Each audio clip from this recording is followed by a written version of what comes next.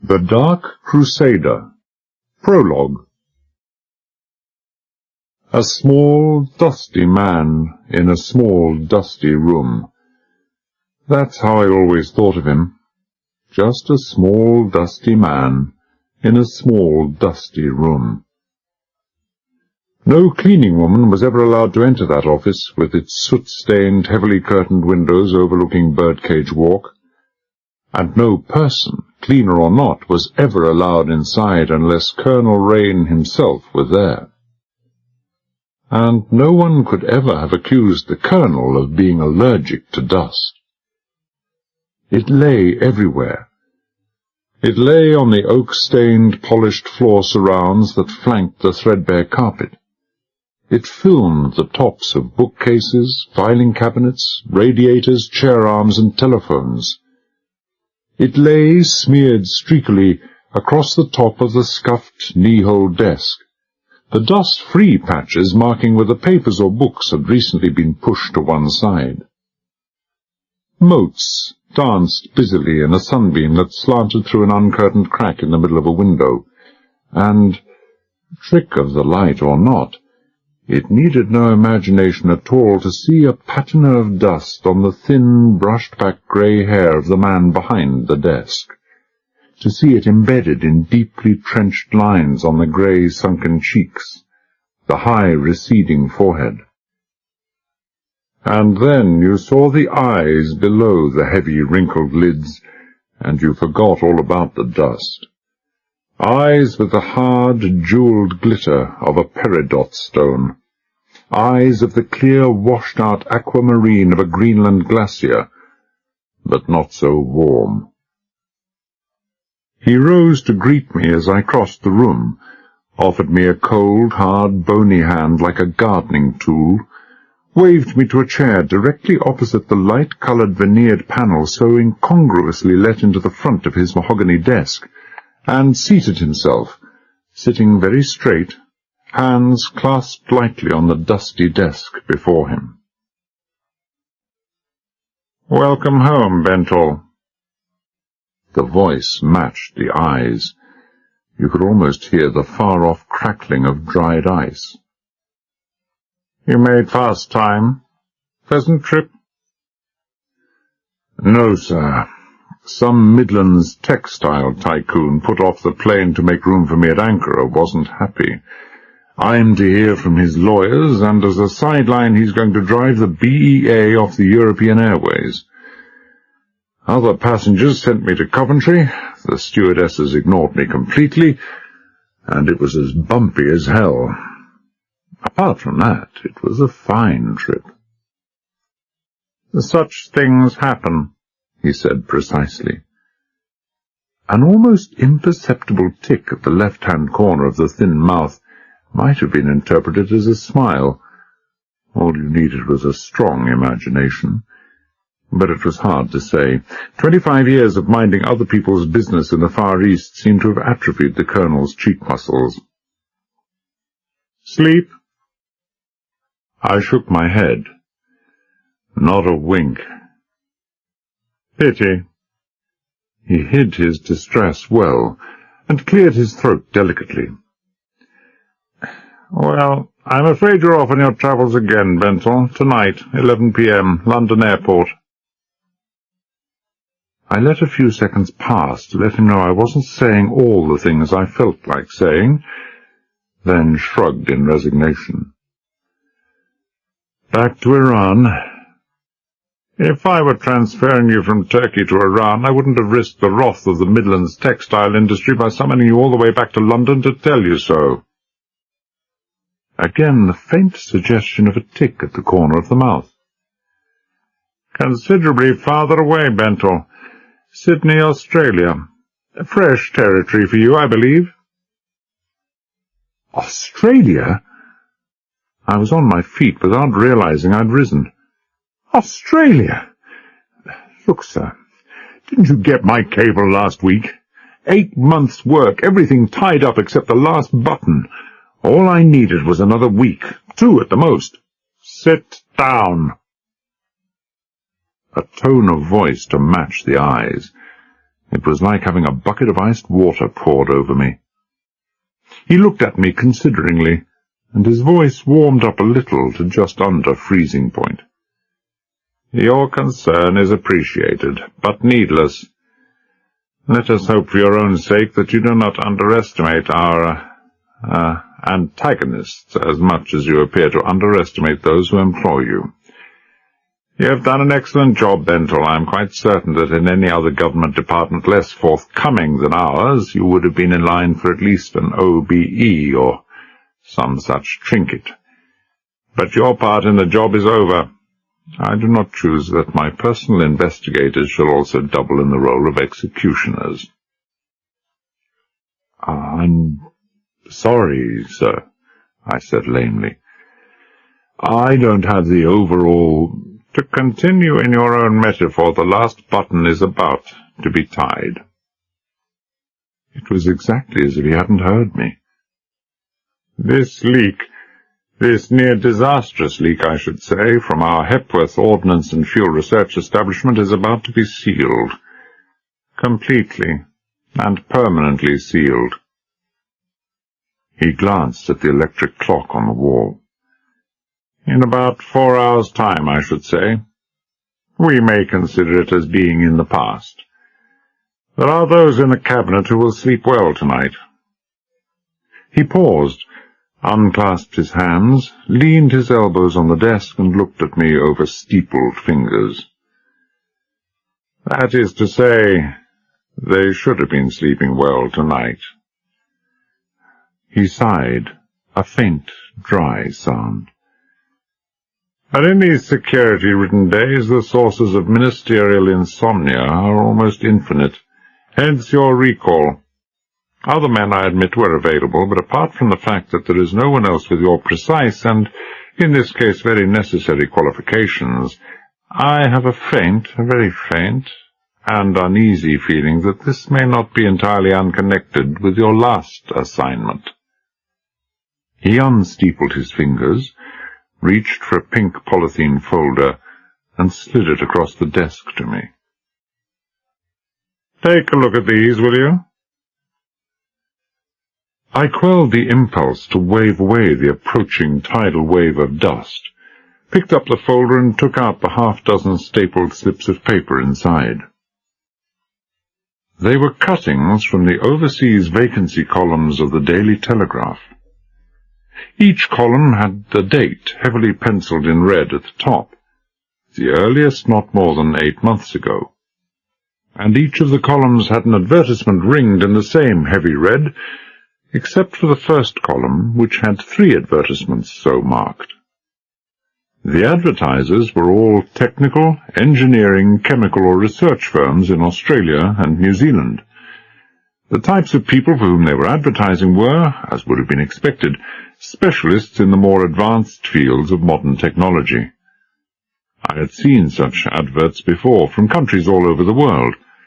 Experts in aerodynamics, microminiaturization, hypersonics, electronics, physics, radar, and advanced fuel technologies were at a premium these days. But what made those advertisements different, apart from their common source, was the fact that all those jobs were being offered in a top administrative and directorial capacity, carrying with them what I could only regard as astronomical salaries.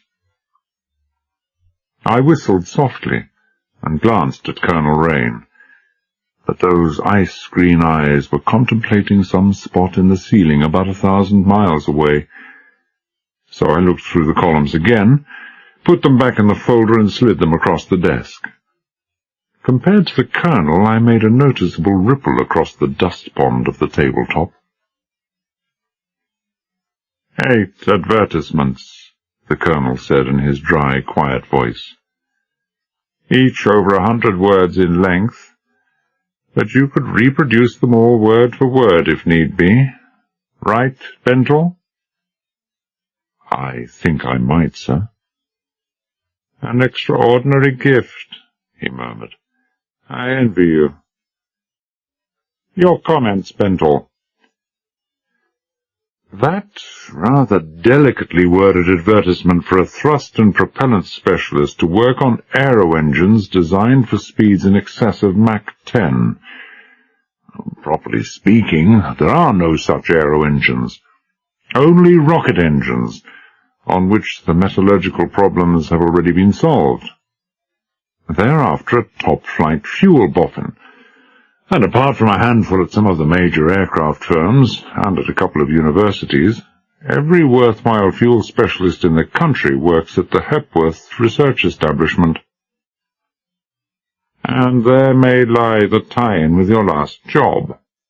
He nodded. Just a guess, and it could far more easily be wrong than right. Probably a straw from another haystack altogether. He doodled in the dust with the tip of his forefinger. What else?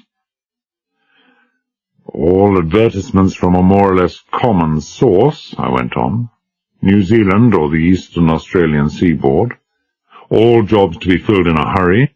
All offering free and furnished accommodation, a house to become the property of the successful applicant, together with salaries at least 3 times higher than the best of them could expect in this country. They're obviously after the best brains we have. All specify that the applicants be married, but say they're unable to accommodate children. Doesn't that strike you as a trifle unusual? Colonel Rain asked idly. No, sir. Quite common for foreign firms to prefer married men. People are often unsettled at first in strange countries, and there's less chance of their packing up and taking the next boat home if they have their families to consider. Those advertisers are paying single fare only. With the money a man could save in the first weeks or months, it would be quite impossible to transport his family home. But there are no families, the Colonel persisted. Only wives. Well, perhaps they're afraid the patter of tiny feet may distract the highly paid minds. I shrugged. Or limited accommodation, or the kids to follow later. All it says is, no accommodation for children. Nothing in all of this strikes you as being in any way sinister? Superficially, no. Well, with all respect, I question whether it would strike you either, sir. Scores of our best men have been lured overseas in the past years, but if you were to provide me with the information you're obviously withholding, I might very well begin to see it your way. Another momentary tick at the left-hand corner of the mouth. He was really letting himself go today. Then he fished out a small, dark pipe and started scraping the bowl with a penknife. Without looking up, he said, There was a further coincidence that I should have mentioned. All the scientists who accepted those jobs, and their wives, have disappeared. Completely. With the last word, he gave me a quick up-from-under glance with those Arctic eyes, to see how I was taking it.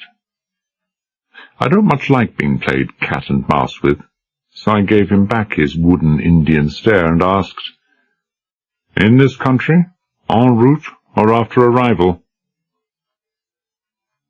I think maybe you are the right man for the job, Bentel, he said inconsequently. All of them left this country. 4 seem to have disappeared en route to Australia.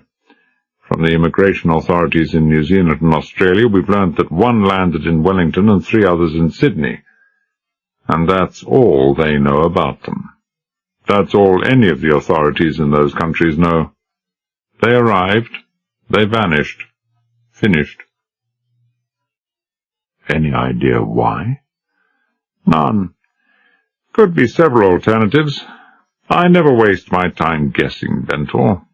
All we know, hence, of course, the very great official anxiety, is that though all the men concerned were engaged in industrial research, their unique knowledge could all too easily be put to military uses. How thorough a search has been made for them, sir? You can imagine. And I'm led to believe that the police forces in the Antipodes are as efficient as any in the world, but it's hardly a job for a policeman, eh? He leaned back in his chair, puffing dark clouds of foul-smelling smoke into the already overweighted air, and looked at me expectantly.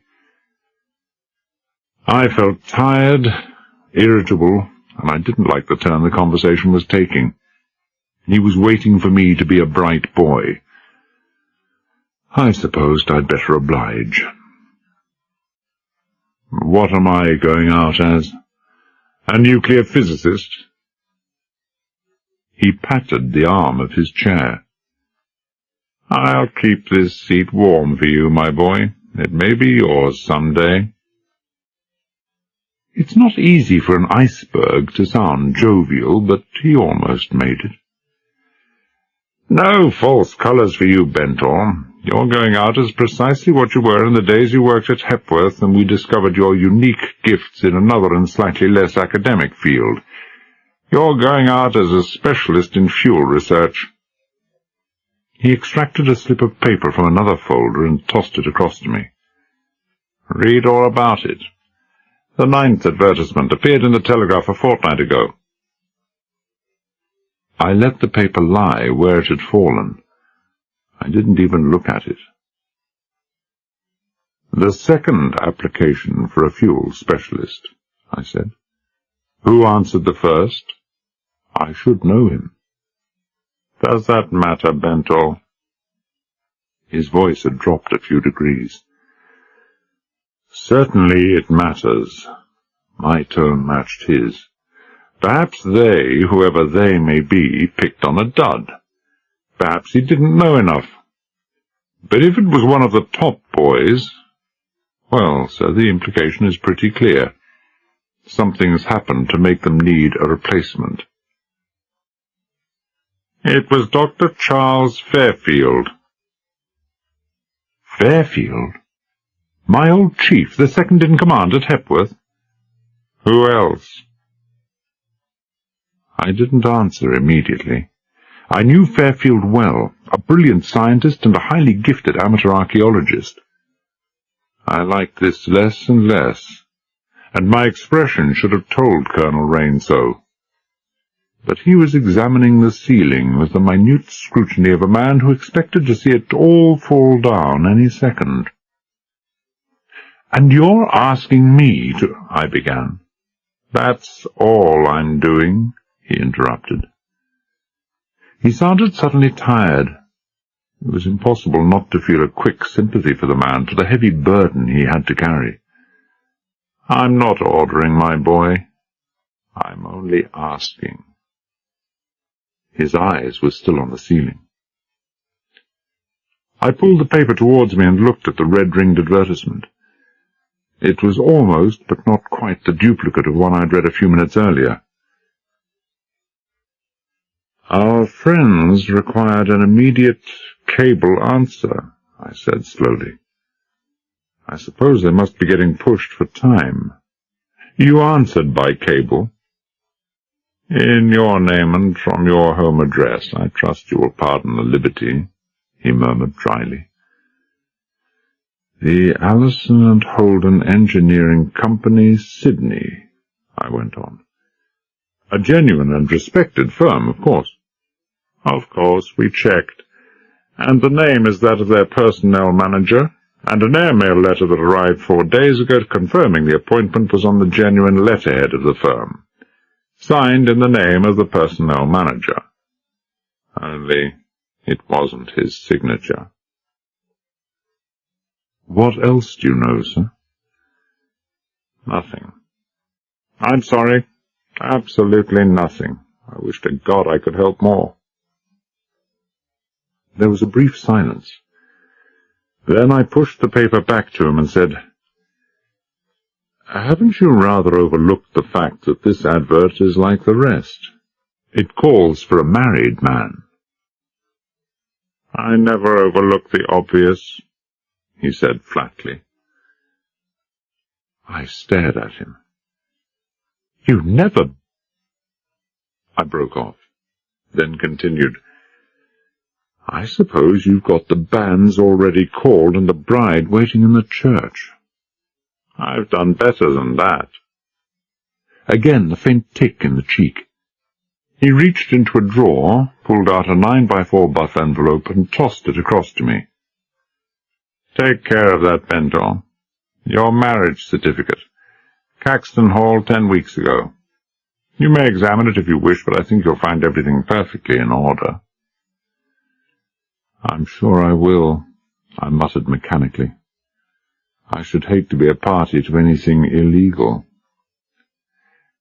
And now, he said briskly, you would of course like to meet your wife. He lifted the phone and said, Ask Mrs. Bentor to come here, please. His pipe had gone out, and he'd resumed the excavations with the penknife, examining the bowl with great care. There was nothing for me to examine, so I let my eye wander until I saw again the light-coloured panel in the wood facing me. I knew the story behind that. Less than 9 months ago, shortly after Colonel Rain's predecessor had been killed in an air crash, another man had sat in the chair I was sitting in now.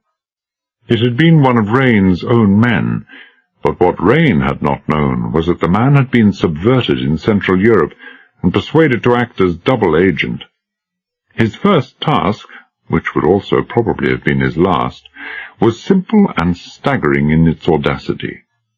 Nothing less than the murder of Rain himself.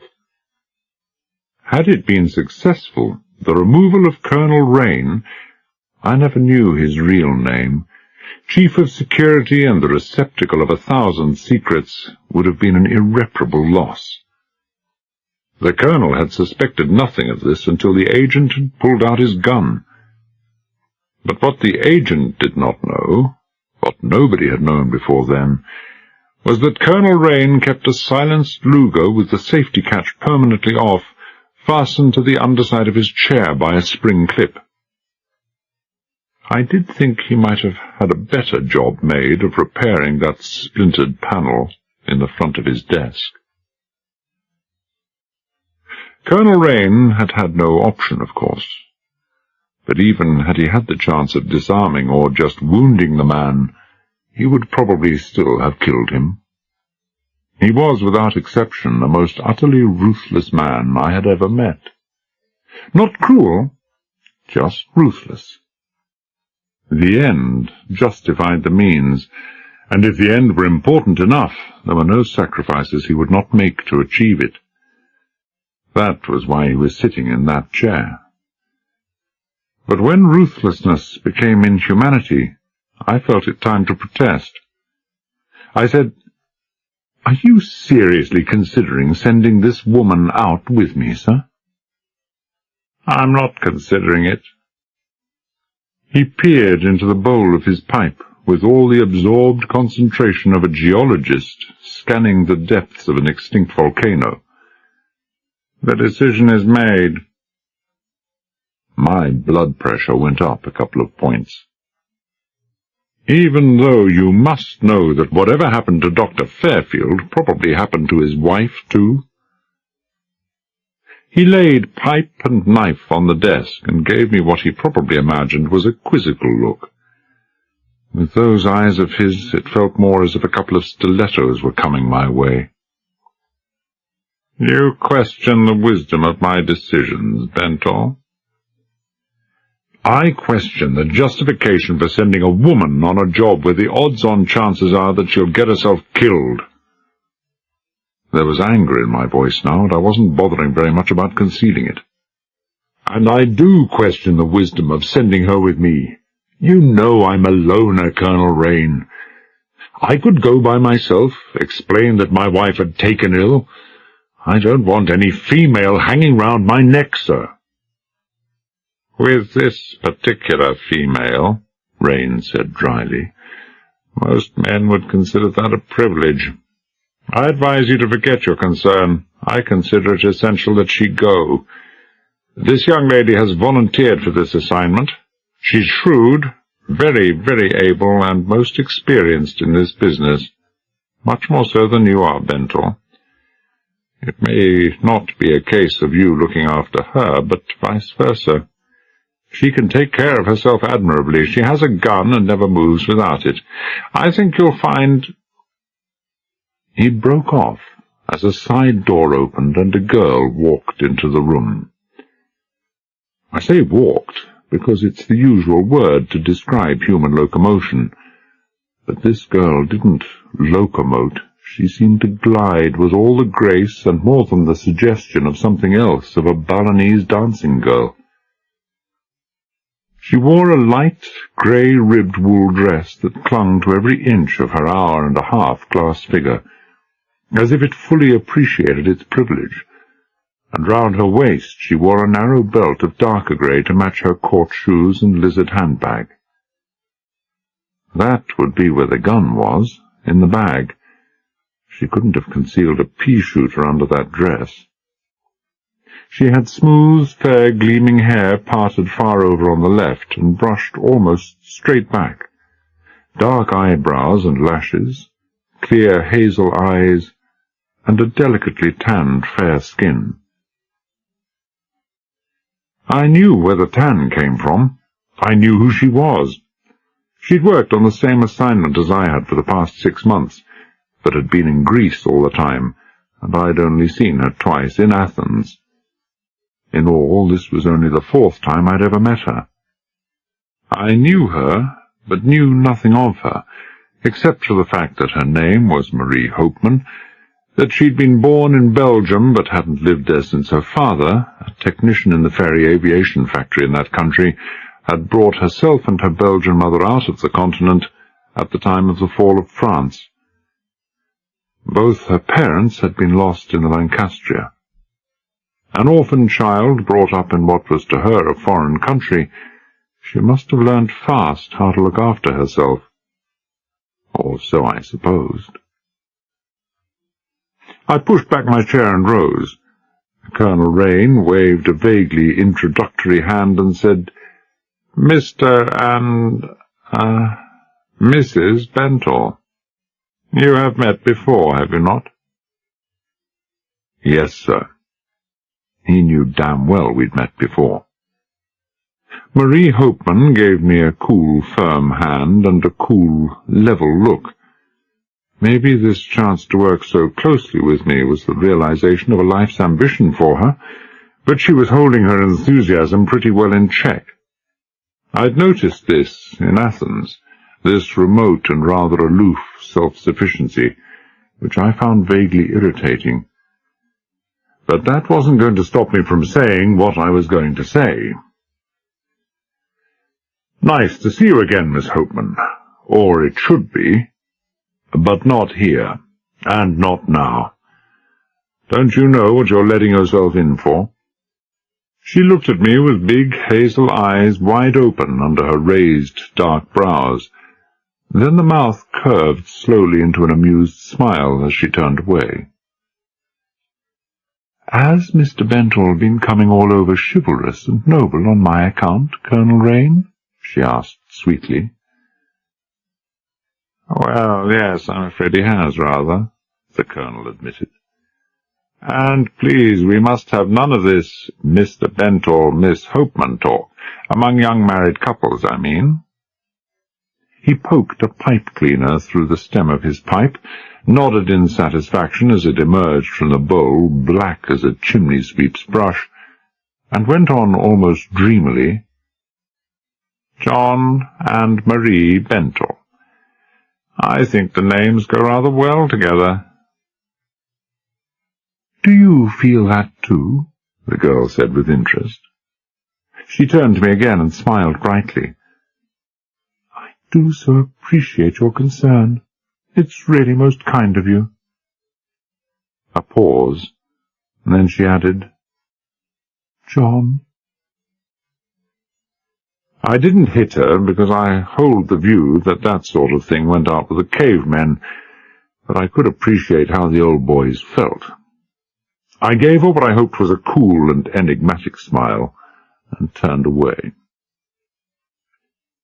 "Clothes, sir," I said to Rain. "I'll need to buy some. It's high summer out there now." You'll find 2 new suitcases in your flat, Bentle, packed with everything you need. Tickets? Here. He slid a packet across. They were mailed to you 4 days ago by Wagon-Lee Cook. Paid by check, man called Tobias Smith. No one has ever heard of him, but his bank account's healthy enough. You don't fly east, as you might expect, but west via New York, San Francisco, Hawaii, and Fiji. I suppose the man who pays the piper calls the tune. Passports? Both in your cases, in your flat. The little tick touched the side of his face. Yours, for a change, is in your own name. Had to be. They check on you, university, subsequent career, and so forth. We fixed it so that no inquirer would know you left Hepworth a year ago. Also, in your case, you'll find $1,000 in American Express checks. I hope I live to spend it, I said. Who's travelling with us, sir? There was a small silence, a brittle silence, and 2 pairs of eyes were on me, the narrow, cold, ice-green ones, and the large, warm, hazel eyes. Marie Hopeman spoke first. Perhaps you would explain. Huh, I interrupted. Perhaps I would explain. And you're the person... Well, never mind. 16 people leave from here for Australia or New Zealand. 8 never arrive, 50%, which means that there's a 50% chance that we don't arrive. So there will be an observer in the plane so that Colonel Rain can erect a tombstone over the spot where we're buried, or more likely just a wreath flung in the Pacific. The possibility of a little trouble en route had occurred to me, the Colonel said carefully. There will be an observer with you, not the same one all the way, naturally. It is better that you do not know who those observers are. He rose to his feet and walked round the table. The briefing was over. I am sincerely sorry, he finished. I do not like any of this, but I am a blind man in a dark room, and there is no other course open to me. I hope things go well. He offered his hand briefly to both of us, shook his head, murmured, I'm sorry. Goodbye, and walked back to his desk. I opened the door for Marie Hopeman and glanced back over my shoulder to see how sorry he was. But he wasn't looking sorry. He was just looking earnestly into the bowl of his pipe. So I closed the door with a quiet hand and left him sitting there, a small, dusty man in a small, dusty room. Chapter 1. Tuesday, 3 a.m. to 5:30 a.m. Fellow passengers on the plane, the old hands on the America-Australia run, had spoken of the Grand Pacific Hotel in Viti Levu as the finest in the Western Pacific, and a very brief acquaintance with it had persuaded me that they were probably right. Old-fashioned, but magnificent, and shining like a newly minted silver coin, it was run with a quiet and courteous efficiency that would have horrified the average English hotelier. The bedrooms were luxurious, the food superb.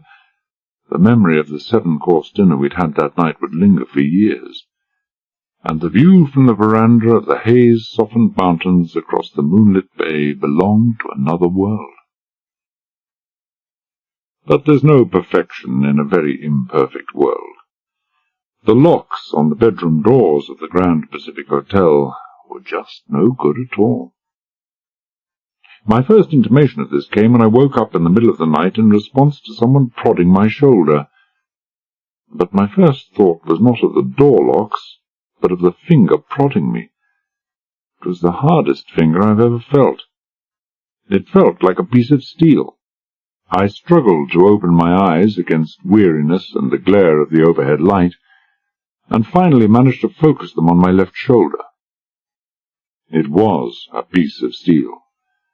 It was a dully gleaming .38 Colt automatic, and just in case I should have made any mistake in identification, whoever was holding it shifted the gun as soon as he saw me stir, so that my right eye could stare down the center of the barrel.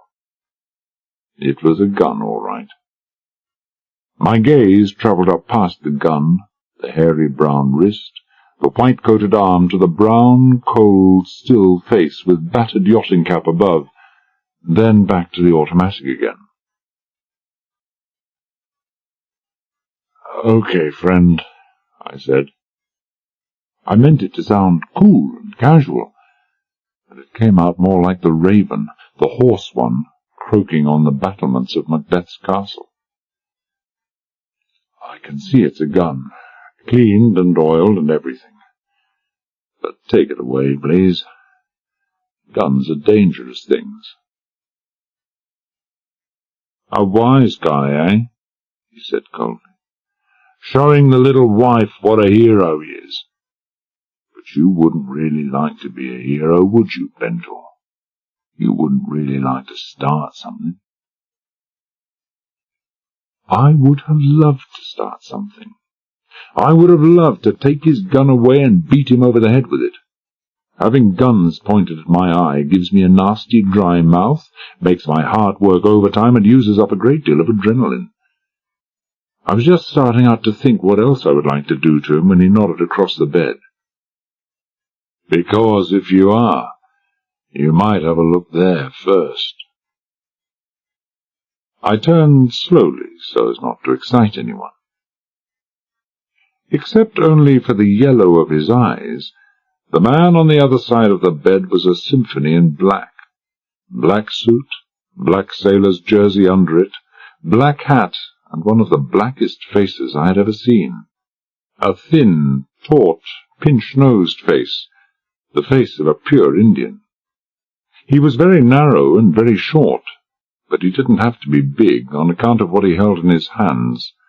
A 12-bore shotgun which had had almost 2/3 of its original length sawn off at stock and barrels. It was like looking down a couple of unlit railway tunnels. I turned away slowly and looked at the white man. "I see what you mean. Can I sit up?" He nodded and stepped back a couple of feet. I swung my legs over the bed and looked across to the other side of the room, where Marie Hopeman, a third man, also black, standing beside her, was sitting in a rattan chair by her bed.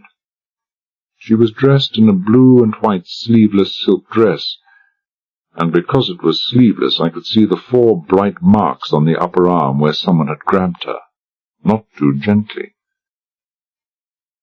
I was more or less dressed myself, all except for shoes, coat and tie, although we had arrived there several hours earlier, after a long and bumpy road trip forced on us by a lack of accommodation at the airfield at the other end of the island. With the unexpected influx of stranded aircraft passengers into the Grand Pacific Hotel, the question of separate rooms for Mr. and Mrs. John Bentel had not ever arisen, but the fact that they were almost completely dressed had nothing to do with modesty, false or otherwise. It had to do with survival. The unexpected influx was due to an unscheduled stopover at the airfield, and what the unscheduled stopover was due to was something that exercised my mind very much indeed. Primarily, it was due to a medium-scale electrical fire that had broken out in our DC-7 immediately after the fueling hoses had been disconnected, and although it had been extinguished inside a minute, the plane captain had quite properly refused to continue until airline technicians had flown down from Hawaii to assess the extent of the damage. But what I would have dearly loved to know was what had caused the fire. I'm a great believer in coincidences, but belief stops short just this side of idiocy. 4 scientists and their wives had already disappeared en route to Australia. The chances were even that the 5th couple, ourselves, would do likewise, and the fueling halt at the Suva airfield in Fiji was the last chance to make us vanish. So we'd left our clothes on, locked the doors, and taken watches. I'd taken the first, sitting quietly in the darkness until 3 o'clock in the morning, when I'd given Marie Hopeman a shake and lain down on my own bed.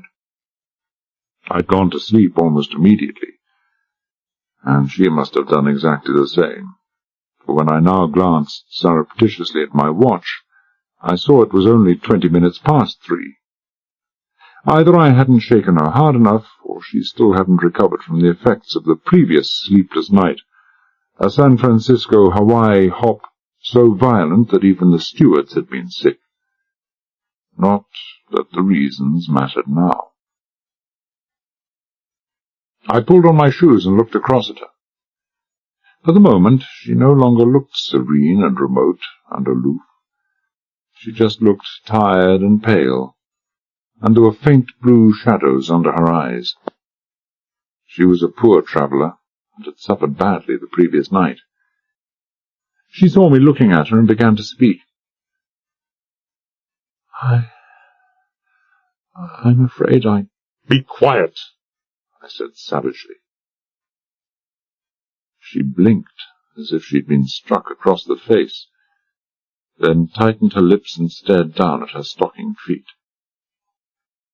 The man with the yachting cap laughed, with a musical sound of water escaping down a waste pipe. "Pay no attention, Mrs. Bentle. He doesn't mean a thing.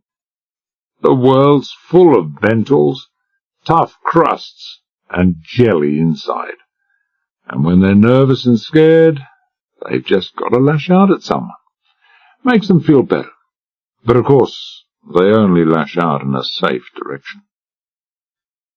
He looked at me consideringly and without much admiration. "Isn't that so, Bentle?"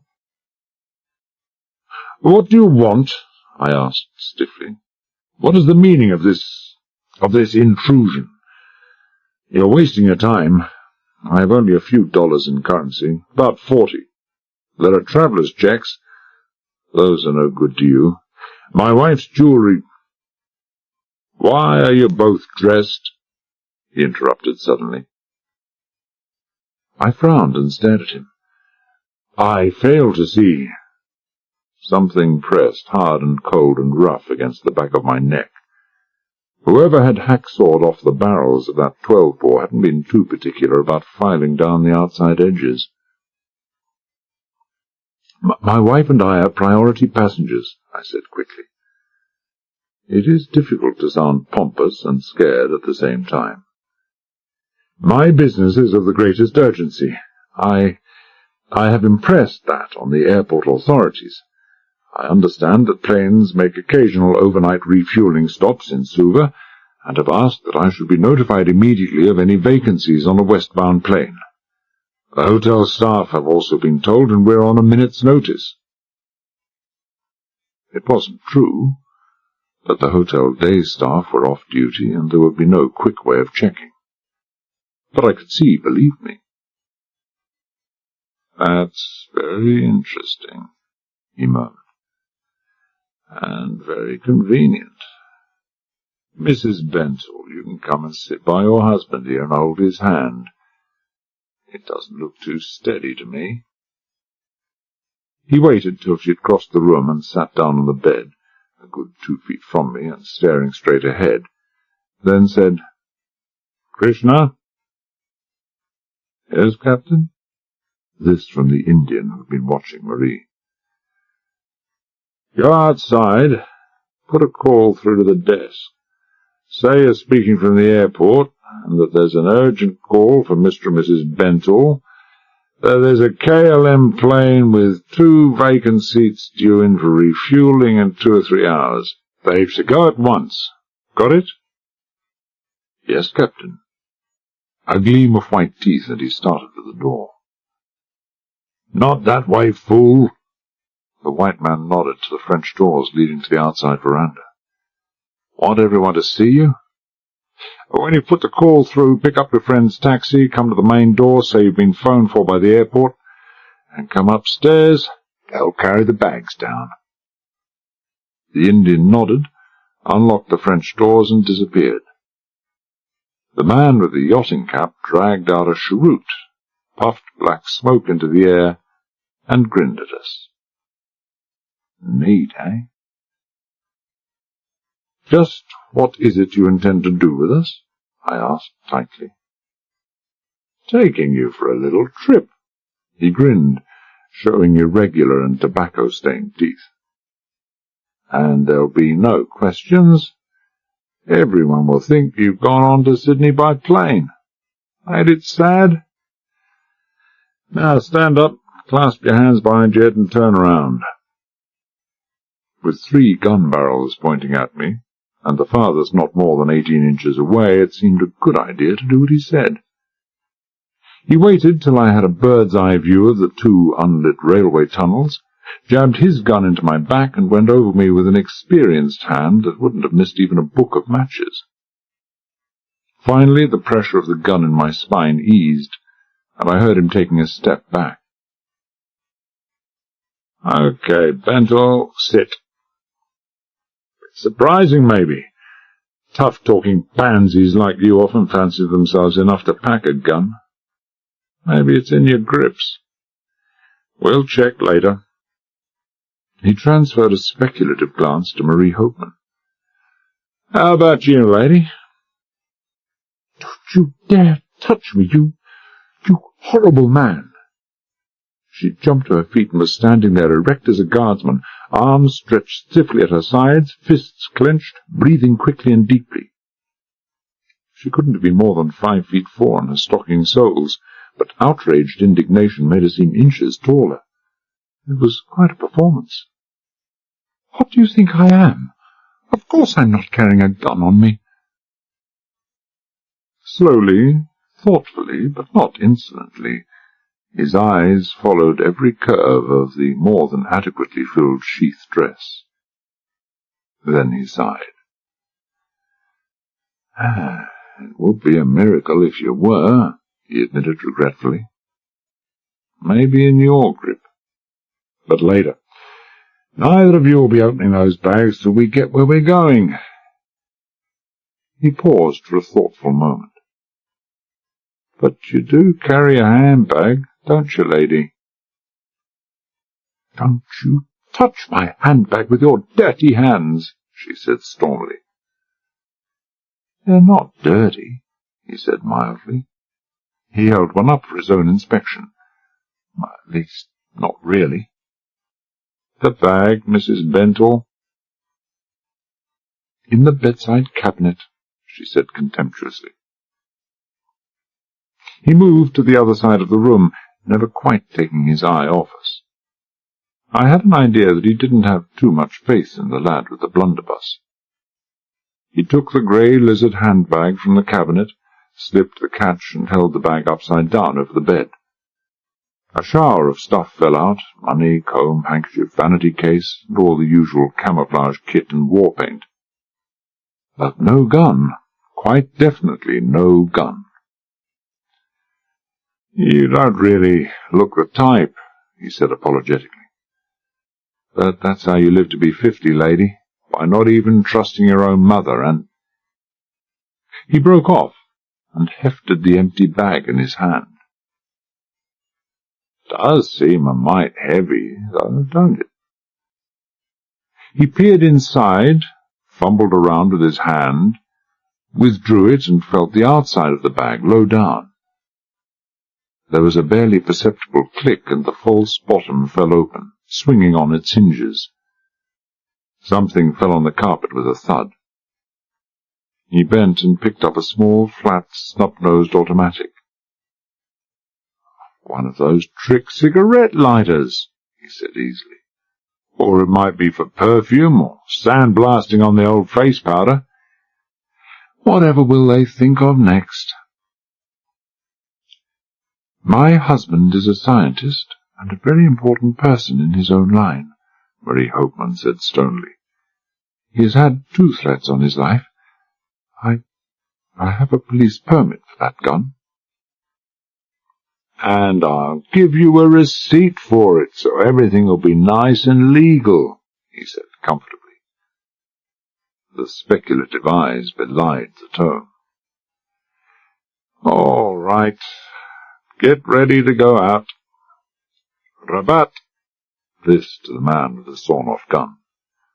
Over the veranda and see that no one tries anything stupid between the main door and the taxi.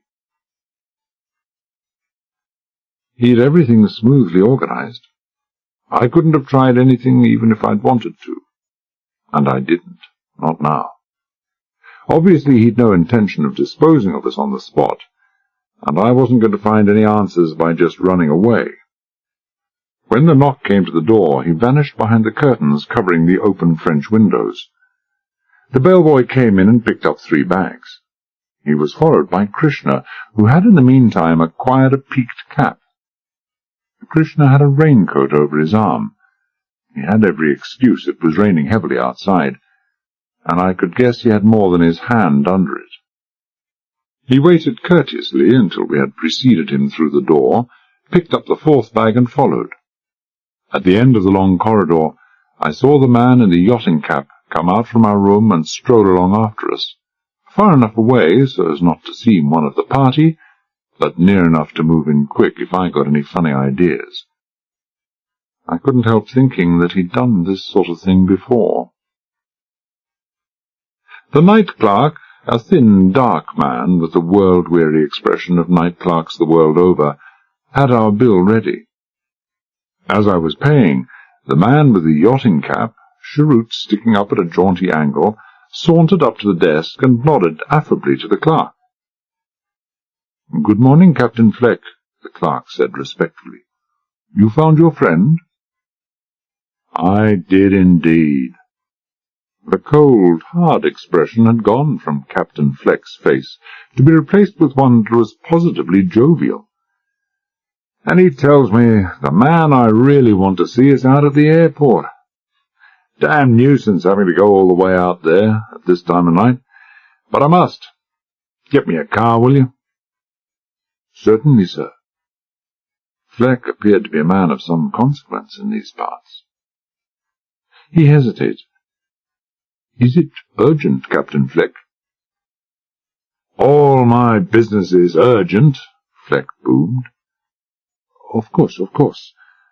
The clerk seemed nervous, anxious to ingratiate himself with Fleck. "It just so happens that Mr. and Mrs. Bentle here are going out there too, and they have a taxi." "Delighted to meet you, Mr. Bentle," Fleck said heartily. With his right hand he crushed mine in a bluff, honest, sailorman's grip, while with his left he brought the complete ruin of the shapeless jacket he was wearing another long stage nearer by thrusting his concealed gun so far forward against the off-white material that I thought he was going to sunder the pocket from its moorings. "Fleck's my name. I must get out to the airport at once, and if you'd be so kind, share the cost, of course. I'd be more than grateful." No doubt about it, he was the complete professional. We were wafted out of that hotel and into the waiting taxi with all the smooth and suave dexterity of a head waiter ushering you to the worst table in an overcrowded restaurant. And had I had any doubts left about Fleck's experienced competence, they would have been removed the moment I sat down in the back seat between himself and Rabat, and felt something like a giant and none too gentle pincers closing round my waist. To my left, Rabat's 12-bore, to my right, Fleck's automatic, both digging in just above the hip bones, the one position where it was impossible to knock them aside. I sat still and quiet, and hoped that the combination of ancient taxi springs and bumpy road didn't jerk either of the forefingers curved round those triggers. Marie Hopeman sat in front beside Krishna, very erect, very still, very aloof. I wondered if there was anything left of the careless amusement, the quiet self-confidence she'd shown in Colonel Rain's office 2 days ago. It was impossible to say.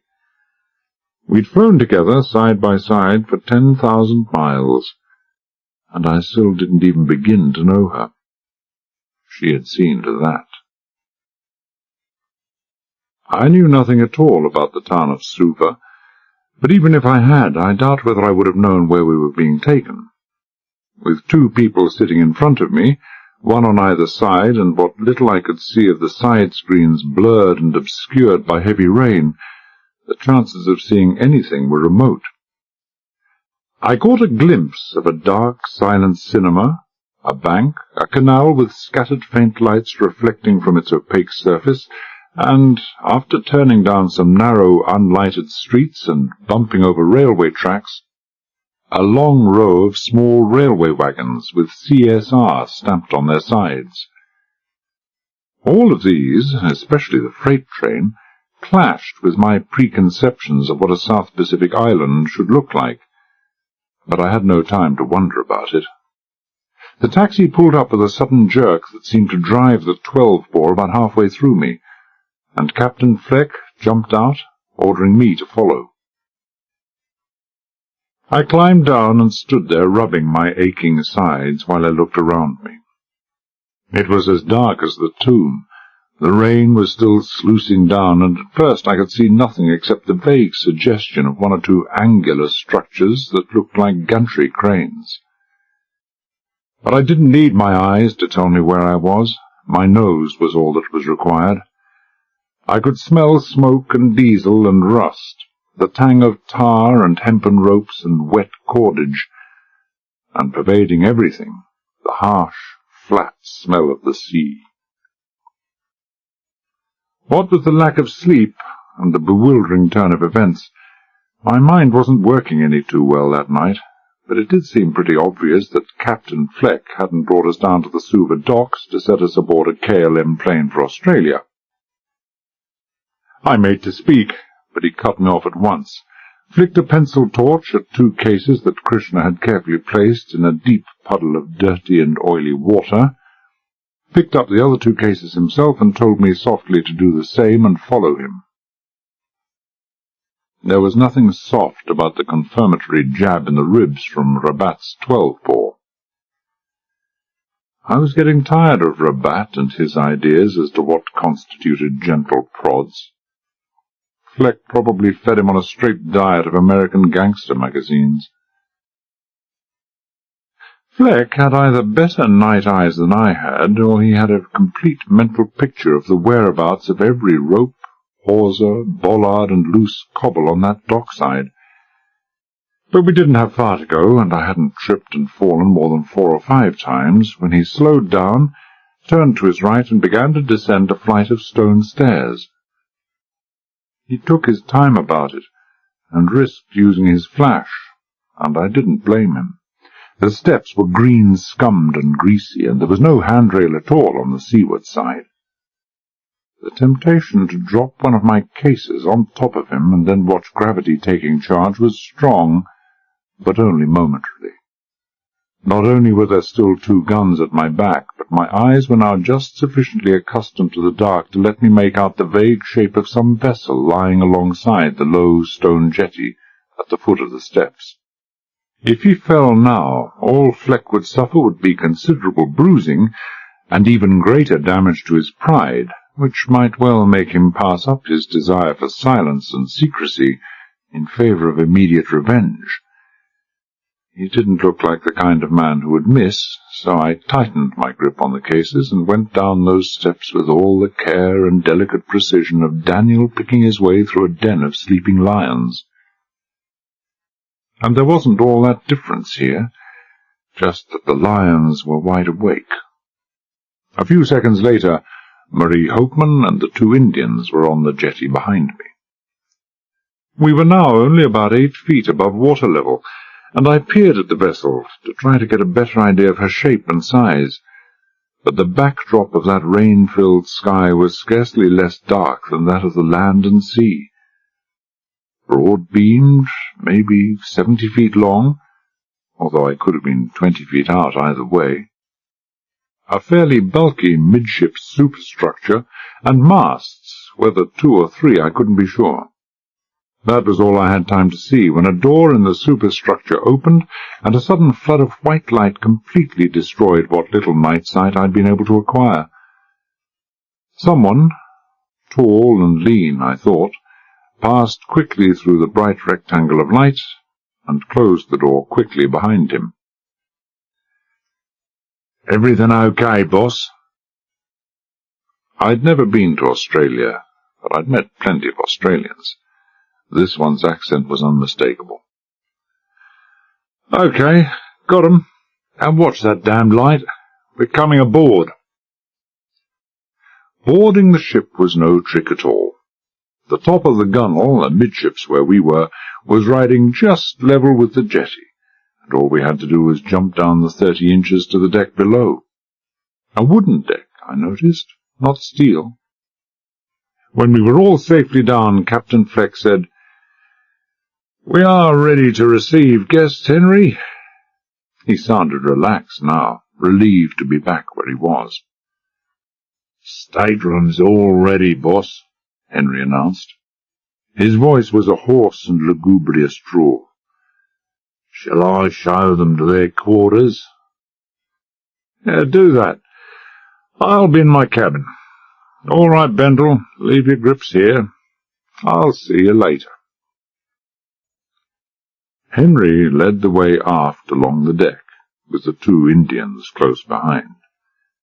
Once clear of the superstructure, he turned right, flicked on a torch, and stopped before a small, square raised hatch. He bent down, slipped a bolt, heaved the hatch cover up and back, and pointed down with his torch. "Get down there, the 2 of you." I went first. 10 rungs on a wet, clammy, and vertical steel ladder. Marie Hopeman close behind. Her head had hardly cleared the level of the hatch when the cover slammed down and we heard the scraping thud of a bolt sliding home. She climbed down the last 2 or 3 steps, and we stood and looked round our stateroom. It was a dark and noisome dungeon. Well, not quite dark. There was a dim yellow glowworm of a lamp behind a steel-meshed glass on the deckhead, enough so that you didn't have to paw your way around, but it was certainly noisome enough.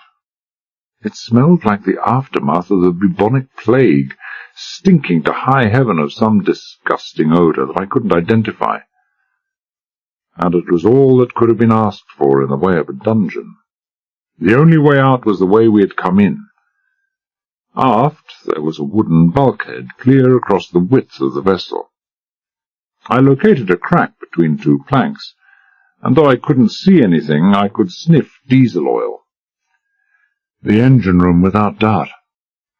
In the forward bulkhead was a door, unlocked, leading to a primitive toilet and a rust-stained wash-basin, supplied by a tap that gave a good flow of brown, brackish water, not seawater. Near the 2 forward corners of the hold were 6-inch diameter holes in the deckhead.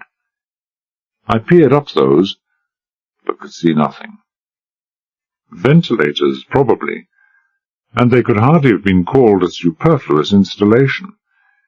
But on that windless night, and with the ship not under way, they were quite useless. Heavy, spaced wooden battens, held in place by wooden slots in the deck and deckhead, ran the whole fore and aft length of the hold. There were 4 rows of these battens, and behind the 2 rows nearest the port and starboard sides, wooden boxes and open-sided crates were piled on the very top, except where a space had been left free for the air from the ventilators to find its way in. Between the outer and inner rows of battens, other boxes and sacks were piled half the height of the hold. Between the 2 inner rows, extending from the engine-room bulkhead to the 2 small doors in the forward bulkhead, was a passage perhaps 4 feet wide. The wooden floor of this alleyway looked as if it had been scrubbed about the time of the coronation. I was still looking slowly around, feeling my heart making for my boots, and hoping that it was not too dark for Marie Hopeman to see my carefully balanced expression of insouciance and intrepidity, when the overhead light dimmed to a dull red glow, and a high-pitched whine came from aft. A second later, an unmistakable diesel engine came to life. The The vessel began to vibrate as it revved up. Then, as it slowed again, I could just hear the patter of sandaled feet on the deck above. Casting off, no doubt, just before the engine note deepened as gear was engaged. It didn't require the slight list to starboard as the vessel sheered off from the jetty wall to tell us that we were under way. I turned away from the after bulkhead, bumped into Marie Hoopman in the near darkness, and caught her arm to steady her. The arm was goose-fleshed, wet, and far too cold. I fumbled a match from a box, scratched it alight, and peered at her as she screwed her eyes almost shut against the sudden flare. Her fair, bedraggled hair was plastered over her forehead and one cheek. The saturated thin silk of her dress was a clammy cocoon that clung to every inch, and she was shivering constantly. Not until then did I realize just how cold and dank it was in that airless hole. I waved the match to extinction, removed a shoe, started hammering the after bulkhead, and when that had no effect, climbed a few steps up the ladder and started beating the hatch. "What on earth do you imagine you're doing?" Marie Hoopman asked. "Room service. If we don't get our clothes soon, I'm going to have a pneumonia case on my hands." "Wouldn't it suit you better to look round for some kind of weapon?" she said quietly. "Has it never occurred to you to ask why they brought us out here?" "To do us in? Nonsense." I tried out my carefree laugh to see how it went, but it didn't. It sounded so hollow and unconvincing that it lowered even my morale. "Of course they're not going to knock us off. Not yet, at least. They didn't bring me all the way out here to do that. Could have as easily been done in England. Nor was it necessary to bring you that I should be knocked off. Thirdly, they didn't have to bring us out on this boat to do it. For instance, that dirty canal we passed and a couple of heavy stones would have been all that was needed. And fourthly, Captain Fleck strikes me as a ruffian and a rogue, but no killer." This was a better line altogether. If I repeated it about 100 times, I might even start believing it myself. Marie Hoopman remained silent, so maybe she was thinking about it. Maybe there was something in it, after all. After a couple of minutes, I gave the hatch up as a bad job, went forward and hammered against the bulkhead there. Crew quarters must have been on the other side, for I got reaction within half a minute. Someone heaved open the hatch cover, and a powerful torch shone down into the hold. "Will you kindly quit that flamin' row?" Henry didn't sound too pleased. "Can't you sleep or something?" "Where are our cases?" I demanded. "We must have dry clothes. My wife is soaked to the skin." Come in, he grumbled. "Move right forward, both of you." We moved. He dropped down into the hole, took 4 cases from someone invisible to us, then stepped aside to make room for another man to come down the ladder. It was Captain Fleck, equipped with torch and gun, and enveloped in an aroma of whisky. It made a pleasant change from the fearful stink in that hold. "Sorry to keep you waiting," he boomed cheerfully. "Locks on those cases were a mite tricky. So you weren't carrying a gun after all, eh, Bentel?" "Of course not," I said stiffly. I had been, but it was still under the mattress of my bed in the Grand Pacific Hotel. "What's that damnable smell down here?" "Damnable? Damnable?" Fleck sniffed the foul atmosphere with the keen appreciation of a connoisseur bent over a brandy glass of Napoleon. "Copra and shark's fins. Mainly copra. Very health-giving, they say."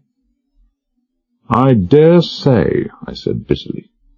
"How long are we to stay in this hell-hole?" "There's not a finer schooner—" Fleck began irritably, then broke off.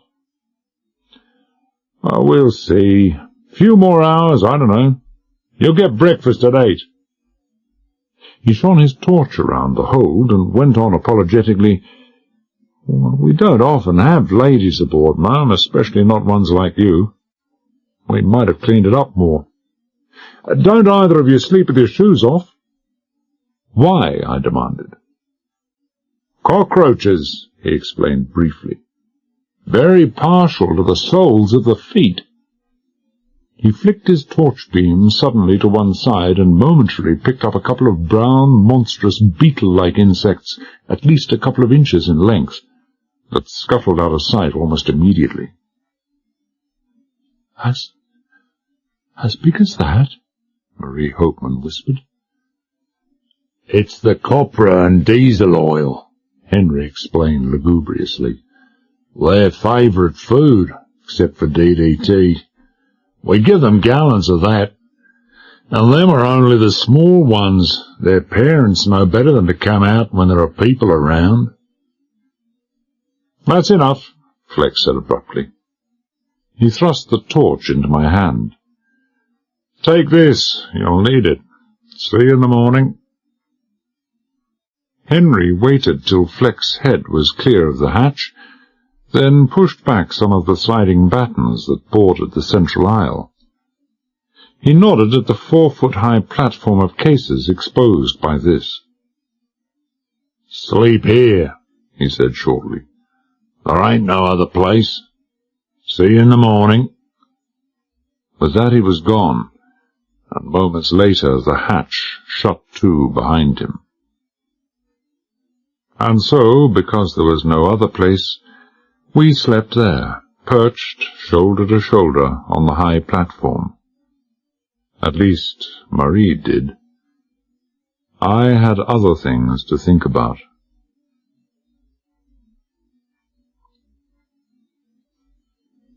Chapter 3. Tuesday, 7 p.m. to Wednesday, 9 a.m.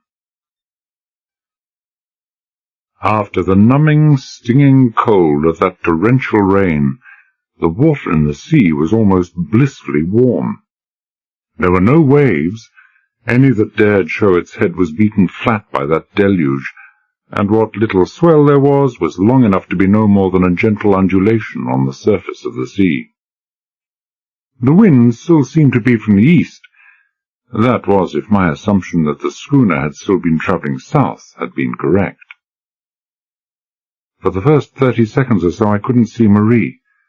I knew she could be only yards away, but the rain bouncing off the water raised so dense and impenetrable a curtain that nothing at sea level could be seen through its milky opacity. I shouted twice, but there was no reply. I took half a dozen strokes, towing the can behind me, and literally bumped into her. She was coughing and spluttering, as if she'd swallowed some water, but she still retained hold of her water drum and seemed otherwise unharmed. She was high in the water, so she must have remembered to operate the CO2 release switch on her lifebelt. I put my head close to hers and said, "All right?" "Yes." She coughed some more and said, "My face and neck. That rain. They feel cut." It was too dark to see whether her face was, in fact, cut, but I could believe it. My own face felt as if it had blundered into a wasp's nest. Black mark for Bentel. The first and most obvious thing that I should have done after opening that hatch and feeling the lash of that cannonading rain should have been to dig some of the leftover clothes out of our suitcases and wrap them round our heads, bandana fashion. But too late for tears now.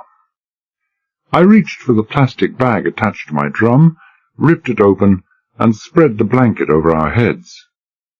We could still feel the impact of that rain like a shower of huge hailstones, but at least our skins were no longer exposed. It was better than nothing. When I'd finished arranging it, Marie said, "What do we do now?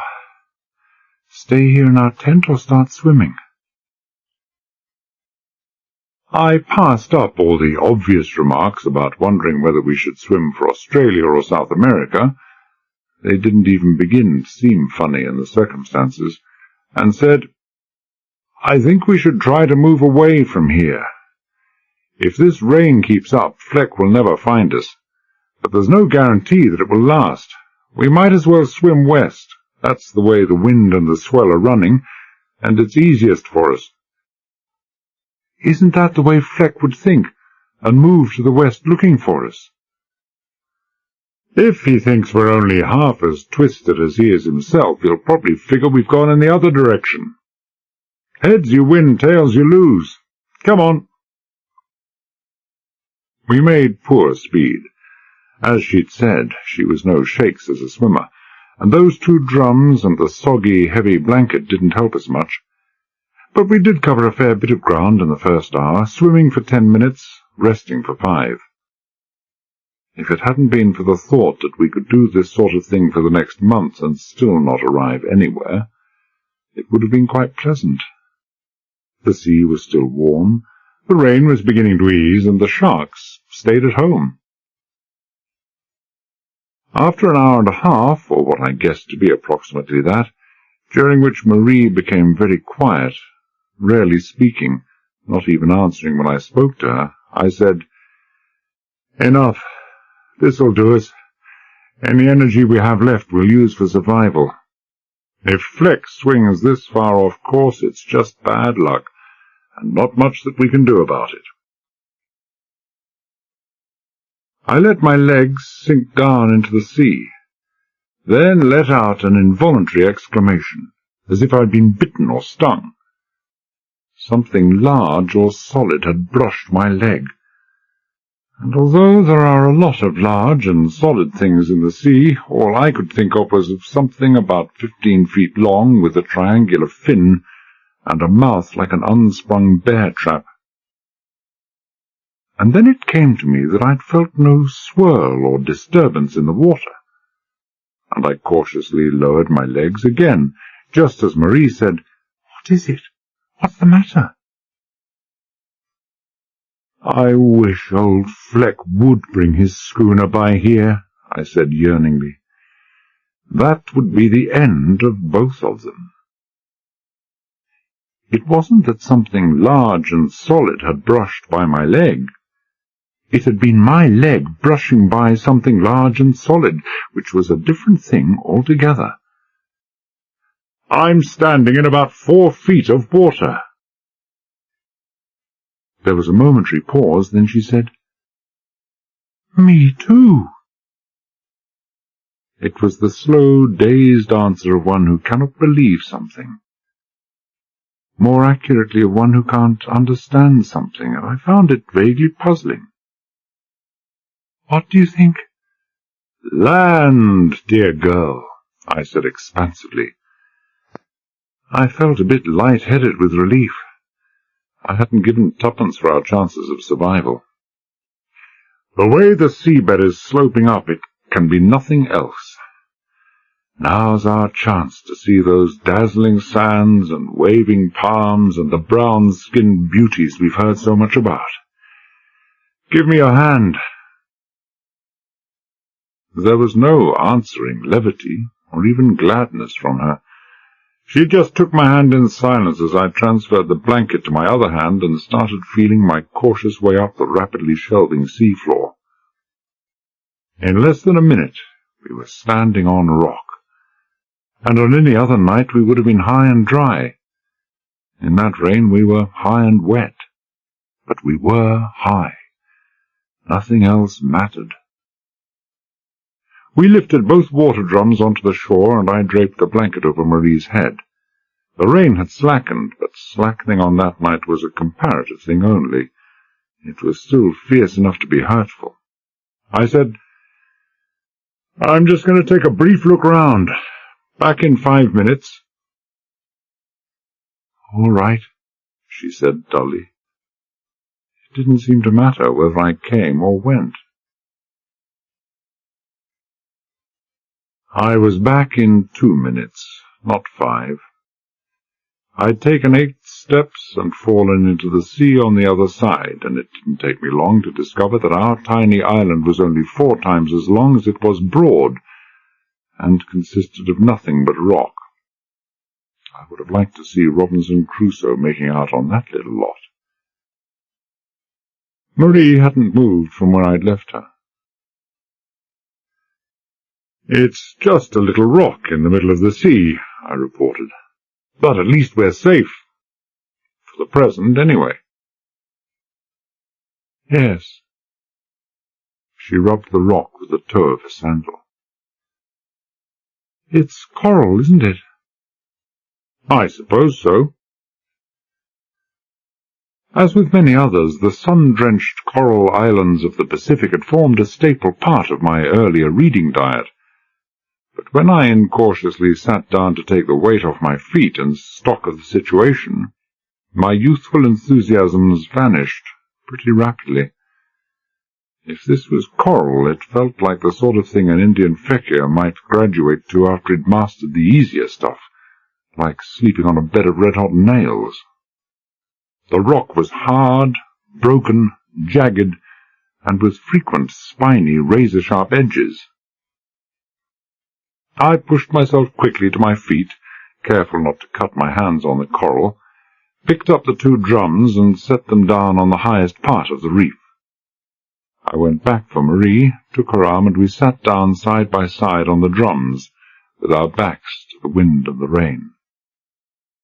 She offered me part of the blanket as protection, and I wasn't too proud to take it. It at least gave me the illusion of shelter. I talked to her for some time, but she only had monosyllables to offer in return. Then I dug a couple of cigarettes out from the packet I'd stowed in my water drum, and offered her one, which she took. But that wasn't very successful either, for the blanket leaked like a sieve, and inside a minute both cigarettes were completely sodden. After 10 minutes or so I said, "What's the matter, Marie? I agree that this is not the Grand Pacific Hotel, but at least we're alive." "Yes." A pause, then matter-of-factly, "I thought I was going to die out there tonight. I expected to die. I was so sure I would that this, well, it's a sort of anticlimax. It's not real. Not yet. You understand?" "No. What made you so sure you were going to—" I broke off for a moment. "Don't tell me that you're still thinking along the same daft lines as you were last night." She nodded in the darkness. I felt the movement of the blanket rather than saw that of her head. "I'm sorry, I really am. I can't help it. Maybe I'm not well. It's never been like this before," she said helplessly. "You look into the future, but almost all the time there isn't any. But if you do catch glimpses of it, you're not there yourself. It's a kind of curtain drawn between you and tomorrow. Because you can't see past it, you feel that there is none. No tomorrow, I mean." "Superstitious rubbish," I said shortly. "Just because you're tired and out of sorts and soaked and shivering, you start having recourse to those morbid fancies. You're no help to me. Just no help at all. Half the time I think Colonel Rain was right and that you would make a first-class partner in this god-forsaken racket of ours. And half the time I'm convinced you're going to be a dead weight round my neck and drag me under." It was cruel, but I meant to be kind. God knows how you managed to survive this business until now. "I told you it's new. Something completely new for me. It is superstitious nonsense, and I'll not mention it again." She reached out and touched my hand. "It's so terribly unfair to you. I'm sorry." I didn't feel proud of myself at all. I let the subject go and returned to the consideration of the South Pacific. I was coming to the conclusion that I didn't much care for the South Pacific. The rain was the worst I'd ever known. Coral was nasty, sharp, dangerous stuff. It was inhabited by a bunch of homicidally minded characters, And another shattered illusion. The nights could be very cold indeed. I felt clammy and chilled under the clinging wetness of that blanket, and both of us were shaken by uncontrollable bouts of shivering which grew more frequent as the night wore on. At one stage it seemed to me that the sensible and logical thing for us to do would be to lie down in the very much warmer sea-water and spend the night like that. But when I went briefly to test this theory, I changed my mind. The water was warm enough. What changed my mind was a tentacle that appeared from a cleft in the coral and wrapped itself round my left ankle. The octopus to which it belonged couldn't have weighed more than a few pounds, but it still took most of my sock with it as I wrenched my leg away, which gave me some idea of what to expect if its big brother happened by. It was the longest, the most miserable night I have ever known. It must have been about midnight when the rain eased off, but it continued in a steady drizzle until shortly before dawn. Sometimes I dozed off, sometimes Marie did, but when she did it was a restless, troubled sleep, her breathing too shallow and quick, her hands too cold, her forehead too warm. Sometimes we both arose and stumbled precariously on the rough, slippery rock to get our circulation moving again, but mostly we sat in silence. I stared out into the rain and the darkness, and I thought of just three things during the interminable hours of that night. The island we were on, Captain Fleck, and Marie Hopeman. I knew little enough about Polynesian islands, but I did recall that those coral islets were of two types: atolls and barrier reefs for larger islands. If we were on the former, a broken, circular, and probably uninhabited ring of coral islets, the future looked bleak indeed. But if it were part of a reef enclosing the lagoon round a large and possibly inhabited island, then we might still be lucky. I thought of Captain Fleck. I thought of how much I would give for the chance of meeting him again, and what would happen then. And I wondered why he had done what he had done, and who was the man behind the kidnap and attempted murder.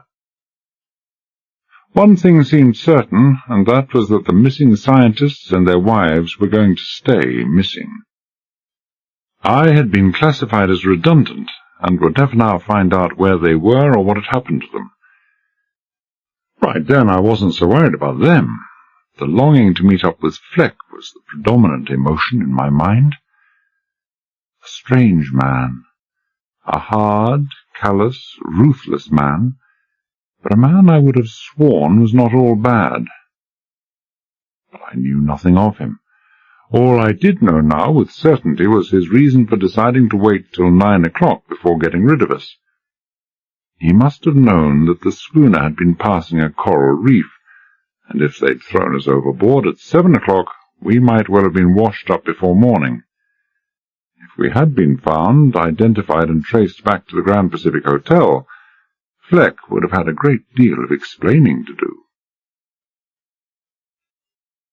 And I thought of Marie Hopeman. Not as a person, but as a problem. Whatever dark forebodings had possessed her had no validity in themselves. They were just symptomatic of something else, and I no longer had any doubts about what that something else was. She was sick, not mentally, but physically. The succession of bad flights from England to Suva, and then the night on the boat, and now all this, all added up to far too little sleep and too little food, and the lack of those, coupled with physical exhaustion, had lowered her resistance till she was pretty open to anything that came along. And what was coming along was fever or chill, or just plain old-fashioned flu. There had certainly been plenty of that around when we had left London. I didn't like to think what the outcome was going to be if she had to spend another 24 hours in sea-soaked clothes on this bare and exposed islet. Or even 12.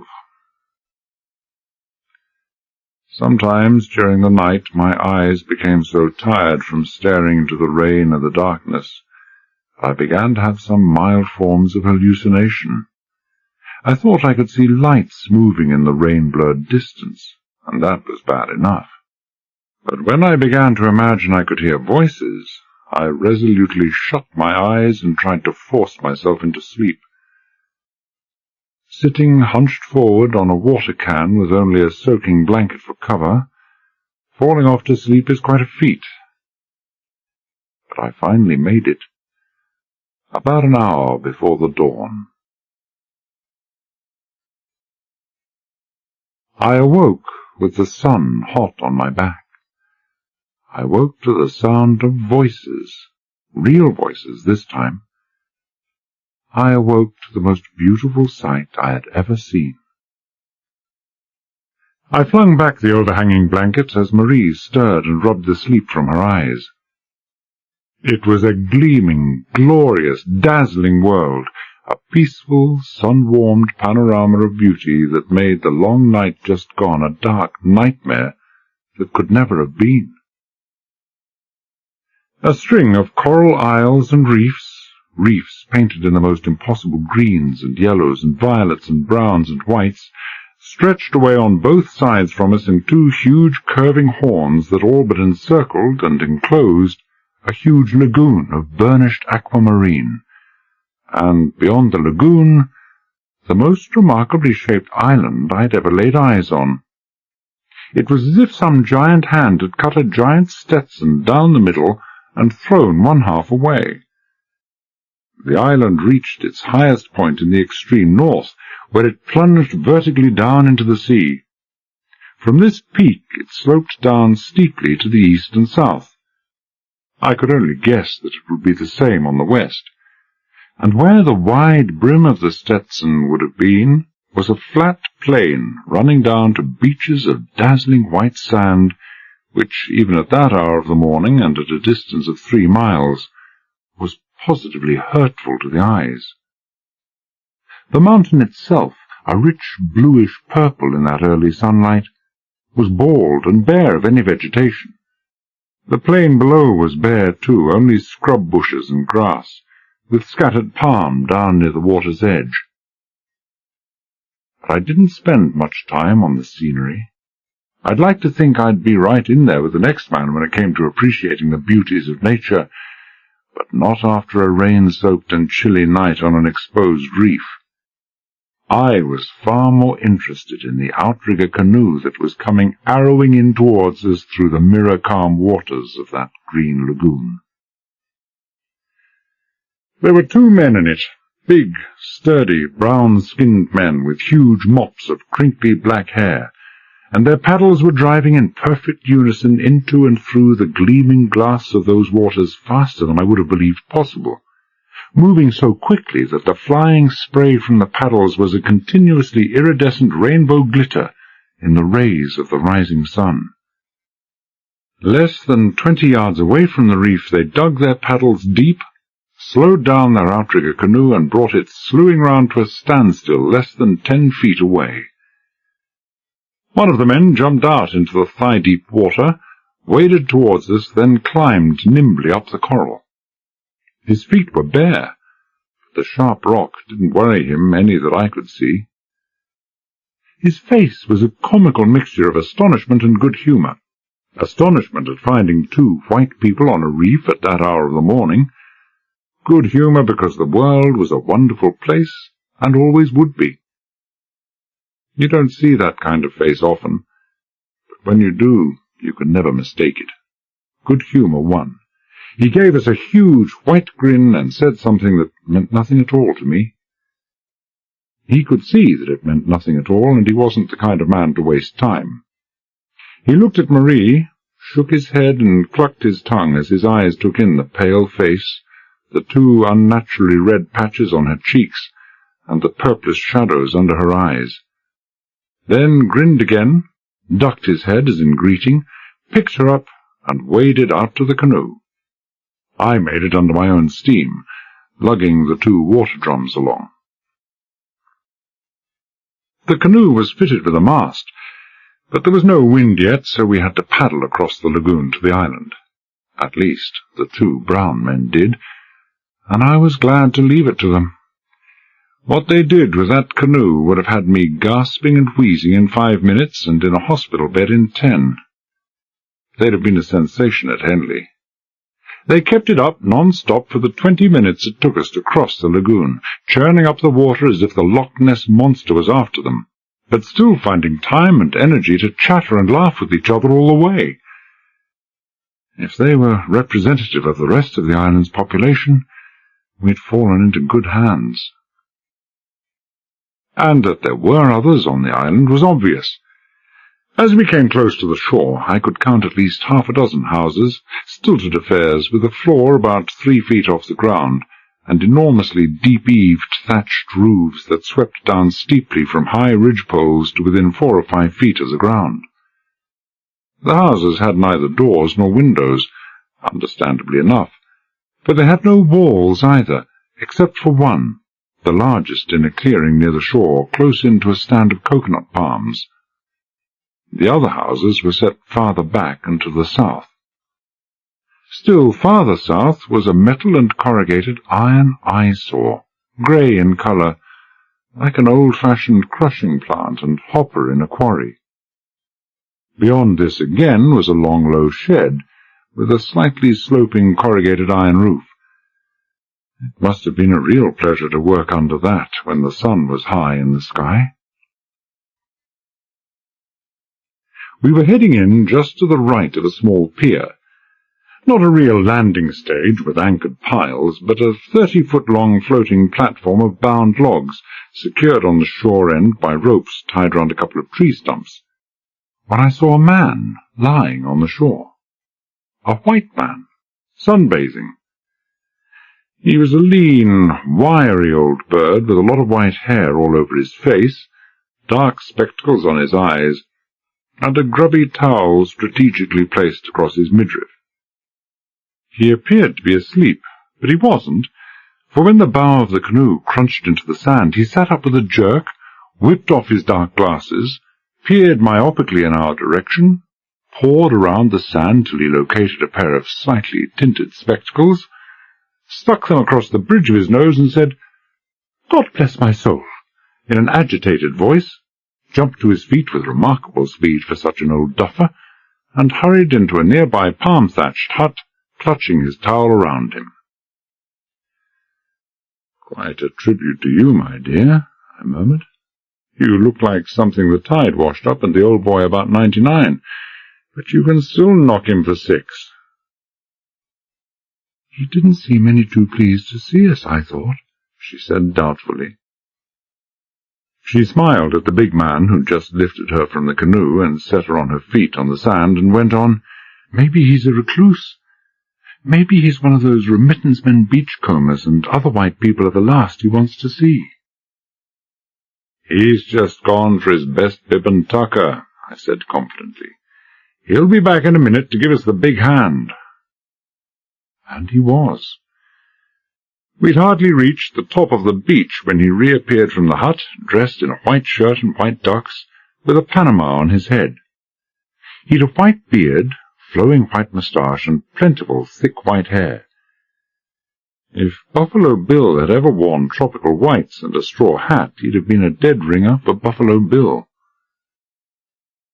He came puffing down to meet us, his hand outstretched in greeting.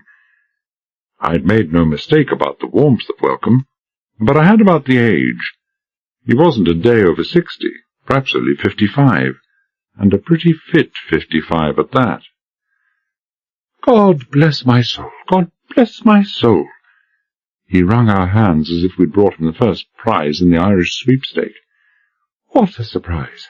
Morning dip, you know, just drying off, couldn't believe my eyes. Where in all the world have you two come from? Oh, no, don't answer now, straight up to my house. Delightful surprise, delightful." He scurried off in front of us, God blessing himself with every other step. Marie smiled at me, and we walked after him. He led us along a short path, across a white-shingled front, up a wide flight of 6 wooden steps into his house. Like the others, the floor was well clear of the ground, but once inside I could see why, unlike the other houses, it had walls. It had to have, to support the large bookcases and glass-covered showcases that lined 3/4 of the wall area of the room. The rest of the walls were given over to doors and window spaces. No glass in the windows, just screens of plaited leaves that could be raised or lowered as wished. There was a peculiar smell that I couldn't place at first. The floor seemed to be made of the midribs of some type of leaf, coconut palm probably, laid across close-set joists, and there was no ceiling as such, just steep-angled rafters with thatch above. I looked at this thatch for a long and very interested moment. There was a big old-fashioned roll-top desk in one corner, and a large safe against the inside wall. There were some brightly coloured straw mats on the floor, most of which was given over to low-slung, comfortable-looking rattan chairs and settees, each with a low table beside it. A man could be comfortable in that room, especially with a drink in his hand. The old boy, with that beard and moustache, I couldn't think of him as anything else, was a mind-reader. Sit down, make yourselves comfortable. A drink? Yes, of course. First of all, a drink. You need it. He picked up a little bell, rang it furiously as if he were trying to see how much punishment it could stand before it came apart in his hands, replaced it, and looked at me. Too early in the morning for whiskey, eh? Not this morning. And you, young lady, some brandy, perhaps, eh? Brandy? Thank you. She let him have the smile she never bothered letting me have, and I could just about see the old boy's toes curling. You're very kind. I was just coming to the resigned conclusion that his staccato and repetitive talking was habitual and was going to be a thought wearing if we had to stay with him for any length of time, and I had the thought even then that the voice was vaguely familiar to me, when a rear door opened and a Chinese youth came in. He was very short, very thin, dressed in khaki drill, and the only use he had for his facial muscles was to keep his expression buttoned up, but he didn't even bat an eyelid when he saw us. Ah, Tommy, there you are. We have guests, Tommy. Drinks. Brandy for the lady, a large whiskey for the gentleman, and, let me see now. Yes, perhaps I rather think I will. A small whiskey for me. Then run a bath for the lady. I could get by with a shave. Then breakfast. You haven't had breakfast yet? I assured him we hadn't. Excellent. He caught sight of the 2 men who'd rescued us standing outside on the white shingles with the water drums, raised a bushy white eyebrow in my direction, and said, What's in those? Our clothes. Indeed. Yes, I see. Clothes. Any opinion he held as to our eccentricities in the choice of suitcases he kept to himself. He went to the doorway. Just leave them there, James. You've done a splendid job, both of you. Splendid. I'll speak to you later. I watched the 2 men smile broadly, then turn away. I said, They speak English. Certainly, of course they do. Well, they didn't speak any to us. They didn't, eh? He tugged his beard, Buffalo Bill to the life. You speak any to them? I thought, then grinned. Oh, there you are, then. You might have been any of a score of nationalities. He turned as the Chinese boy came in, took the drinks from the tray and handed them to us. Your excellent health. I grunted something appropriate and as short as it could decently be, and went for that drink like a thirst-stricken camel for the nearest oasis. Chapter 3. Tuesday, 7 p.m. to Wednesday, 9 a.m. After the numbing, stinging cold of that torrential rain, the water in the sea was almost blissfully warm. There were no waves. Any that dared show its head was beaten flat by that deluge, and what little swell there was long enough to be no more than a gentle undulation on the surface of the sea. The wind still seemed to be from the east. That was if my assumption that the schooner had still been travelling south had been correct. For the first 30 seconds or so I couldn't see Marie. I knew she could be only yards away, but the rain bouncing off the water raised so dense and impenetrable a curtain that nothing at sea level could be seen through its milky opacity. I shouted twice, but there was no reply. I took half a dozen strokes, towing the can behind me, and literally bumped into her. She was coughing and spluttering, as if she'd swallowed some water, but she still retained hold of her water drum and seemed otherwise unharmed. She was high in the water, so she must have remembered to operate the CO2 release switch on her lifebelt. I put my head close to hers and said, "All right?" "Yes." She coughed some more and said, "My face and neck. That rain. They feel cut." It was too dark to see whether her face was in fact cut, but I could believe it. My own face felt as if it had blundered into a wasp's nest. Black mark for Bentel. The first and most obvious thing that I should have done after opening that hatch and feeling the lash of that cannonading rain should have been to dig some of the leftover clothes out of our suitcases and wrap them round our heads, bandana fashion. But too late for tears now. I reached for the plastic bag attached to my drum, ripped it open, and spread the blanket over our heads. We could still feel the impact of that rain like a shower of huge hailstones, but at least our skins were no longer exposed. It was better than nothing. When I'd finished arranging it, Marie said, "What do we do now? Stay here in our tent or start swimming?" I passed up all the obvious remarks about wondering whether we should swim for Australia or South America. They didn't even begin to seem funny in the circumstances, and said, "I think we should try to move away from here. If this rain keeps up, Fleck will never find us, but there's no guarantee that it will last. We might as well swim west. That's the way the wind and the swell are running, and it's easiest for us." "Isn't that the way Fleck would think, and move to the west looking for us?" "If he thinks we're only half as twisted as he is himself, he'll probably figure we've gone in the other direction. Heads you win, tails you lose. Come on." We made poor speed.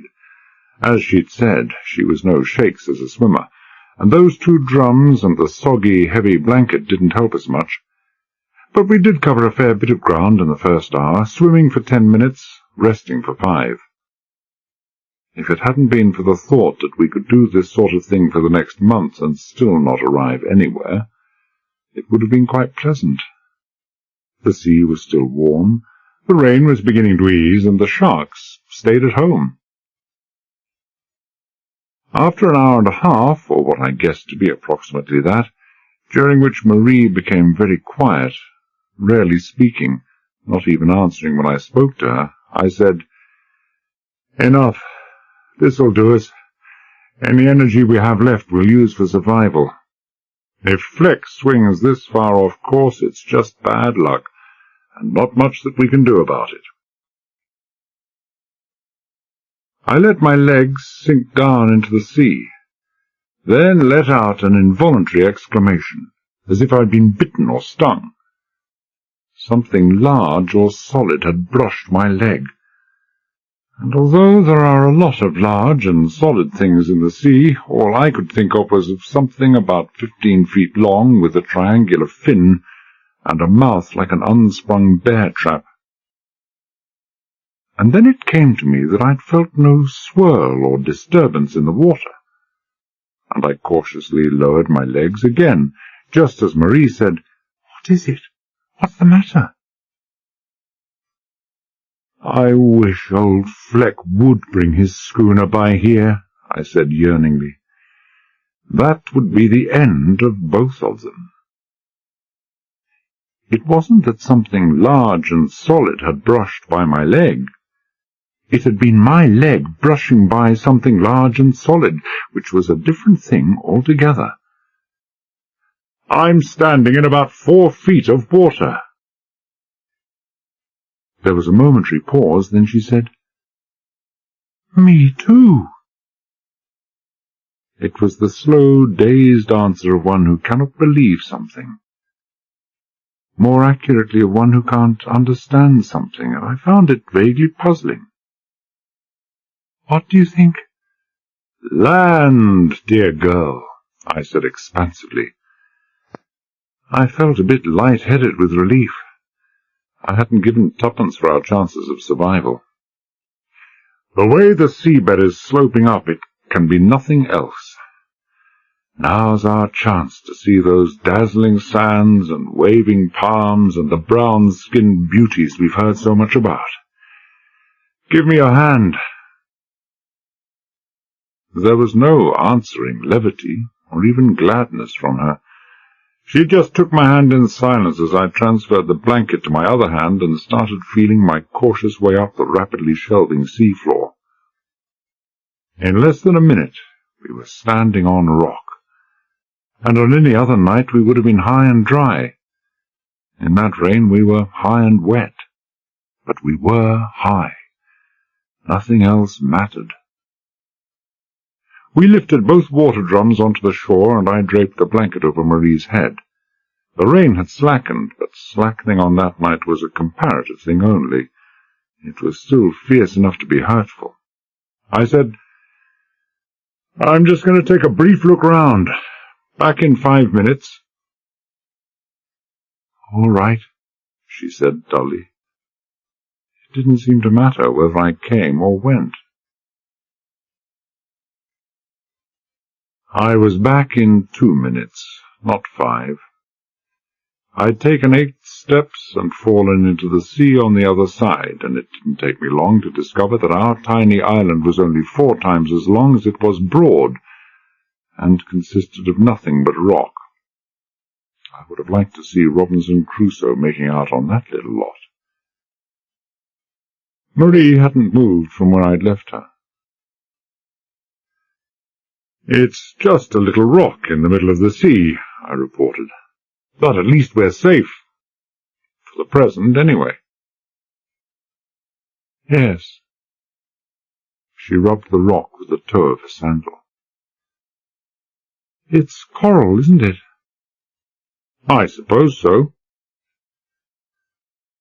As with many others, the sun-drenched coral islands of the Pacific had formed a staple part of my earlier reading diet. But when I incautiously sat down to take the weight off my feet and stock of the situation, my youthful enthusiasms vanished pretty rapidly.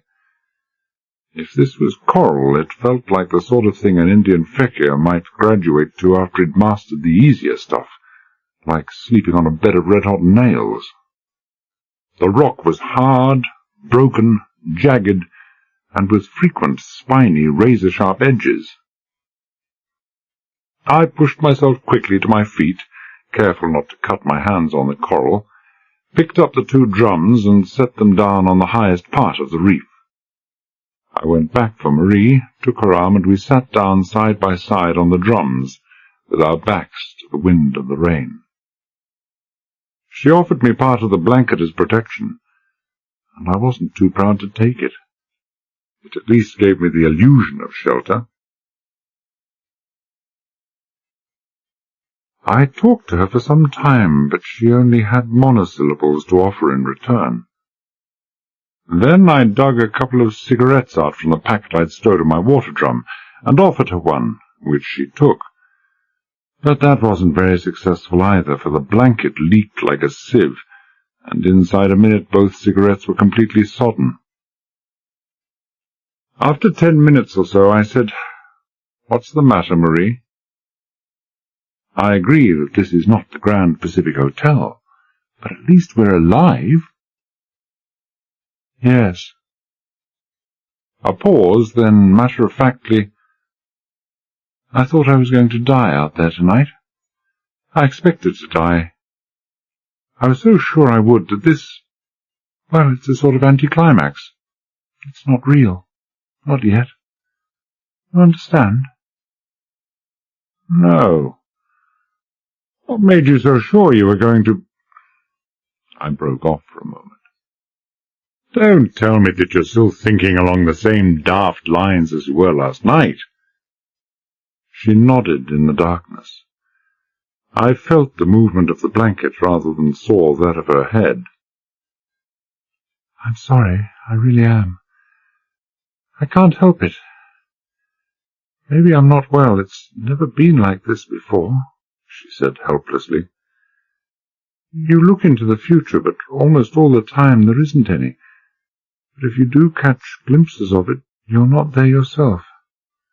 It's a kind of curtain drawn between you and tomorrow. Because you can't see past it, you feel that there is none. No tomorrow, I mean." "Superstitious rubbish," I said shortly. "Just because you're tired and out of sorts and soaked and shivering, you start having recourse to those morbid fancies. You're no help to me. Just no help at all. Half the time I think Colonel Rain was right and that you would make a first-class partner in this godforsaken racket of ours. And half the time I'm convinced you're going to be a dead weight round my neck and drag me under." It was cruel, but I meant to be kind. God knows how you managed to survive this business until now. "I told you it's new. Something completely new for me. It is superstitious nonsense, and I'll not mention it again." She reached out and touched my hand. "It's so terribly unfair to you. I'm sorry." I didn't feel proud of myself at all. I let the subject go and returned to the consideration of the South Pacific. I was coming to the conclusion that I didn't much care for the South Pacific. The rain was the worst I'd ever known. Coral was nasty, sharp, dangerous stuff. It was inhabited by a bunch of homicidally minded characters, and another shattered illusion. The nights could be very cold indeed. I felt clammy and chilled under the clinging wetness of that blanket, and both of us were shaken by uncontrollable bouts of shivering which grew more frequent as the night wore on. At one stage it seemed to me that the sensible and logical thing for us to do would be to lie down in the very much warmer sea-water and spend the night like that. But when I went briefly to test this theory, I changed my mind. The water was warm enough.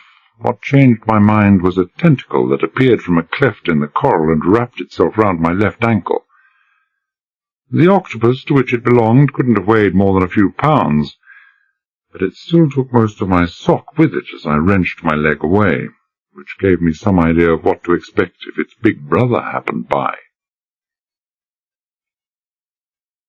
It was the longest, the most miserable night I have ever known. It must have been about midnight when the rain eased off, but it continued in a steady drizzle until shortly before dawn. Sometimes I dozed off, sometimes Marie did, but when she did it was a restless, troubled sleep, her breathing too shallow and quick, her hands too cold, her forehead too warm. Sometimes we both arose and stumbled precariously on the rough, slippery rock to get our circulation moving again, but mostly we sat in silence. I stared out into the rain and the darkness, and I thought of just three things during the interminable hours of that night. The island we were on, Captain Fleck, and Marie Hopeman. I knew little enough about Polynesian islands, but I did recall that those coral islets were of two types. atolls, and barrier reefs for larger islands. If we were on the former, a broken, circular, and probably uninhabited ring of coral islets, the future looked bleak indeed. But if it were part of a reef enclosing the lagoon round a large and possibly inhabited island, then we might still be lucky. I thought of Captain Fleck. I thought of how much I would give for the chance of meeting him again, and what would happen then. And I wondered why he had done what he had done, and who was the man behind the kidnap and attempted murder. One thing seemed certain, and that was that the missing scientists and their wives were going to stay missing. I had been classified as redundant, and would never now find out where they were or what had happened to them. Right then I wasn't so worried about them.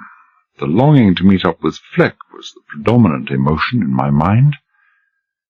A strange man, a hard, callous, ruthless man, but a man I would have sworn was not all bad.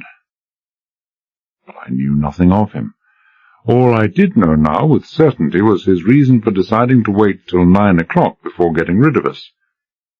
He must have known that the schooner had been passing a coral reef, and if they'd thrown us overboard at 7 o'clock, we might well have been washed up before morning. If we had been found, identified, and traced back to the Grand Pacific Hotel, Fleck would have had a great deal of explaining to do. And I thought of Marie Hopeman. Not as a person, but as a problem. Whatever dark forebodings had possessed her had had no validity in themselves. They were just symptomatic of something else, and I no longer had any doubts about what that something else was. She was sick, not mentally, but physically. The succession of bad flights from England to Suva, and then the night on the boat, and now all this, all added up to far too little sleep and too little food, and the lack of those, coupled with physical exhaustion, had lowered her resistance till she was pretty open to anything that came along. And what was coming along was fever or chill, or just plain old-fashioned flu. There had certainly been plenty of that around when we had left London. I didn't like to think what the outcome was going to be if she had to spend another 24 hours in sea-soaked clothes on this bare and exposed islet. Or even 12. Sometimes during the night my eyes became so tired from staring into the rain and the darkness that I began to have some mild forms of hallucination. I thought I could see lights moving in the rain-blurred distance, and that was bad enough. But when I began to imagine I could hear voices, I resolutely shut my eyes and tried to force myself into sleep. Sitting hunched forward on a water can with only a soaking blanket for cover, falling off to sleep is quite a feat. But I finally made it, about an hour before the dawn. I awoke with the sun hot on my back. I woke to the sound of voices, real voices this time. I awoke to the most beautiful sight I had ever seen. I flung back the overhanging blankets as Marie stirred and rubbed the sleep from her eyes. It was a gleaming, glorious, dazzling world, a peaceful, sun-warmed panorama of beauty that made the long night just gone a dark nightmare that could never have been.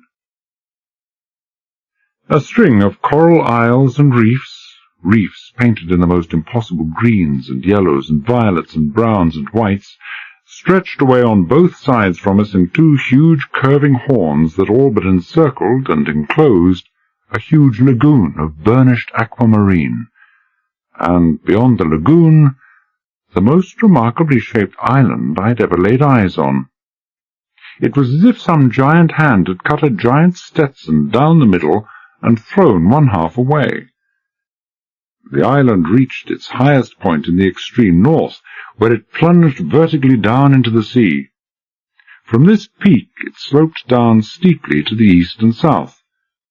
I could only guess that it would be the same on the west, and where the wide brim of the Stetson would have been was a flat plain running down to beaches of dazzling white sand, which, even at that hour of the morning and at a distance of 3 miles, was positively hurtful to the eyes.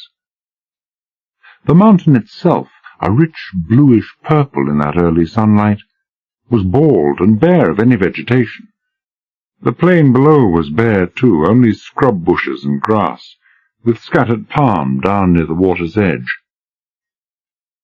But I didn't spend much time on the scenery. I'd like to think I'd be right in there with the next man when it came to appreciating the beauties of nature, but not after a rain-soaked and chilly night on an exposed reef.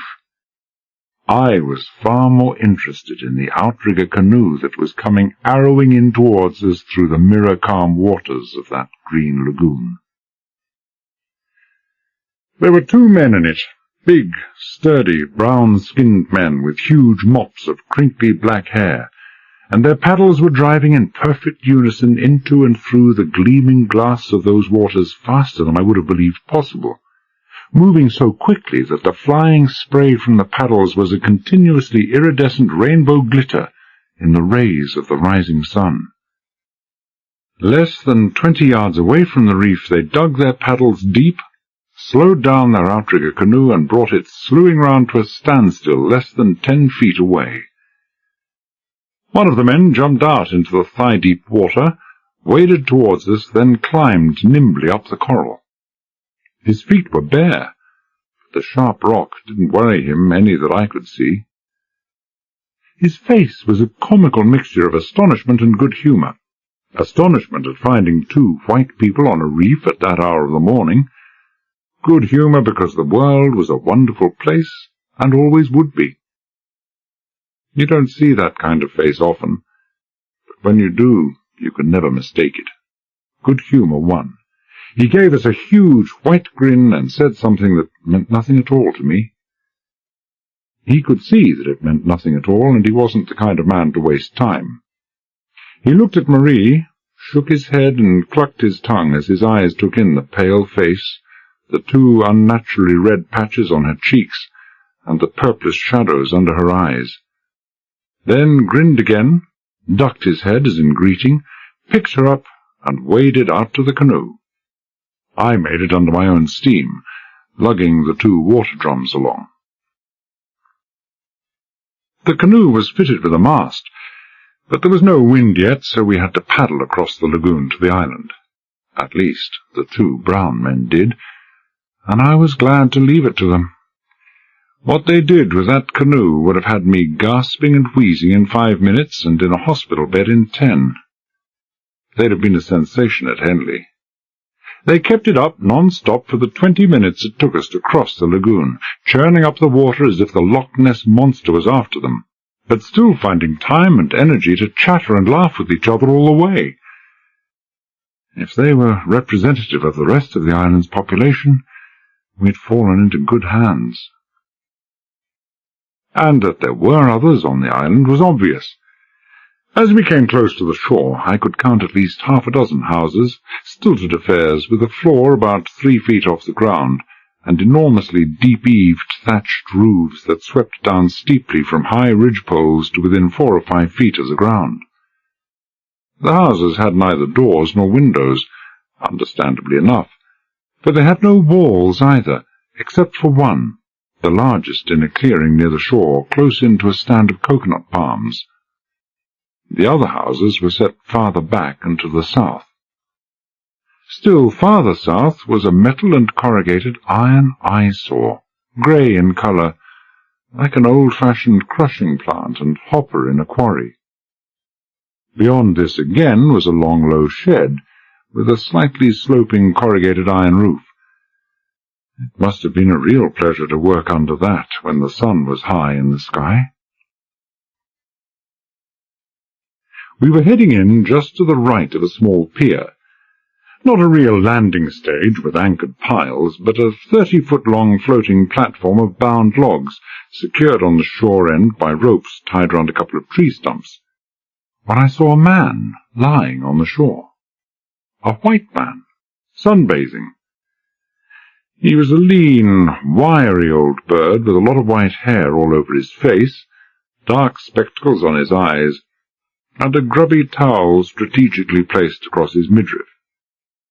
He appeared to be asleep, but he wasn't, for when the bow of the canoe crunched into the sand, he sat up with a jerk, whipped off his dark glasses, peered myopically in our direction, pawed around the sand till he located a pair of slightly tinted spectacles, stuck them across the bridge of his nose, and said, "God bless my soul," in an agitated voice, jumped to his feet with remarkable speed for such an old duffer, and hurried into a nearby palm-thatched hut, clutching his towel around him.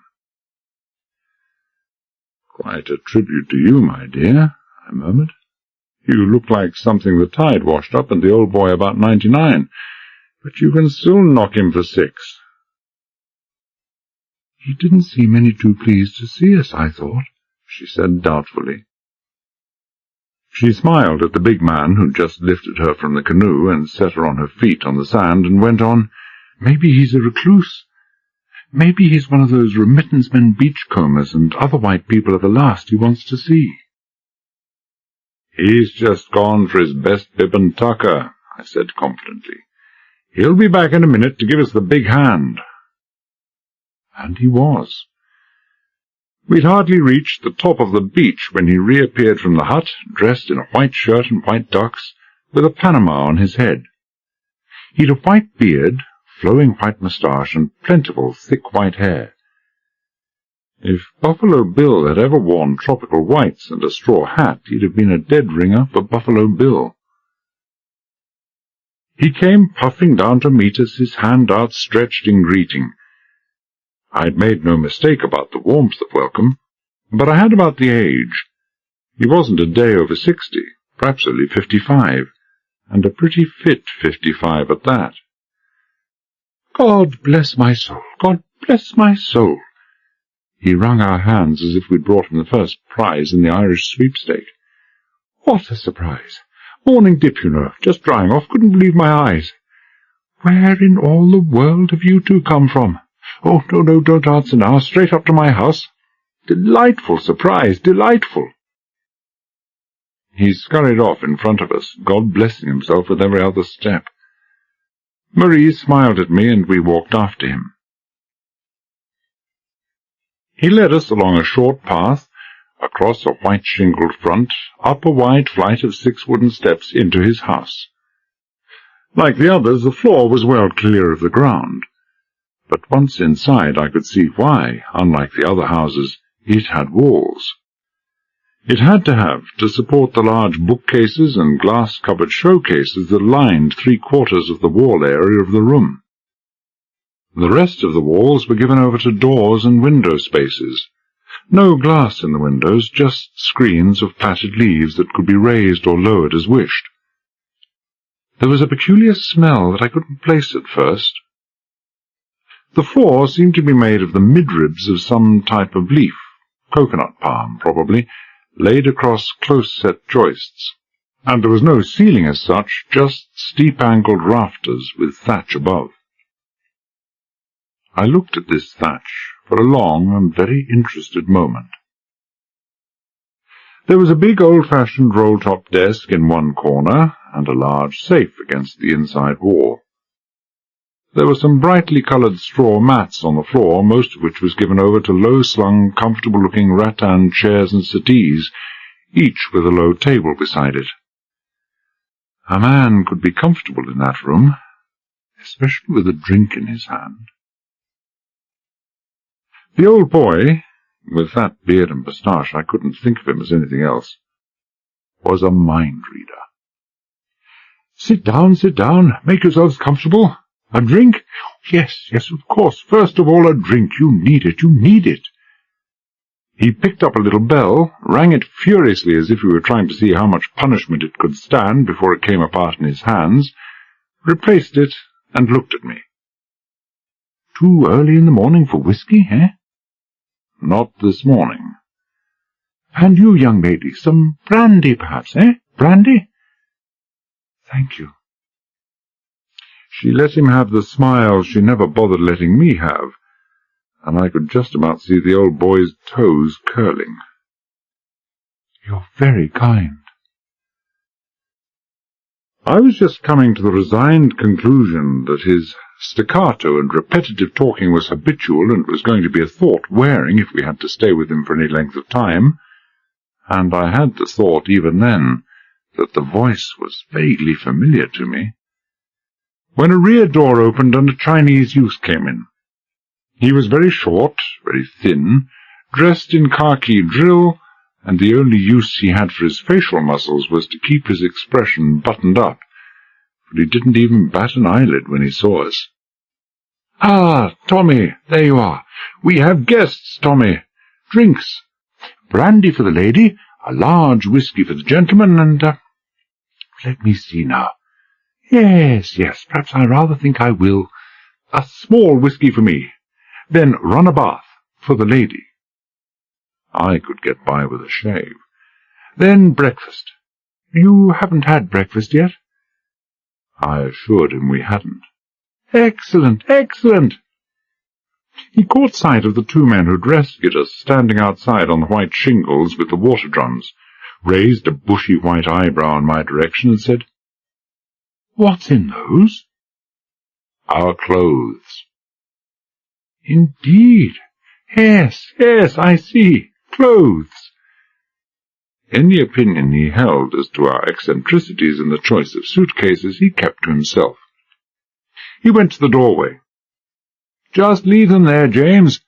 You've done a splendid job, both of you. Splendid. I'll speak to you later."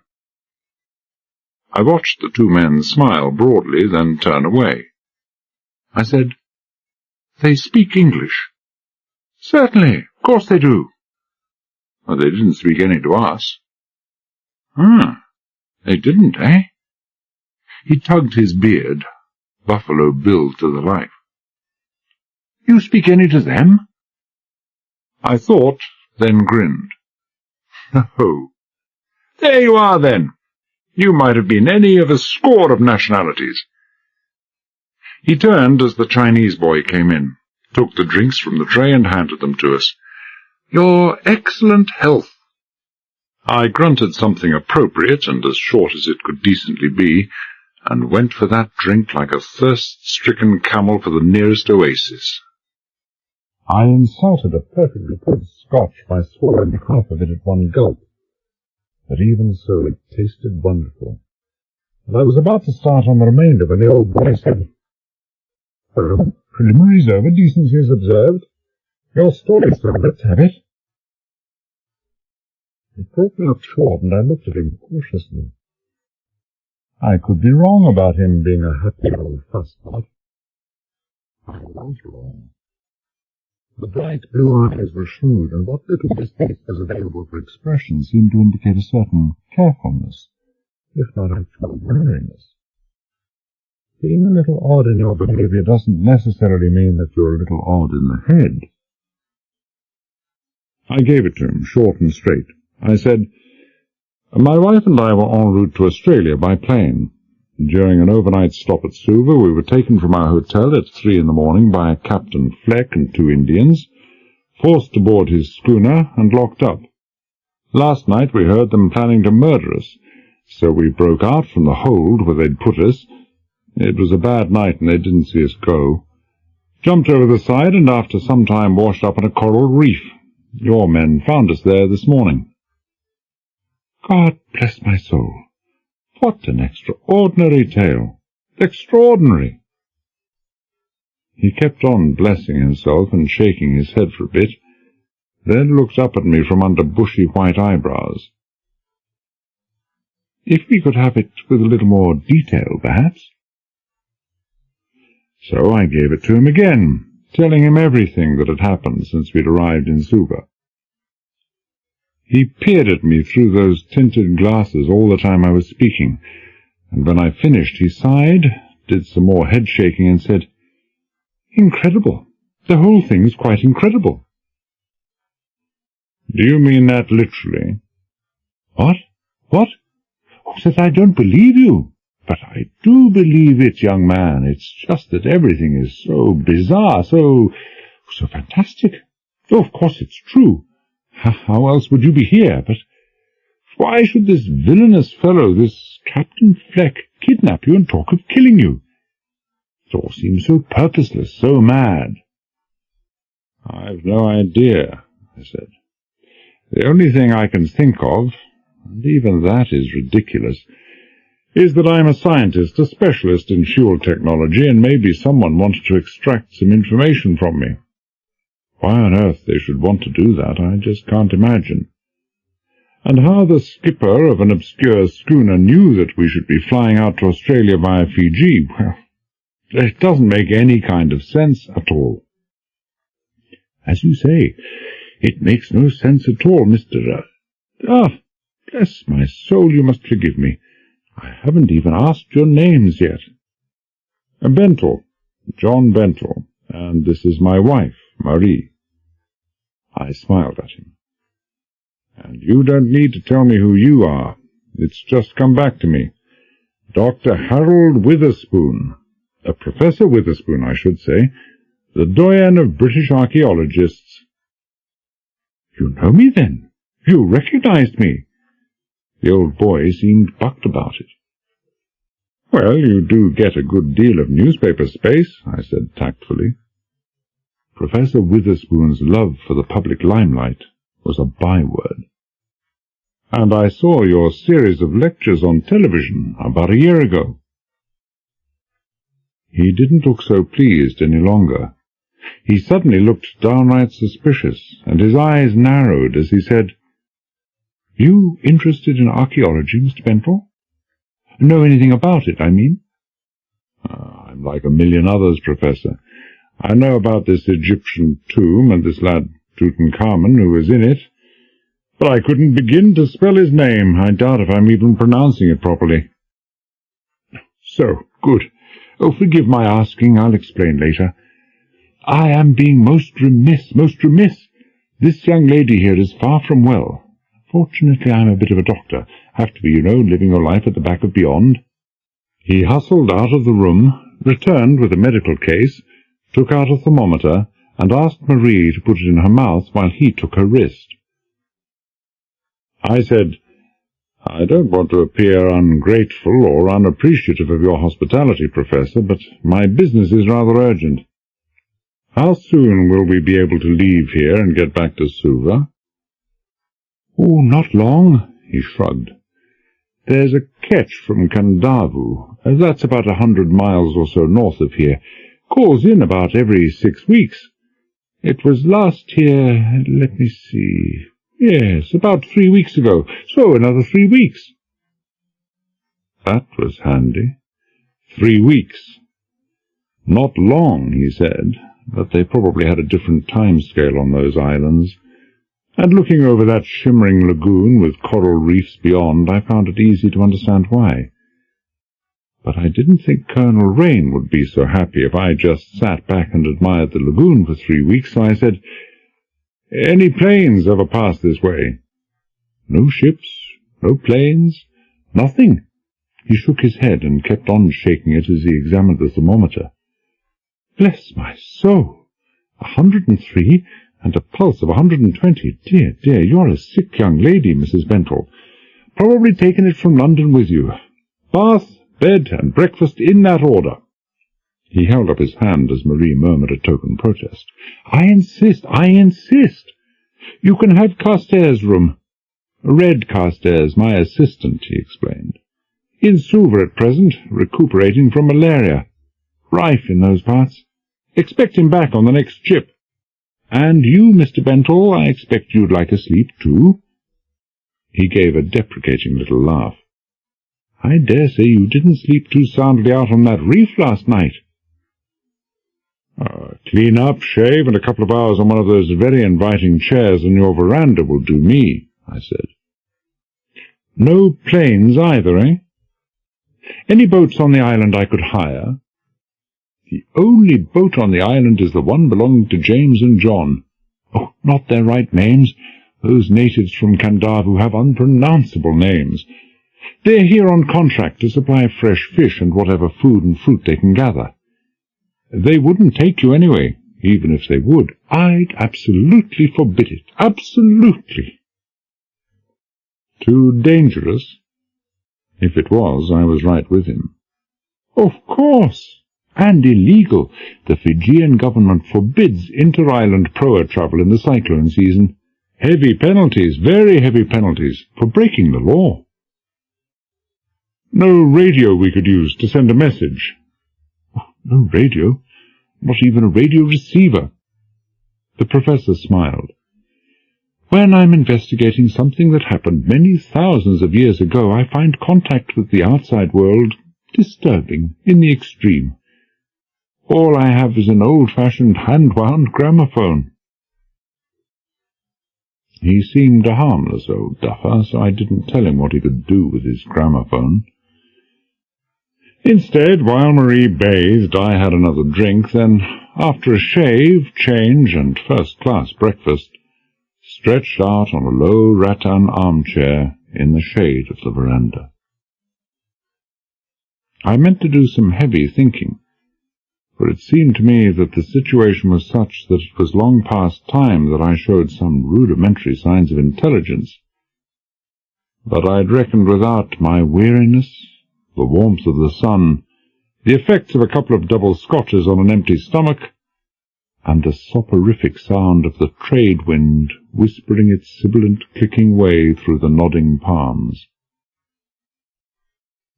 I thought of the island and how anxious I'd been to leave it, and what Professor Witherspoon would say if he knew that the only way to get me off now would be by sheer force. I thought of Captain Fleck, and I thought of the Professor, and I thought of them both with admiration. Fleck for the fact that he was twice as smart as I'd thought, which made him at least twice as smart as me, and the Professor for the fact that he was as polished and accomplished a liar as I'd ever met. And then I fell asleep. Chapter 4. Wednesday, 3 p.m. to 10 p.m. There was a war on, and I was right in the middle of it. I couldn't see who or what was to the right or the left of me, and I wasn't even sure whether it was day or night. But there was a war on, I was sure of that.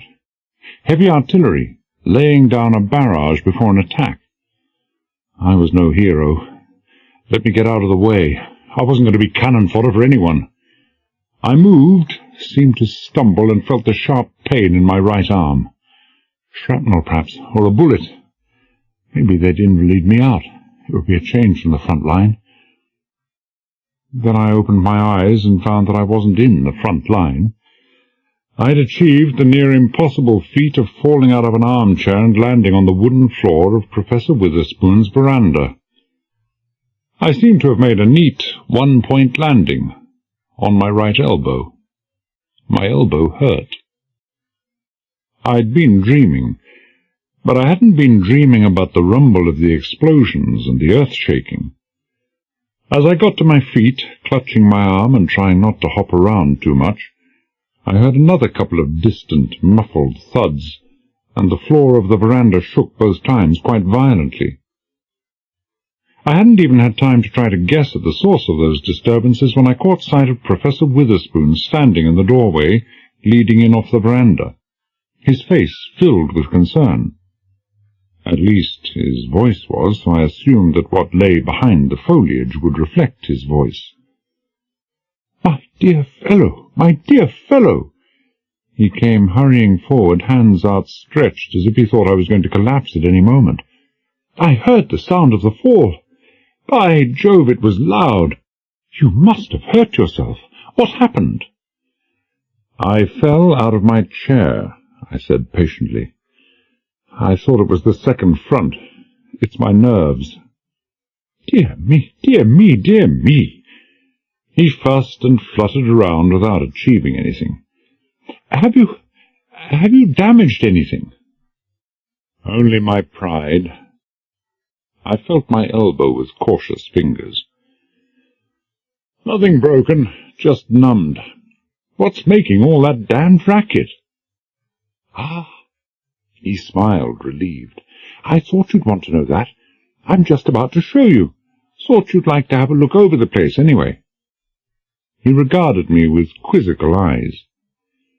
"Enjoy your 2-hour snooze?" "Except for the waking up bit, yes." "You've been asleep for 6 hours, Mr. Bentle." I looked at my watch, and looked at the sun, already far past the meridian, and realized that he was right. But it didn't seem worth making a fuss over, so I merely said politely, "I hope that didn't cause you any trouble, having to stay behind and look after me when you may have wished to be working." "Oh, not at all, not at all. No time clock here, young man. I work when I want to. Hungry?" "Thank you, no." "Thirsty? Some Hong Kong beer before we go. Excellent stuff. Chilled, eh?" "Sounds fine, Professor." So we went and drank his beer, and it was as good as he had promised. We had it in the living room, where he'd first taken us, and I looked at the various exhibits in the glass-fronted cases. To me they were only a mouldy collection of bones and fossils and shells, of stone pestles and mortars, of charred timber and clay utensils and curiously shaped stones. It was no difficulty at all not to show any interest, and I didn't show any interest, because the Professor had shown signs of being wary of any person interested in archaeology. But it seemed he'd given up being wary, for when he caught my roving eye, he said enthusiastically, "Magnificent collection of specimens, eh? Magnificent!" "I'm afraid it's hardly in my line," I began apologetically. "I don't know." "Of course not, of course not. Wouldn't expect you to." He went across to his roll-top desk, pulled out a handful of papers and magazines from the central drawer, and gave them to me. "These may help you understand better." I leafed quickly through the magazines and papers. Nearly all of them were dated 6 months previously, and of 8 papers, 5 London national dailies and 3 major US papers, no less than 7 had given the Professor page 1 headlines. It must have been a field day for the old boy. Most of the headlines were of the archaeological discovery of the century variety, far outranking in importance Tutankhamen, Troy, or the Dead Sea Scrolls. Every latest archaeological discovery, of course, was usually acclaimed in the same way, but there did appear to be some basis for this latest claim.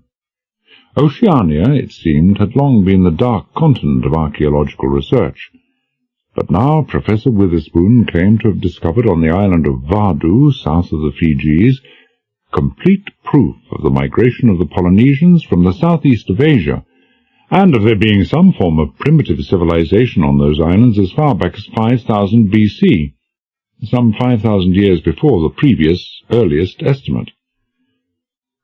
3 magazines carried spreads of the story, and one had a very fine picture of the Professor and Dr. Red Carstairs standing on what looked to me like a cracked paving stone, but which the caption said was part of a stepped tomb. Dr. Carstairs was a remarkable-looking character, 6.5 feet tall if he was an inch, with a flaming red handlebar moustache of heroic proportions. "I missed it all, I'm afraid," I said. "I was in the Middle East at the time, and pretty cut off from everything. This must have caused a terrific stir." "It was the crowning moment of my life," he said simply. "It must have been. Why haven't I read anything about this recently?" "There's been nothing about it in the papers since, and there won't be till I'm through here," he said darkly.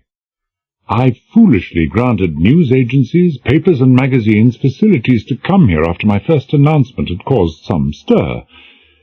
They hired a special ship from Suva. Descended on me like locusts, I tell you, sir.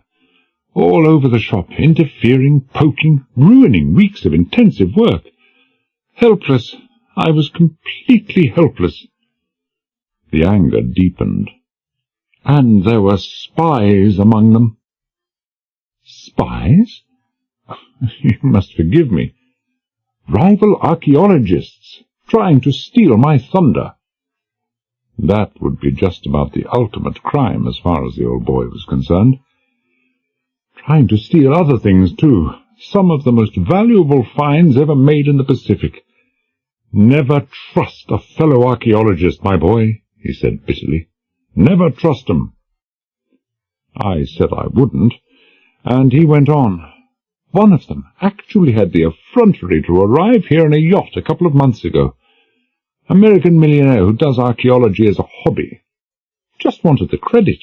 Damned impertinence to say he'd lost his way. Never trust an archaeologist. Threw him off. That's why I was suspicious of you. How was I to know you weren't a reporter, eh? At first, that is. I quite understand, Professor, I said soothingly. Got the government behind me now, though, he went on triumphantly. British territory, this, of course. All access to the island forbidden till I'm through. He drained his glass. Well, shouldn't be bothering you with my troubles. Shall we go for this look-round? Pleasure. Mind if I see my wife first? Certainly, certainly. You know the way. Marie Hopeman stirred, turned and looked up at me sleepily as I opened the creaking door. The bed was a pretty primitive affair, a wooden frame with criss-cross stringing, but she seemed comfortable enough. I said, Sorry if I wakened you. How's it going? You didn't wake me. 10 times better now. She looked it. Blueness had gone from beneath her eyes and the harsh red spots from her cheeks. She stretched luxuriously. I don't intend moving for hours and hours. He's very kind, isn't he? Couldn't have fallen into better hands, I agreed. I didn't bother to keep my voice down. Best thing would be for you to go to sleep again, my dear. She blinked a bit at the my dear, but let it go. It won't be too difficult. And you? Professor Witherspoon is going to show me around. Apparently he's made some very important archaeological discoveries here. Should be very interesting. I added a few more banalities, bade her what I hoped old Witherspoon would consider a suitably tender farewell, and left. He was waiting for me on the veranda, pith helmet on head, Malacca cane in hand, the British archaeologist abroad. He was perfect. This is where Hewell lives. He waved his stick in the direction of the thatched house nearest his own. My overseer. American. Rough diamond, of course. The tone of his voice lumped 180 million citizens of the United States into the same category. But able. Oh, yes, indeed, very able. This next house is my guest house. Unused, but having it done up. Looks a bit airy, I admit. He wasn't exaggerating. All it consisted of was a roof, floor, and 4 supporting corner posts. But very comfortable. Adapted for the climate. Reed curtain divides it in half, and all the walls, screens of plaited coconut leaves, can be lowered to the floor. A kitchen and bathroom behind. Can't have them inside a house of this type. And that next long house belongs to the workers, the diggers. And this I saw? I nodded at the corrugated iron building. Quarry hopper or crusher? Not a bad guess at all, my boy. It is ghastly, isn't it? Property, or ex-property, of the British Phosphate Commissioners. You can see the name on the side if you look closely. Their crushing mill. That flat-topped shed behind was the drying plant. He waved his Malacca around in a sweeping half-circle. Almost a year since they left, but still the place is covered in this damnable grey dust. Killed off most of the vegetation on this side of the island. Damnable! It's not very nice, I agreed. What's a British firm doing out in this forsaken part of the world? Ah, not purely British, international, but run mostly by New Zealand. Digging out the rock, of course. Phosphate of lime. They were taking out 1,000 tons a day a year ago. Valuable stuff. He peered at me shrewdly. Know anything of geology, eh? The professor seemed suspicious of anyone who knew anything about anything, so I said I didn't. Ah, well, who does these days? He said cryptically. But to put you in the picture, my boy, you must understand that this island once probably lay on the bottom of the sea, and as the bottom of the sea is about 3 miles down here, that was a fair depth. Then one day, geologically speaking, you understand, it probably took 1,000,000 years, the bottom came up to near the top. Upthrust, or volcanic activity associated with the continuous outpouring of lava. Who knows? He coughed deprecatingly. When one knows a little of those things— From the tone of his voice I gathered that if he knew only a little, anybody who claimed to know a lot was a liar. One is unwilling to be dogmatic about it. Anyway, the net result was that after a few eons you had this massive underwater mountain with a peak not yet above water, but less than 120 feet from the surface. He peered at me, waiting for the obvious remark, so I obliged. How can you be so certain about something that happened millions of years ago? Because this is a coral island, he said triumphantly, and the polyps that build coral reefs must live in water, but die below 120 feet. Well, some time later, another 1,000,000 years, give or take 1,000,000, this must have been a big, low-lying coral reef when it was upthrust from below. This upthrust probably coincided with the beginning of the age of birds. This became a sanctuary for untold numbers of birds. There are many such in the Pacific, who stayed here for countless years. Eventually, you had a layer of guano up to perhaps 50 feet thick. Millions of tons of it, millions of tons. And then island, coral, and guano subsided and sunk to the floor of the sea. It seemed to me that this island had had a pretty checkered history. Some time later, he went on, up it comes again.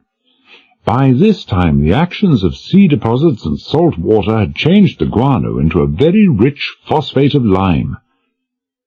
Then came the slow, laborious process of soil forming, of growing grass, shrubs, trees, a veritable tropical paradise. Then, probably in the last ice age, along came the wandering sea rovers from Southeast Asia and settled in this idyllic spot. If it was all that idyllic, why did they leave it? But they never left it. They never left it for the same reason that those fabulous deposits of lime phosphate weren't discovered until recently, though most other deposits in the Pacific had been worked out by the end of the last century. This, Mr. Bentle, is a highly volcanic region. There are still active volcanoes on the neighboring Tonga Islands, you know. In the space of a few hours, a gigantic volcano erupted out of the sea, drowning half of this coral island and covering the other half, coral, phosphate, vegetation, and the unfortunate people who lived here, in a tremendous layer of basaltic lava. The 79 AD eruption that destroyed Pompeii, Professor Witherspoon finished disparagingly, was a bagatelle compared to this. I nodded at the mountain sloping up sharply behind us. That's the volcano that was formed. Yes, indeed. What happened to the other half of it? Must have been some ground fault formed at the same time as the volcano. One night it just broke in half and vanished into the sea. It took the seabed with it, and the coral reefs built out to the north. You can see that the lagoon is open there.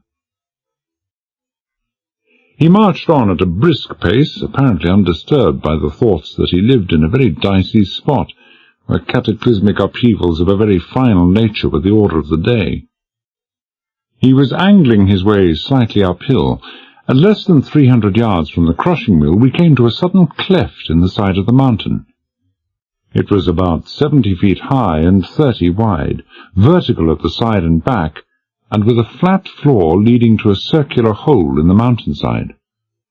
There were railway tracks of very narrow gauge coming out from the hole, running along the horizontal floor of the fissure, then turning to the south, where they dipped from view. There were 2 or 3 small sheds just outside the entrance, and from one of these came the humming sound I'd been hearing more and more clearly on the way up. Petrol-driven generators. It had never occurred to me until then, but of course, if the professor and his assistants were prospecting about inside the mountain, they would have to have electric power for light, and probably also for ventilation. "Well, here we are," the professor announced. "This is the spot where some curious and intelligent prospector for the phosphate company noticed this particular fault in the mountainside, started digging through the topsoil, and struck phosphate before he'd got 3 feet.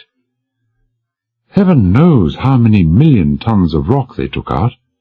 The mountain is a perfect honeycomb. Just as they were finishing up here, somebody found a few pieces of pottery and curiously shaped stones.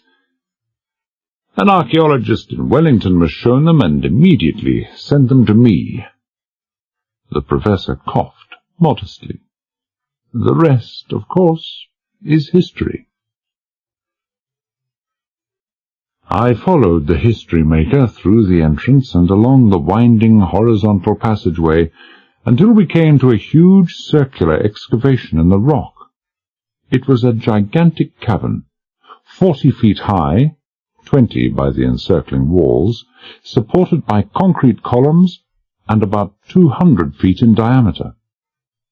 Half a dozen tiny electric lights, suspended from some of the pillars at about a height of 10 feet, gave the dingy grey rock an eerie and forbidding appearance, and were but token illumination at best. Spaced evenly around the perimeter of this cavern were 5 more tunnels, each with its own railway track. "Well, what do you think of this, Mr. Bentel?" "It looks like the catacombs in Rome," I said, "but not so cheery." "It's a remarkable mining feat," the professor said severely. He didn't care for any flippancy about his nearest and dearest, and his nearest and dearest would always be those dank and gloomy holes in the ground. "Very difficult stuff to work with, this limestone, and when you have to support a thick layer of basaltic lava and half the weight of a volcano above, it becomes very tricky indeed. This mountainside is honeycombed with similar caverns, all joined by tunnels, hexagonal system. Those domed roofs give the greatest structural strength, but there's a limit to their size. The mining company only managed to get about a third of the available limestone before the cost of supporting pillars to hold the roof in place became prohibitive." "Doesn't that make the blasting rather dangerous, then?" I thought an interested question might put me back in his good books. "Well, yes, it is rather," he said thoughtfully. "Chance we have to take. Chance we must take. Interests of science. Come and see where our first discoveries were made." He led the way straight across the cavern to the tunnel opposite to the one by which we'd entered, and went down this, hopping briskly along the sleepers of the railway tracks.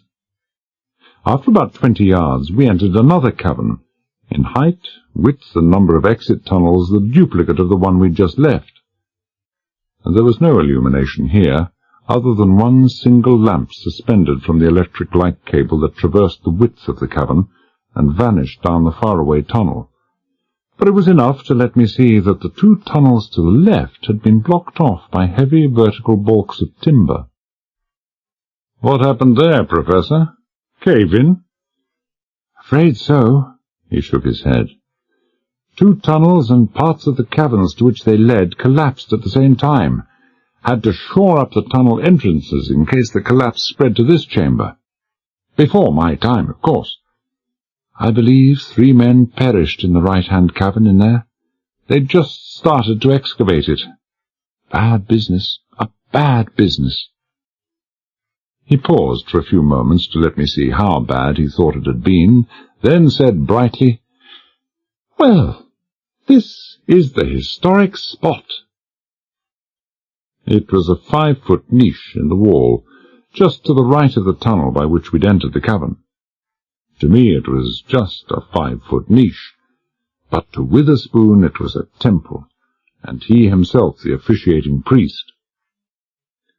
"This," he said reverently, "is where the mystery of Polynesia and the Polynesians was solved. It was here that were found the first adze heads, stone mortars, and pestles. It was this that triggered off the biggest archaeological discovery of our generation. Doesn't it make you think, Mr. Bentle?" "It certainly does." I refrained from specifying the nature of my thoughts.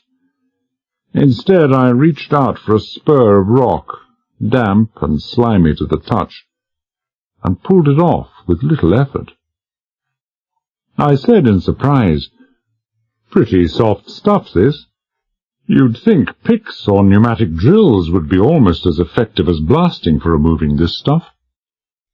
"And so they are, my boy, and so they are. But how would you like to tackle basalt with a pick and shovel?" he asked jovially. "A different proposition altogether." "I'd forgotten about that," I confessed. "Of course, when the lava poured down, it covered everything." "What kind of stuff do you find in the basalt? Pottery, stone utensils, axe handles, things like that?" "Oh, to name only a very few," he nodded. He hesitated, then said, "To speak frankly, unlike the average merchant, I put only my worst goods in the shop window. The things you saw in my room I regard only as trinkets, as the merest trifles. I have 1 or 2 hidden caches in here. I wouldn't dream of even hinting to you where they are, that contain a fantastic collection of Neolithic Polynesian relics that will astound the scientific world. Astound them." He moved off again, but instead of crossing the chamber and following the electric cable and far-spaced lights down the opposite tunnel, he switched on a torch and turned into the first tunnel on his right, pointing out the various places from which these Polynesian relics had been recovered. He stopped in front of a particularly large excavation in the limestone and said, "And here we excavated the joists and timbers of what must be the oldest wooden house in the world, in an almost perfect state of preservation." "And how old was that?" 7,000 years, near enough," he said promptly. "Van Duprez of Amsterdam, who was out here with all the newspaper people, says it's only 4,000. The man's a fool, of course." "What basis do you use for assessing the age of those things?" I asked curiously. "Experience and knowledge," he said flatly. "Van Duprez, despite his inflated reputation, hasn't got a great deal of either.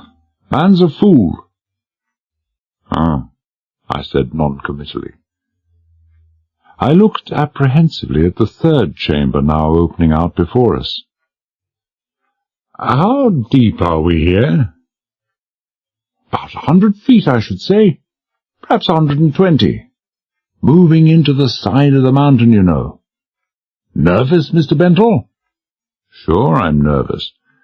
I never realized you archaeologists went so deep, or that you could find any trace of early life so deep. This must be about a record, eh?" Close to it," he said complacently. "Oh, they went pretty deep in the Nile Valley and Troy, you know." He led the way across the 3rd chamber into a tunnel sparsely illuminated with battery lamps. "We should find Hewell and his crew down here." He glanced at his watch. "They must be due to pack up shortly. Been at it here all day." They were still working when we arrived at the spot where the tunnel began to open out into a rudimentary 4th chamber, There were 9 men there altogether, some prizing out lumps of limestone with pickaxes and crowbars to add to the heap of rubble at their feet, others loading the rubble onto rubber-tied wheelbarrows, while a gigantic man, clad only in denim trousers and singlet, closely examined each lump with a powerful torch. Both the workers and the man with the torch were worth looking at. The workers were all Chinese, unusually tall and heavily built for members of their race, and looked about the toughest and hardest-bitten characters I'd ever seen. But it could have been pure illusion. That feeble light shining on sweating and dust-coated faces would have made anyone seem unnatural.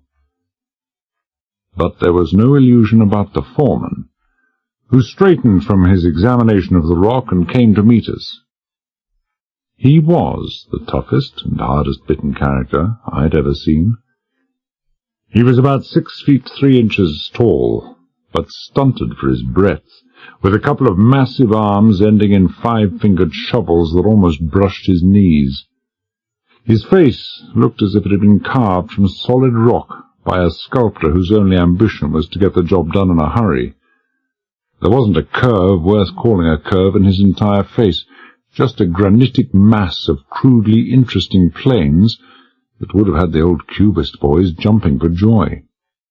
He had a chin like a power shovel, a gash for a mouth, a huge beak of a nose, and black, cold eyes set so far back under the beetling overhang of tufted brows that you had the illusion of some wild animal peering out from the dark depths of a cave. The sides of his face, you couldn't have called them cheeks, and forehead were deeply trenched by a criss-cross of sun-weathered lines, like some ancient parchment.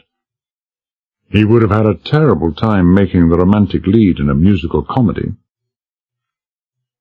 Professor Witherspoon introduced us, and Whewell stretched out his hand and said, "Glad to meet you, Bentel." His voice, deep and cavernous, matched both his vast frame and his occupation, and he was glad to see me with the same sort of gladness that you would have found in those same islands 100 years previously, when the cannibal chief hailed the arrival of the latest of a long line of toothsome missionaries. I braced myself as the giant hand closed over mine, but he was surprisingly gentle.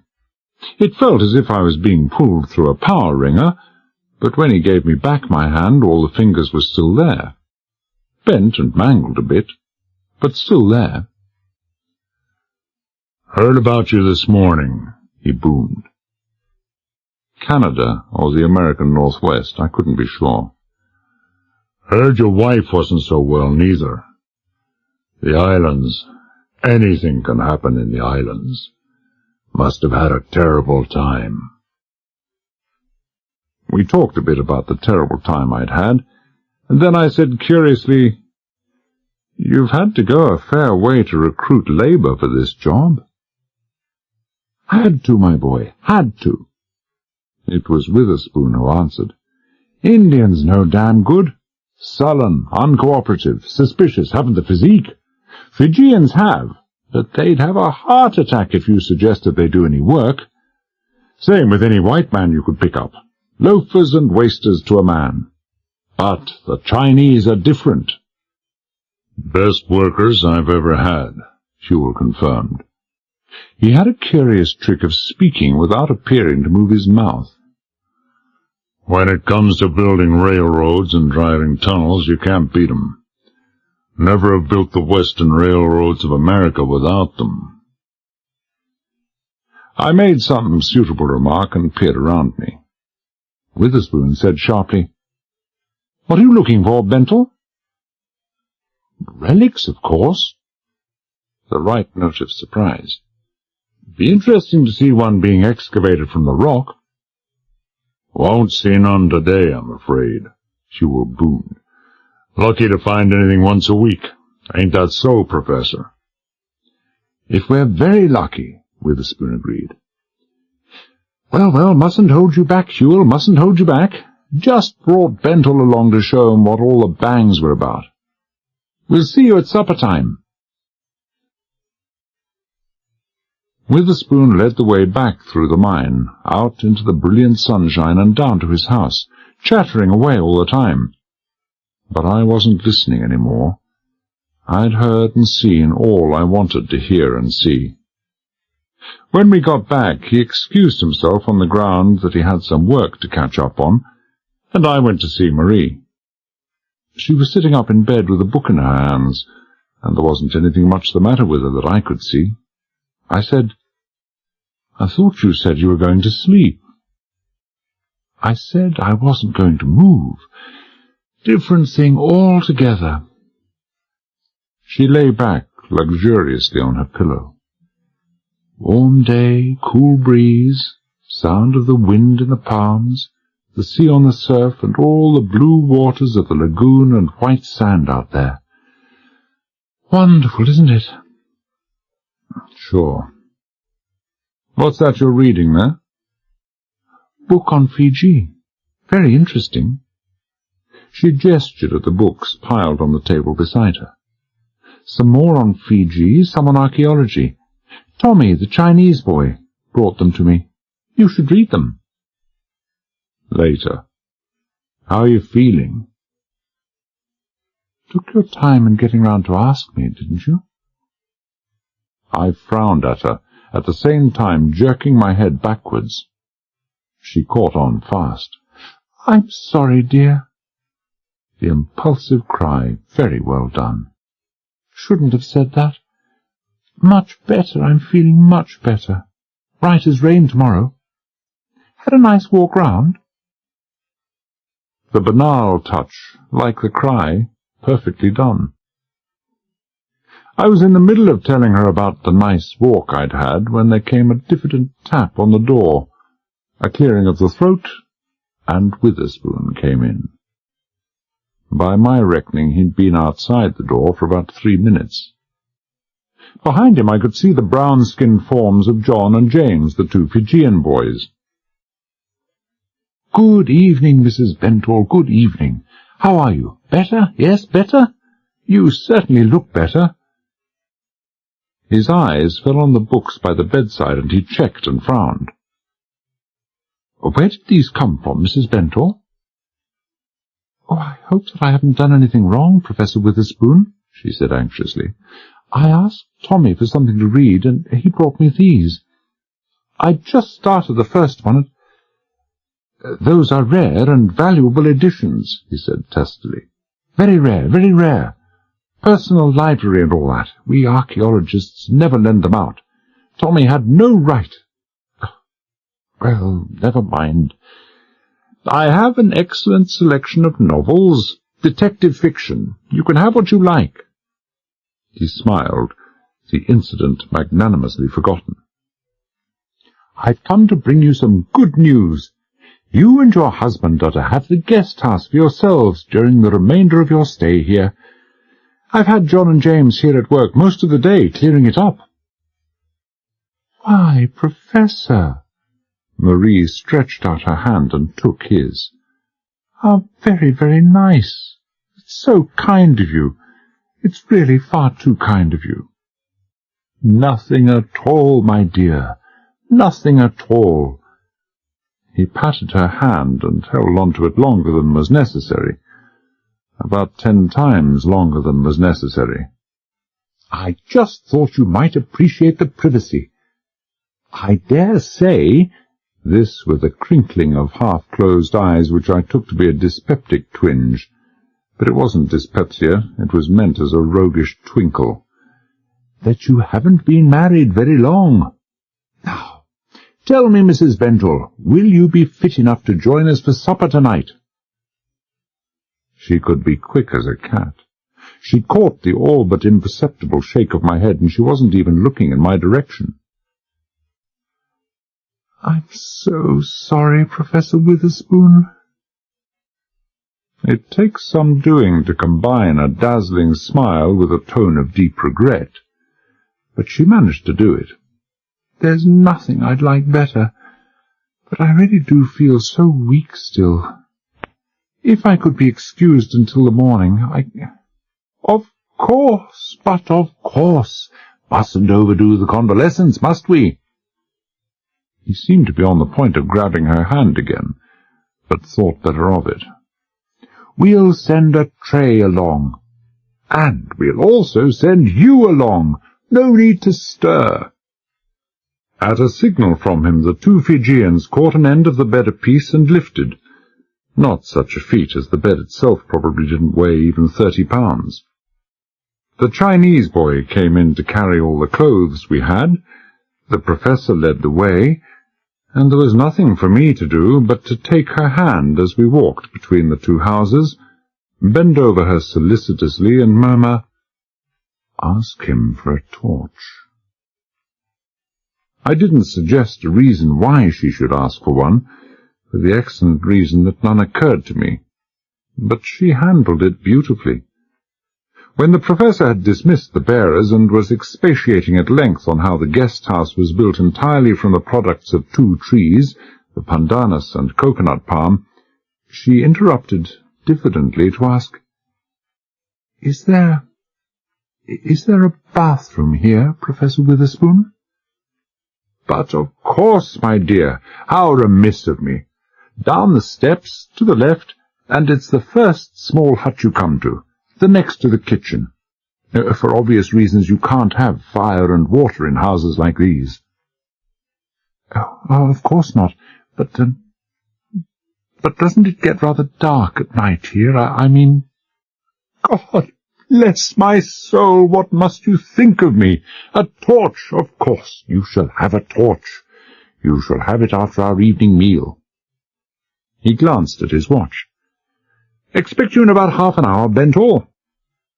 A few more platitudes, a smirk at Marie, and he bustled briskly away. The westering sun had already dipped behind the shoulder of the mountain, but the heat of the day still lingered in the air. For all that, Marie shivered and pulled the coverlet high about her shoulders. She said, "Would you care to let the side screens down?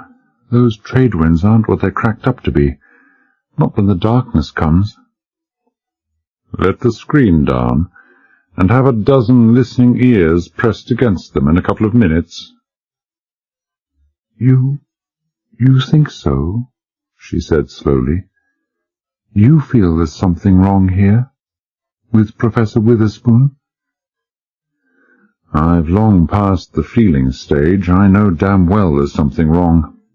I've known it ever since we arrived here." I pulled a chair up to her bed and took her hand. 100 to 1 that we had a keen and interested audience, and I didn't want to disappoint them. "What are you going on? Feeling fey again, or womanly intuition, or hard facts?" "Don't be unpleasant," she said quietly. "I've already apologized for my foolish behavior. Just the fever, as you said. This is intuition, or a hunch. Quite different. This ideal spot, those smiling Fijian boys, the marvellous Chinese servant, that Hollywood dream of what an English archaeologist should look like and behave, it's all too idyllic, too perfect. You get the impression of a carefully maintained facade. It's too dreamlike, if you know what I mean." "You mean you'd feel better if you saw the professor roaring and cursing around the place, or saw someone lying under a stoop and drinking from the neck of a whiskey bottle?" "Well, something like that." I've heard that the South Pacific often affects people like that at first. The sense of unreality, I mean. Don't forget, I've seen the professor several times on the screen. He's just as large as life. And if you want perfection marred, just wait until the boyfriend, Huel, happens by. "Why? What's he like?" "Couldn't describe him. You're too young to have seen the King Kong films. You won't mistake him, though. And while you're watching out for him, I want you to check the number of people who come and go into the workers' hut. That's why I didn't want you to come across for supper." That shouldn't be hard. Nor so easy.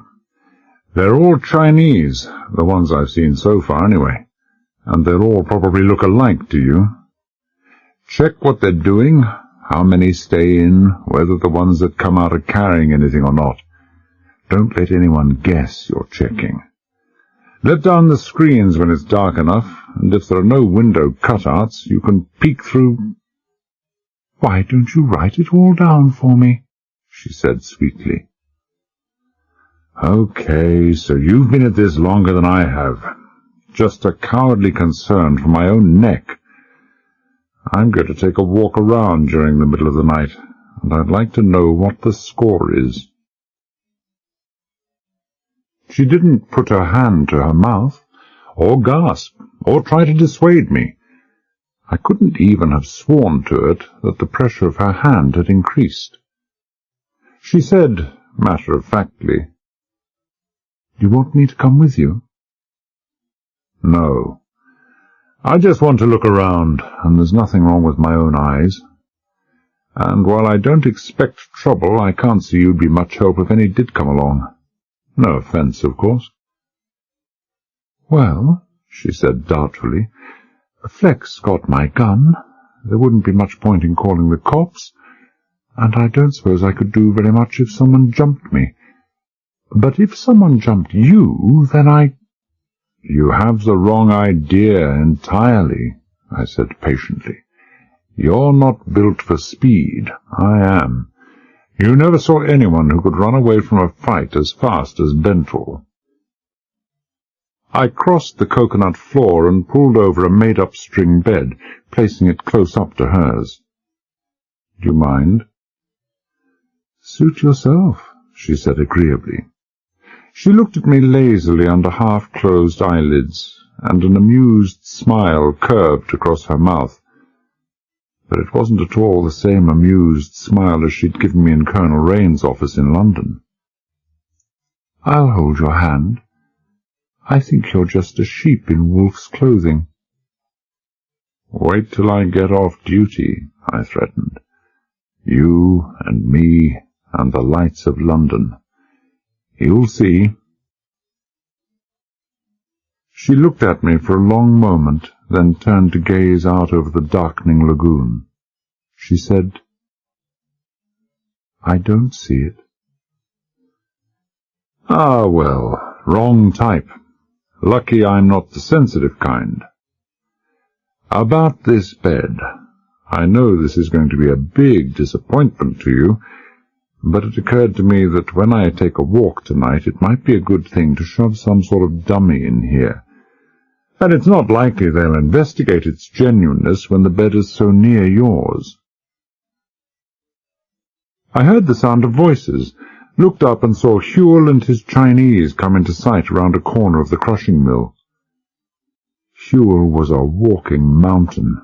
There was something almost frighteningly simian about the bowed form, the perceptibly rolling gait, the slow swing of the hands that all but brushed his knees as he walked. I said to Marie, "If you want to have the screaming heebie-jeebies during the night, turn round and have an eyeful. The boyfriend's here."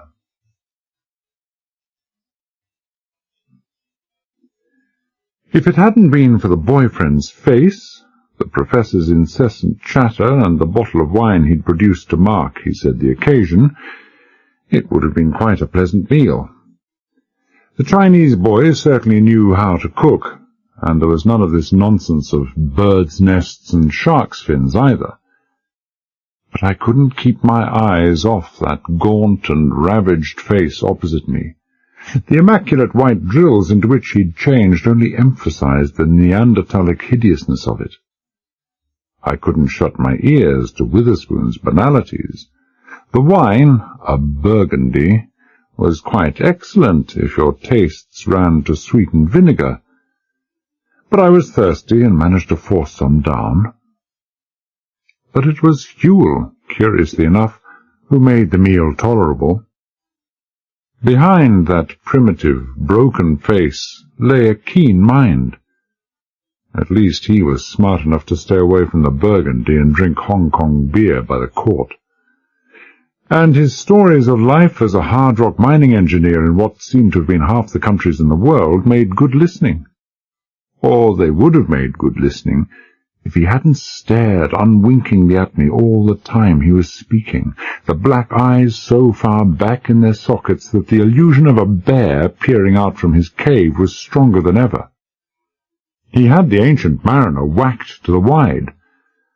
I might have been sitting there transfixed all night, if Witherspoon hadn't finally pushed back his chair, rubbed his hands together in satisfaction, and asked me how I'd enjoyed the meal. "Oh, it was excellent," I told him. "Don't let that cook go. Very many thanks indeed. And now, if you will, I think I'll be getting back to my wife." "Nonsense, nonsense," the affronted host to the life. "Coffee and brandy to come yet, my boy. Whenever do we archaeologists get an opportunity to celebrate? We're delighted to see a strange face here, aren't we, Hewell?" Hewell didn't contradict him, but he didn't agree with him either. It didn't matter to Witherspoon. He brought forward a rattan armchair, set it in position for me, and fussed around like an old hen until he was certain I was comfortably seated. Then Tommy brought in the coffee and the brandy. From that moment on, the evening went well. After the Chinese boy had brought in drinks for the second time, the professor told him to bring the bottle and leave it there. The level in the bottle sank as if there was a hole in the bottom of it. The professor was in tremendous form. The level sank some more. Hewell smiled twice. It was a great night. The calf was being fatted for the kill. They weren't wasting all that excellent brandy for nothing. The bottle was emptied and another brought in. The professor told some mildly risque jokes and convulsed himself with laughter. Hewell smiled again. I wiped away some tears of mirth and caught the quick flicker of interchanged glances. The axe was starting on its backswing. I congratulated the professor on his wit in a slurred and stumbling voice. I never felt more sober in my life. They'd obviously rehearsed the whole thing meticulously. Witherspoon, the dedicated scientist to the life, started to bring me some of the exhibits from the showcases lining the walls. But after a few minutes he said, "Come, Hewell, we are insulting our friend here. Let us show him our real treasures."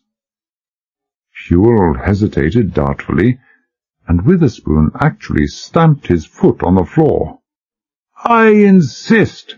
Damn it, man, what harm in it?" "Very well." Hewell crossed to the big safe by my left-hand side, and after a minute's fruitless twiddling of the knob said, "Combination's stuck again, Professor." "Well, open it from the back, combination," Witherspoon said testily. He was standing to my right, a piece of broken pottery in his hand. "Now, look at this, Mr. Ventral. I want you to pay particular attention to—" But I wasn't paying any attention, particular or otherwise, to what he was saying. I wasn't even looking at the pottery. I was looking at the window behind him, a window which the kerosene lamp inside and the darkness outside transformed into an almost perfect picture. I was looking at Hewell and the safe that he was tilting away from the wall.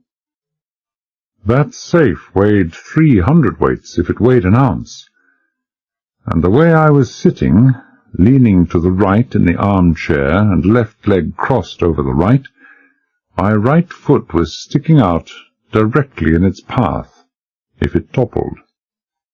And it was going to topple.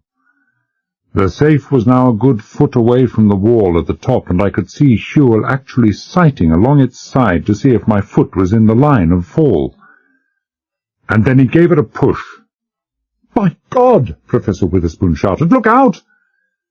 The cry of horror was as perfectly done as it was calculatedly late. But he needn't have bothered himself. I was already looking out for myself. I was already starting to fall out of my chair as the safe fell on my leg, twisting my foot so that the side lay flush along the floor, the sole at right angles to the toppling safe. It was a heavy sole, more than half an inch of solid leather, but even so it was a chance. A long chance, but I had to take it.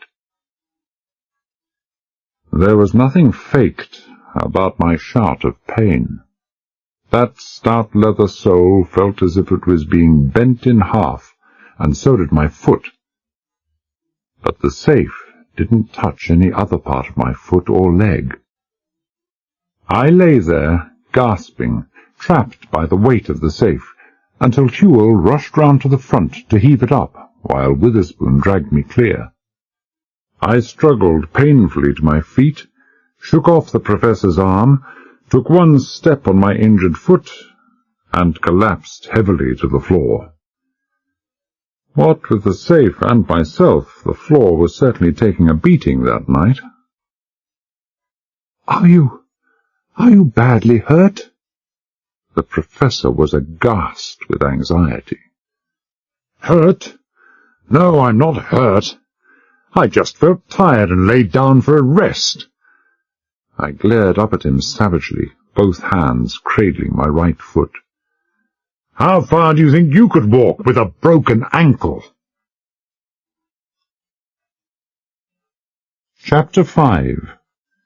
Wednesday, 10 p.m. to Thursday, 5 a.m. Abject apologies, restoring the patient with what few drops of brandy still remained, splinting and taping my ankle in a surgical dressing, took about 10 minutes. After that they half helped, half carried me back to the guest hut. The side screens were down, but I could see the chinks of light through them. The professor rapped on the door and waited. The door opened. Who's there?" Marie had thrown some kind of wrap over her shoulders, and the light of the kerosene lamp behind her made a shining halo round the soft, fair hair. "Nothing to worry about, Mrs. Bentle," Witherspoon said soothingly. "Your husband's just had a slight accident. Hurt his foot rather, I'm afraid." "Slight accident?" I yelped. "Hurt his foot? I've broken my bloody ankle." I pushed off the restraining hands, tried to lurch through the door, stumbled, cried out, and measured my length on the floor of the guest house. I was getting good at measuring my length on floors. It was far quicker than using a tape. Marie, her voice high-pitched in anxiety, said something I couldn't catch above my own moans, and dropped on her knees beside me. But the professor lifted her gently to her feet, while Hewell picked me up and placed me on my bed. I weigh close on 200, but he lifted and set me down with as little effort as a girl her doll, except perhaps not quite so gently. But those string beds were stronger than they looked, and I didn't go through to the floor. I moaned some more, and then propped myself up on one elbow, letting them see how a stiff-lipped Englishman suffers in silent agony, wincing and screwing my eyes shut from time to time, just in case they didn't get it. Professor Witherspoon explained, rather haltingly, what had happened, at least his version of what had happened, a convincing amalgam of jammed combinations, top-heavy safes, and sagging floors which made safes unstable, and Marie listened to him in stormy silence. If she was acting, she'd missed out on her profession. The quick breathing, the compressed lips, the slightly flared nostrils, the tightly clenched fists, those I could understand. But to get your face as pale as she did hers, you really have to put your heart into it. When he'd finished, I really thought she was going to start in on him. She didn't seem the slightest scared or awed by Hewell's towering bulk, but she seemed to control herself and said in an icy voice, Thank you both very much for bringing my husband home. It was most kind of you. I'm sure it was all an accident. Good night. That hardly left the door open for any further conversational gambits, and they took themselves off, hoping aloud that I would be better the next day. What they were really hoping they kept to themselves, and they forgot to say how they expected a broken bone to set overnight. For about 10 seconds more, Marie stood staring through the door by which they'd left. Then she whispered, He's terrifying, isn't he? He's like something left over from the Dark Ages. He's no beauty. Scared? Of course I am. She stood still for some seconds longer, sighed, turned round, and came and sat on the edge of my bed. For a long moment she looked down at me, like a person hesitating or making up her mind. Then she touched me lightly on the forehead with both cool hands, smoothed her fingertips past my hair, and looked down at me, propped up by a hand on either side of my head. She was smiling, but there was no amusement in the smile, and her hazel eyes were dark with worry. I'm so sorry for this, she murmured. It's pretty bad, isn't it, Johnny? She'd never called me that before. Terrible. I reached my hands up, put them round her neck, and pulled her down till her face was buried in the pillow. She didn't resist any. Recovering from the shock of a first-time close-up of Huel would always take time, or maybe she was just humouring a sick man. She had a cheek like a flower petal, and she smelt of the sun and the sea. I put my lips close to her ear and whispered, Go and check if they've really gone. She stiffened as if she'd touched a live wire, then pushed herself upright and rose. She went to the door, peered through some interstices in the side screens, then said in a quiet voice, They're both back in the Professor's living room. I can see them lifting the safe into position. Put the lights out. She crossed to the table, turned down the wick, cupped her hand over the top of the glass funnel, and blew. The room was plunged into darkness. I swung off the bed, unwound the couple of yards of medical plaster they'd wrapped round the splints and ankle, cursing softly as it stuck to the flesh, put the splints on one side, stood up, and gave 2 or 3 experimental hops on my right foot. I was hopping almost as good as ever. The only pain was on the outside of my big toe, which had taken the brunt of the weight of the safe when the sole had bent. I tried it again, but it was still okay. I sat down and began to pull on sock and shoe. "What on earth are you doing?" Marie asked. The soft concern, I noticed with regret, had gone from her voice. "Just testing," I said softly. "I think the old foot will carry me around a bit yet." "But the bone? I thought the bone was broken." "Just a natural fast healer." I tried the foot inside the shoe and hardly felt a thing. Then I told her what had happened. At the end she said, "I suppose you thought it was clever to fool me." I'd become used to a lot of feminine injustice in my life, so I let it pass. She was too smart not to see how unfair she was, not, at least, when she'd cooled down. Why she had to cool down I didn't know, but when her temperature dropped she would realize the immense advantage I'd gained by having created the impression that I was completely incapacitated. I heard her moving across the room back to the bed, and as she passed me she said quietly, "You told me to count the Chinese going in and out of the long hut." "Well?" "There were 18. 18? All I counted in the mine was 8. 18. Notice what any of them was carrying when he came out?"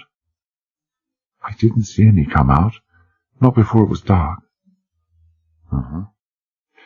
Where's the torch? Under my pillow. Here. She turned in, and shortly I could hear her slow, even breathing, but I knew she wasn't asleep. I tore strips of the plaster and stretched them across the face of the torch until there was only a 1/4-inch diameter hole left in the middle.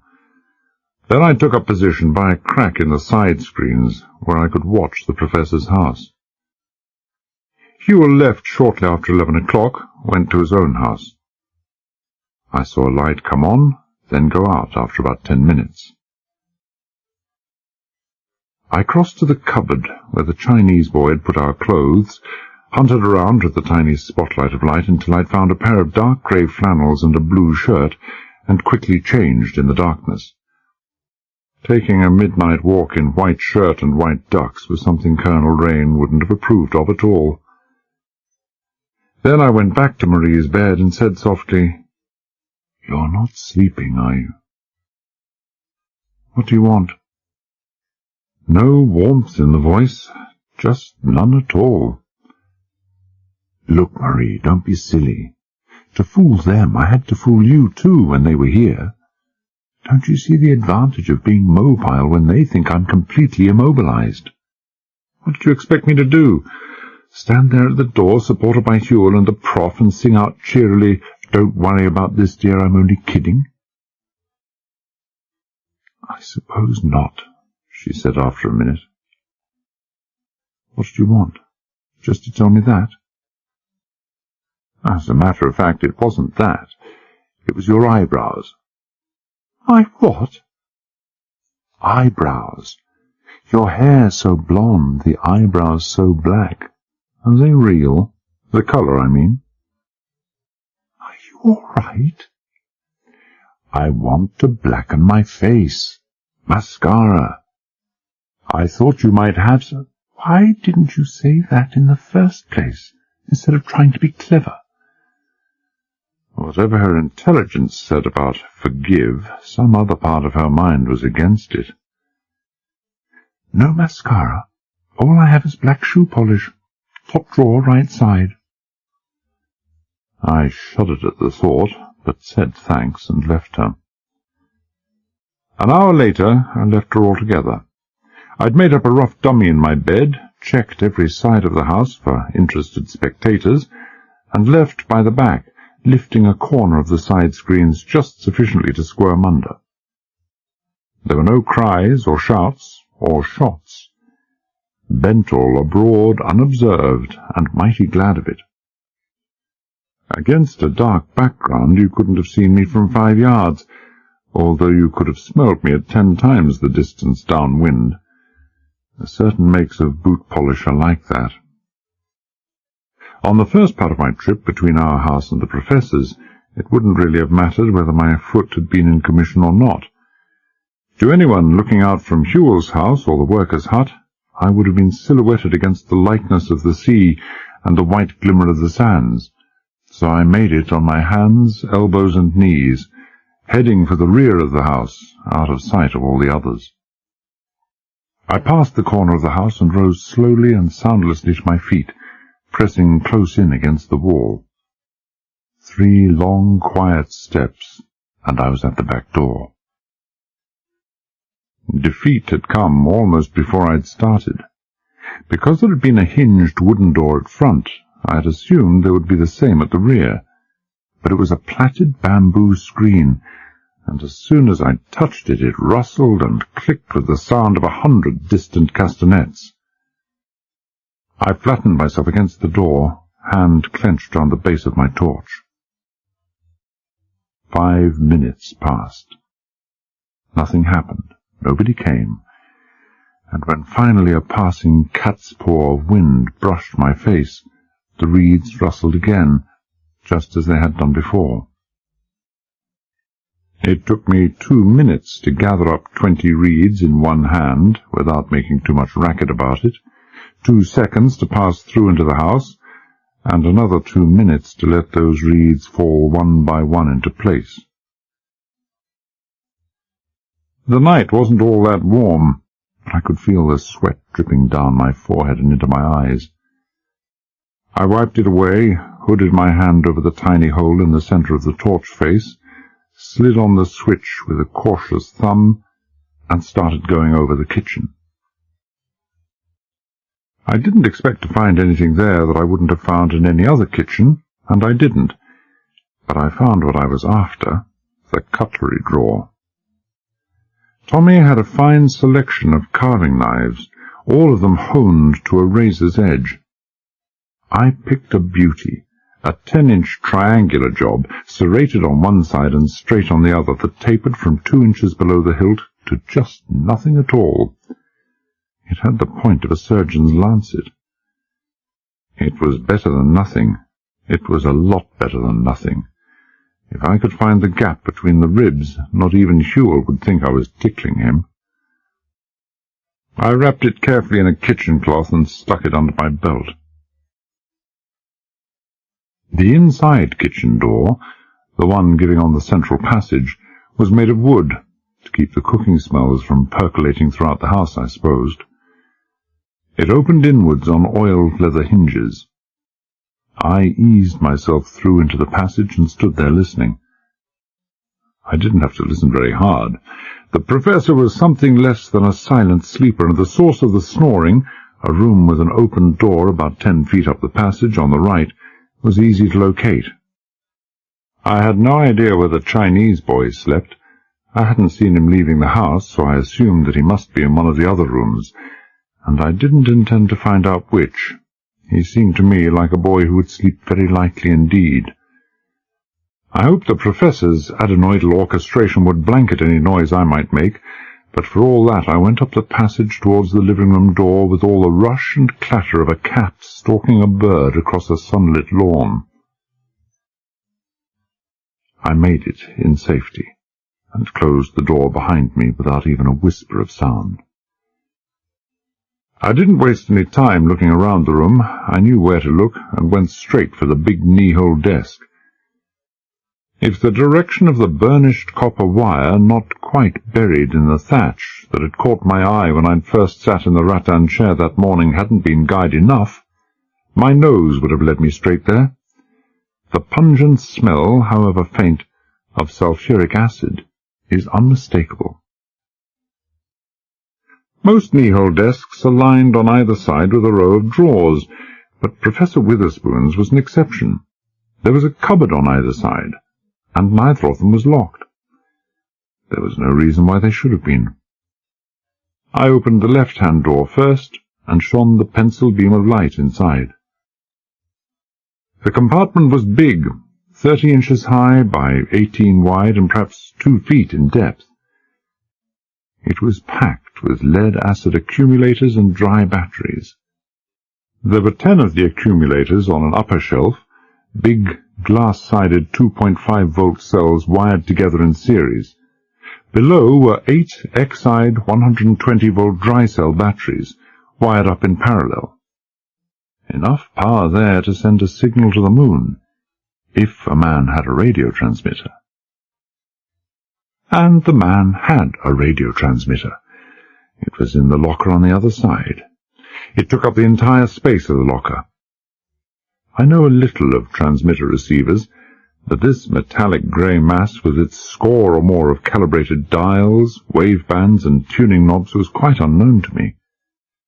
I peered closely at the maker's name, and it read, Kurubi Sankowa Radio Corporation, Osaka and Shanghai. It didn't mean a thing to me, any more than the jumble of Chinese characters engraved beneath it. The wavelengths and receiving stations on the transmitting waveband were marked in both Chinese and English, and the needle was locked on Fuchao. Perhaps Professor Witherspoon was the kind-hearted sort of employer who allowed his homesick workers to speak to their relatives in China, but perhaps he wasn't. I closed the door softly and turned my attention to the upper part of the desk. The professor might have known I was coming.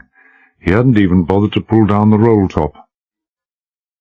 After 5 minutes' methodical search, I was beginning to understand why he hadn't bothered. There was nothing in the desktop drawers and pigeonholes worth concealing. I was about to give up and fold my tent when I looked again at the most obvious thing on that desk, the blotting pad with its four-cornered leather holder. I took the blotters out of the holder and looked down at the piece of thin parchment paper that had been concealed between the lowest blotter and the pad. It was a typewritten list of 6 lines, each line consisting of a double-barreled name followed by figures, 8 figures every time. The first line read, Pelican Takeshamaru, 20007815. The second, Linkiang Haweta, 10346925, and so on, with the other 4 lines containing equally meaningless names and combinations of figures. Then there was a space of 1 inch, and then another line which read, Every hour 46 tombola. I could make nothing of it. It seemed to be about the most useless information, if that's what it was, that anyone could ever want. Or I could be looking at the most important code I'd ever seen. Either way, it didn't seem much help to me, but it might help later. Colonel Rain reckoned I had a photographic memory, but not for this kind of junk. I took pencil and paper from the professor's desk, copied the writing, put the parchment back where I'd found it, took off my shoe, folded the paper and placed it, wrapped in some waterproof polythene, between the sole of my foot and my sock. I didn't fancy making that traverse through the passage to the kitchen again, so I left through a window remote from Whewell's and the workers' houses. 20 minutes later, I was well clear of all the houses, and rose painfully to my feet. I hadn't travelled so far on my hands, elbows, and knees since my nursery days, and I'd lost the hang of the thing. Moreover, years of not moving around on them had made mine quite unsuitable for this kind of locomotion, and they ached fiercely. But they weren't in any worse condition than the clothes that covered them. The sky was almost completely overcast, but not quite, and every now and then a sudden unveiling of the almost full moon made me drop quickly into the shelter of some scrub or bush, and wait until the sky darkened over again. I was following the line of the railway tracks, which led from the crushing mills and drying shed round to the south, and then, presumably, west of the island. I was very interested in this line and its destination. Professor Witherspoon had carefully refrained from making any mention of what lay on the other side of the island, but for all his care, Professor Witherspoon talked too much. He'd told me that the phosphate company used to take 1,000 tons a day out of the hillside, and as it wasn't there any more, they must have taken it away. That meant a ship, a big ship, and no big ship would ever have used that tiny floating pier of logs below the professor's house, even if it could have approached it closely enough in the shallow lagoon water, which it couldn't. Something bigger was needed, something much bigger. A stone or concrete pier, maybe one made from coral blocks, and either a crane or a raised hopper with a canted loading chute. Maybe Professor Witherspoon hadn't wished me to walk in this direction. A few seconds later I was wishing the same thing myself. I'd just passed over a tiny culvert where a small stream, almost covered in with bushes and thickets, ran down from the mountain to the sea, and had taken no more than 10 paces beyond when there came the quick, stealthy rush of padding feet behind me. Something heavy crashed into my back and shoulder, and then, before I'd time to start reacting, something else closed over my upper left arm just above the elbow with all the power and brutal savagery of a sprung bear trap. The immediate pain was agonizing. Whewell. That was my first and instinctive reaction as I staggered and lurched and all but fell. Whewell, it must be Whewell. No one else I'd ever known could have a grip like that. It felt as if my arm was being crushed in half. I swung round in a vicious half-circle, hooking with all the strength of my right arm for where his stomach ought to have been, and all I did was to make a hole in the night. I almost dislocated my right shoulder, but I'd more to think about than that as I lurched sideways again, fighting for my balance. Fighting for my balance, and fighting for my life. It wasn't Hewell who had me, but a dog, about the size and power of a wolf. I tried to tear him off with my right hand, but all it did was to sink those huge teeth still deeper into my arm. I tried crashing my right fist again and again against that powerful body, but he was so far to my left and back that I could barely reach him. I tried kicking, but I couldn't get anywhere near him. I couldn't get at him, I couldn't shake him off. There was no solid object I could crush him against, and I knew that if I tried falling on top of him, he'd have loosened his grip and had my throat before I knew what he was about. He must have weighed between 80 and 90 pounds. He had fangs like steel hooks, and when you have steel hooks embedded in your arm and a weight of 90 pounds suspended from them, only one thing can happen. The skin and flesh start to tear, and I haven't any different skin or flesh from anyone else. I could feel myself getting weak. I could feel the waves of pain and nausea washing over me when, in a moment of clarity, my mind, or what passes for it, started working again.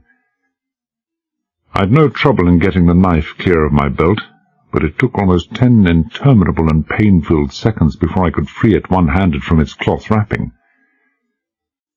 After that, it was easy. The stiletto point entered just below the breastbone and angled inwards and upwards for the heart, meeting almost no resistance. The bear-trap grip on my arm loosened in a fraction of a second, and the dog was dead before it reached the ground. I didn't know what kind of dog it was, and I didn't care. I hauled him by his heavy studded collar till I came to the culvert I'd so recently crossed, dragged him down the short bank to the stream, and pulled him into the water where the bushes were thickest. I thought he would be pretty well screened from sight above, but I didn't dare use my torch to see. I jammed him in place with some heavy stones so that no freshet after heavy rain could wash him into view, then lay face down by the stream for almost 5 minutes, till the sharpest of the pain, the shock and nausea had worn off, and my racing pulse and pounding heart returned to something like normal. It had been a bad couple of minutes. Getting my shirt and singlet off was no pleasure at all. The arm was already stiffening up, but I managed it, and washed my arm thoroughly in the running water. I was glad it was fresh water and not salt. Washing my arm, I thought, was going to do me a great deal of good if that dog had been suffering from hydrophobia, about the same effect as if I washed my arm after a king cobra had struck. But there didn't seem to be much point in worrying about it, so I bandaged up my arm as well as I could with strips torn from my singlet, pulled on my shirt, climbed out of the culvert, and continued on my way, still following the metal tracks. I carried the knife in my right hand now, and I hadn't any cloth wrapped round it either. I felt chilled, cold with the ice-cold of a vicious anger. I wasn't kindly disposed towards anyone. I was almost round to the south of the island now. There were no trees, just bushes and scattered low scrub that was no good for concealment at all, unless you lay prone on the ground, and I wasn't in the mood for lying prone on the ground. But I hadn't altogether taken leave of my senses, and when the moon suddenly broke through into a large patch quite free from cloud, I dropped flat and peered out from the shelter of some bushes that wouldn't have given decent cover to a rabbit. In the brilliant wash of the moonlight, I could see now that my first impression of the island from the reef that morning hadn't been entirely accurate. The early morning mists had obscured the true features to the south of the island. True, the narrow plain at the foot of the mountain did, from where it lay, seem to go all the way round the island, but it was much narrower here than in the east. Moreover, it didn't slope steadily towards the sea, but seemed even to slope from the sea to the base of the mountain, which meant only one thing, that the island to the south must end in a very steep drop to the lagoon, perhaps even a sheer cliff face. And I hadn't been right about the mountain either, although this new feature I couldn't have seen from the reef. Instead of having the continuously smooth, steeply sloping surface of a cone, the mountain seemed to be almost completely bisected down its southerly face by a gigantic cleft or ravine, no doubt a relic of that catastrophic day when the northern half of the mountain had vanished into the sea. What this entire physical configuration amounted to was that the only way from east to west on this island appeared to lie across the narrow connecting belt of plain to the south. It couldn't have been more than 120 yards wide. 15 minutes later, that patch in the clouds was twice as large, and the moon still in the middle of it, so I decided to move.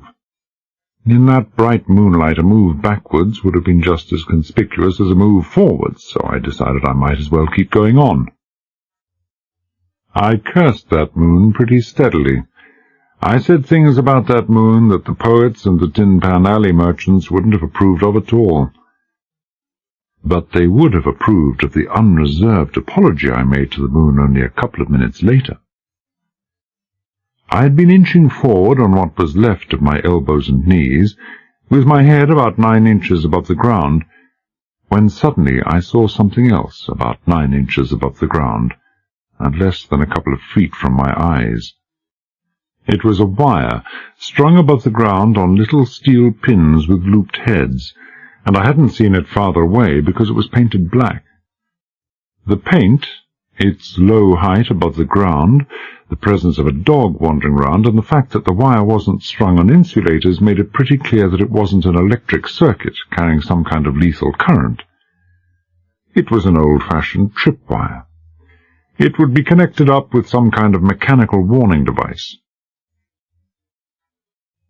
I waited 20 minutes without moving, until the moon had again gone behind the clouds, rose stiffly to my feet, crossed the wire, and got down again. The land had now quite a definite dip to my right, towards the base of the mountain, and the railway track had been raised and banked on one side to meet the angle of the ground. It seemed like a good idea to crawl along beneath the raised edge of the embankment. I would be in shadow if the moon broke through again. Or I hoped I would be. I was. After almost half an hour more of this elbow and knees caper, during which I saw nothing and heard nothing, and thought with increasing sympathetic admiration of the lower members of the animal kingdom who were doomed to spend their lives getting around in this fashion, the moon broke through again. And this time I really saw something. Less than 30 yards ahead of me I saw a fence. I had seen such fences, and they weren't the kind that surround an English meadow. Where I had seen them before had been in Korea, round prisoner-of-war cages. This one was a 9-stranded, barbed wire affair, over 6 feet high and curving outwards at the top. It emerged from the impenetrable darkness of the vertically walled cleft in the mountain to my right, and ran due south across the plain. Perhaps 10 yards beyond that there was another fence, a duplicate of the first. But what occupied my attention was not either of the fences, but a group of 3 men I could see beyond the second fence. They were standing together, talking, I presumed, but so softly that I couldn't hear what they were saying, and one of them had just lit a cigarette. They were dressed in white ducks, round caps, gaiters and cartridge belts, and carried rifles slung over their shoulders. They were, without any doubt at all, seamen of the Royal Navy. By this time my mind had given up. I was tired. I was exhausted. I couldn't think any more.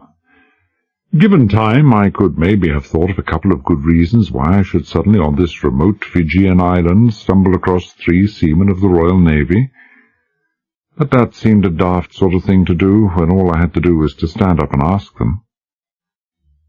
I transferred the weight from my elbows to the palms of my hands and started to get to my feet. 3 yards ahead of me, a bush moved. Shock froze me into involuntary and life-saving immobility. No relic dug out by the professor was ever half so petrified as I was at that moment. The bush leaned over gently towards another bush and murmured something in so low a voice that I couldn't have heard it another 5 feet away.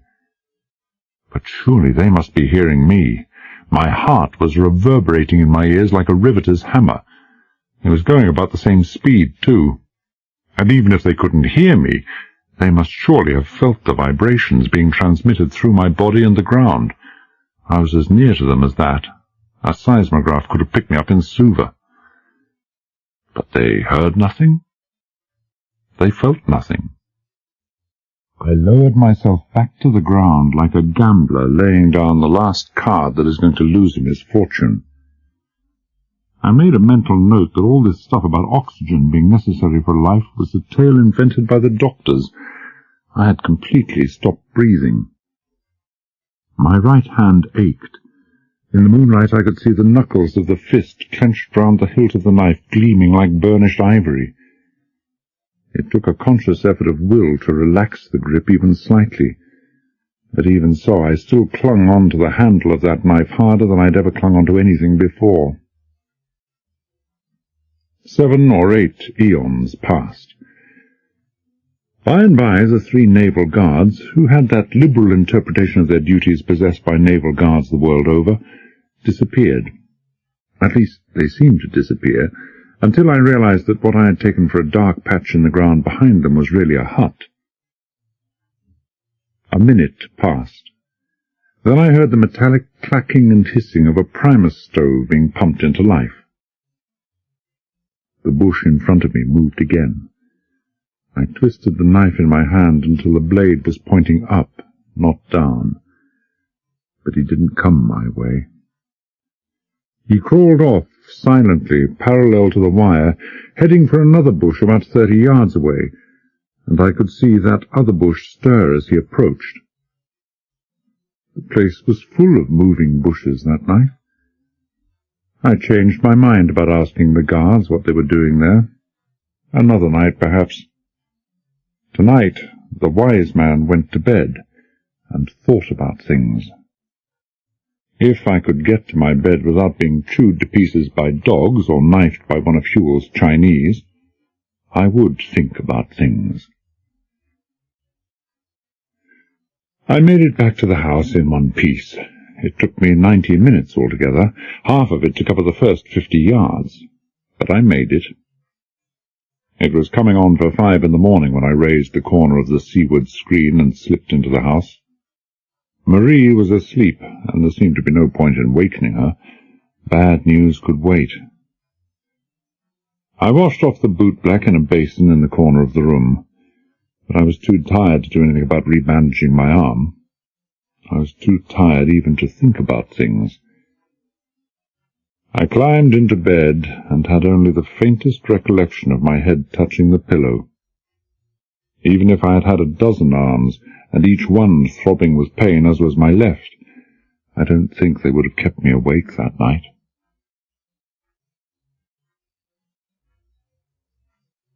Chapter 6.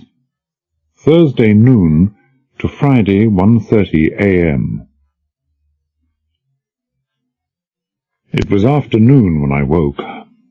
Only one wall screen had been pulled up, the one that gave on the lagoon. I could see the green shimmer of water, the white glare of sand, the washed-out pastels of the coral, and beyond the lagoon, the darker line of the sea with a cloudless sky above. With 3 side screens down, there was no through draught, and it was stiflingly hot under that thatched roof. But at least it made for privacy. My left arm throbbed savagely, but I was still alive. No hydrophobia. Marie Hopeman was sitting on a chair by my bed. She was dressed in white shorts and blouse. Her eyes were clear and rested. She had colour in her cheeks, and altogether just looking at her made me feel terrible.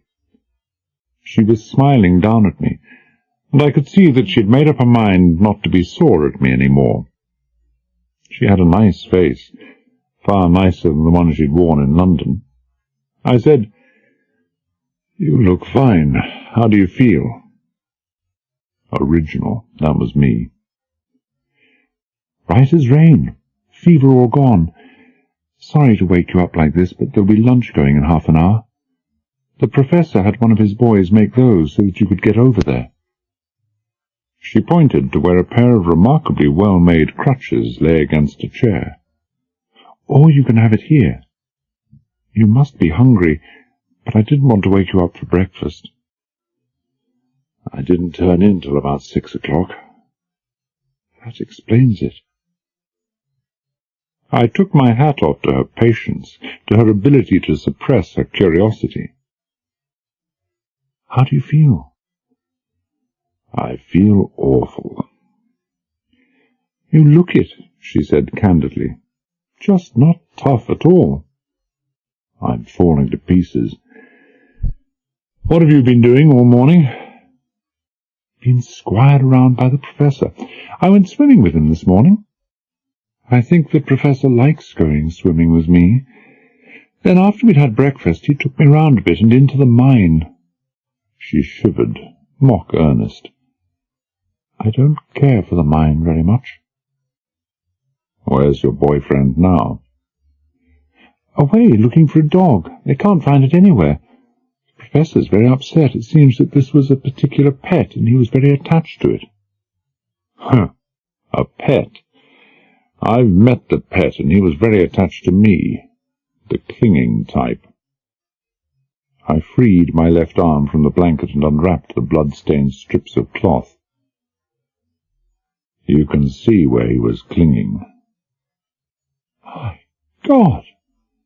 Her eyes widened and the warm colour ebbed from her cheeks. That looks ghastly." I examined my arm with a kind of doleful pride, and had to admit that she wasn't exaggerating any. From shoulder to elbow, most of the arm was blue, purple, and black, and swollen as much as 50% above normal. There were 4 or 5 deep triangular tears in the flesh, and blood was still oozing slowly from 3 of them. The parts of my arm that didn't seem discoloured were probably just as bad as the rest, only they were hidden under a thick crust of dark, dried-up blood. I had seen pleasanter sights. "What happened to the dog?" she whispered. "I killed him." I reached under the pillow and drew out the blood-stained knife. "With this." "Where on earth did you get that? Where—" "I think you'd better tell me everything from the beginning." So I told her, quickly and softly, while she cleaned up my arm and bandaged it again. She didn't like the job, but she did it well. When I'd finished speaking, she said, "What lies on the other side of the island?" "I don't know," I said truthfully, "but I'm beginning to make all sorts of guesses, and I don't like any of them." She said nothing to this, just finished tying up my arm and helping me into a long-sleeved shirt. After that she fixed up the splints and plaster again on my right ankle, went to the cupboard and brought back her handbag. I said sourly, "Going to powder your nose for the boyfriend?" "I'm going to powder yours," she said. Before I was properly aware of what she was doing, she had some kind of cream on my face, had rubbed it in and was dusting powder over it. After a bit she leaned back and surveyed her handiwork. "You look simply sweet," she murmured, and handed me her pocket mirror. I looked awful. One horrified glance at me would have had any life assurance salesman in the land jumping on his fountain pen with both feet. The drawn features, the bloodshot eyes with the blue under them were my own contributions, but the ghastly and highly convincing pallor of the rest of my face was entirely due to Marie. Wonderful, I agreed. And what's going to happen when the professor gets a good whiff of this face powder? She drew a miniature scent spray from her bag. After I'd sprayed a couple of ounces of Night of Mystery on myself, you won't be able to smell anything else within 20 yards. I wrinkled my nose and said, I see your point. Night of Mystery was pretty powerful stuff, at least in the quantities she was using. What happens if I start sweating? Won't all this cream and powder stuff start to streak? It's guaranteed not to, she smiled. If it does, we'll sue the makers. Sure, I said heavily. That should be interesting. You know, the shades of the late J. Bentall and M. Hopeman herewith propose to raise an action. Stop it, she said sharply. Stop it, will you? I stopped it. She was a very touchy girl on some subjects. Or maybe I was just clumsy and careless. I said, Don't you think the half hour is just about up? She nodded. Yes, we'd better go. It took me until I had got down the steps and moved 6 paces into the sunshine to realize that Marie's careful preparation with the cream and powder was probably just so much wasted effort. The way I felt, nothing could have made me look worse. With only one foot in commission and the other shoeless foot swinging clear of the ground, I was forced to throw much of my weight on the crutches, and with every thud of the left-hand crutch on the hard-baked earth, a violent jolt of pain stabbed clear through my arm, from the fingertips all the way to the shoulder, then across my back to the very top of my head. I didn't see why an arm injury should give me a violent headache, but it did. This was something else to take up with the medical profession. Old Witherspoon had either been watching or had heard the thud of my crutches, for he opened the door and came hopping briskly down the steps to greet us. The broad beam of welcome changed to a look of distress as he caught sight of my face. God bless my soul! Bless my soul! He came hurrying anxiously forward and took my arm. You look, I mean, this has given you a terrible shake. Good God, my boy, the sweat's pouring down your face. He wasn't exaggerating. It was pouring down my face. It had started pouring at the precise instant that he had gripped me by the arm, the left arm, just above the elbow. He was screwing my arm off at the shoulder socket. He thought he was helping me. I'll be all right. I gave him my wan smile. Just jarred my foot coming down our steps. Otherwise I hardly feel a thing. You shouldn't have come out, he scolded. Foolish, terribly foolish.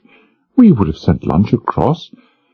However, now that you're here, dear me, I feel so guilty about all this. Not your fault, I reassured him. He'd shifted his grip higher to assist me up the steps, and I noted with faint surprise that his house was swaying from side to side. You weren't to know that the floor was unsafe? But I did. That's what vexes me so much. Unforgivable, unforgivable. He ushered me into a chair in his living room, fussing and clucking around like an old hen. By Jove, you do look ill. Brandy, eh? Brandy. Nothing I'd like better, I said honestly. He did his usual testing to destruction act with a handbell. Brandy was brought and the patient revived. He waited till I downed half my drink, then said, Don't you think I should have another look at that ankle? Thank you, but fortunately no need, I said easily. Marie fixed it this morning. I had the good sense to marry a fully qualified nurse. I hear you've had a little trouble yourself. Did you find your dog? No trace of him anywhere. Most vexing, most disturbing. A Doberman, you know, very devoted to him. Yes, very devoted. I can't think what has happened. He shook his head worriedly, poured some sherry for himself and Marie, and sat beside her on the rattan couch. I fear some misfortune has overtaken him. Misfortune? Marie gazed at him wide-eyed. On this peaceful little island? Snakes, I'm afraid. Highly poisonous vipers. They infest the southern part of the island and live on the rocks at the foot of the mountain. Carl, my dog, may have been bitten by one of those. Incidentally, I meant to warn you, on no account go near that part of the island. Extremely dangerous, extremely. Vipers? Marie shuddered. Do they come near the houses here? Oh, dear me, no. The Professor patted her hand in absent-minded affection. No need to worry, my dear. They hate this phosphate dust. Just remind yourself to confine your walks to this part of the island. I certainly shall, Marie agreed. But tell me, Professor, if the vipers had got him, wouldn't you or someone have found his body? Not if he were in among the rocks at the foot of the mountain. Fearful jumble there. Of course, he may come back yet. Or he may have taken a swim, I suggested. A swim? The Professor frowned. I don't follow you, my boy. Was he fond of water? Oh, as a matter of fact, he was. By Jove, I believe you've hit on it. Lagoons full of tiger sharks. Monsters, some of them up to 18 feet. And I do know they move close in at night. That must have been it. That must have been it. Poor Carl. One of those monsters could have bitten him clear in two. What an end for a dog. What an end. Witherspoon shook his head mournfully and cleared his throat. Dear me, I shall miss him. He was more than a dog. He was a friend. A faithful and a gentle friend. We all sat around for a couple of minutes in silent sorrow, paying our last respects to this departed pillar of canine benevolence. And then we got on with the lunch. It was still daylight, but the sun had sunk beyond the shoulder of the mountain when I woke up. I felt fresh and rested, and while my arm was still stiff and sore, the throbbing pain of the morning had gone. As long as I didn't have to move around, the discomfort was hardly worth mentioning. Marie had not yet returned. She and the Professor had gone out trolling for trevally, whatever trevally might be, with the two Fijian boys after lunch, while I had returned to bed. The Professor had invited me also, but it had obviously been only as a gesture of politeness. I hadn't the strength to pull in a sardine that afternoon. So they'd gone without me. Professor Witherspoon had expressed regrets and apologies, and hoped I didn't mind his taking my wife with him. I told him not at all, and hoped that they would enjoy themselves. And he'd given me a funny look that I couldn't quite figure out, and I'd had the obscure, uneasy feeling of having put a foot wrong somewhere. But whatever it was, he hadn't let it puzzle him long. He was too interested in his trevally, not to mention Marie. I'd washed and shaved and managed to make myself look more or less respectable by the time they returned. It appeared that the trevally hadn't been biting that day. Neither of them seemed very upset about it. The Professor was in tremendous form at the table that evening, a genial, thoughtful host with a fund of good stories. He really went out of his way to entertain us, and it didn't require any great deductive powers to guess that the effort wasn't being made on my behalf, or on the behalf of Hewell, who sat at the opposite end of the table from me, brooding and silent and remote. Marie laughed and smiled and talked almost as much as the Professor. She seemed to find his charm and good humour infectious, but it didn't infect me any. I'd done a good solid hour of constructive thinking before I'd gone to sleep that afternoon, and the thinking had led me to inevitable conclusions that I found very frightening indeed. I don't scare easy, but I know when to be scared. And never a better time, in my opinion, than when you've made the discovery that you're under sentence of death. And I was under sentence of death. I had no doubt at all left in my mind about that. Dinner over, I pulled myself to my feet, reached for the crutches, thanked the professor for the meal, and said that we couldn't possibly trespass on his kindness and hospitality any more that night. We knew, I said, that he was a busy man. He protested, but not too violently, and asked if there were any books he could send across to our house. I said we would be pleased, but that I'd like to take a few steps down to the beach first, and he clucked his tongue and wondered whether it would not be too much for me. But when I said he had only to look out of the window and see for himself how little I was exerting myself, he supposed, doubtfully, it would be all right. We said good night, and left them. I'd some difficulty in negotiating the steep bank overhanging the top of the beach, but after that it was easy. The sand was dry and hard-packed, and the crutches scarcely sank in at all. We went about a couple of 100 yards down and along the beach, always keeping in line of sight of the professor's windows, till we came to the edge of the lagoon. There we sat down. The moon was as it had been the previous night, one moment there, the next vanished behind the drifting cloud. I could hear the distant murmur of the surf breaking on the reef of the lagoon, and the faint rustling whisper of the night wind in the nodding palms. There were no exotic tropical scents.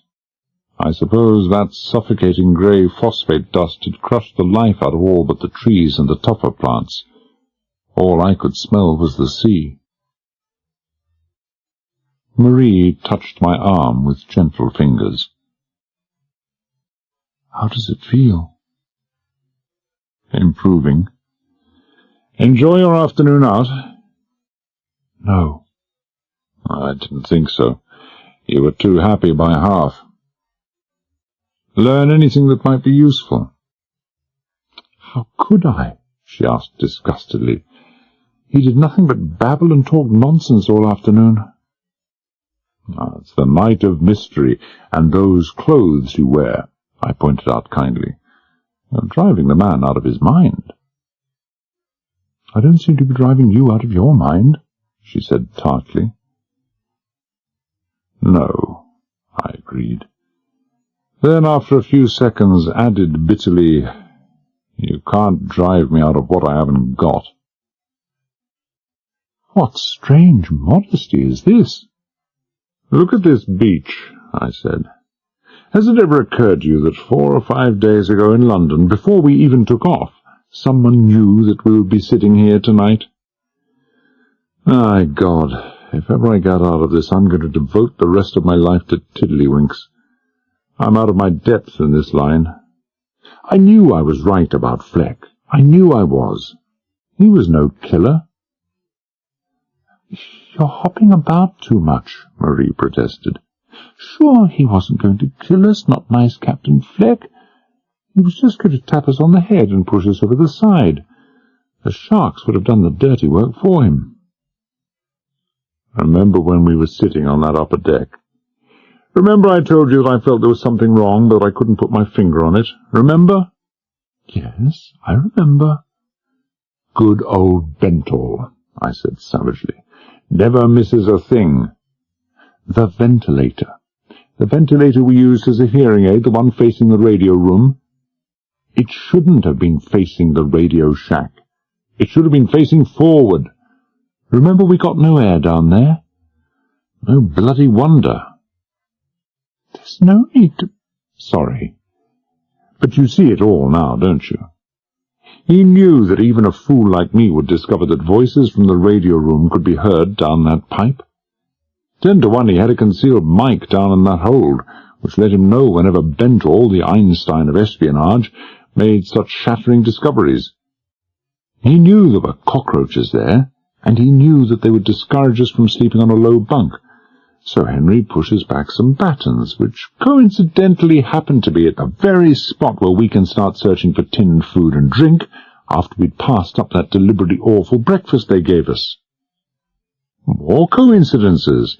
Behind the tinned food are battens with loose screws, and behind them are life belts.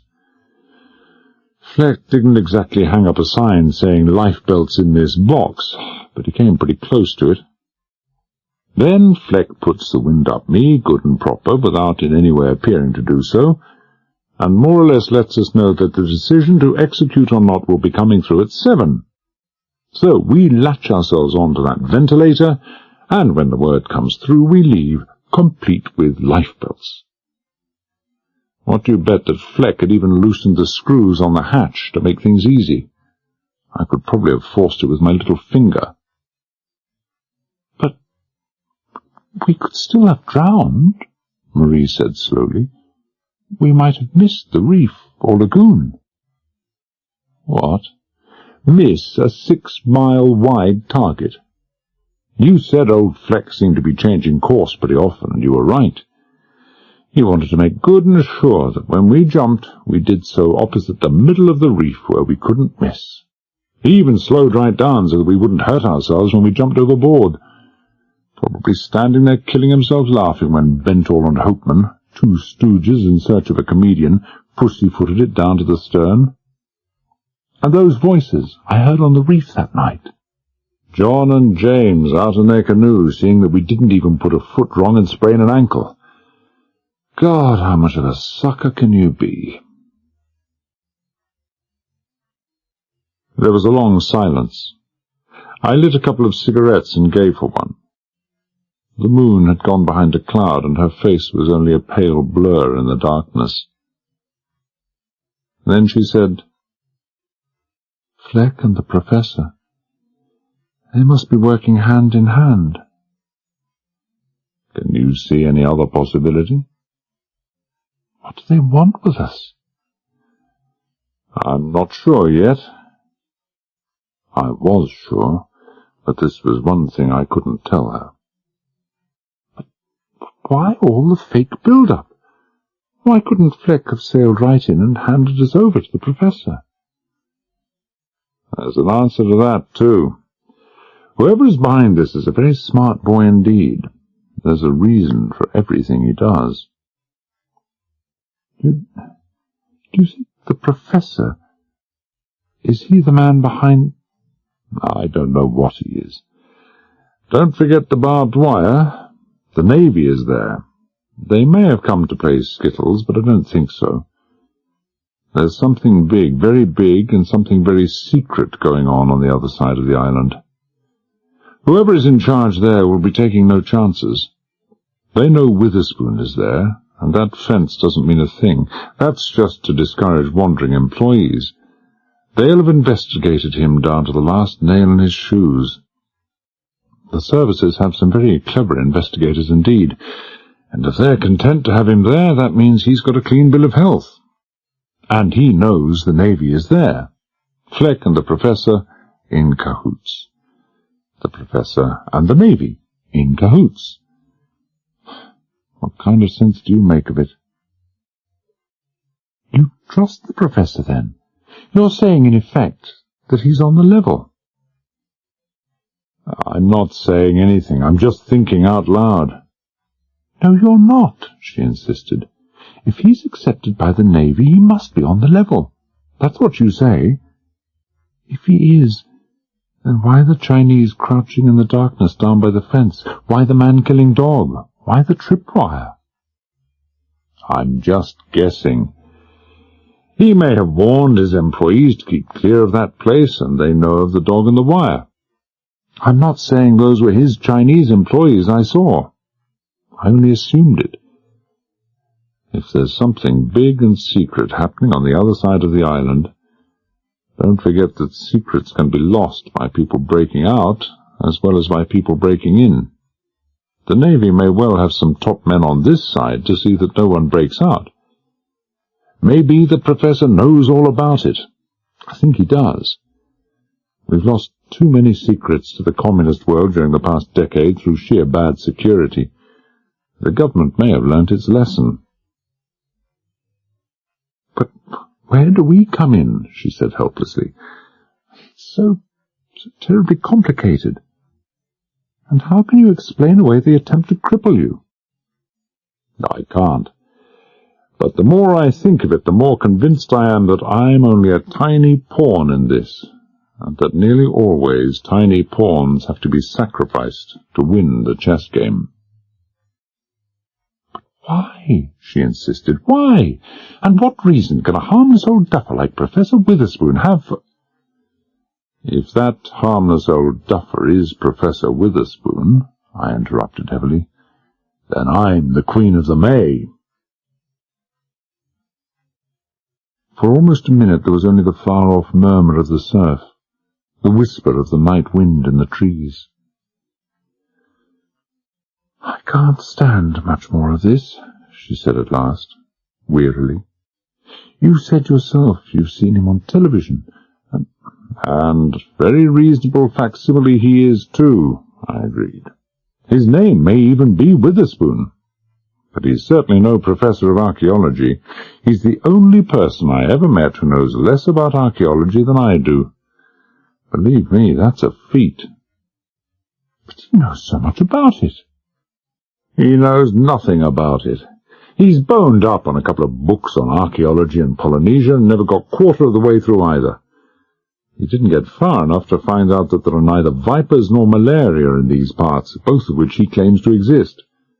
That's why he objected to your having his books. You might find out more than he does. It wouldn't take long. He talks about recovering pottery and wooden implements from basalt.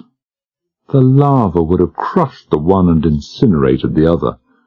He talks about dating wooden relics by experience and knowledge, and any schoolboy in physics will tell you that it can be done with a high degree of accuracy by measuring the extent of decay of radioactive carbon in those relics.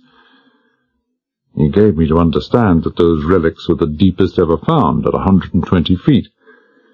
And I don't suppose there are more than 10 million people who know that a 10-million-year-old skeleton was dug out from the Tuscany hills about 3 years ago at a depth of 600 feet, in a coal mine. As for the idea of using high explosive in archaeology instead of prying away gently with pick and shovel, well, don't mention it around the British Museum. You'll have the old boys keeling over like ninepins. But all those relics and curios they have around. Oh, they may be genuine.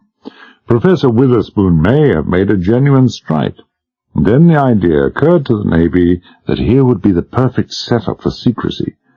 They could have all access to the island forbidden for perfectly legitimate reasons, and that would give them the ideal cover-up. Nothing to excite the suspicions of the countries who would be very excited indeed if they knew what the Navy was doing. Whatever that is.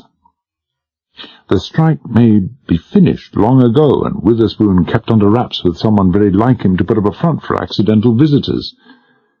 All those relics may be fakes. Maybe there never was an archaeological find here. Maybe it's a brilliant idea dreamt up by the Navy. Again, they'd require Witherspoon's cooperation, but not necessarily himself, which accounts for the bogus prof. Maybe the story was fed to the newspapers and magazines. Maybe some newspaper and magazine proprietors were approached by the government and persuaded to help out in the fraud. It's been done before.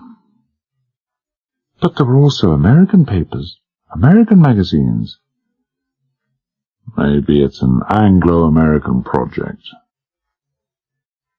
I still don't understand why they should try to cripple you, she said doubtfully. But maybe one or either of your suggestions goes some way towards an answer. Maybe. I really don't know. But I'll have the answer tonight. I'll find it inside that mine. Are you really crazy? She said quietly. You're not fit to go anywhere. It's only a short walk, I'll manage. There's nothing wrong with my legs. I'm coming with you. You'll do nothing of the kind. Please, Johnny. No. She spread out her wings. I'm no use to you at all. Don't be silly. We've got to have someone to hold the fort, to see that no one comes snooping into our house to find two dummies. So long as they can hear even one person breathing and see another form beside him, they'll be happy. I'm going back for a couple of hours' sleep. Why don't you go and whoop it up with the old professor? He can't keep his eyes off you, and you may find out a great deal more in that way than I will in mine. I'm not quite sure that I understand what you mean. The old Mata Hari act, I said impatiently. Whisper sweet nothings in his silver beard. You'll have him gaga in no time. Who knows what tender secrets he might not whisper in return? You think so? Sure, why not? He's at the dangerous stage as far as women are concerned, somewhere between 18 and 80. He might start getting ideas. Well, let him. What does it matter? Just so long as you get some information out of him. Duty before pleasure, you know. I see, she said softly. She rose to her feet and stretched out her hand. Come on, up. I got to my feet. A couple of seconds later I was sitting on the sand again. It hadn't been so much the unexpectedness of the open-handed blow across the face as the sheer weight of it. I was still sitting there, feeling for the dislocation and marvelling at the weird antics of the female members of the race, when she scrambled over the high bank at the top of the beach and disappeared. My jaw seemed all right. It hurt, but it was still a jaw. I got to my feet, swung the crutches under my arms, and started for the head of the beach. It was pretty dark now, and I could have made it 3 times as fast without the crutches, but I wouldn't have put it past the old boy to have night glasses on me.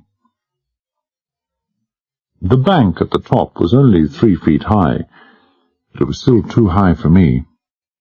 I finally solved it by sitting on the edge and pushing myself up with my crutches, but when I got to my feet, swung round and made to take off, the crutches broke through the soft soil, and I fell backwards over onto the sand. It knocked the breath out of me, but it wasn't much of a fall as falls go. Not enough to make me swear out loud, just enough to make me swear softly. I was trying to get enough breath back to swear some more when I heard the quick, light sound of approaching feet, and someone slid over the edge of the bank. A glimpse of white, a whiff of night of mystery. She'd come back to finish me off. I braced my jaw again, and then unbraced it. She was bent low down, peering at me, in no position at all to haul off at me again. I saw you fall. Her voice was husky. Are you badly hurt? I'm in agony. Hey, careful of my sore arm. But she wasn't being careful. She was kissing me. She gave her kisses like she gave her slaps without any holding back that I could notice.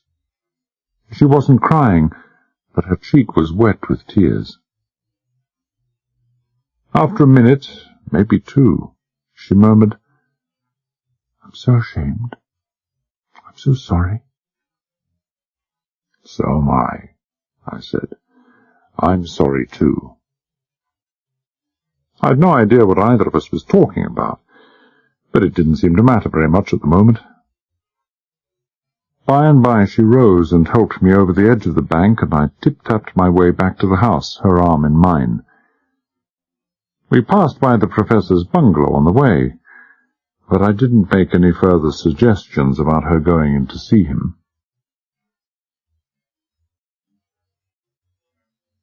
It was just after 10 o'clock when I slid out under a raised corner of the seaward-facing side screen. I could still feel her kisses, but I could also still feel my sore jaw, so I left in a pretty neutral frame of mind. As far as she was concerned, that is. As far as the others were concerned, the others being the professor and his men, I wasn't feeling neutral at all. I carried the torch in one hand and the knife in the other, and this time I didn't have any cloth wrapped round the knife. If there weren't more lethal things than dogs on the island of Vadu, I sadly missed my bet. The moon was lost behind heavy cloud, but I took no chances. It was almost a quarter of a mile to where the mine shaft was sunk into the side of the mountain, but I covered nearly all of it on hands and knees, and it didn't do my sore arm any great deal of good. On the other hand, I got there safely. I didn't know if the professor would have any good reason to have a guard at the entrance to the mine or not. Again, it seemed like a good idea to err on the side of caution, so when I stood up slowly and stiffly in the black shadow of a rock, where the moon wouldn't get me when and if it broke through, I just stayed there. I stood there for 15 minutes, and all I could hear was the far-off murmur of the Pacific on the distant reef, and the slow thudding of my own heart. Any unsuspecting guard who could keep as still as that for 15 minutes was asleep. I wasn't scared of men who were asleep. I went into the mine. My rubber-soled sandals heel and toed it along the limestone rock without the slightest whisper of sound. No one could have heard me coming, and after I was clear of the faint luminescence of the cave mouth, no one could have seen me coming. My torch was off. If there was anyone inside that mine, I'd meet them soon enough, without letting them know I was on the way. In the dark, all men are equal. With that knife in my hand, I was slightly more than equal. There was plenty of room between the wall and the railway track in the middle to make it unnecessary for me to walk on the sleepers. I couldn't risk a sudden variation of length between a couple of ties. It was simple enough to guide myself by brushing the back of the fingers of my right hand against the tunnel wall from time to time. I took care that the shaft of the knife did not strike solid rock. Inside a minute, the tunnel wall fell away sharply to the right. I had reached the first hollowed-out cavern. I went straight across it to the tunnel opening directly opposite, guiding myself by touching the side of my left foot against the sleepers. It took me 5 minutes to cross the 70-yard width of that cave. Nobody called out, nobody switched on a light, nobody jumped me. I was all alone. Or I was being left alone, which wasn't the same thing at all. 30 seconds after leaving the first cavern, I'd reached the next one. This was the one where the professor had said the first archaeological discoveries had been made.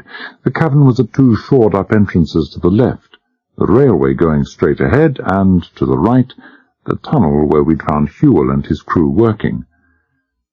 I'd no interest in the tunnel where we'd found Hewell working. The professor had given me to understand that that was the source of the explosions that had wakened me the previous afternoon. But all the amount of loose rock I'd seen lying there could have been brought down by a couple of good-sized firecrackers. I followed the railway across the chamber straight into the opposite tunnel.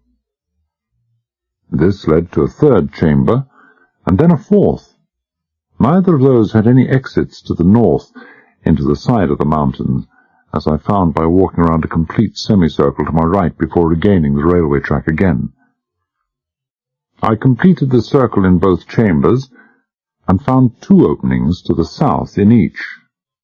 But I went straight on. After that there were no more caverns, just the tunnel that went on and on. And on. I thought I would never come to the end of it. There had been no archaeological excavations made here. It was just a plain and straightforward tunnel, quite unconcerned with what lay on either side of it. It was a tunnel that was going someplace. I was having to walk on the ties now. The diameter had narrowed to half of what it had been at first, and I noticed that the gradient was slightly upward all the time. I noticed, too, that the air in the tunnel, and this at least a mile and a half after I'd left the mine entrance, was still fresh, and I guessed that that explained the upward slant of the tunnel. It was being kept deliberately near the rising slope of the mountainside to facilitate the driving of vertical ventilation shafts. I must have been at least halfway across to the western side of the island by then, and it wasn't very hard to guess that it wouldn't be long before the tunnel floor levelled out and started to descend. It wasn't. The stretch of level floor, when I came to it, didn't extend more than 100 yards, and then it began to dip. Just as the descent began, my right hand failed to find the tunnel wall.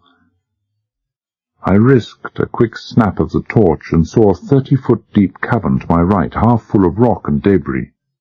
For one moment I thought this must be the scene of yesterday's blasting, but a second look put that thought out of my mind. There were a couple of 100 tons of loose rock lying there, far too much for one day's work, and besides there was no advantage in driving suddenly north into the heart of the mountain. This was just a storage dump, one probably excavated some time ago to provide a convenient deposit for the rock blasted from the tunnel proper, when the need arose to do that quickly. Less than 300 yards further on, I found the end of the tunnel. I rubbed my forehead, which had been the part of me that had done the finding, then switched on the tiny pencil beam of light. There were 2 small boxes lying on the floor, both nearly empty, but still holding a few charges of blasting powders, detonators, and fuses. This, beyond doubt, was the scene of yesterday's blasting.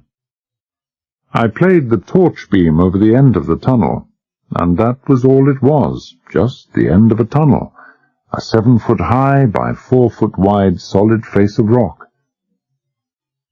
And then I saw that it wasn't all solid, not quite. Just below eye level, a roughly circular rock about a foot in diameter appeared to have been jammed into a hole in the wall. I eased out this lump of limestone and peered into the hole behind. It was maybe 4 feet long, tapering inwards to perhaps 2 inches, and at the far end I could see something faintly twinkling, red and green and white. A star.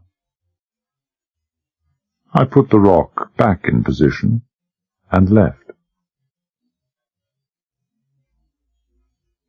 It took me half an hour to get back to the first of the 4 caverns.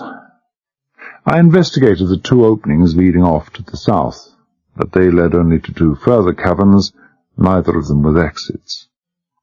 I headed back along the railway till I came to the 3rd of the caverns from the entrance, examined the 2 openings in this one, and achieved nothing apart from getting myself lost in a maze for almost half an hour.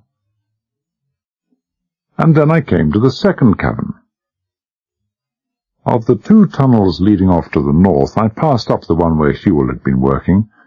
I'd find nothing there. I found nothing in the neighbouring one either.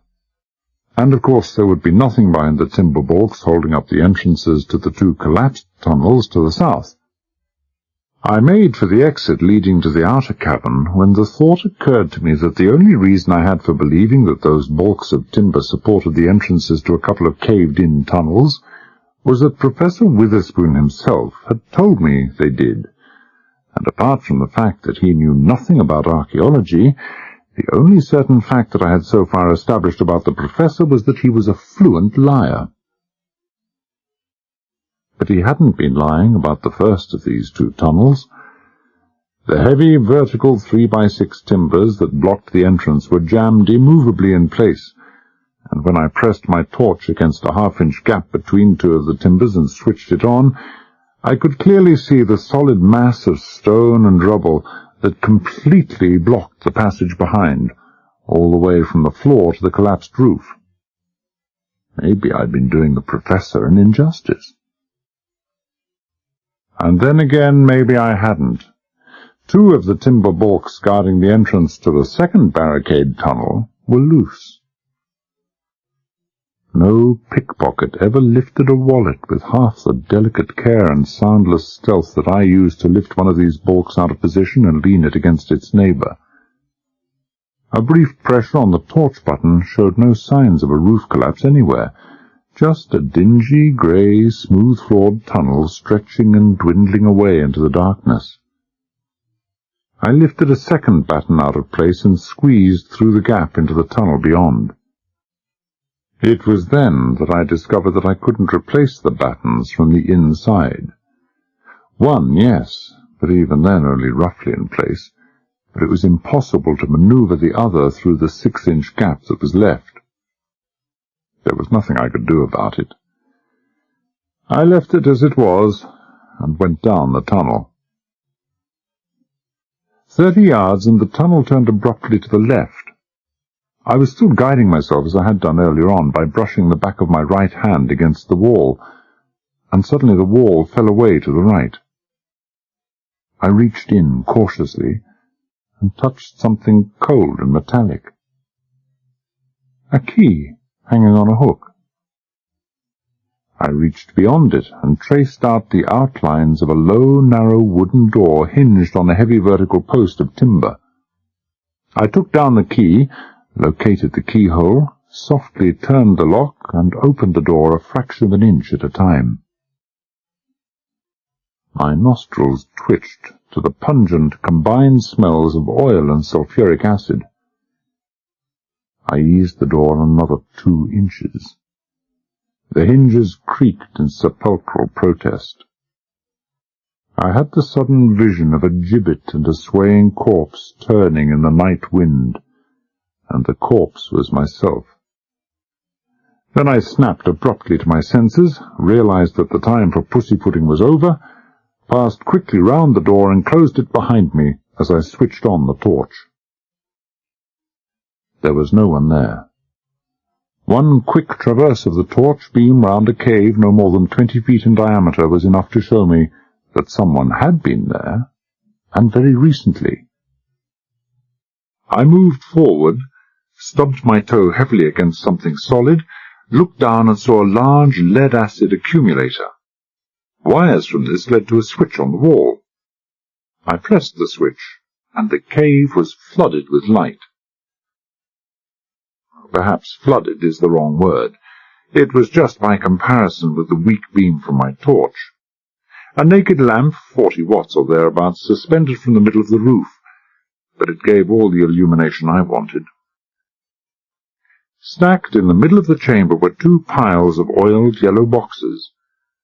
I was almost certain what they were before I crossed to examine them, and as soon as I saw the stencils on top I was certain. The last time I had seen those boxes with the legend Champion spark plug stenciled on them was in the hold of Fleck's schooner. Machine gun ammunition and ammonal explosive. So perhaps I hadn't been imagining things after all when I thought I'd seen lights that night we'd been marooned on the reef. I had seen lights. Captain Fleck unloading cargo.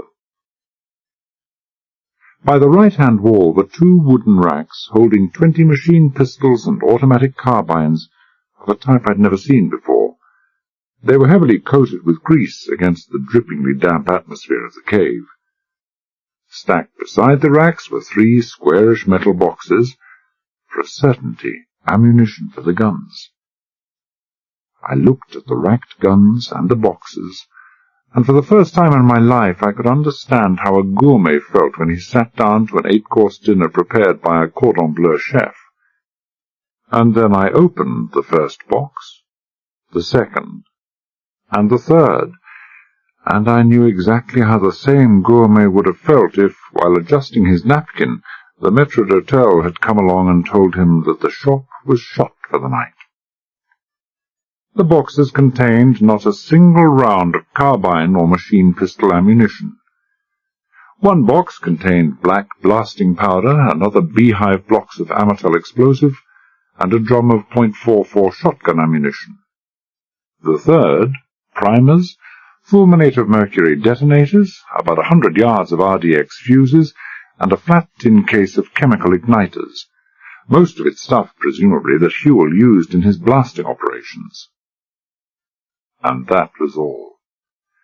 My pipe dreams about a loaded machine pistol and the radical difference it would make to the balance of power on the island were just that, pipe dreams, and no more.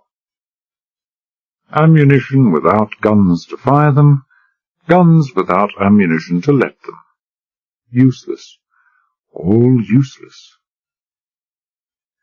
I switched out the light and left.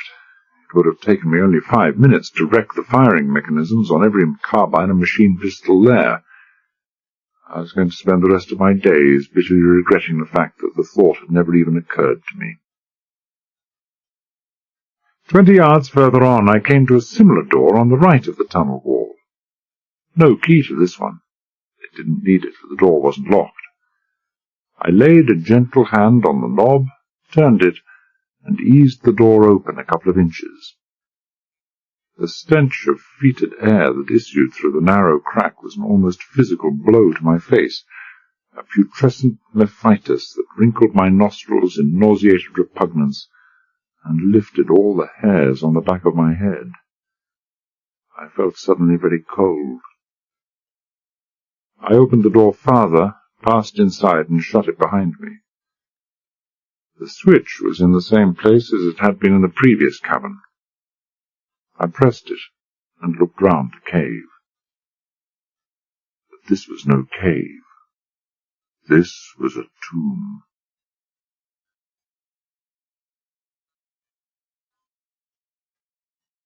Chapter 7. Friday, 1:30 a.m. to 3:30 a.m.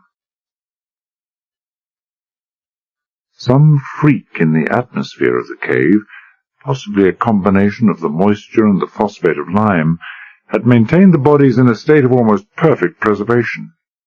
Decomposition had set in, but to a negligible extent only, certainly not enough to mar any of the essential features of the 9 corpses lying where they'd been flung in a rough row at the far end of the cave.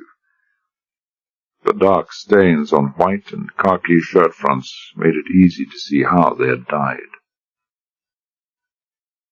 With my hand on my nose and breathing through my mouth only, I switched on my torch to give extra illumination and scanned the dead faces. 6 of the dead men were complete strangers to me, labourers by the looks of their clothes and hands, and I knew I'd never seen them before.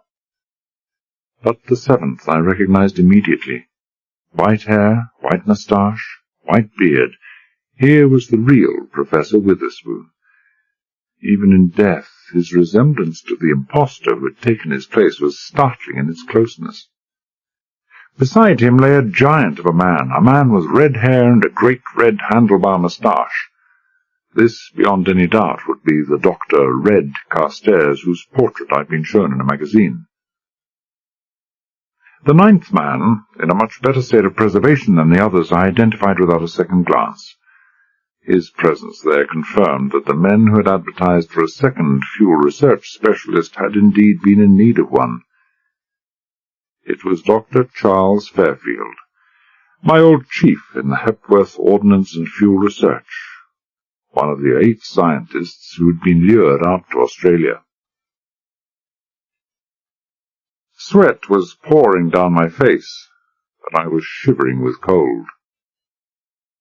What was Dr. Fairfield doing here? Why had he been killed? Old Fairfield was the last man to stumble upon anything. A brilliant man in his own field, he was as short-sighted as a dodo and had a monumental incuriosity about everything and anything except his own work and his consuming private passion for archaeology. And the archaeological tie-up between Fairfield and Witherspoon was so blindingly obvious that it just didn't make any sense at all. Whatever reason lay behind Dr. Fairfield's sudden disappearance from England, nothing was more certain than that it was entirely unconnected with whatever pick and shovel expertise he might show in abandoned mine workings. But then what in the name of God was he doing here? I felt as if I were in an icebox, but the sweat was trickling more heavily than ever down the back of my neck. Still holding the torch in my right hand, the knife was in my left, I worked a handkerchief out of my right trouser pocket and mopped the back of my neck. To the left and front of me, I caught a momentary flash of something glittering on the wall of the cave, something metallic, obviously, reflecting on the beam of the still-burning torch. But what? What metallic object was there? Apart from the dead men, the only other objects in that cave were the light fitting and the light switch, and both were made of bakelite. I held the torch and handkerchief, both still over my shoulder, perfectly steady. The glimmer of light on the cave wall was still there. I stood like a statue, my eyes never leaving that gleam on the wall. The light moved. My heart stopped. The medical profession can say what it likes, but my heart stopped. Then, slowly, carefully, I brought down both torch and handkerchief, transferred the torch to my left hand as if to enable me to shove my handkerchief away with my right, then dropped the handkerchief, clutched the hilt of the knife in my right hand, and whirled round all in 1/2 second of time. There were 2 of them, no more than 4 feet inside the cave, still 15 feet distant from me. 2 Chinese, already moving wide apart to encircle me, one in dungaree trousers and cotton shirt, the other in a pair of cotton shorts. Both big, muscular men, both in their bare feet. Their unwinking eyes, the oriental immobility of the yellow faces, served only to emphasize, not mask, the cold implacability of the expressions. You didn't have to know your Emily Post to realize that they just weren't paying a social call. Nor would Emily have given them any medals for their calling cards, 2 of the most lethal-looking double-edged throwing knives I'd ever seen. The books on etiquette covered practically every possible situation in which strangers first made the other's acquaintance, but they'd missed out on this one. It would be ridiculous to deny that I was frightened, so I won't. I was scared, and badly scared. 2 fit men against 1 semi-invalid, 4 good arms against 1, 2 undoubtedly skilled and cunning knife-fighters against a man who'd never even carved up a lump of cooked dead meat, far less a live human being. And this wasn't the time to learn. But it was the time to do something, and do it very quickly indeed, before one or other of them caught on to the idea that at 5 yards I was a target that could hardly be missed, and changed over from a stabbing to a throwing grip on his knife.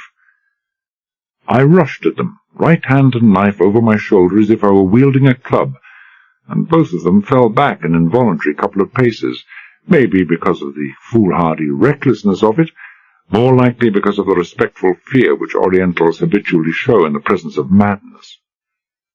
I brought the knife whistling forward over my shoulder, and with the tinkling of glass from the smashed overhead light and the flick of my left thumb on the torch switch, the cave became as pitch-black as the tomb it really was. It was essential to move, and move as fast as possible, before they realized that I had the double advantage of having a torch and being in the position to lash out indiscriminately with my knife in 100% certainty that I would be stabbing an enemy, whereas they had a 50% chance of a friend. Reckless of the noise I made in that utterly silent chamber, I pulled away the plaster from the face of the torch, slipped off my sandals, ran 3 heavy steps in the direction of the entrance, stopped abruptly, and sent both sandals sliding along the ground to thud softly against the wooden door.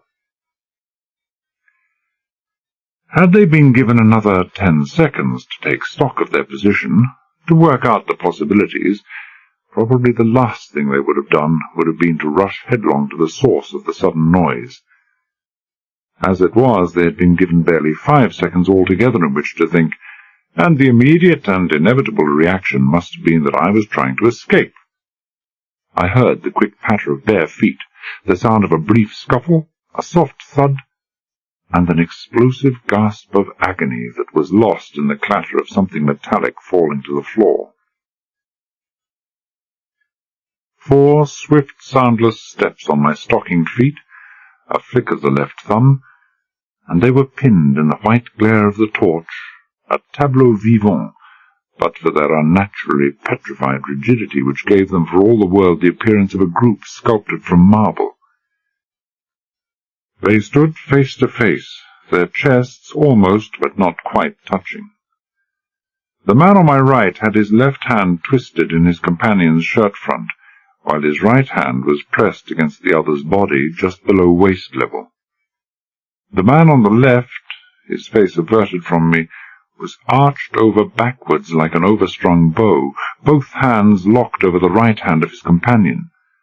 The ridged and straining tendons turned the hands into waxen claws, the knuckles gleamed white like polished bone. I could see the blood-stained point of a knife sticking out 2 inches from the small of his back. For 2 seconds, perhaps 3, it seemed far longer than that, the man on the right stared unbelievingly into the face of the dying man. Then the realization of his lethal blunder, and the awareness that death stood now at his own elbow, broke the horror-numbed spell that had held him in thrall. He struggled frantically to withdraw his knife, but the last agonies of his friend had locked right hand and knife fast in an iron-bound grip. He swung round desperately on me, his left arm flying upwards and outwards in a gesture that was half blow, half an attempt to shield himself from the beam I'd now directed into his shrinking eyes. And for a moment he had no guard left. The moment was enough, and to spare. The blade of my knife was 12 inches long, but for all that I jarred both wrist and knife as the hilt struck home against the breastbone. He coughed once, a brief, convulsive, choked sound, and drew his thin lips far back from the fast-clenched teeth into a hideous and blood-flecked grin. Then the blade of my knife snapped, and I was left with only the hilt and an inch of steel in my hand, as the 2 men, still locked together, swayed over to my right and crashed heavily onto the limestone of the cave. I shone the torch beam down on the faces at my feet, but it was a superfluous precaution. They would never trouble me again. I recovered my sandals, picked up the fallen knife, and left, closing the door behind me. Once outside, I leaned my weight against the tunnel wall, hands hanging by my side, and drew in great, deep lungfuls of the pure, fresh air. I felt weak, but put it down to my damaged arm and the foul air inside that tomb. The brief and violent episode on the other side of that door had left me curiously unaffected, or so I thought, until I felt the pain in my cheek muscles and jaw, and realized that my lips were strained back in involuntary imitation of the death's head grin of the man I had just killed. It took a conscious effort of will to relax the overstrained muscles of my face. It was then that I heard the singing. This was it. Bentl's tottering reason had gone at last. The shock of what I had just seen and done had overstrained more than the facial muscles. Bentle unhinged. Bentle round the bend. Bentle hearing noises in his head. What would Colonel Rain have said if he knew his trusty servant had gone off his trolley? He would probably have smiled his invisible little smile and said in his dry, dusty voice that to hear singing in an abandoned mine-working, even a mine under the control of murderous impostors and patrolled by equally murderous Chinese, was not necessarily evidence of insanity. To which his trusty servant would have replied, no, it wasn't, but to hear a choir of Englishwomen singing Greensleeves most certainly was. For that was what I was hearing, women's voices and singing Greensleeves. Not a recording, for one of the voices was slightly off-key and another trying to harmonize with what I could only regard as a very limited degree of success. Englishwomen, singing Greensleeves. I shook my head violently, but they still kept at it. I clasped my hands over my ears, and the singing stopped. I took them away, and the singing started again. Noises in the head don't stop when you put your hands over your ears. Maybe the fact that there were Englishwomen down in that mine was crazy, but at least I wasn't. Still like a man in a trance, but careful for all that to make not the slightest whisper of sound, I pushed myself off the door and went padding down the tunnel to investigate. The sound of the singing swelled abruptly as I followed a 90-degree turning to the left. 20 yards away I could see a faint backwash of light against the left side of the tunnel, where it seemed to make another abrupt turning, this time to the right. I drifted up to this corner like a falling snowflake, and poked my head around with all the dead-slow caution of the old hedgehog taking his first wary squint at the world after a winter's hibernation. 20 feet away, the full width of the tunnel was blocked by vertical iron bars, spaced about 6 inches apart, with an inset grille door. 10 feet beyond that was a similar set of bars with a similar door. Halfway between the two doors, suspended close to the roof, a naked bulb threw a harsh light over the small table directly beneath it and the two overawed men who sat one on either side of the table.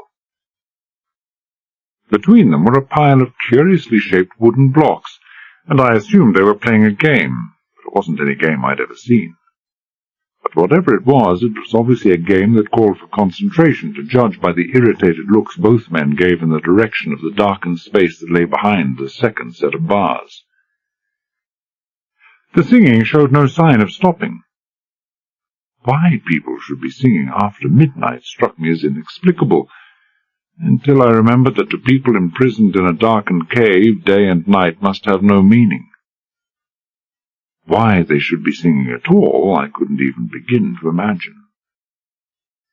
After maybe 20 seconds more of this, one of the men thumped his fist on the table, jumped to his feet, picked up one of 2 carbines that I could now see had been propped against a chair, crossed to the faraway set of bars and rattled the butt of the gun against the metal, at the same time shouting out something in an angry voice. I didn't understand the words, but it didn't need a linguist to understand the meaning. He was asking for silence. He didn't get it. After a pause lasting maybe 3 seconds, the singing came again, louder and more off-key than ever. Give them time, and they'd start in on "They'll Always Be in England." The man with the carbine shook his head in disgust and disbelief and came wearily back to the table. The situation was beyond him. It was beyond me, too. Maybe if I hadn't been so tired, maybe if I'd been someone else altogether, someone, say, about twice as smart as I was, I might have thought of a way to get past, or even overpower the guards. But right then all I could think of was that I had one little knife and they had 2 big guns, and that anyway I'd used up all my luck for that night. I left. Marie was sleeping peacefully when I finally got back to our hut, and I didn't wake her at once. Let her sleep as long as she could. She wouldn't get any more sleep this night. Maybe her dark fears of the future were justified after all. Maybe she wasn't going to have any more sleep, ever.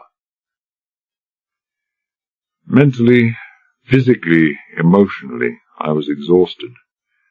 Completely exhausted. Let down as I'd never been before. On the way out from the mine, I'd come to the conclusion that there was one thing and one thing to do. I'd screwed what little was left of my nerve up to the sticking point to do it, and when the doing had proved impossible, the reaction had been correspondingly great. What I had planned to do had been to kill both Witherspoon, I still thought of him as that, and Hewell. Not kill them, murder them. Murder them as they lay in their beds. Or maybe it was better to execute them. Obviously, from the tunnel that went clear through to the other side of the island, and the armory in the mine, a full-scale attack was about to be launched on the naval establishment on the other side of the island.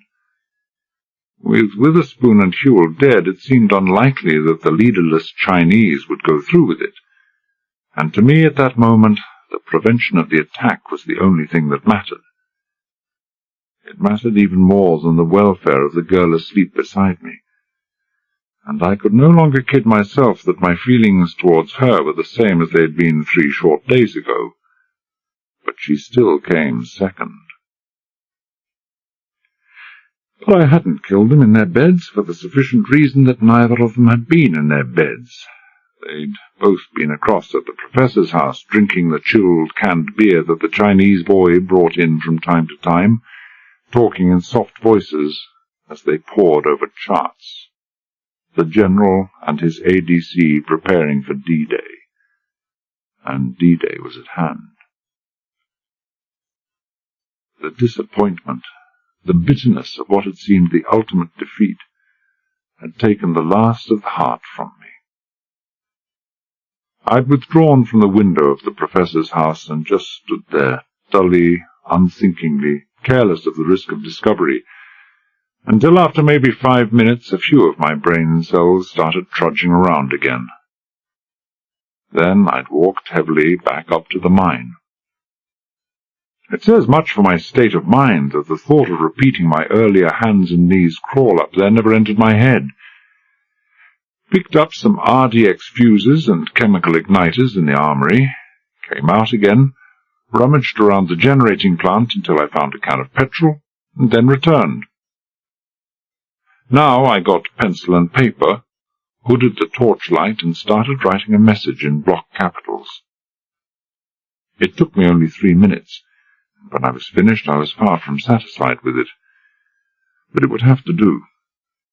I crossed the room and shook Marie by the shoulder. She woke slowly, reluctantly, murmuring something in a drowsy voice, then sat up abruptly in bed. I could see the pale gleam of her shoulders in the dark, the movement as a hand came to brush tousled hair away from her eyes. "Johnny," she whispered. "What is it? What did you find?" "Too damn much. Just let me talk. We have very little time left. Know anything about radio?"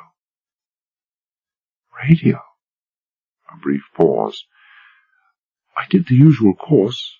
I can send Morse, not fast, but Morse I can manage myself. Do you know what frequency ships' radio operators use for sending distress messages?" "SOSs, you mean?" "I'm not sure. Low frequency, isn't it?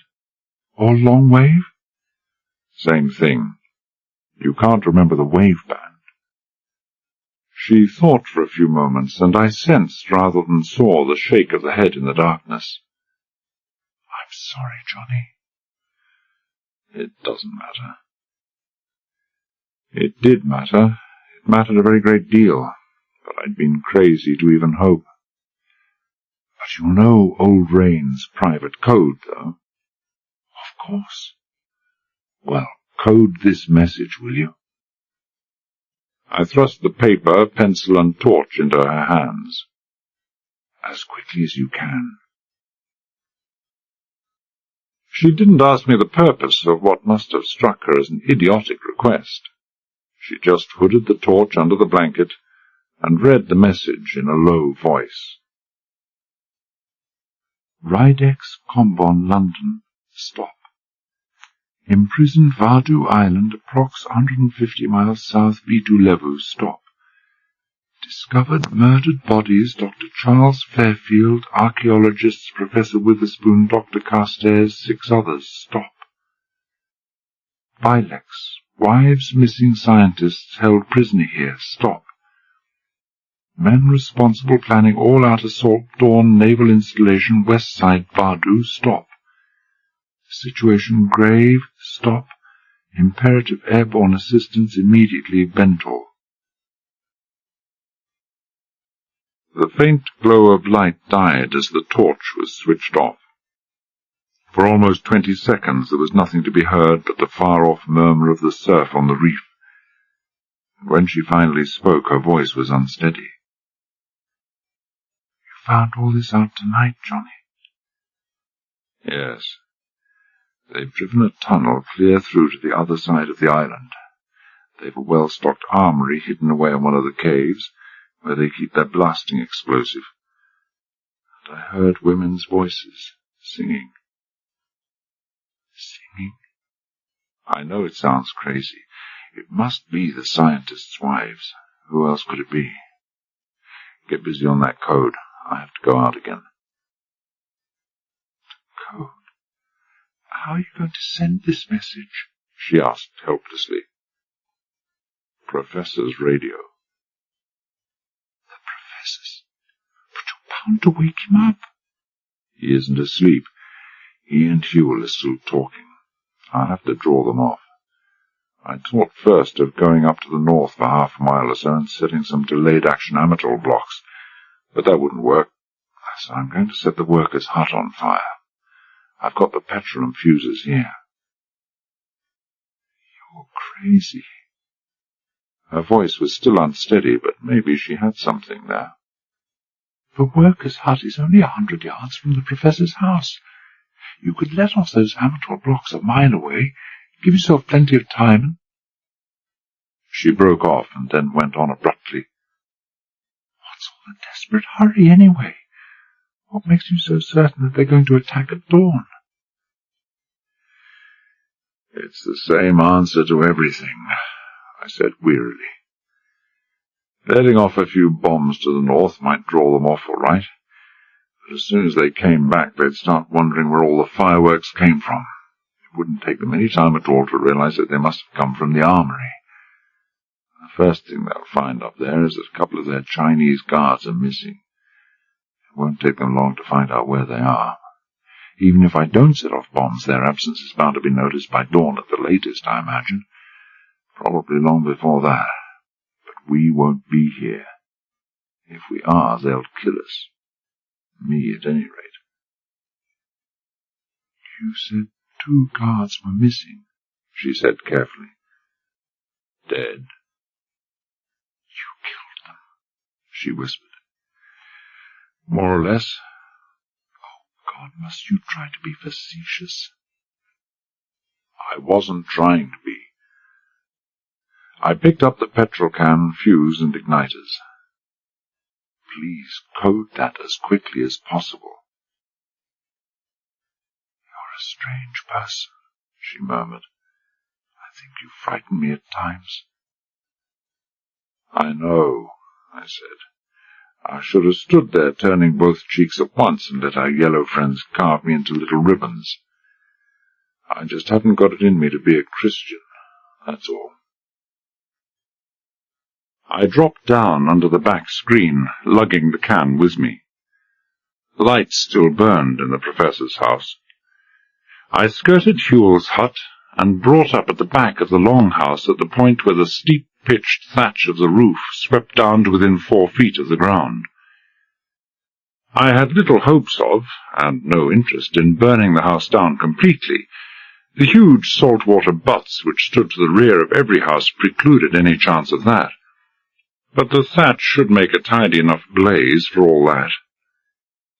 Slowly, painstakingly, careful to avoid even the faintest glug-glug from the neck of the can, I poured the petrol on a 2-foot-wide strip of thatch over almost half the length of the roof, stretched out a length of RDX fuse above this, one end going into the saturated thatch, the other into a chemical igniter.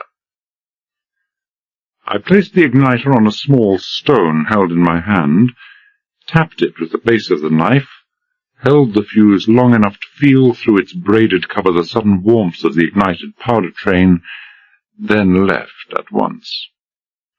The empty petrol can I left under the floor of Huel's house. Marie was sitting at a table when I got back, a blanket draped over her and the table. From beneath the blanket came a dim yellow glow, and even as I carefully lowered the side screen facing the sea, the lamp went out. She emerged from the blanket and said softly, "Johnny." "Me. Finished?" "Here it is." She handed me a slip of paper. "Thanks." I folded it away in a breast pocket and went on.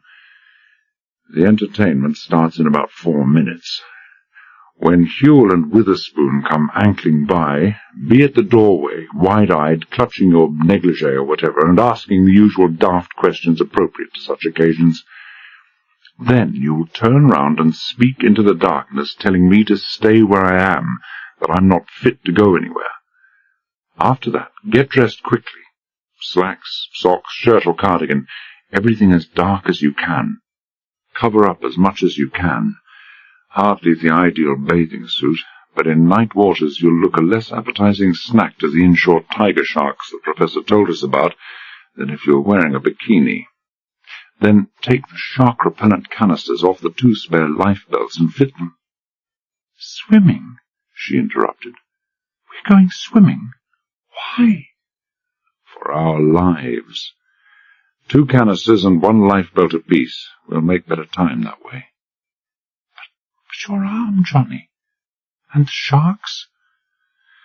"My arm won't be much good to me if I'm dead," I said heavily. "And I'll take the sharks before Hewell any day." 2 minutes. I must go." "Johnny." "What is it?" I said impatiently. "Be careful, Johnny." "I'm sorry." I touched her cheek in the darkness. "I'm pretty clumsy, aren't I?" "Clumsy is no word for it."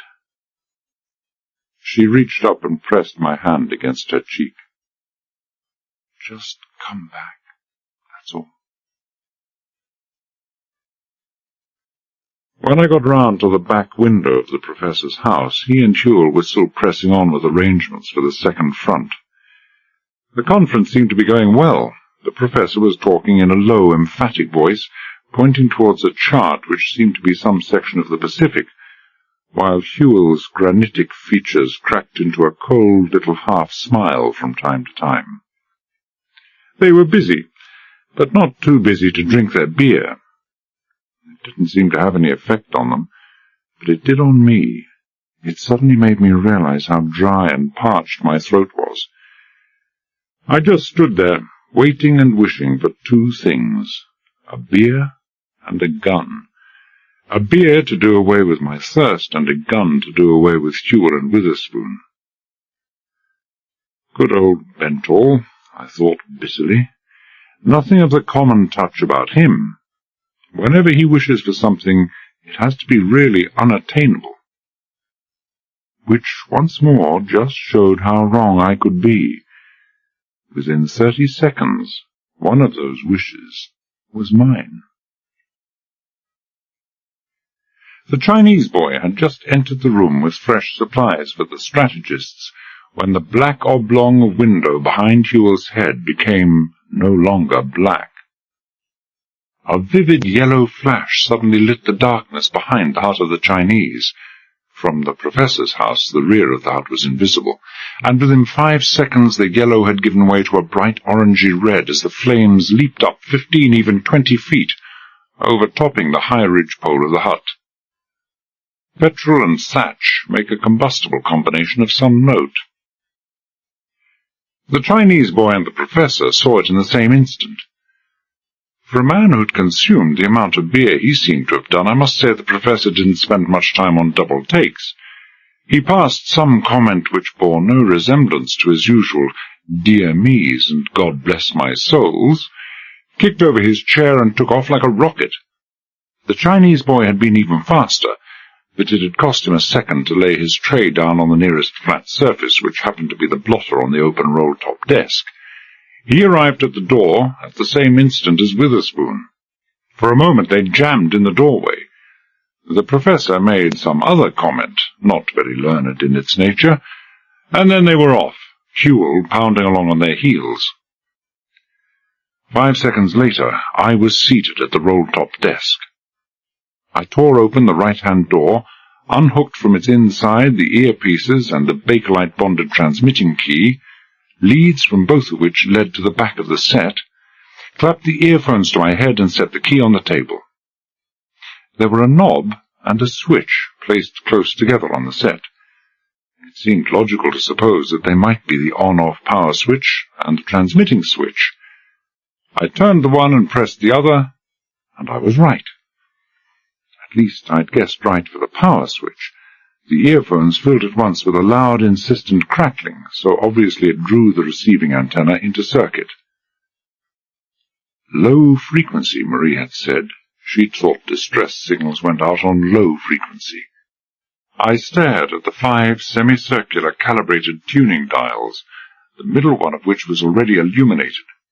gazed at the names of East Asiatic towns marked in English and Chinese, and wondered how the hell a man could find out which was long wave and which was short.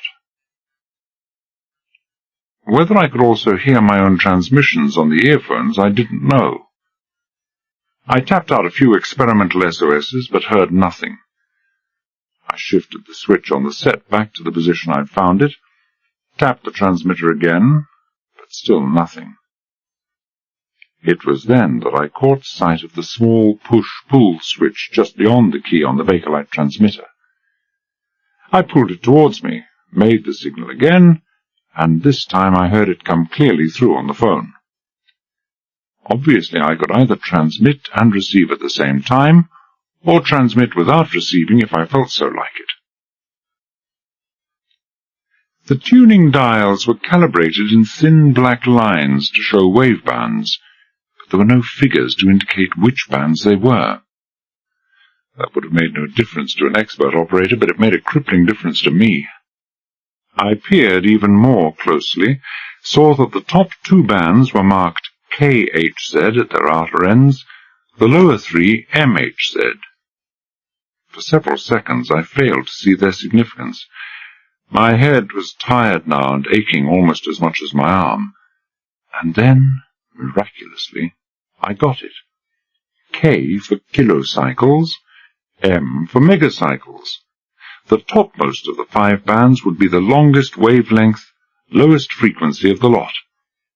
That's where I wanted to be, or at least I hoped it was where I wanted to be. I pushed the left-hand knob of a group of what looked to be waveband selector buttons, and the top dial came to life as the light behind the center dial died away. I turned the station selector dial knob as far left as it would go and started transmitting. I would send out a group of 3 SOSs, wait a second, repeat, listen for 3 or 4 seconds, move a fraction up the dial, and start transmitting again. It was dull work, but the beer helped me along. 10 minutes passed, during which time I must have transmitted on at least 30 different frequencies. Nothing. No acknowledgement at all. Nothing. I glanced at the clock on the wall. 1 minute to 3. I sent out another SOS call, the same as all the others. I was jumping by this time. I could still see the red glare of the fire reflected on the inside walls, but there was no guarantee that Huell and the Professor were going to stay there till the last dying ember turned to charcoal. They might be back any second, or anyone happening by either of the 2 windows or the open door would be bound to see me. But I didn't see that it mattered very much now. If I couldn't get through on this radio, I was finished anyway. What really worried me was whether anyone had yet discovered the 2 dead men in the mine. That way I would be finished too, only an awful lot quicker. Was somebody already conducting a search because the guards had failed to report? Was the Professor checking up to see if I really was in bed? Had anyone found the petrol can under Huell's house? The questions were endless, and the answers to all of them held so high a degree of possibility, of so high a degree of unpleasantness, that I put all out of my mind. I drank some more beer, and got on with the transmitting. The phones crackled in my ears. I bent right forward as if that would help to bring me into closer contact with the distant sender, and sent out the distress signal again. Once more the Morse started buzzing in my ears. I could make out the individual letters, but not the words they spelled out. Akita Maru, 4 times repeated. A Japanese ship, a Japanese radio operator. The Bentol luck running true to form. I moved farther across the waveband.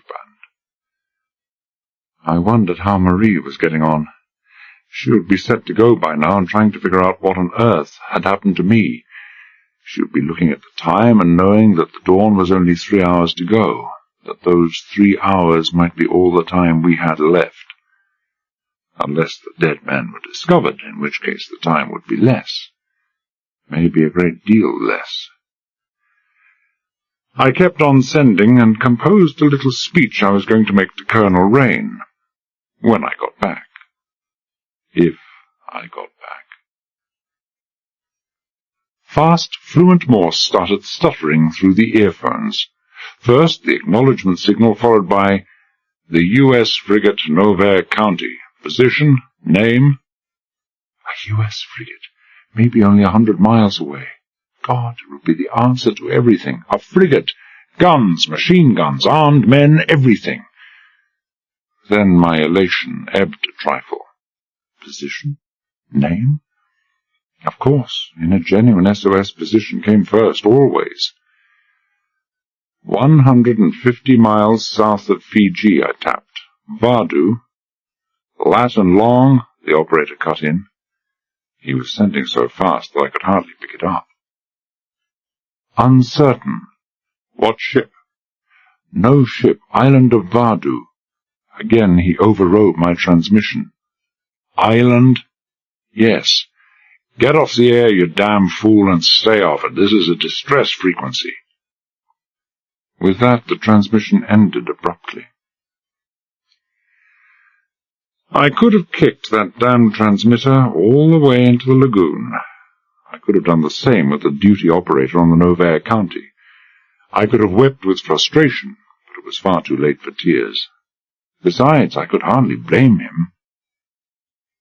I sent again on the same frequency, but the operator on the Novair County, it must have been him, just leaned on his transmitting button and kept on leaning till I gave up. I twisted the selector dial again, but only a fraction. I'd learnt one invaluable thing. I was on the distress frequency. Keep burning, hut, I beseeched it silently. Keep burning. For old Bentl's sake, please don't go out. Which was quite a lot to ask, considering what I'd done to the hut. It kept burning, and I kept transmitting. Within 20 seconds, I got another reply. The acknowledgement, then, SS Annandale. Position? Australian registry, I sent. Yes, position. Repeat position. Getting testy, and understandably so. When a man's shouting for help, he shouldn't first of all inquire into the pedigree of his rescuer. I hesitated for a second before sending. I had to make an immediate impact on the operator, or I'd likely get as short shrift as I'd had from the U.S. Navy. The distress frequency is sacrosanct to all nations.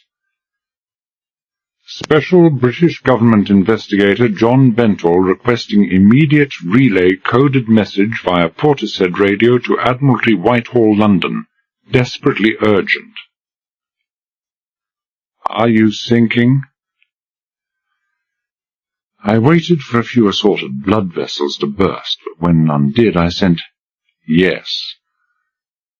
In the circumstances, it seemed that it might save a great deal of misunderstanding.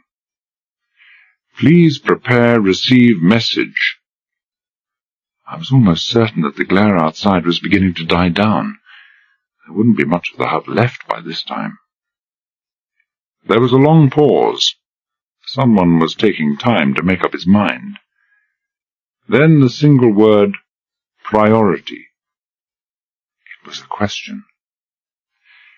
Telegraphic address carries overriding priority all signals to London. That got him. Proceed with message. I proceeded, forcing myself to tap it out slowly and accurately. The red glow was fading on the inside of the walls of the room. The fierce roar of flames had died away to a lazy crackling, and I thought I could hear voices. My neck was stiff from glancing back over my shoulder through the window nearest the fire, but I didn't need my eyes to transmit with, and I got the message through. I finished, please dispatch immediately. There was a pause of maybe 30 seconds, then he came through again. Master authorizes immediate transmission. Are you in danger? Vessel approaching, I sent. That would keep them quiet. Okay. A sudden thought occurred to me. What is your position? 200 miles due east Newcastle. For all the help that was, they might as well have been orbiting the Earth in a satellite, so I sent, "Thank you very much," and signed off. I replaced the transmitting key and headphones, closed up the doors and went to the window, poking a curious head round the corner. I'd been wrong about the value of those big saltwater butts. Where the workers' hut had been, there remained now only a 5-foot-high pile of glowing red embers and ashes. I'd get no Oscars for counter-espionage, but as an arsonist I was neck and neck with the best. At least I wasn't a complete failure. Huell and the professor were standing together, presumably talking, as the Chinese dumped buckets of water on the smouldering remains, and as it didn't seem that there was much that they would be able to do at this late stage, they'd likely be along any minute. Time to be gone. I went along the centre passage, turned right to pass through the still-lit kitchen, and then halted in a way that would have made an observer think that I'd run into an invisible brick wall. What had brought me up so short was the sight of a pile of canned beer empties lying in a wicker basket. My God, the beer! Good old Bentall never missed a thing, not if you held it 6 inches from his nose and beat him over the head with a club to attract his attention. I'd drained 2 full beer glasses back in the living room there, and just left the empties standing. Even with all the excitement, neither the professor nor Huell struck me as a man who would be liable to forget that he had left a full glass behind him. Certainly the Chinese houseboy wouldn't, and they wouldn't put it down to evaporation from the heat of the fire either. I picked up another couple of cans from the crate on the floor, opened them in 4 seconds flat with a steel opener lying on the sink unit, ran back to the desk in the living room and filled up the 2 glasses again, holding them at a shallow angle so that too suspiciously high a head wouldn't be formed on the beer. Back in the kitchen again, I dropped the cans among the other empties. In the pile that had been consumed that night, another 2 were liable to go unnoticed. And then left the house. I wasn't any too soon, for I could see the houseboy making for the front door. But I got back to our house unobserved. I entered under the seaward screen, and saw the outline of Marie against the front doorway, where she was still watching what was left of the fire. I whispered her name, and she came to me. "Johnny!" She seemed glad to see me in a way that no one I could ever remember had been glad to see me before. "I've died about 100 times since you left here." "Is that all?" I put my good arm around her and squeezed and said, "I got the message through, Marie." "The message?" I was pretty well worn out that night, mentally as well as physically, but even so it took a pretty slow type to miss the fact that he'd just been paid the biggest compliment of his life. But I missed it. You got it through. How wonderful, Johnny." "Luck. A sensible sparks on an Aussie ship, halfway to London by this time, and then things will happen. What, I don't know. If there are any British, American or French naval craft near, they'll be near us still in a few hours. Or detachments of soldiers by flying boat, maybe from Sydney, I don't know. But what I do know is that they won't be here in time." She touched my lips with her finger. "Someone coming."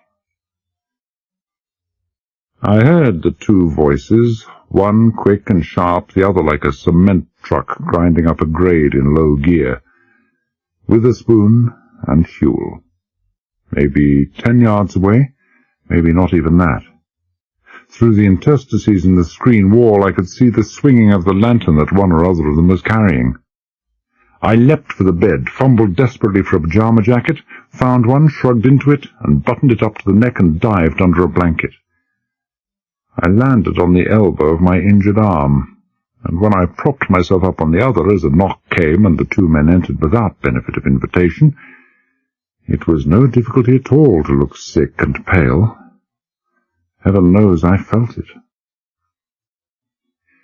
"You must excuse us, Mrs. Bentall," the professor said with that nice mixture of smoothness, concern, and undiluted unctuousness that would have made me sick if I hadn't been that way already. But I had to admire his terrific powers of dissimulation under any and all circumstances. In the light of what I had seen, heard, and done, it was difficult to remember that we were still playing games of make-believe. We were naturally anxious to see if you were all right. Most distressing, this, really most distressing. He patted Marie's shoulder in a paternal fashion that I would have ignored a couple of days ago, and brought his lantern closer to have a good look at me. Merciful heavens, my boy, you don't look well at all. How do you feel? It's only during the night that it gives me a little trouble, I said bravely.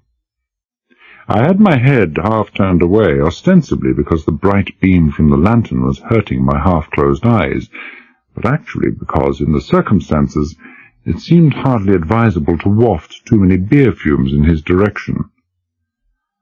I'll be fine tomorrow. That was a terrible fire, Professor. I wish I'd been fit to give you a hand. How on earth could it have started? Those damned chinks, Hewell growled. He was looming massively just outside the direct radiance of the light, and the deep-sunk eyes were quite lost under the craggy overhang of his great tufted brows. Pipe smokers, and always making tea on little spirit stoves. I've warned them often enough. And against all regulations, the Professor put in testily. They know it very well. Still, we won't be here so much longer, and they can sleep in the drying shed until then. I hope you haven't been too upset about this. Oh, we'll leave you now. Nothing we can do for you, my dear? I didn't think he was talking to me, so I lowered myself down to the pillow with a stifled moan. Marie thanked him and said no. Good night, then. Oh, incidentally, come across for breakfast when it suits you in the morning, and my boy will be there to serve you. Hewell and I will be up betimes tomorrow. He chuckled ruefully. This archaeology is like a mild poison in the blood. Once it gets there, it never lets you go. He patted Marie's shoulder a bit more, and took off. I waited till Marie reported that they'd reached the Professor's house, then said, As I was saying before the interruption, help will come, but not in time to save our bacon, not if we stay here. Got the lifebelts and the shark repellent ready? They're a horrible pair, aren't they? She murmured. I wish that murderous old goat would keep his hands to himself. Yes, they're ready. Must we, Johnny? Damn it all, can't you see that we must leave? Yes, but we can't go by land. Sheer mountain on one side, a cliff on the other, and a couple of barbed wire fences and assorted Chinese in between make that impossible. We could go through the tunnel, but though 3 or 4 fit men might pickaxe their way through the last few feet in an hour, I couldn't do it in a week, the way I'm feeling. You could blast it down.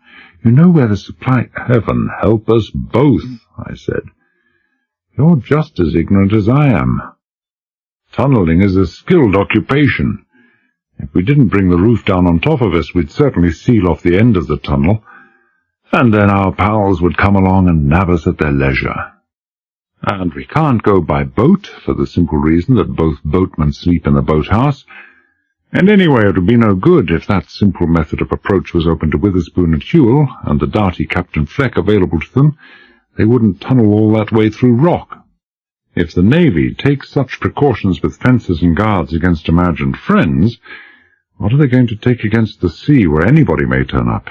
You can bet your life that they have 2 or 3 small interlocking radar positions capable of picking up a seagull swimming ashore, with a few quick-firing guns to back them up. The only thing I'm against is leaving the scientists and their wives here, but I don't see— You never mentioned that the scientists were there, she said in quick surprise. No, Oh, maybe I thought it was obvious. Maybe it's not. Maybe I'm wrong. But why else in the name of heaven should the wives be there? The Navy is working on some project of clearly considerable importance, and this damned murdering white-haired monster is just biding his time to pinch it. From his last remark, lying in his teeth to the end, I gather he's biding no more. He's going to get this thing, whatever it is, and use the wives as levers to make the backroom boys work on it and develop it further. For what purposes I can't even guess, except they're bound to be nefarious. I climbed stiffly out of the bed and pulled off the pajama jacket. What other alternative occurs to you? 8 missing wives, ditto scientists. Witherspoon's bound to be using those wives as a lever. If they were no use to him in that capacity, he wouldn't even bother to feed them. He wouldn't waste anything on them except for a few ounces of lead, as he did for the genuine Witherspoon and others. The man is devoid of feeling to the point of insanity. Where the wives are, there the husbands are. You don't think Colonel Rain sent us out to the Fijis just to do the hula-hula dance, do you? That's Hawaii, she murmured, not Fiji. My God, I said, women. I'm only teasing, you clown. She put her arms round my neck and came closer to me. Her hands were abnormally cold and she was trembling. Don't you see I have to? I just can't go on talking about it. I thought I was quite good in this business, and so did Colonel Rain. But I don't think so any longer. There's too much calculated inhumanity. Such an absolute indifference to good or evil or morality. Just what's expedient. There's all those men murdered for no reason. There's us. And I think you're crazy to hope for us.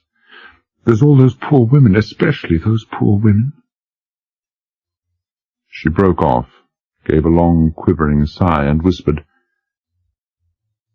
Tell me again about you and me and the lights of London.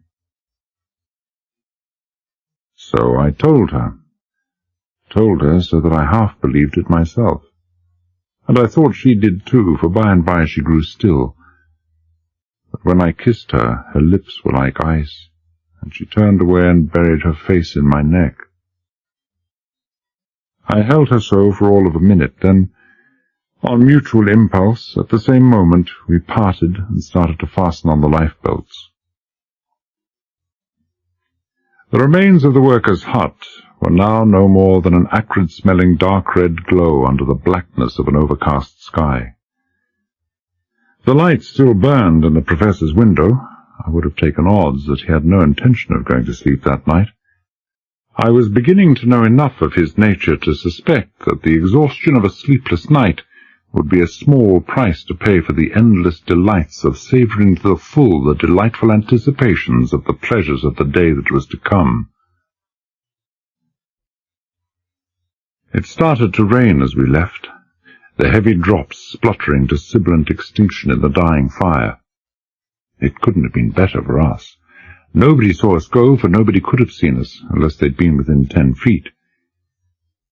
We walked almost 1.5 miles to the south along the seashore, and then, as we approached the area where Hewell's Chinese might be loitering, as they'd been the night before, we took to the sea.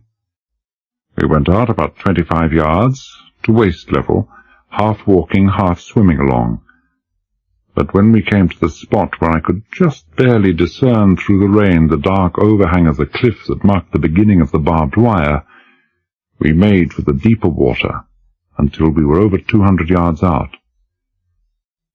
It didn't seem likely that the moon might just conceivably break through. We inflated our lifebelts very slowly, although I hardly thought the sound would carry to shore. The water was cool, but not cold. I swam in the lead, and as I did I turned the operating screw of the sharp propellant canister, and a darkish, evil-smelling liquid, it would probably have been yellow in daylight, with extraordinary dissolving and spreading qualities, spread over the surface of the sea. I don't know what the shark repellent did to the sharks, but it certainly repelled me. Chapter 8. Friday, 3:30 a.m. to 6 a.m. The rain eased and finally stopped altogether, but the night stayed dark, and the sharks stayed away. We made slow time because I couldn't use my left arm to help me along, but we made time, and after almost an hour, when I calculated that we must be at least half a mile beyond the barbed wire fences, we started angling in slowly for shore. Less than 200 yards from land I discovered that our change in direction was premature. The high wall of cliff extended farther round the south of the island than I'd imagined it would. There was nothing for it but to trudge slowly on. By this time swimming would have been a complete and flattering misnomer for our laboured and clumsy movements through the water, and hoped that we wouldn't lose our sense of direction in the slight obscuring drizzle that had again begun to fall. Luck stayed with us, and so did our sense of direction, for when the drizzle finally lifted I could see that we were no more than 150 yards from a thin ribbon of sand that marked the shoreline. It felt more like 150 miles, at least to me it did. I had the vague impression that an undertow was pulling us out into the lagoon all the time, but I knew this couldn't be so, otherwise we would have been swept far out long ago. It was just sheer weakness. But my awareness was not of effort or exhaustion, but almost wholly of frustration, the urgency so desperate, the progress so infuriatingly slow. My feet touched bottom, and I staggered upright in less than 3 feet of water. I swayed and would have fallen had not Marie caught my arm. She was in far better shape than I was. Side by side we waded slowly ashore, and the way I felt no one ever looked less like Venus emerging from the deeps than I did right then. Together we stumbled onto the shore, then, two minds with but one thought, we sat down heavily on the damp sand. God, at last, I gasped. The breath was wheezing in and out of my lungs like air through the sides of a moth-eaten bellows. I thought we'd never make it. Neither did we, a drawling voice agreed. We swung round only to be blinded by the very bright white glare from a pair of torches. You certainly took your time. Please don't try. Good Lord, a female. Although biologically accurate enough, it struck me as a singularly inept term to describe Marie Hopeman, but I let it pass. Instead, I scrambled painfully to my feet and said, "You saw us coming." "For the past 20 minutes, he drawled. "We have radar and infrared that would pick up the head of a shrimp if it stuck itself above water." "My word, a woman! What's your name? Are you armed?" The grasshopper mind, a clear-cut case for Pelmanism. "I have a knife," I said tiredly. "Right now I couldn't cut asparagus with it. You can have it if you want." The light was no longer directly in our eyes, and I could make out the shape of 3 figures clad in white, 2 of them with the vague blurs of guns cradled in their arms. "My name is Bentel. You're a naval officer?" "Anderson. Sub-Lieutenant Anderson." Where in all the world have you two come from? What is your reason for— Look, I interrupted, these things can wait. Please take me to your commanding officer, now. It's very important. At once. Now, just a minute, my friend. The drawl was more pronounced than ever. You don't seem to realize— At once, I said. Look, Anderson, you sound like a naval officer who might have a very promising career in front of him. But I can promise you that career stops today, violently, if you don't cooperate fast. Don't be a fool, man. Do you think I'd turn up like this unless there was something most desperately wrong? I'm a British intelligence agent, and so is Miss Hopeman here. How far is your CO's place? Maybe he was no fool, or maybe it was the urgency in my voice, because after a moment's hesitation he said, The better part of a couple of miles, but there's a telephone at a radar post 1/4 of a mile along the way. He pointed in the direction of the twin barbed wire fences. If it's really urgent, send one of your men there, please. Tell your CO, what's his name, by the way? Captain Griffiths.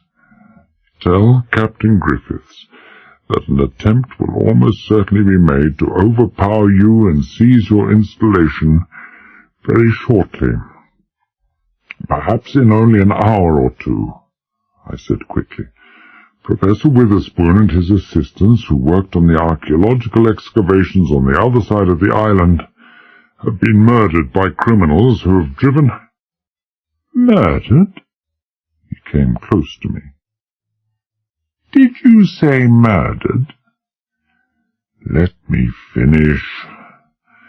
They've driven this tunnel clear through the island and need breach only a few more feet of limestone to emerge on this side of the island. Where, I don't know, probably about 100 feet above sea level. You'll need patrols to listen to their picks and shovels. They're unlikely to blast their way out. Good God! I know. How many men have you here? 18 civilian, the rest Navy, about 50 all told. Armed? Rifles, Tommy guns, about a dozen altogether. Look here, Mr. Bentor, are you absolutely certain about it? I mean, how am I to know? I'm sure. For heaven's sake, man, hurry! Another momentary hesitation, then he turned to one of the half-seen men by his side. Did you get that, Johnston? Yes, sir. Witherspoon and others dead, attack expected through tunnel very soon, patrols listening. Yes, sir. Right. Off you go. Johnston disappeared at a dead run, and Anderson turned to me. I suggest we go straight to the captain. You will forgive me if leading seaman Allison walks behind us. You have made an illegal entry into an officially protected area, and I can't take chances. Not till I have clear proof of your bona fides. Just so long as he keeps his safety catch on, I don't care what he does, I said wearily. I haven't come all this length just to be shot in the back if your man trips over his own ankles. We went off in single file, not talking, Anderson with a torch leading the way, and Allison with another bringing up the rear. I was feeling dizzy and unwell. The first greyish streaks of dawn were beginning to finger their way upwards from the eastern horizon. After we'd gone perhaps 300 yards, following an ill-defined track that ran first through a scrubby belt of palms and then a low bush, I heard an exclamation from the sailor behind me. He came up close to my back, then called out, "Sir?" Anderson stopped, turned. "What is it, Allison?"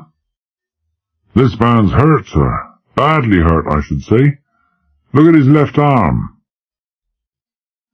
We all looked at my left arm. No one was more interested than myself.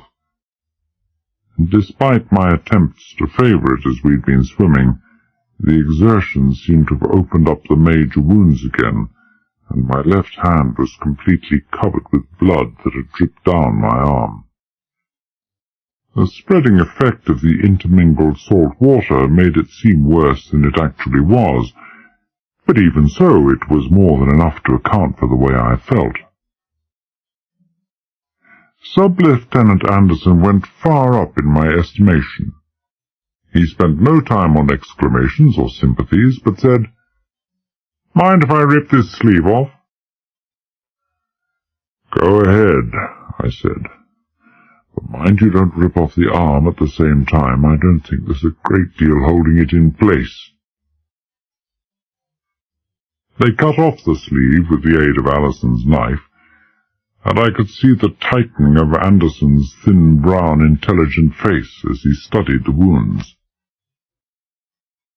"Your friends at the phosphate camp?" "That's it. They had a dog." "This is either infected or gangrenous or both. Either way, it's pretty nasty. Lucky for you we have a naval surgeon here. Hold this, miss, will you?" He handed his torch to Marie, pulled off his shirt and tore it into several wide strips, using them to bandage my arm tightly. "Won't do the infection any good, but it should cut down bleeding. The civilian Quonset huts aren't any more than half a mile from here. Think you can make it?" The reserved tone in the voice had vanished. The sight of that left arm had been as good as a character reference from the First Sea Lord. "I can make it. It's not all that bad." 10 minutes later, a long, low building with a Nissen-type roof loomed up out of the greying dark. Anderson knocked at a door, walked in and touched a switch that lit up a couple of overhead lights. It was a long, bare, barn-like structure of a place, with the first third of it given over to a kind of communal living centre, while beyond that a narrow central passage bisected 2 rows of 8-by-8 cubicles, each with its own door, all of them open to the main roof. In the foreground, brown courtesine on the floor, a couple of small tables with writing materials, 7 or 8 rattan and canvas chairs, and that was it. No home from home, but good enough for something that would only be left there to rust and flake away when the Navy was finished with it. Anderson nodded to a chair, and I didn't need any second invitation.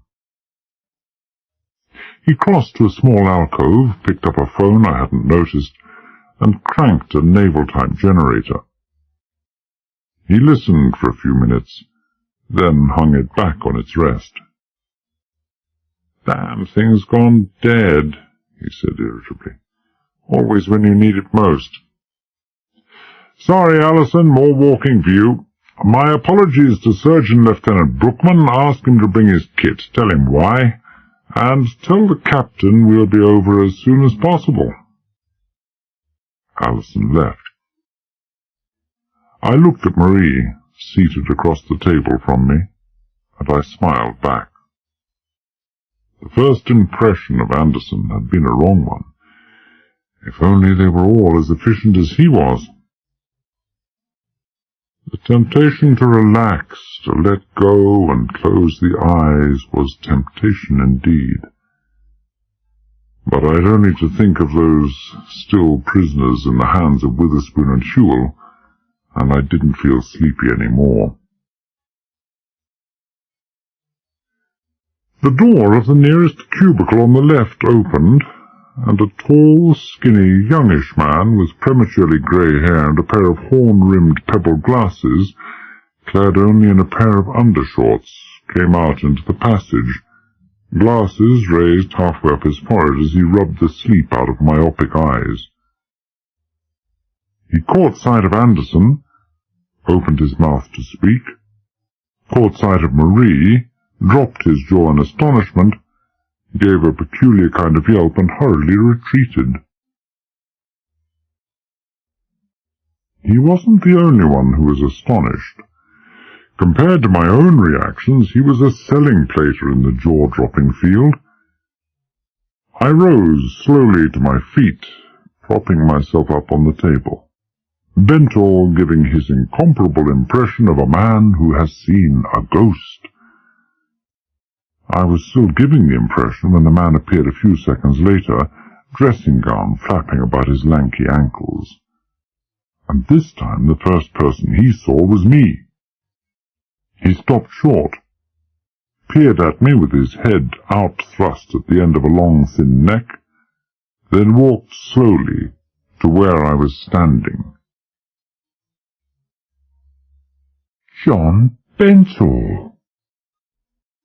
He reached out to touch my right shoulder, maybe to make sure I was real.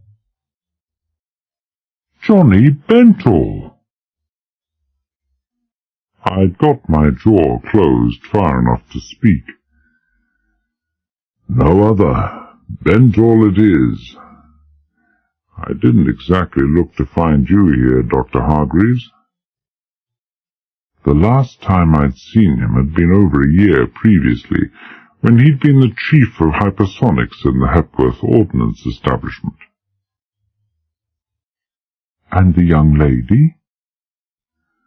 Even in moments of stress, Hargreaves had always been the most punctilious of men. Your wife, Bentor? Off and on, I said. Marie Hopeman, ex-Mrs. Bentor. I'll explain later. What are you— Your shoulder, he said sharply. Your arm. You've hurt it. I refrained from telling him that I knew all about my arm. A dog bit me, I said patiently. It didn't sound right somehow. I'll tell you all you want, but first, one or two things. Quickly, please, it's important. Are you working here, Dr. Hargreaves? Of course I am. He answered the question as if he considered it mildly half-witted, and from his point of view I suppose it was. He would be unlikely to be taking a holiday in a naval camp in the South Pacific. Doing what? Doing what? He paused and peered at me through his pebbles. I'm not sure whether I— Mr. Bentor says he's a government intelligence officer, Anderson put in quietly. I believe him. Government? Intelligence? Dr. Hargreaves was in a repetitive mood tonight. He looked at me suspiciously. You must forgive me if I'm a bit confused, Bentor. What happened to that machine import-export business you inherited from your uncle a year or so ago? Nothing. It never existed. There had to be some cover-up story to account for my departure. I'm betraying official secrets, but not really doing any harm in telling you that I was seconded to a government agency to investigate the leakage of information about the new solid fuels we were working on at the time. He thought a bit, then made up his mind. Solid fuel, eh? That's why we're out here, testing the stuff. Very secret and all that, you know. A new type rocket? Precisely. It had to be that. You don't have to take off to the middle of nowhere to carry out experiments on new stuff unless it's either explosives or rockets. And heaven knows we've reached the limit in explosives without blowing ourselves into space. By this time other cubicle doors had opened, and a variety of sleepy men in a variety of clothes and underclothes were peering out to see what the matter was. Anderson went and spoke softly to them, knocked on a couple of other doors, then came back and smiled apologetically. "Might as well have them all here, Mr. Bentor. If your facts are right, it's time they were up and away, and it'll save you having to tell the same story over again." "Thanks, Lieutenant." I sat down again and closed grateful fingers over a large glass of whiskey that had mysteriously appeared from nowhere. 2 or 3 tentative sips, and the room seemed to be floating around me. Neither my thoughts nor my eyes were any too keen to be focused on anything, but after another few sips my vision seemed to clear again, and the pain in my arm began to recede. I supposed I was getting light-headed. "Well, come on, Bentor," Hargreaves said impatiently. "We're waiting." I looked up. They were waiting, 7 of them altogether, not counting Anderson, and the late Dr. Fairfield was the missing 8th. "I'm sorry," I said. "I'll keep it short. But first, I wonder if any of you gentlemen have any spare clothes. Miss Hopeman here has just recovered from a rather bad chill and fever, and I'm afraid—" This gave me another minute's grace and time for the glass to be emptied and refilled by Anderson. The competition to supply Marie with clothes was brisk. When she'd given me a grateful and rather tired smile and disappeared into one of the cubicles, I told them the story in 2 minutes, quickly, concisely, missing out nothing but the fact that I'd heard women singing in the abandoned mine.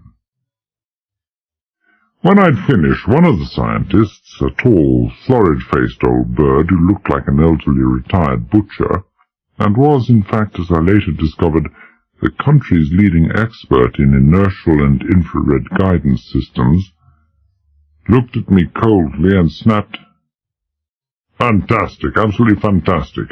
Imminent danger of attack. Bah! I don't believe a word of it." "What's your theory of what happened to Dr. Fairfield?" I asked.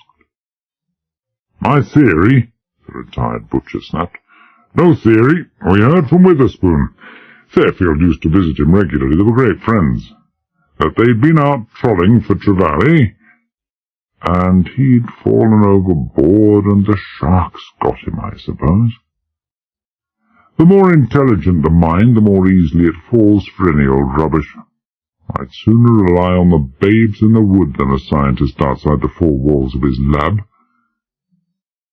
Dale Carnegie wouldn't have approved of any part of this. I can prove it, gentlemen, but only by giving you bad news. Your wives are being held prisoner in the mine on the other side of the island." They looked at me, then at each other, then back at me again. "Have you gone mad, Bentor?" Hargreaves was staring at me through his pebbled glasses, his mouth tight. "It would be better for you if I had. No doubt you gentlemen imagine your wives are still in Sydney or Melbourne or wherever. No doubt you write to them regularly. No doubt you hear from them regularly. No doubt you will keep their letters, or some of them. Or am I wrong, gentlemen?"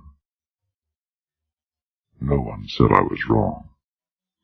"So, if your wives are all writing from different homes, you would expect by the law of averages that most of them would use different paper, different pens, different inks, and that the different postmarks on the envelopes would not all be printed in the same colours. As scientists, you will all have respect for the law of averages, I suggest we compare your letters and envelopes. No one wants to read any private correspondence just to make a superficial comparison of likenesses and differences. Would you like to cooperate? Or, I glanced at the red-faced man, are you scared to learn the truth? 5 minutes later, the red-faced man was no longer red-faced, and he had learnt the truth. Of the 7 envelopes produced, 3 had been of one brand, 2 of another, and 2 of a third, enough not to make incoming mail look suspiciously alike. The postmarks on the envelopes, so beautifully clear-cut as to suggest they had been stolen, not manufactured by unauthorized persons, were all in the same colour. Only 2 pens, a fountain and a ballpoint, had been used for the 7 letters, and the last point was the final clincher. Every letter but one had been written on exactly the same notepaper. They must have thought themselves safe enough there. Middle-aged and elderly scientists don't usually show their letters around. After I'd finished and given the letters back to their owners, they exchanged glances, dazed glances, where the lack of understanding was matched only by the increasing fear. They believed me all right now. I thought my wife's tone was rather strange in recent letters, Hargreaves said slowly. She's always been so full of humour, and poking fun at scientists, and now— I've noticed the same, someone else murmured. But I put it down to— You can put it down to coercion, I said brutally. It's not easy to be witty when a gun is pointing at your head. I don't pretend to know how the letters were introduced into your incoming mail, but it would be a simple matter to a mind as brilliant as that of the man who killed Witherspoon, for he is brilliant. Anyway, you can introduce mail into mail bags for 100 years and no one will ever notice. It's only when you start taking it out that eyebrows begin to lift. But what does it all mean? Hargreaves' voice had a shake in it, and his hands were clenching and unclenching in involuntary nervousness. What are they going to do with our wives? You must give me a minute, I said tiredly. It's as big a shock for me to find you here as it is for you to find out where your wives are. I think you're safe enough now, and the rocket installation, but I believe your wives to be in deadly danger. There's no good blinking facts. Expediency is all that matters to the men we're against, and humanity not at all. If you move wrongly, you may never see them again. Let me think, please. They wandered off reluctantly to complete dressing. I thought, but the first part of my thinking was far from constructive. I thought of that old fox, Colonel Rain, and I thought of him with something less than affection.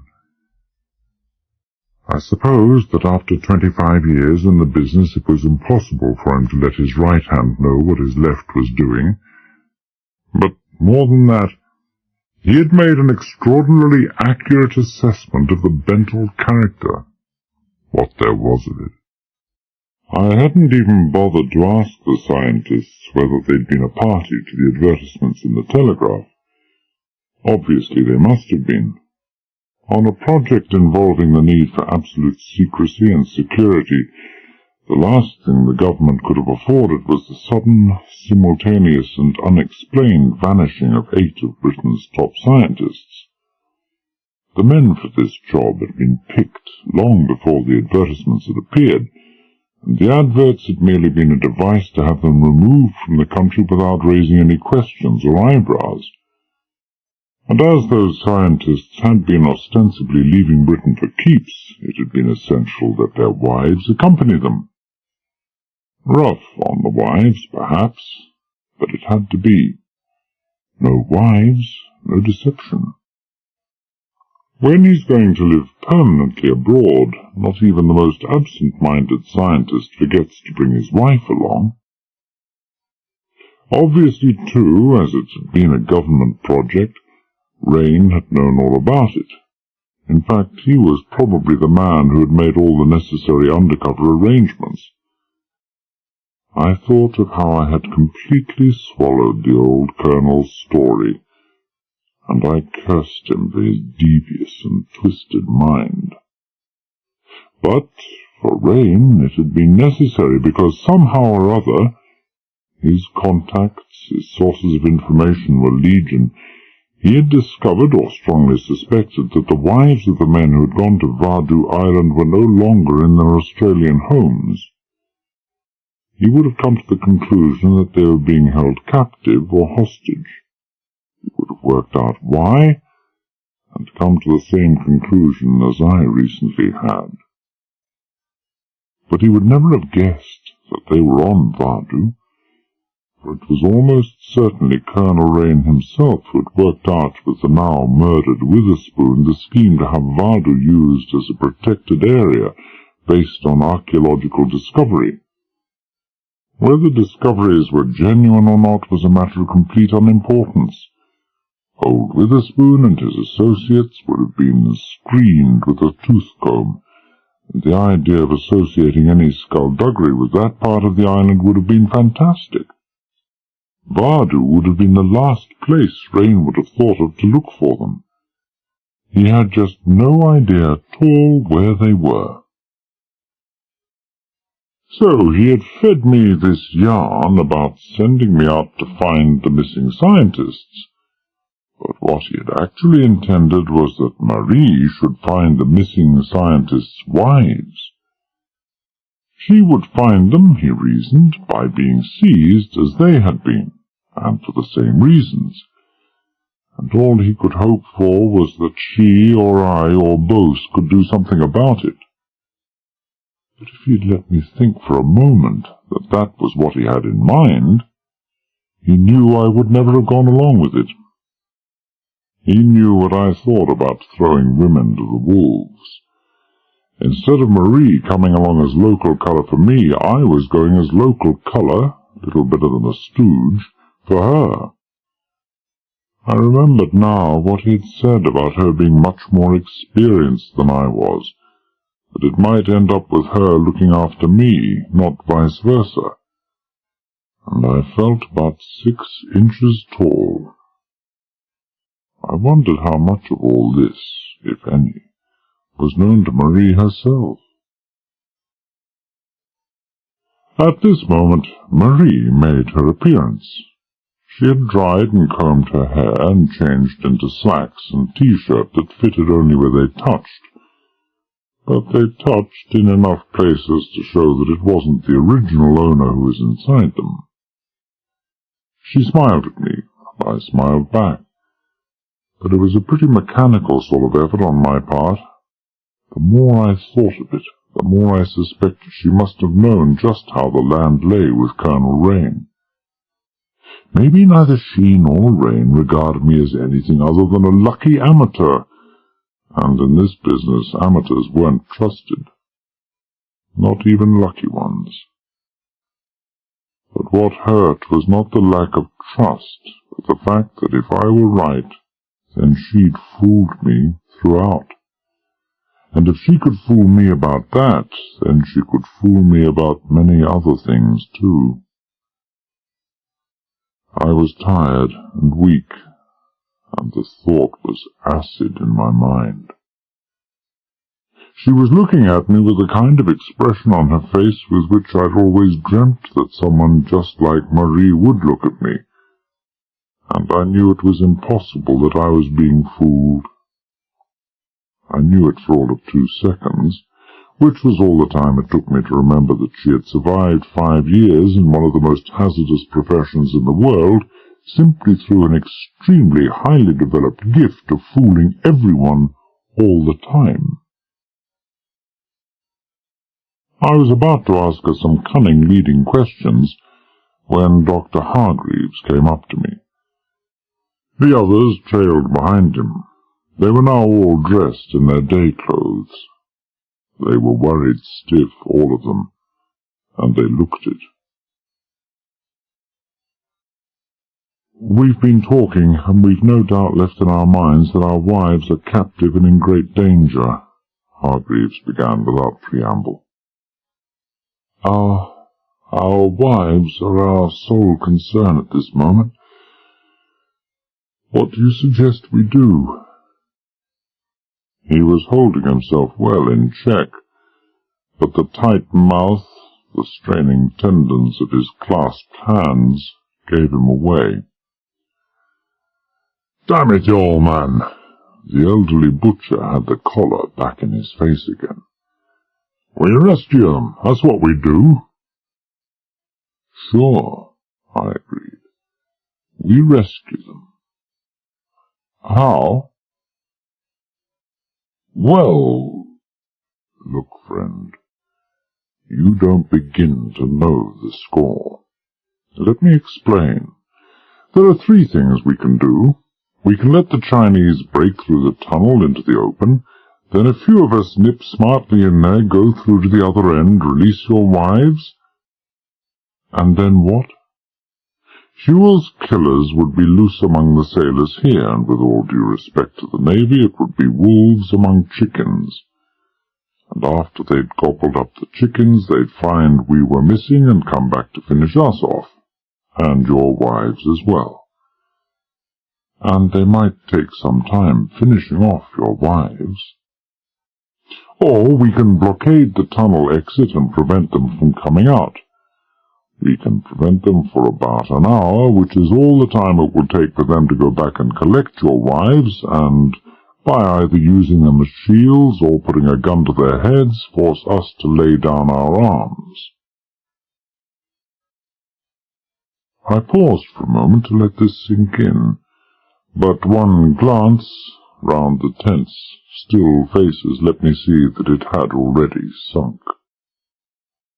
They were looking at me as if they didn't like me very much, but I suppose that it was what I was saying that they really didn't like. "You said there was a third alternative," Hargreaves pressed me. "Yes." I rose stiffly to my feet, glanced at Anderson. "Sorry, Lieutenant, can't wait any longer for your M.O. Time enough wasted. There is a third alternative, gentlemen, the only practicable one. As soon as they break through the mountainside, or as soon as we hear them trying to break through, a party of us, 3 or 4, with sledges and crowbars to force locks, and armed in case guards have been left behind to look after your wives, will go round the south of the island by boat, land, and hope to get your wives clear before Witherspoon and Whewell get the idea of sending back for your wives to use as hostages. In this day and age, I assume the Navy no longer depends on oars and sails. A fast power boat should get us there in 15 minutes. I've no doubt it would, Anderson said unhappily. There was an embarrassed silence, then he went on reluctantly. The fact is, Mr. Bentle, we haven't got any boats. Say that again. No boat.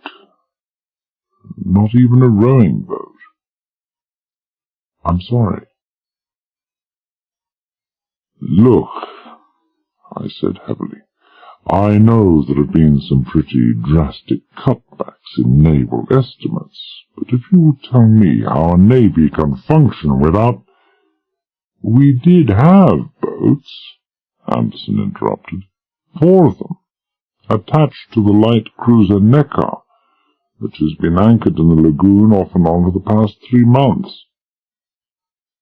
The Neckar left 2 days ago with Rear Admiral Harrison, who was in overall charge, and Dr. Davies, who had been in charge of the development of the Dark Crusader throughout. The work on it, the Dark Crusader, the name of the rocket. Not quite in firing readiness yet, but we had an urgent cable from London 48 hours ago saying it was essential to complete the work immediately, and ordering the Neckar to the firing range immediately, about 1,000 miles southwest of here. That's why this particular island was chosen, all open water to the southeast if anything goes wrong with the rocket. Well, well, I said heavily, what a lovely coincidence. A cable all the way from London. All the correct codes, hidden identification figures and telegraphic addresses, I'll bet.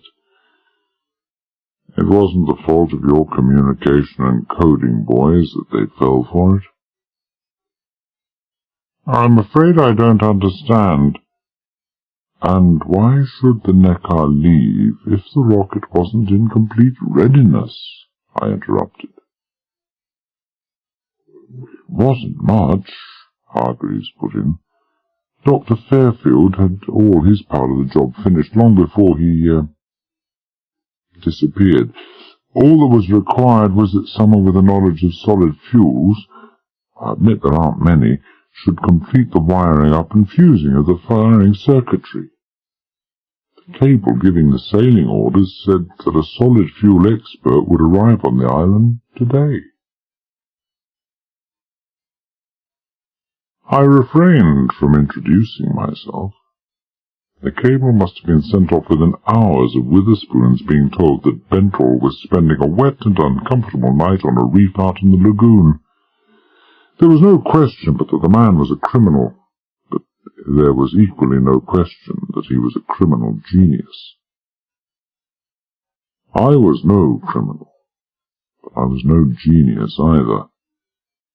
We belonged in different leagues, the top and the bottom.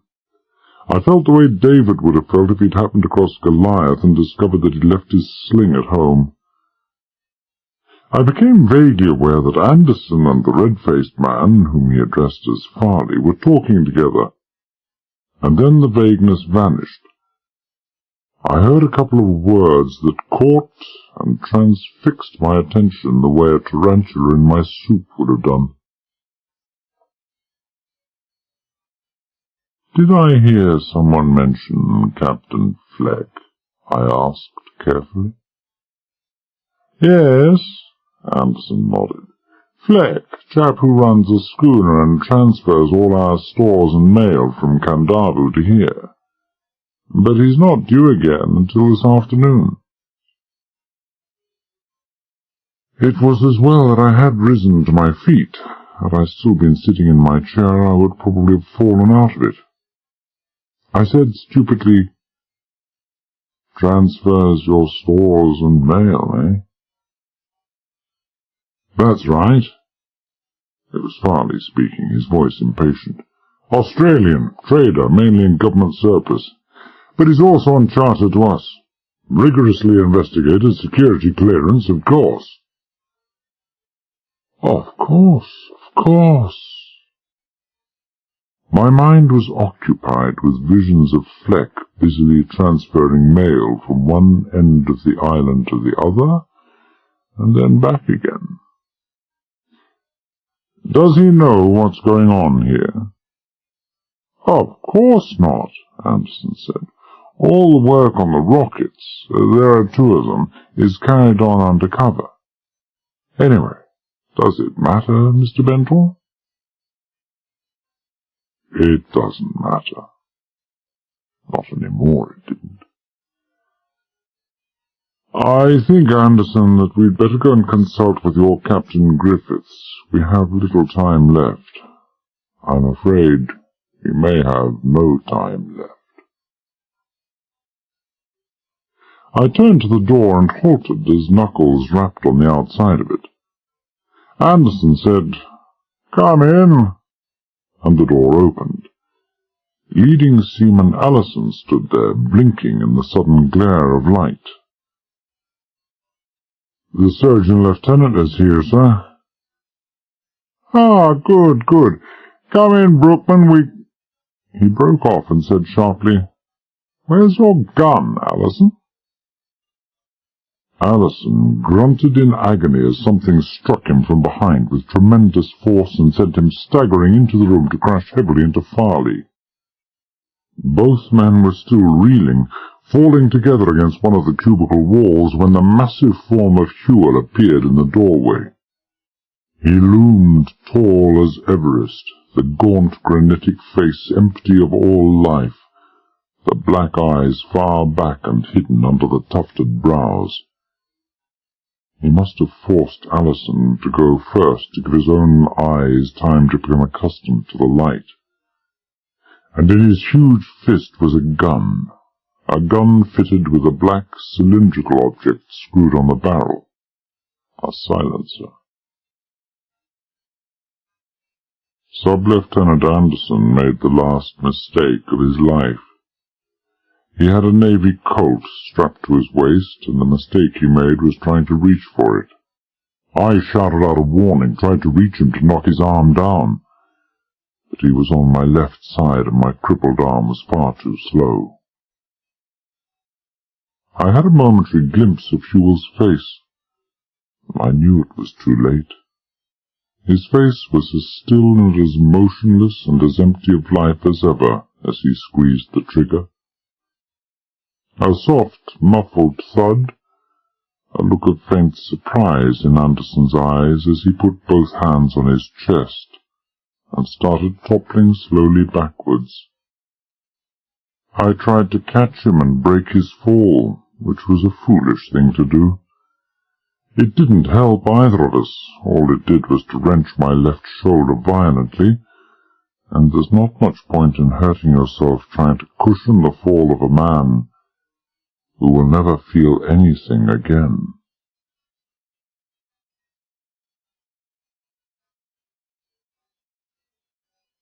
Chapter 9. Fridays 6 a.m. to 8 a.m. Hewell advanced into the room. He didn't even look at the dead man on the floor. He made a gesture with his left hand, and two soft-footed Chinese, each with a machine pistol in his hand, came in through the doorway behind him. They carried their guns as if they knew how to use them. "Anybody here armed?" Hewell asked in his deep, gravelly voice. "Anybody here with arms in this room? If so, tell me now. If I find arms on any man or in any man's room and he hasn't told me, I'll kill him. Any arms here?" There were no arms there. If any of them had had toothpicks and thought Hewell might have considered those as arms, they'd have rushed to get them. Hewell had that effect on people. Also, there was no doubt that he meant what he said. Good. He advanced another step and looked down at me. "You fooled us, Bendall, didn't you? That makes you very clever. Nothing wrong with your foot, was there, Bendall? But your arm isn't so good, is it? I suppose the Doberman did that to you before you killed it. And you killed two of my best men, didn't you, Bendall? I'm afraid you will have to pay for that." There was nothing sinister or menacing about the slow, sepulchral voice, but then it didn't have to be. The man's looming presence, the craggy ruin of a face, made any further menace completely superfluous. I didn't doubt that I would pay. But it will have to wait just a little. We can't have you dying on us yet, can we, Bendall? He spoke a few quick words in a foreign language to the Chinese on his right, a tall, sinewy, intelligent-looking man with a face as still as Whewell's own, then turned back to me. "I have to leave you for a moment. We have the guards by the boundary fence to attend to. The main compound and garrison are already in our hands, and all telephone lines to the guard posts cut. I am leaving Hang here to look after you. Don't any of you try anything clever with Hang. You might think one man, even with a Tommy gun, can't hold 9 men in a small room. And if any of you think that and try to act on it, that's as good a way as any to find out why Hang was the sergeant major of a machine-gun battalion in Korea." Whewell's lips cracked at a humorless smile. No prizes for guessing which side he was on. Seconds later, he and the other Chinese were gone. I looked at Marie, and she at me. Her face was tired and somehow sad, and the small smile she gave me hadn't much behind it. Everybody else was looking at the Chinese guard. He didn't appear to be looking at anybody. Farley cleared his throat and said conversationally, "I think we could rush him, Bentall. One from each side." "You rush him," I said. "I'm staying where I am." "Damn it all, man." His voice was low and desperate. "It may be our last chance." "We've had our last chance. Your courage is admirable, Farley, which is more than can be said for your intelligence. Don't be a damned idiot. But—" "You heard what Bentall said."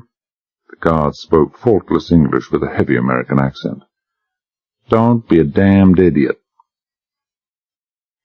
Farley subsided in a moment.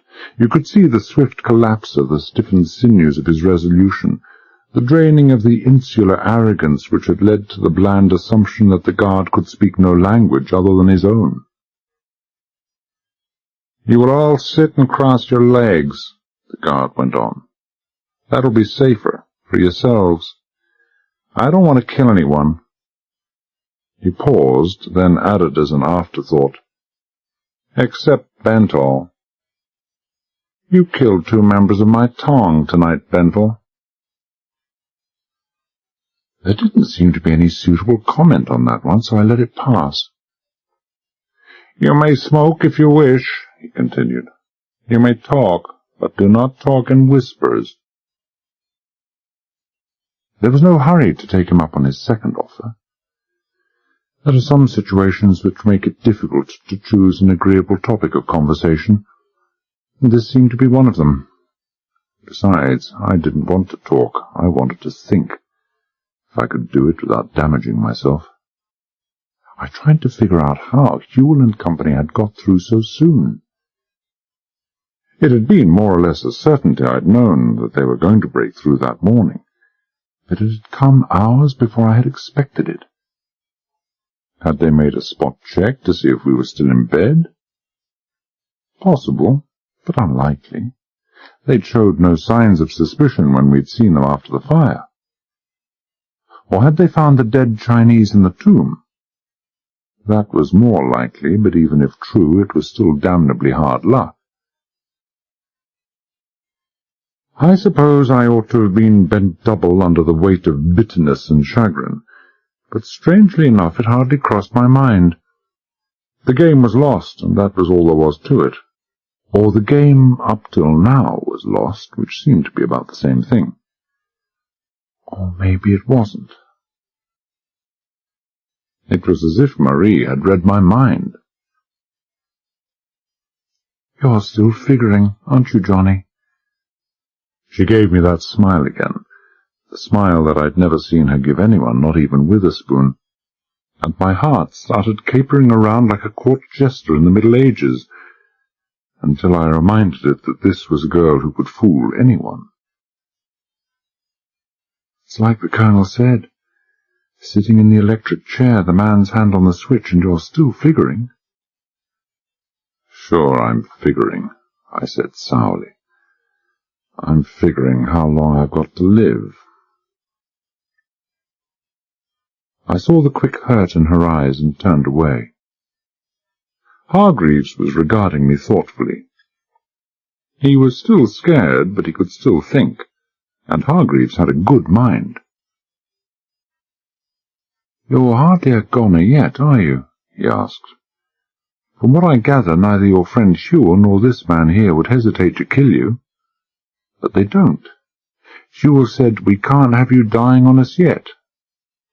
And you used to work in the same department as Dr. Fairfield.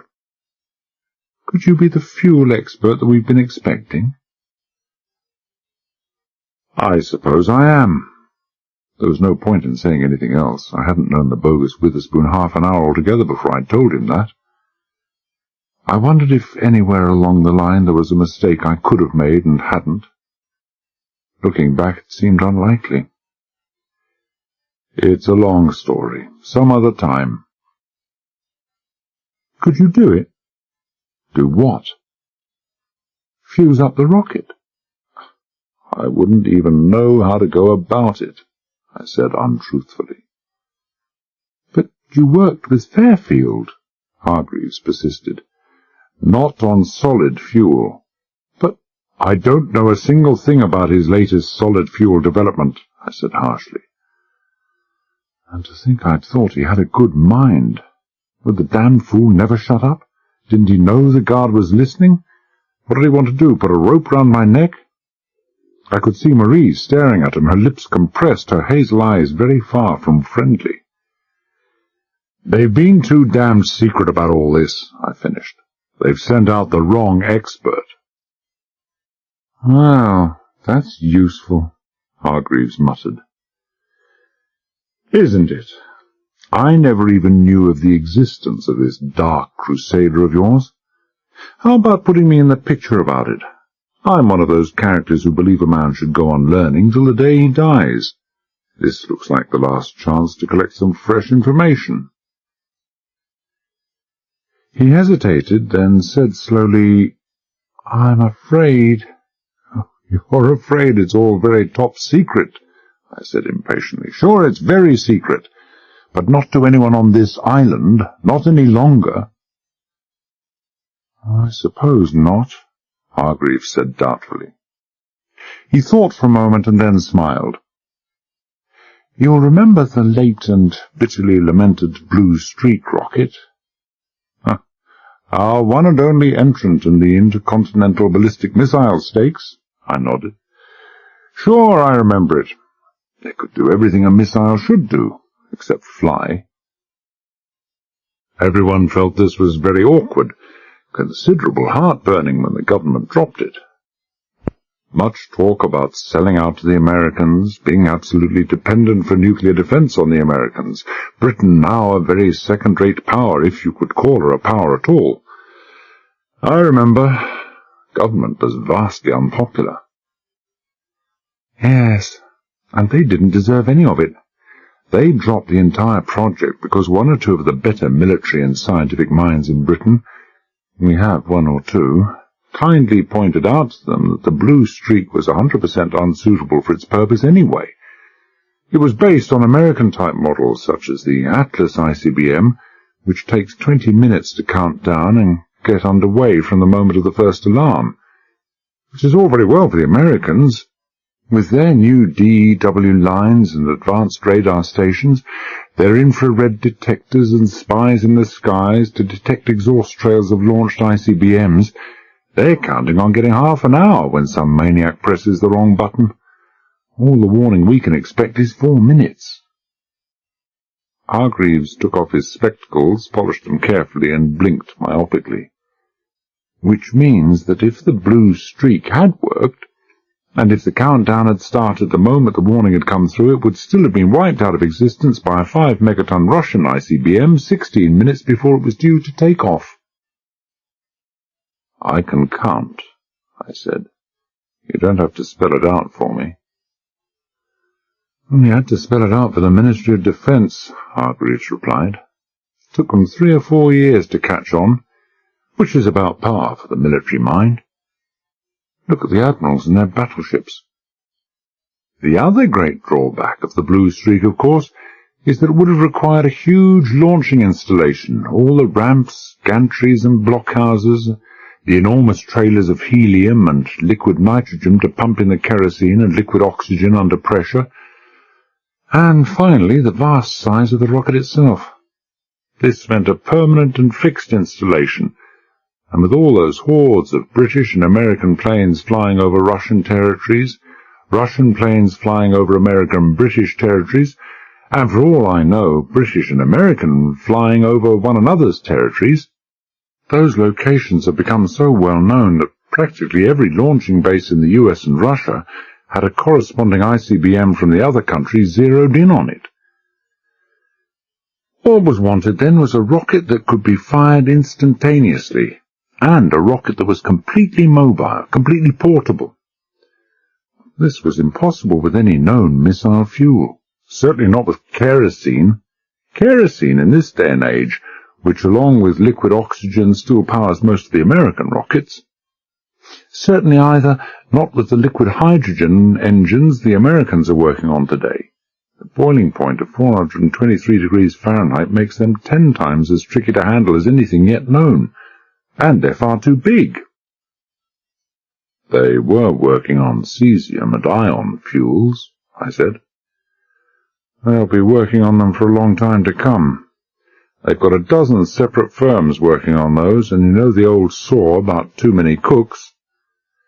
And so the mobile rocket ready for instant firing was impossible with any known propellant, until Fairfield came up with a brilliantly simple idea for solid fuel, 20 times as powerful as used in the American Minuteman. It's so brilliantly simple, Hargreaves admitted, that I don't know how it works. Neither did I, but I'd learnt enough from Fairfield to learn how to make it work. But here and now I never would. "You're sure it really does work?" I asked. "Oh, we're sure, all right. On a small scale, that is."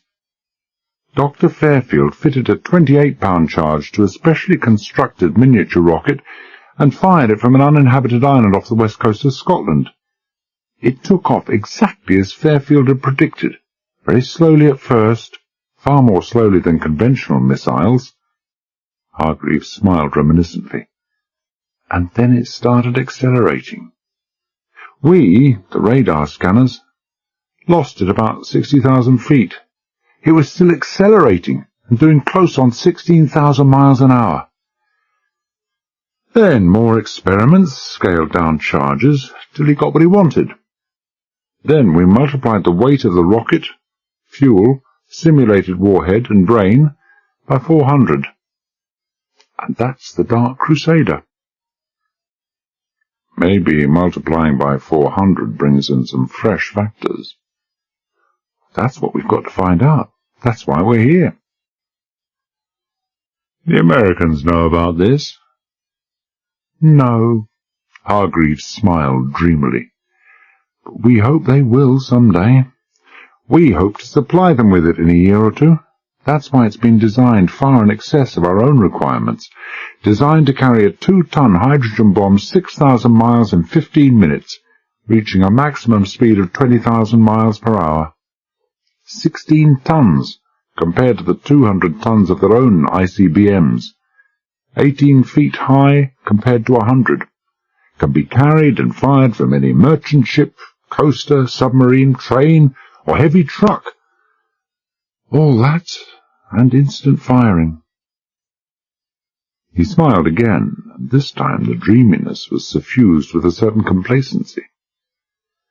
The Yanks are just going to love the Dark Crusader. I looked at him. You're not seriously suggesting that Witherspoon and Hewell are working for the Americans, are you? Working for the... He pulled the spectacles down his nose and peered at me over the thick horn rims, eyes wide in myopic astonishment. What on earth do you mean? I just mean that if they aren't, I don't see how the Americans are going to have a chance to look at the Crusader.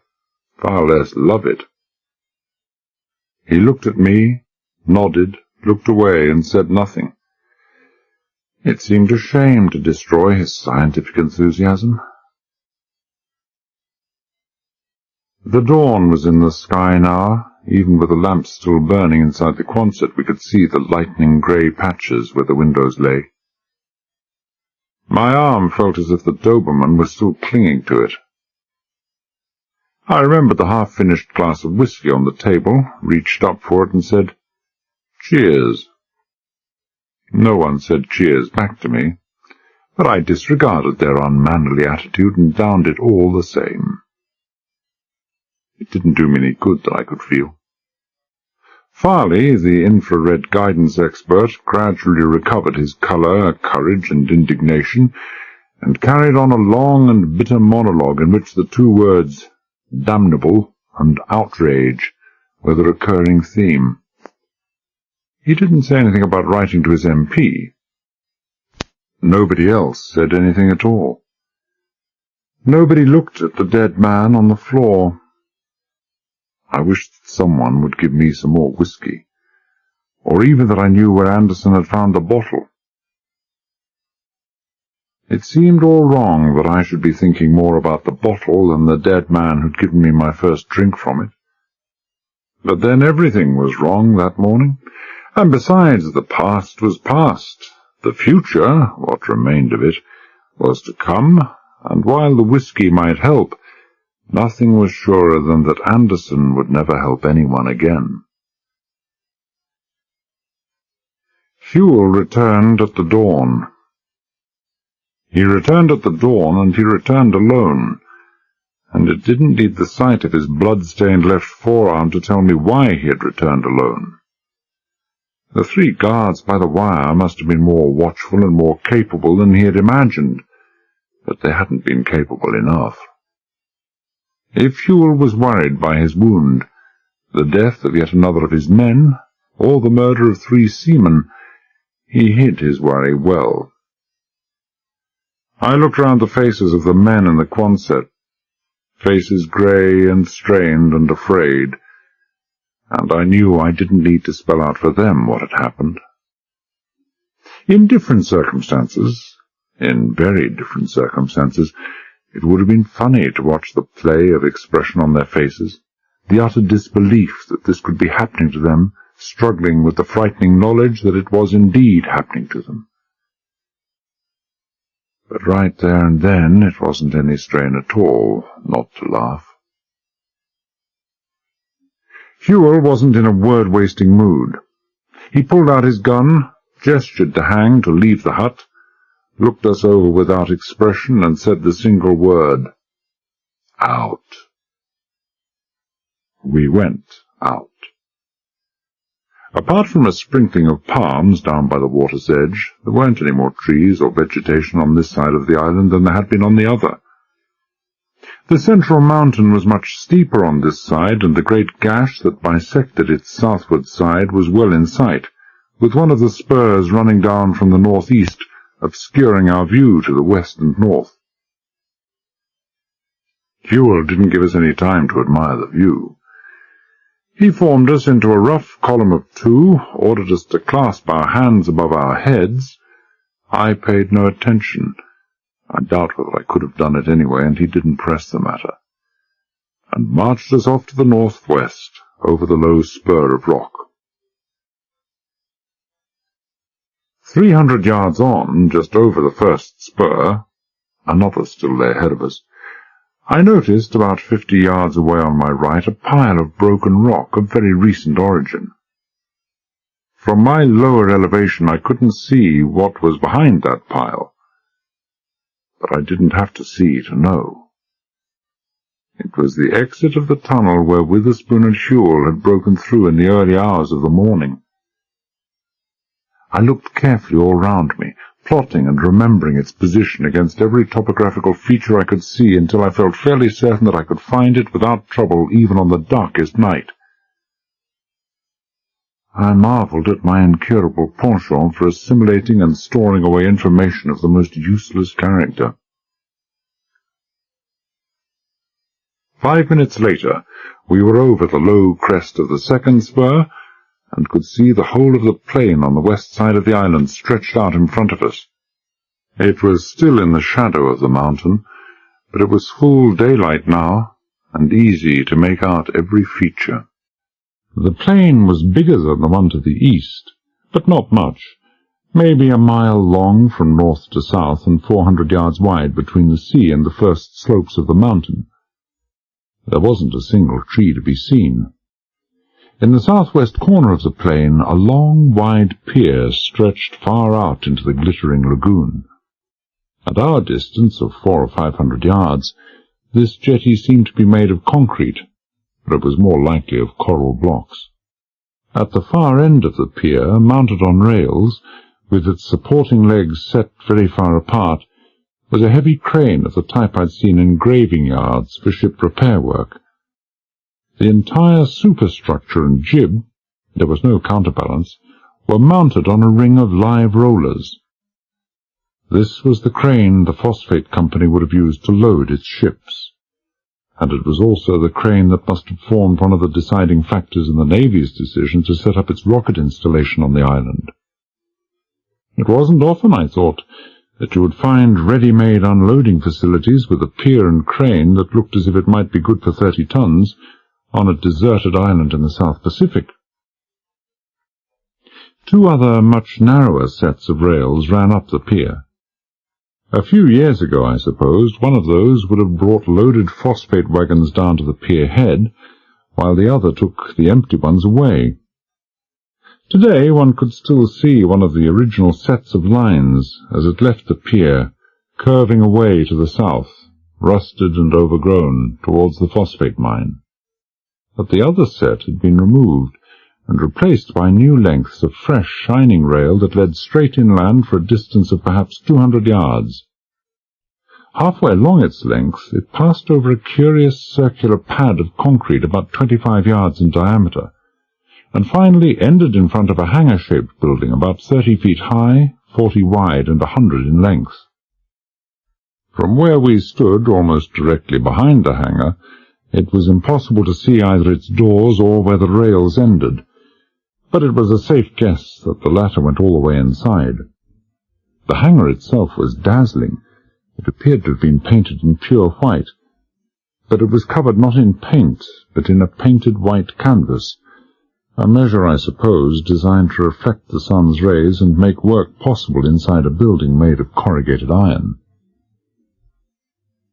Some little distance north of this stood what were clearly the living quarters, a group of haphazardly placed buildings, squat, ugly, and obviously prefabricated.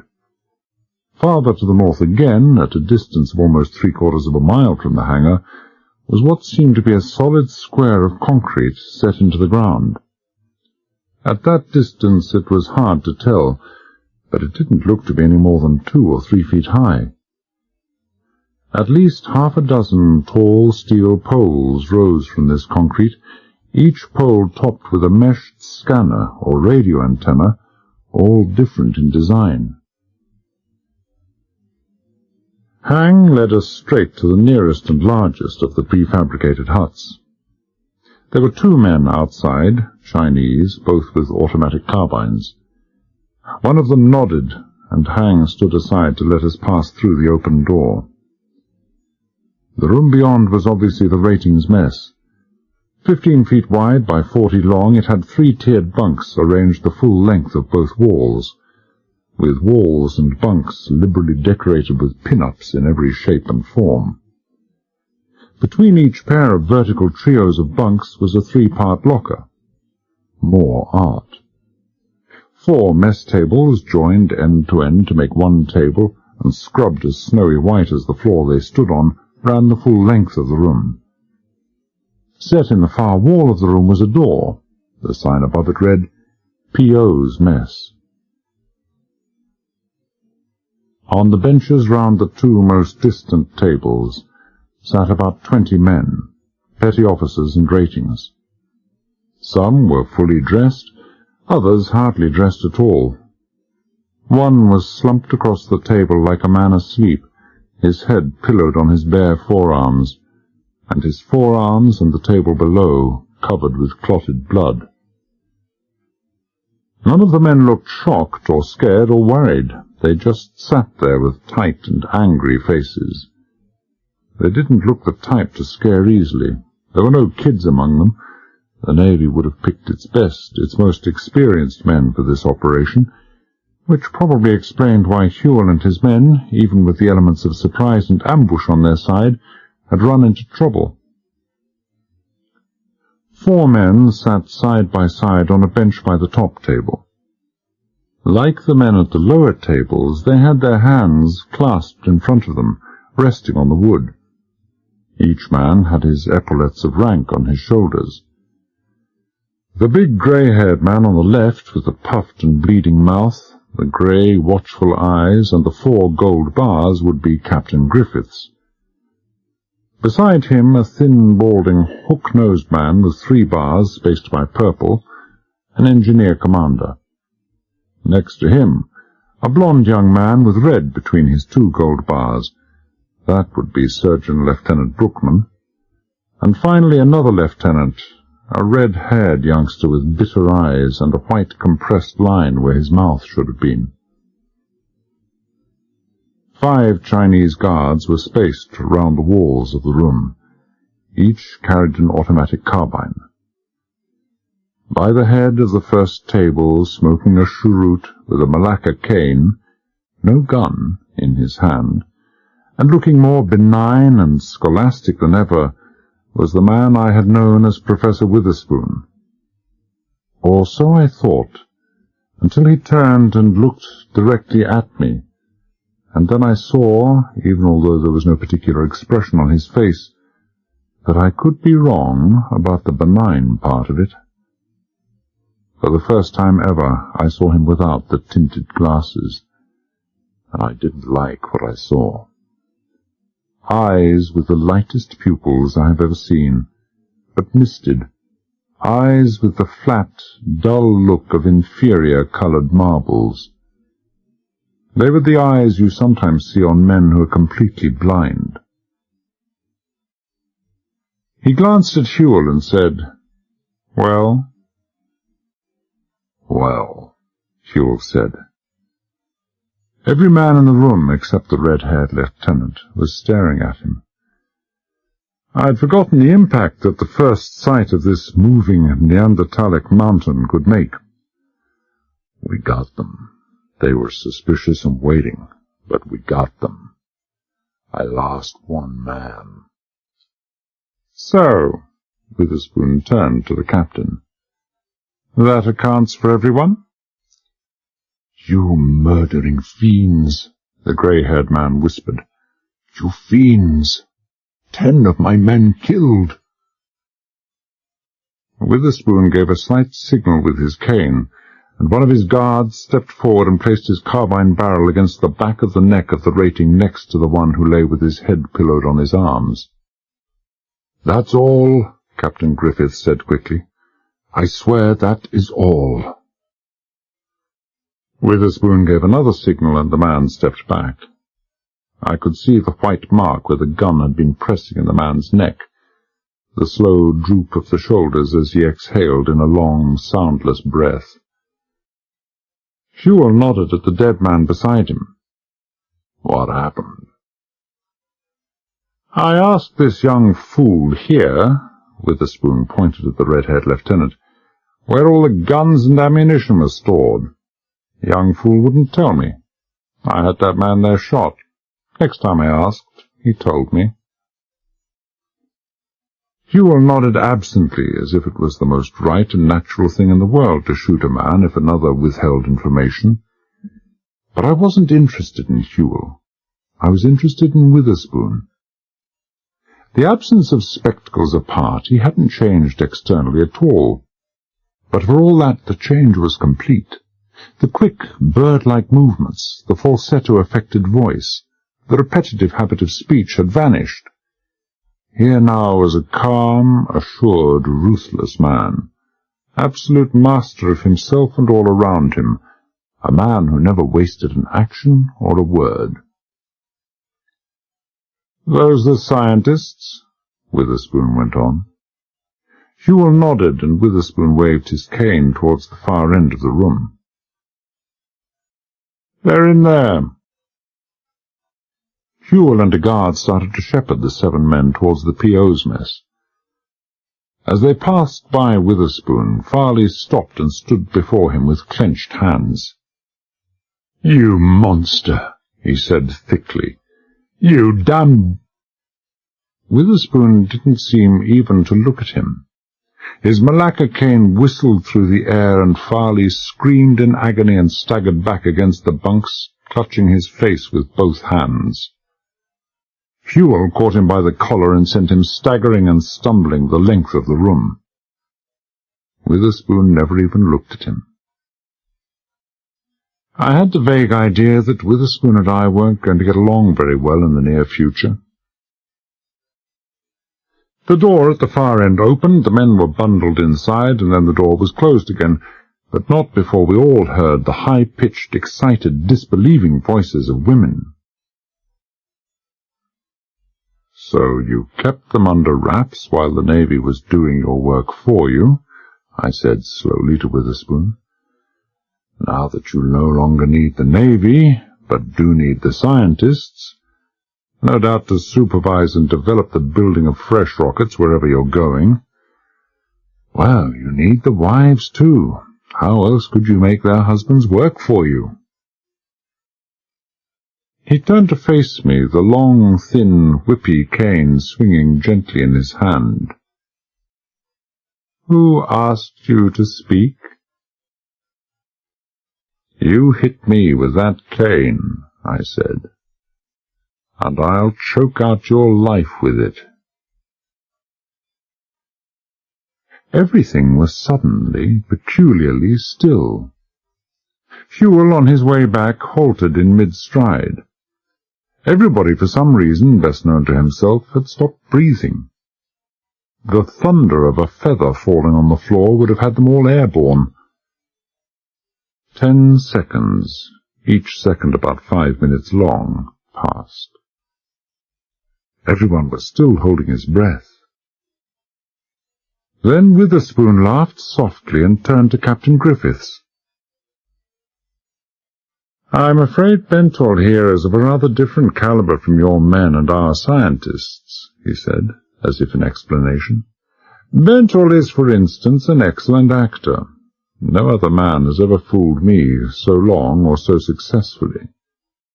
Bentall allows himself to be savaged by wild dogs and never shows a sign. Bentall, with one arm out of commission, meets up with 2 experienced knife-fighters in a darkened cave and kills them both. He is also, for good measure, highly skilled in burning down houses." He shrugged, almost apologetically. "But then, of course, it requires a very special man to become a member of Britain's Secret Service." Another peculiar silence, even more peculiar than the one that had gone before. Everybody was looking at their first Secret Service man, and they couldn't have been unduly impressed. With a drawn, haggard face like that of a cadaver, and a body that looked even more so, I wouldn't have done at all as a subject for a poster to attract fresh recruits to the service. Not, of course, that they used posters. I wondered how on earth Witherspoon had known. The Chinese guard Hang had heard us, of course, but he hadn't spoken yet to Witherspoon. "You are a government agent, Bentall, aren't you?" Witherspoon asked softly. "I'm a scientist," I said, just to see how it would go. "A fuel research technician. Liquid fuel," I added pointedly. A sign that I didn't see, and a guard advanced and pressed his gun barrel against Captain Griffith's neck. "Counter-espionage," I said. "Thank you." The guard fell back. "Honest-to-goodness plain scientists aren't expert in codes, wireless telegraphy, and Morse. You appear to be well versed in all of them, don't you, Bentall?" I looked at Lieutenant Brookman. "I wonder if you would be kind enough to fix up this arm of mine?" Witherspoon took a long step towards me. His mouth was as white as the knuckles of the hand that held the Malacca cane, but his voice was as unperturbed as ever. "When I'm finished, it may interest you to know that within 2 minutes of my returning home tonight after the fire, a message started coming through on our radio transmitter from a vessel by the name of the Pelican, in which I have a considerable interest. If it wasn't for the fact that my nervous system seemed to have completely stopped working, I'd probably have jumped a foot. If I'd the strength for any gymnastics like that, which I hadn't. As it was, I didn't move a muscle on my face. The Pelican. That had been the first name I'd seen on that list under the blotter, the copied list that now lay between my sock and the sole of my right foot. "The Pelican was listening in on a certain frequency," he continued. "It had instructions to do so. You may imagine the radio operator's astonishment when an SOS started coming through on that frequency, a frequency far removed from the distress channels." I still didn't move any facial muscles, but it called for no willpower this time. The shock of realization was enough. The shock of appreciating the enormity of my blunder. But it wasn't really my fault. I had no means of knowing that the 46 in the list I had picked up meant that the Pelican and the other ships, probably all the other names were ships' names too, were to begin listening in to keep a radio watch at 46 minutes past every hour. And as nearly as I could remember, I had begun to transmit my first experimental SOS, when I was trying to line up the receiver and transmitter, at almost exactly that time, and on the preset wavelength of Fu-Chao, which just happened to be the transmitting wavelength they were using. "He was a clever man, this operator," Witherspoon continued. "He lost you, and guessed it was because you dropped down to the distress frequencies. He found you there, and followed you. He heard the name Vardu mentioned twice, and knew something was far wrong. He copied down letter for letter your signal to the Annandale, and then he waited 10 minutes, and called back." I was still giving my impression of one of the statues on Easter Island, carved from stone and badly battered. This wasn't the end. This wasn't necessarily the end. But it was the end. I knew it was. "Combo, Rydex, London. The telegraphic address of the Chief of your Service, wasn't it, Bentor?" he asked. It seemed unlikely that I could convince him that all I had been doing was sending a birthday message to my Aunt Myrtle in Putney, so I nodded. "I guessed so, and I thought it might be rather useful if I sent a message myself. While Hewell, who had now discovered you were missing, and his men were already pickaxing away what was left of the tunnel, I composed a second message. I had no idea, of course, what your coded message had been, but the one I sent to Combo Rydex London should meet the case. I sent, 'Please disregard previous message, everything under control, essential you do not attempt to contact me 48 hours, no time code,' and took the liberty of adding your name. Do you think that will meet the case, Bentor?" I said nothing. There was nothing I could say. I looked round the faces at the table, but no one was looking at me any more. They were almost all staring down at their hands. I glanced in Marie's direction, but even she wasn't looking at me. I'd been born in the wrong time and place.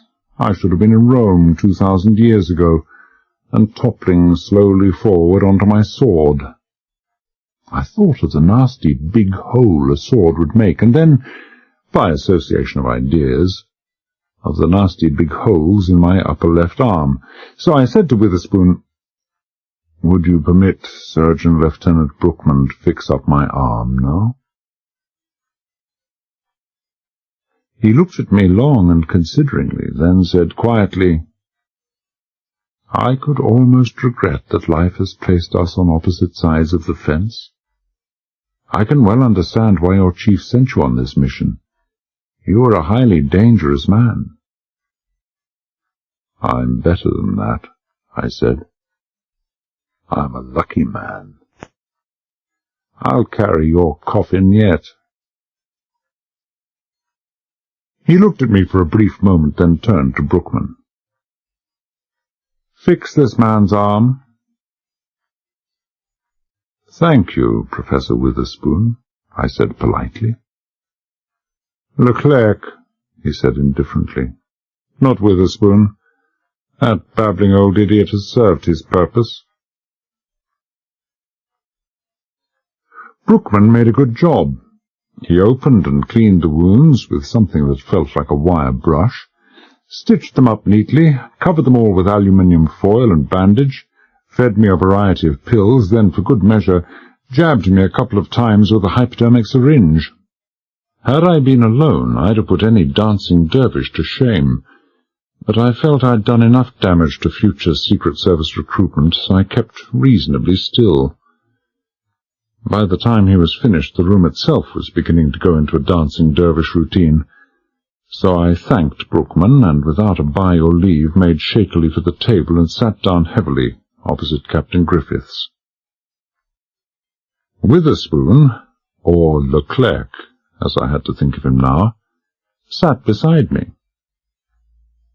You feel better, Bentor? I couldn't feel worse. If there's a hell for dogs, I hope that damned hound of yours is roasting. Quite. Who is the senior scientist among those present, Captain Griffiths? What damnable evil are you up to now? The grey-haired man demanded.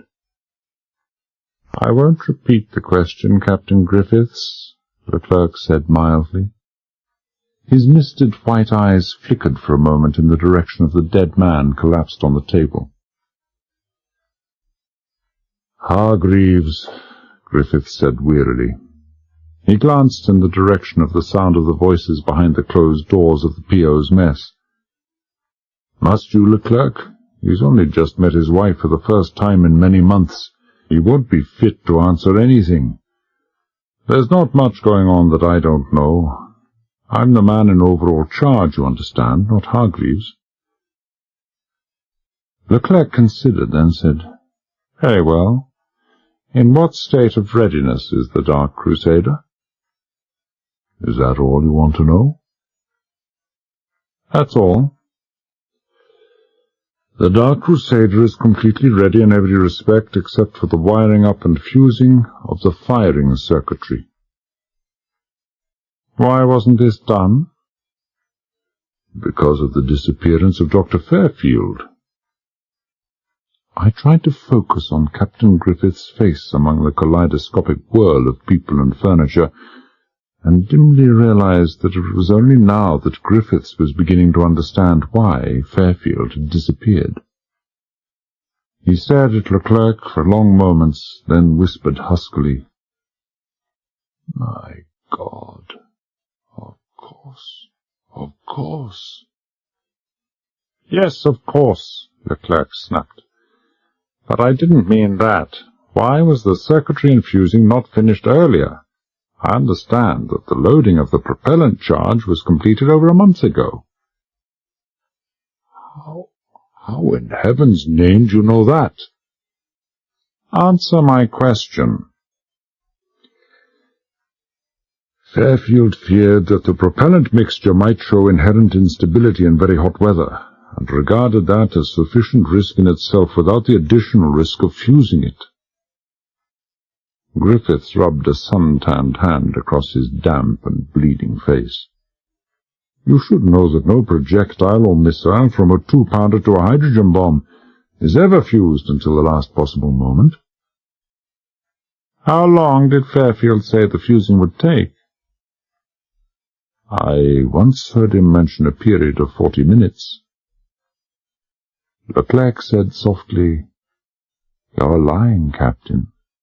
I know the great virtue of the Crusader is that it can be fired instantaneously." "That is so. In time of war or tension it would be permanently fused. But we are as yet not quite certain as to the inherent stability of the propellant." 40 minutes. 40 minutes. Leclerc turned to me. "You heard? 40 minutes. "I heard bits of it," I mumbled. "I'm not hearing very well." "You're feeling sick?" "Sick?" I tried to stare at him in vast surprise, but I couldn't find his face anywhere. Why should I be feeling sick? "You could fuse this, Bentor." "I'm a specialist in liquid fuel," I said with difficulty. "I know differently." I could see his face now, because he'd stuck it within 3 inches of mine. "You were Fairfield's assistant at the Hepworth Ordnance Branch. You worked on solid fuel. I know." "You know an awful lot." "Can you fuse this?" he persisted quietly. "Whiskey," I said. "I need a drink of whiskey." "Oh, my God!" He followed this up with some more language, most of which I fortunately couldn't catch, then called on one of his men. I suppose the Chinese must have gone to the officers' mess, for a few moments later someone was putting a glass in my hand. I gazed blearily at it, a hefty 3 fingers in a tumbler, and put it all away in a couple of gulps. When I'd stopped coughing and wiped the tears away from my eyes, I found I could see almost as well as ever. Leclerc touched my arm. "Well, what's the answer? Can you fuse up the Crusader?" I wouldn't even know how to start. "You're ill," Leclerc said kindly. "You don't know what you're saying.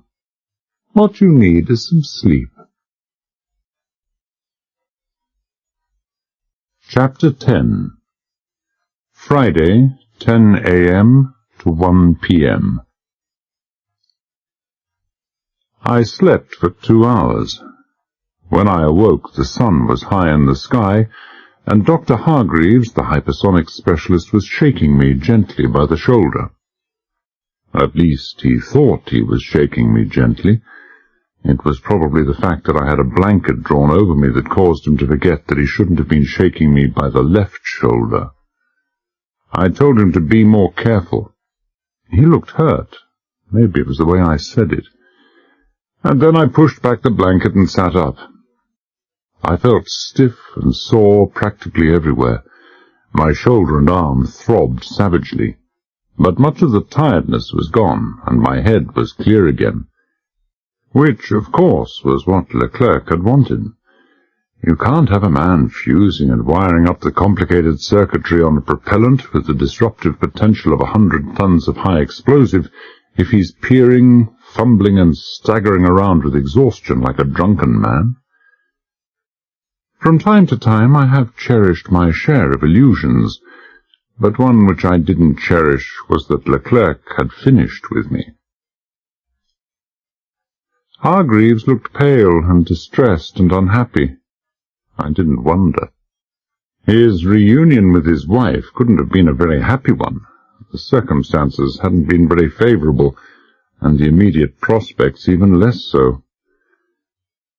I wondered what they had done with Marie, whether they'd put her in with the other women, and when I asked him, he said they had. I looked around the little hut. It was no more than 8 by 8, with racks along the walls and a tiny steel-meshed window above my head. I seem to remember vaguely that someone had mentioned that it used to be the small arms and ammunition storage shed, but I couldn't be sure. I just dropped onto the canvas cot they'd brought in and gone to sleep instantly. I looked at Hargreaves again. "What's been going on? Since this morning, I mean." "Questions," he said tiredly. "Questions all the time. They interviewed my colleagues, myself, and the naval officers separately. Then they split us up and separated us from our wives. We're all over the place now, 2 or 3 to a hut."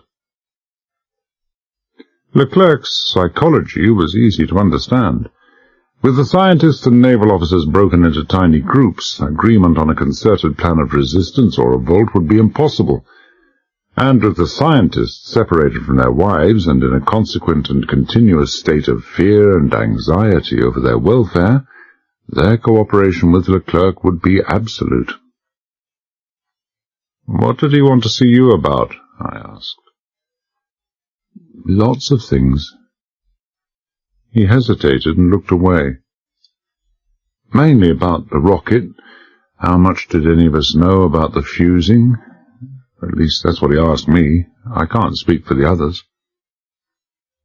Do any of them know anything about it?" "Only the general principles. Each one of us knows the general principles of the various components. We have to. But that doesn't even begin to be enough when it comes to the complex particulars." He smiled wanly. "Any of us could probably blow the whole thing to kingdom come." "There's a chance of that." "No one has ever given a guarantee on an experimental rocket."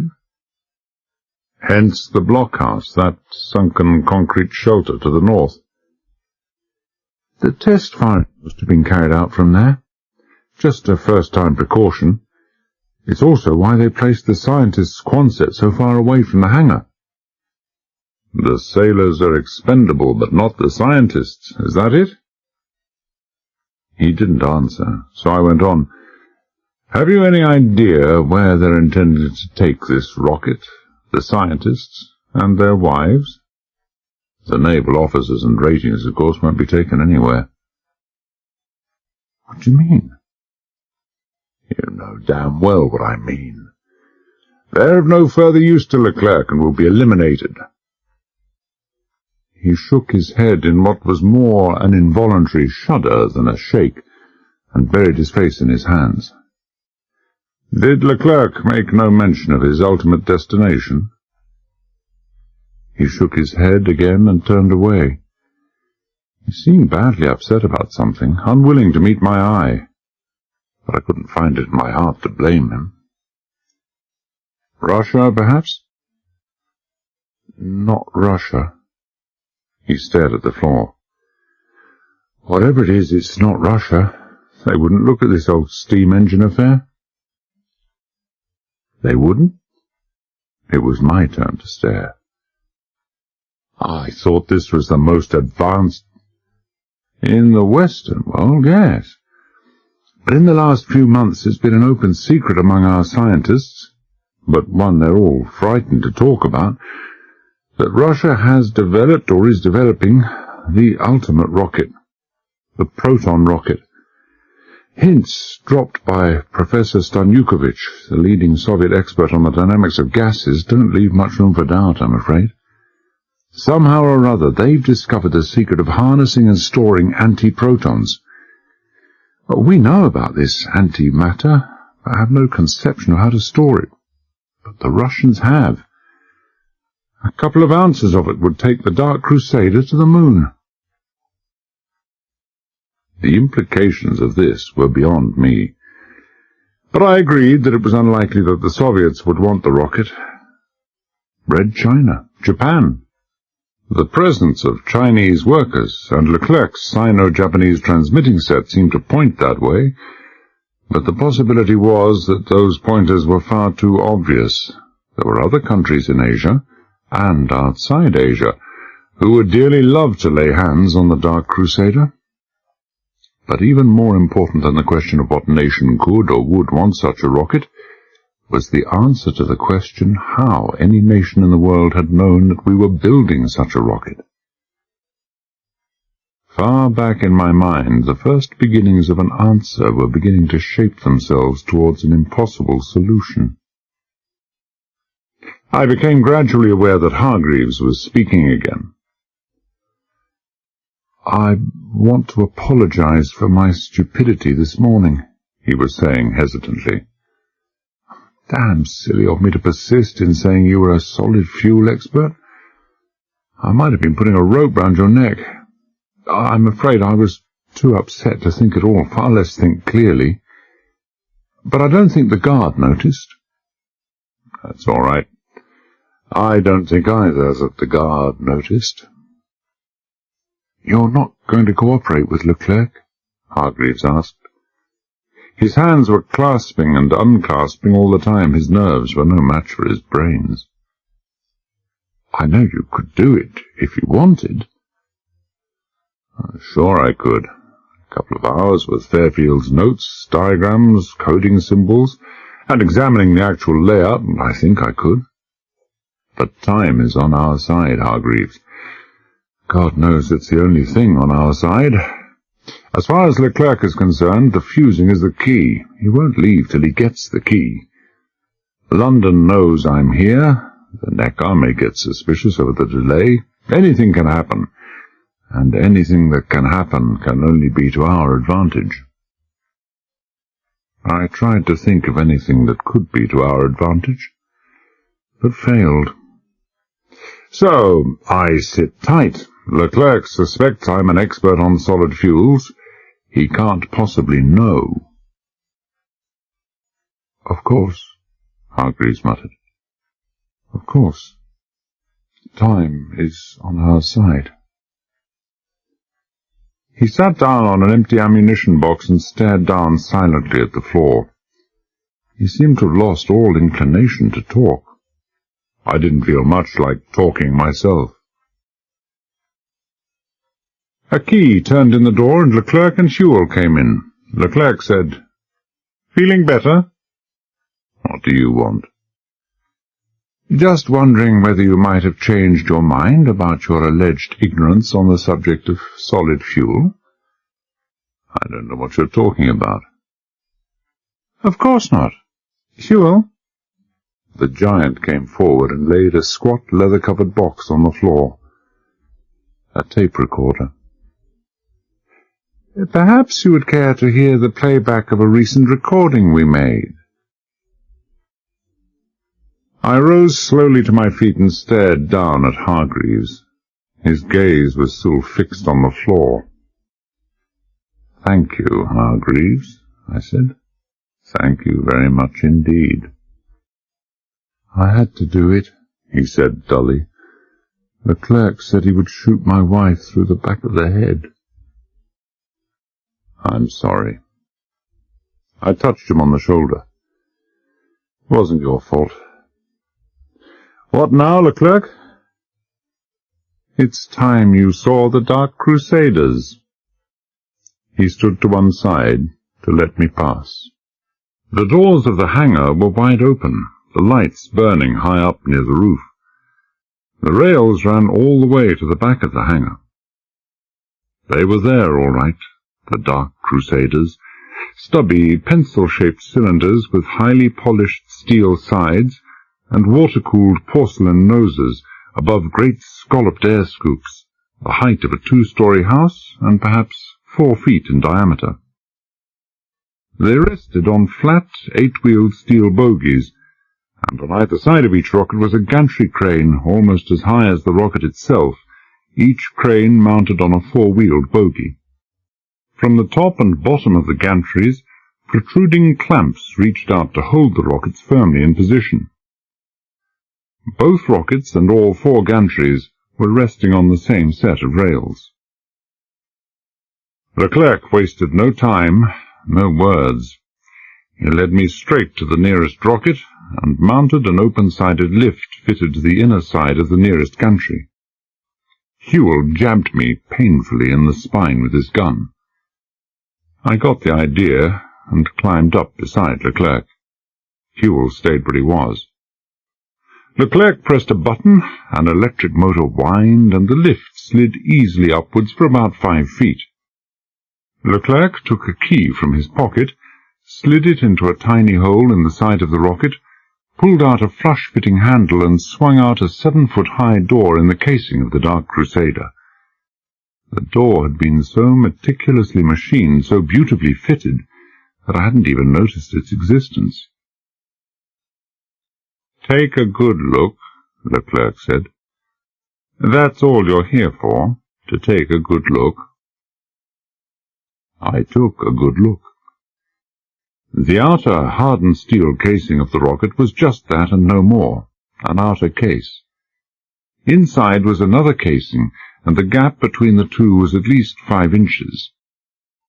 Directly opposite me, welded onto the inner casing, were 2 flat steel boxes about 6 inches apart and each 6 inches square. The one to the left, green painted, bore the legend "Propellant," and below that the words "On, Off." The one to the right was a bright pillar-box red in colour, with the words "Safe" and "Armed" stencilled in white on the left and right side of the box respectively. On both boxes, just below the top, was a knob-handled switch.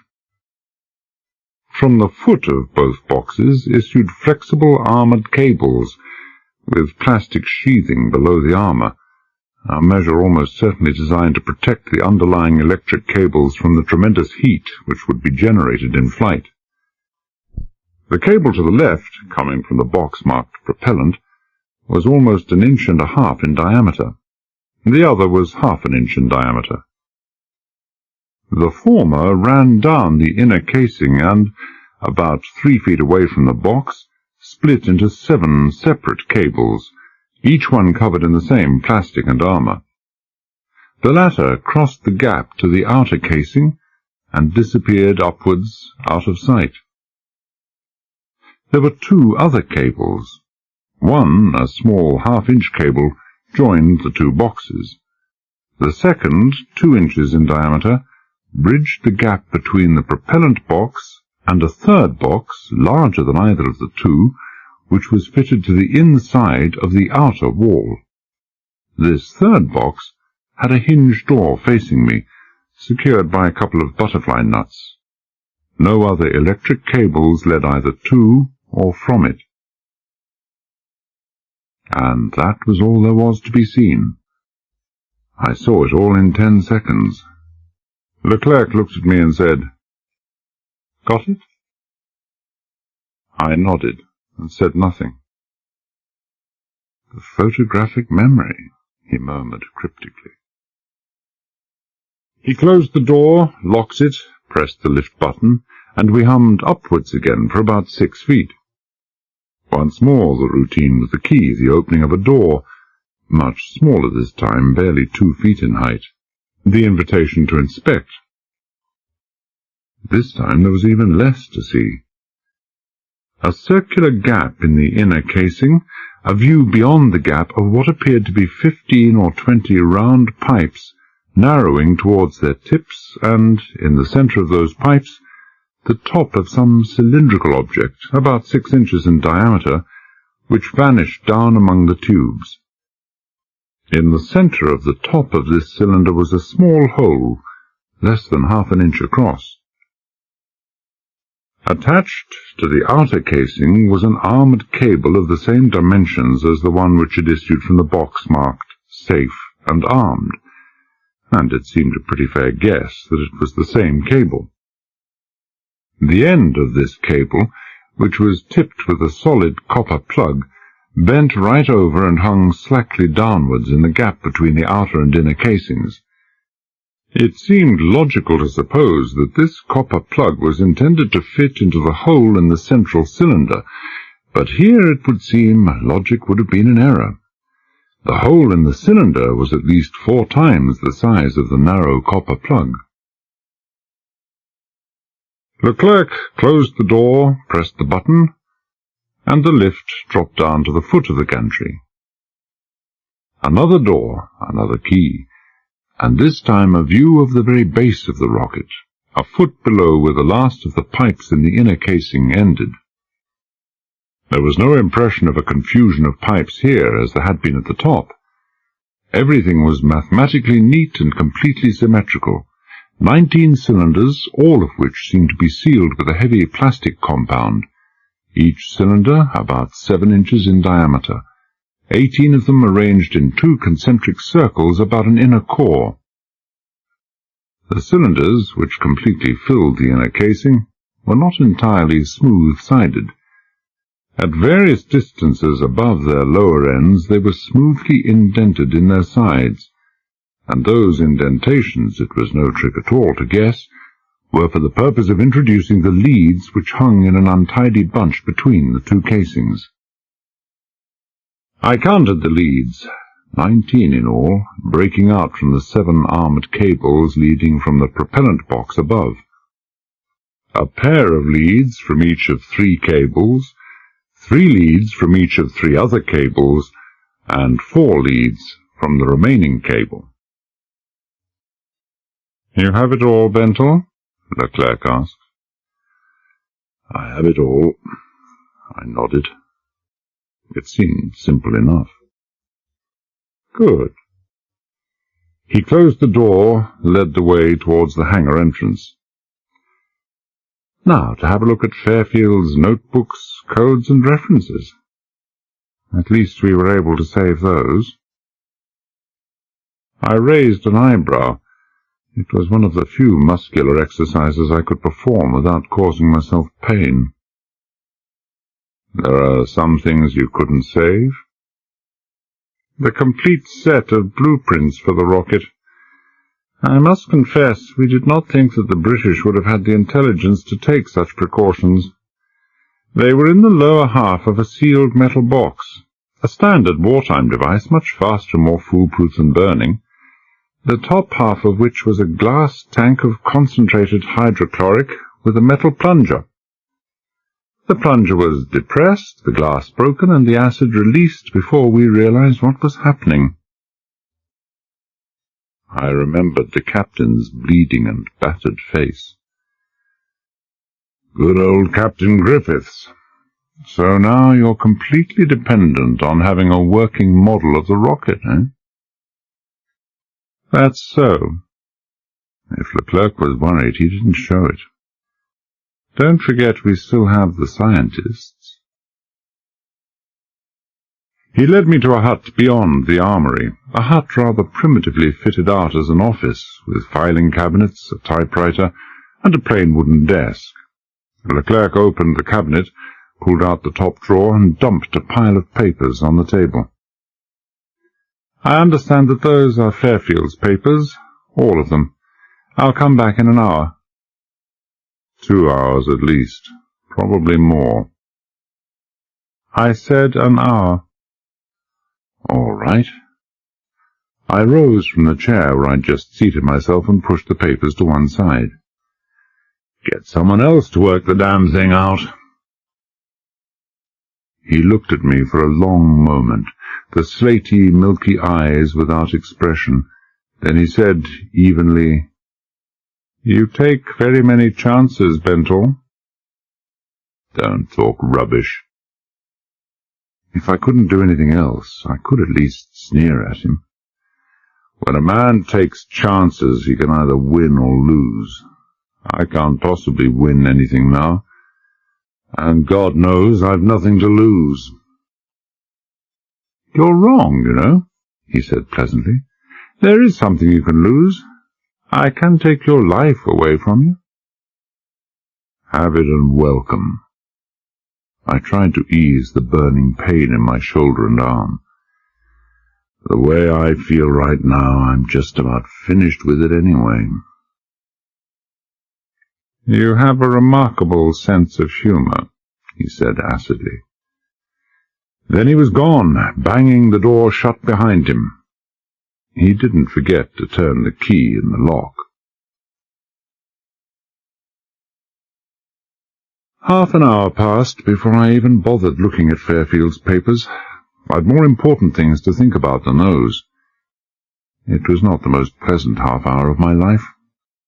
The evidence was all before me now, Benthall with the blinkers off at last, and I knew the truth also at last. Counter-espionage, I thought bitterly. They should never have let me out of the kindergarten. The wicked world and its wicked ways were far too much for Benthall. If he could put one foot in front of the other without breaking an ankle in the process, that was all you could reasonably expect of him. On flat ground, of course. By the time I'd finished thinking, my morale and self-respect had shrunk so much you'd have required an electronic microscope to find them. So I reviewed all that had happened in the hope of discovering one instance where I'd been right. But no, I had a perfect and completely unmarred record, 100% wrong all along the line. It was a feat that not many people could have matched. The one redeeming feature about being utterly wrong, of course, was that I'd also been wrong about Marie Hopeman. She had had no special instructions from Colonel Rain. She had never fooled me once. This was no mere hunch or opinion. It was a provable certainty. It was, I knew, rather late in the day to arrive at this knowledge. I couldn't see that it was going to alter anything now. But in different circumstances, I gave myself up to the very pleasant contemplation of what things might have been like in different circumstances, and was just finishing off the towers and battlements of a particularly enchanting dream castle in the air, when a key turned in the lock. I'd barely time to open the folder and scatter a few papers around before the clerk and a Chinese guard came in. He glanced down at the table, Malacca cane swinging idly in his hand. "How's it coming, Benthall?" "Very difficult and very complicated, and continual interruptions by you don't help me any." "Don't make it too difficult, Benthall. I want this test rocket wired and fused and ready to take off in 2.5 hours. "Your wants are a matter of complete indifference to me," I said nastily. "What's the hurry, anyway?" "The Navy is waiting, Benthall. We mustn't keep the Navy waiting, must we?" I thought this one over, then said, "Do you mean to tell me that you have the colossal effrontery to keep in radio touch with the Neckar?" "Don't be so naive. Of course we're in touch. There's no one more interested than myself to have the Dark Crusader land on time, on target. Apart from which, the one sure way to rouse their suspicions and send them steaming back at high speed to Vadu is not to keep in touch with them. So hurry it up." "I'm doing my best," I said coldly. When he left, I got down to working out the firing circuits. Apart from the fact that they were coded, the instructions for the wiring were such as could have been carried out by any reasonably competent electrician. What could not have been done by the electrician was the calculation of the settings on the time clock, part of the mechanism in the box attached to the inside of the outer casing, which regulated the ignition of the 19 propellant cylinders in their proper sequence. From his notes it appeared that even Fairfield himself had been doubtful about the accuracy of his own recommendations as to firing sequences and times. They had been worked out on a purely theoretical basis, but theory and practice weren't the same things at all. The trouble lay in the nature of the solid fuel propellant itself. A completely stable mixture in limited quantities and at normal temperatures, it became highly unstable under extremes of heat and pressure, and beyond a certain unknown critical mass. The trouble was that no one knew the precise limits of any of those factors, nor, even more worrying, did they know how they reacted upon one another.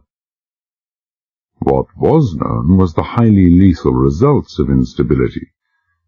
When the safety limit was passed, the fuel changed from a relatively slow-burning propellant to an instantaneously explosive disruptive, estimated, wait for weight, at 5 times the power of TNT.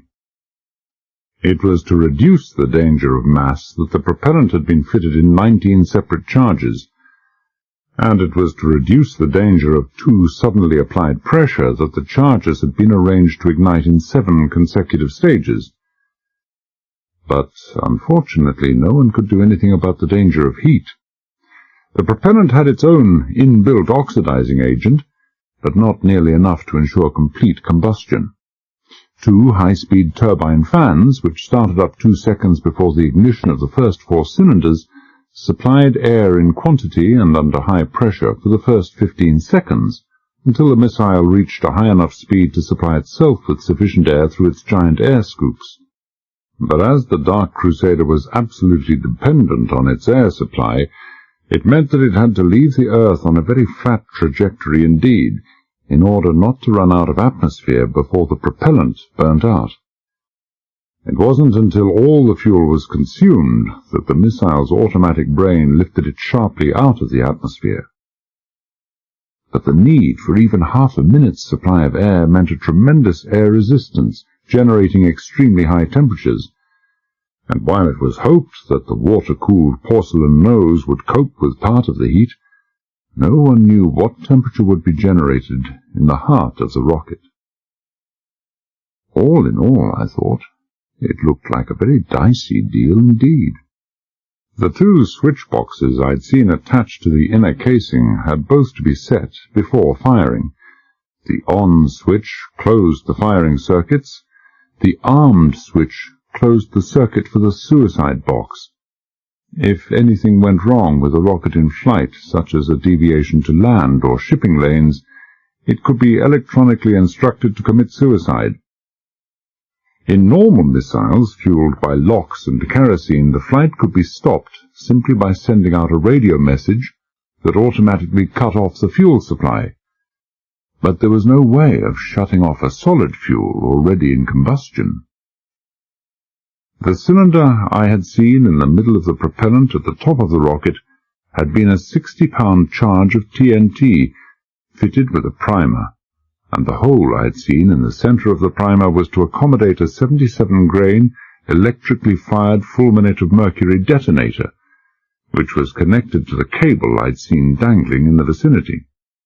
The circuit for this was triggered, as were all controls in the rocket, by radio, a certain signal on a certain wavelength activating an electrical circuit in the same box as the one that contained the timing mechanism for the firing circuits.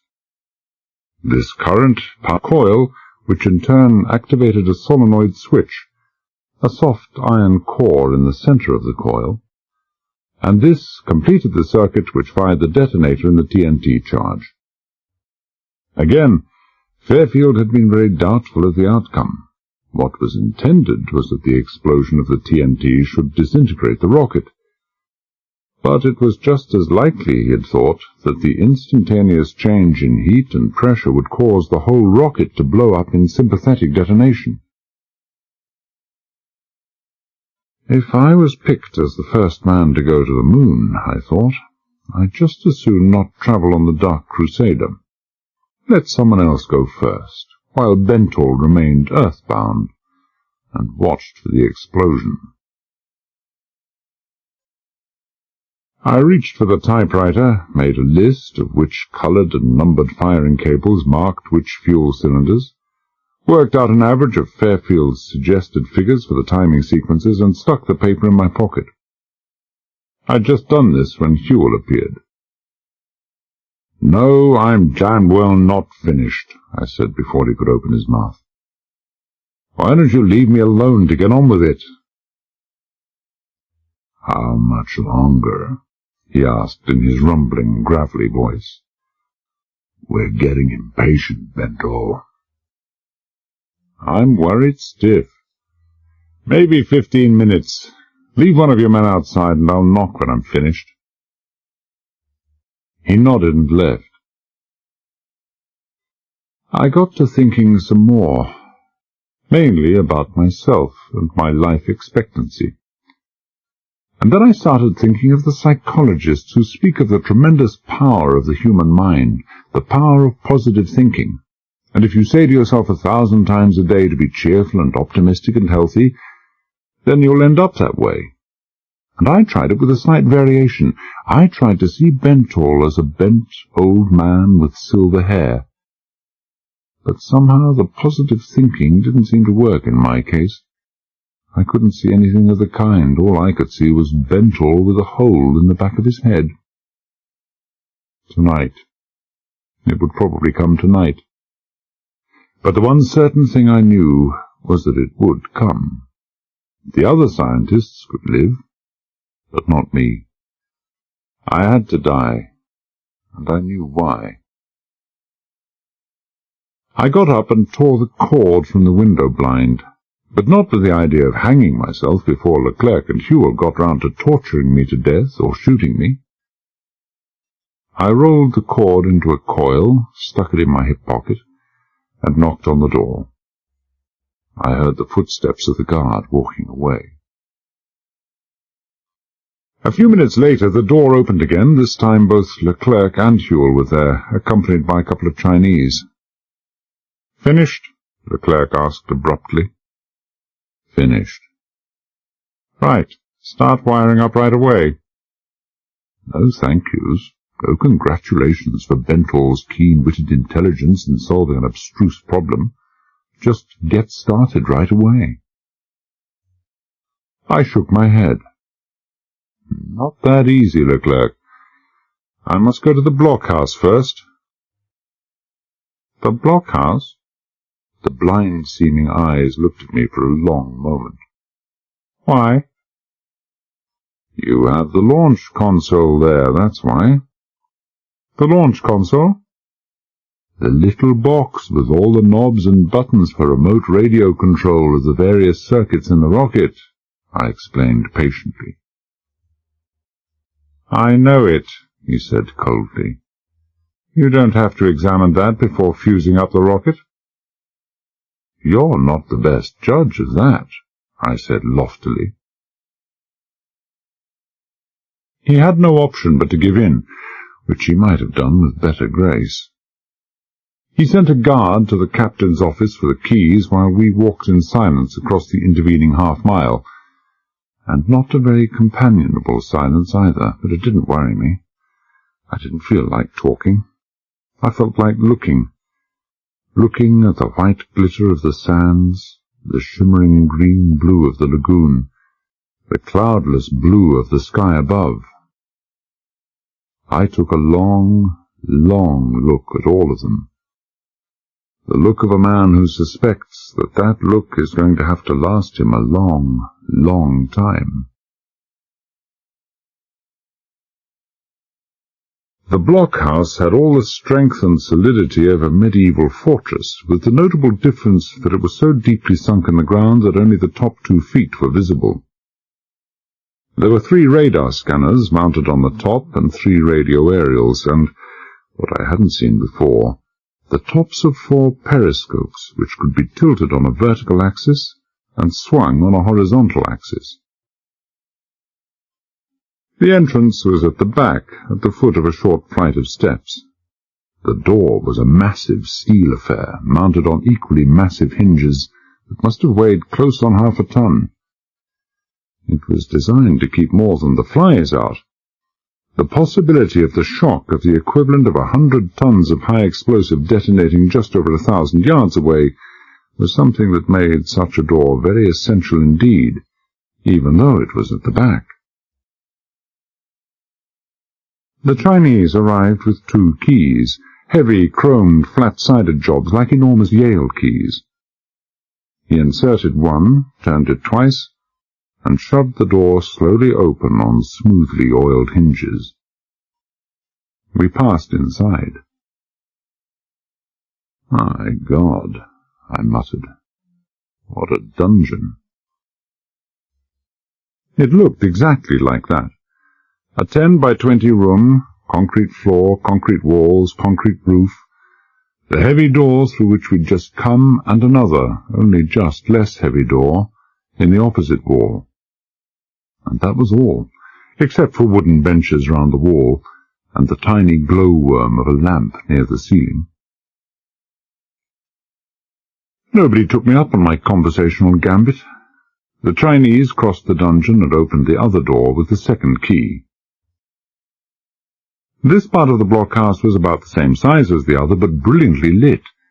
One corner of the room, about 5 by 5, was partitioned off with plywood, and it was an easy guess that the idea was to screen radar scopes from the bright light outside. In the other corner was a softly humming petrol-powered generator, with its exhaust pipe disappearing upwards through the roof. There were 2 tiny ventilators, one high up on either side, and in the middle, between the radar cabin and the generator, was the launch console. I crossed and looked down at it. It wasn't much, just a sloping metallic box backed by a radio transmitter, with a number of labelled buttons set in a straight line, each button with a telltale lamp above it. The first button bore the legend Hydraulics, and the second Auxiliary. Those would be for the last-minute testing of the oil and electricity circuits. The third said Power Disconnect. That would be for cutting off the battery-feeding external electricity sources.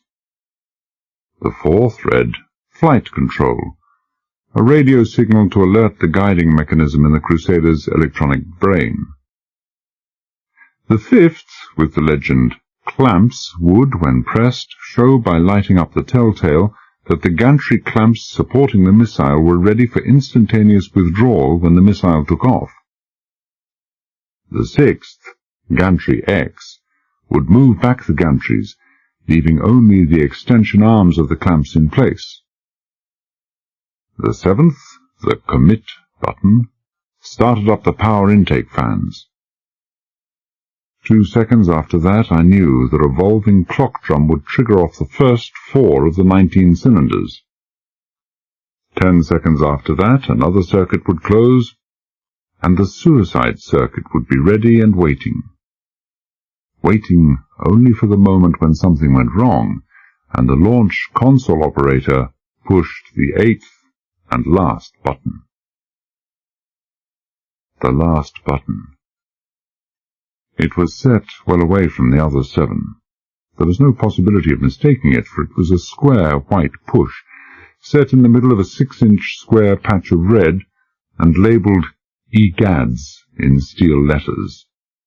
Electronic Ground Automatic Destruct System. And there was no possibility of triggering it by mistake, for it was covered by a heavy wire mesh that had to be unclipped at 2 sides, and even then the button had to be turned 180 degrees on its axis before it could be depressed. I gazed at this for some time, fiddled about with the radio behind, took out my notes and consulted them.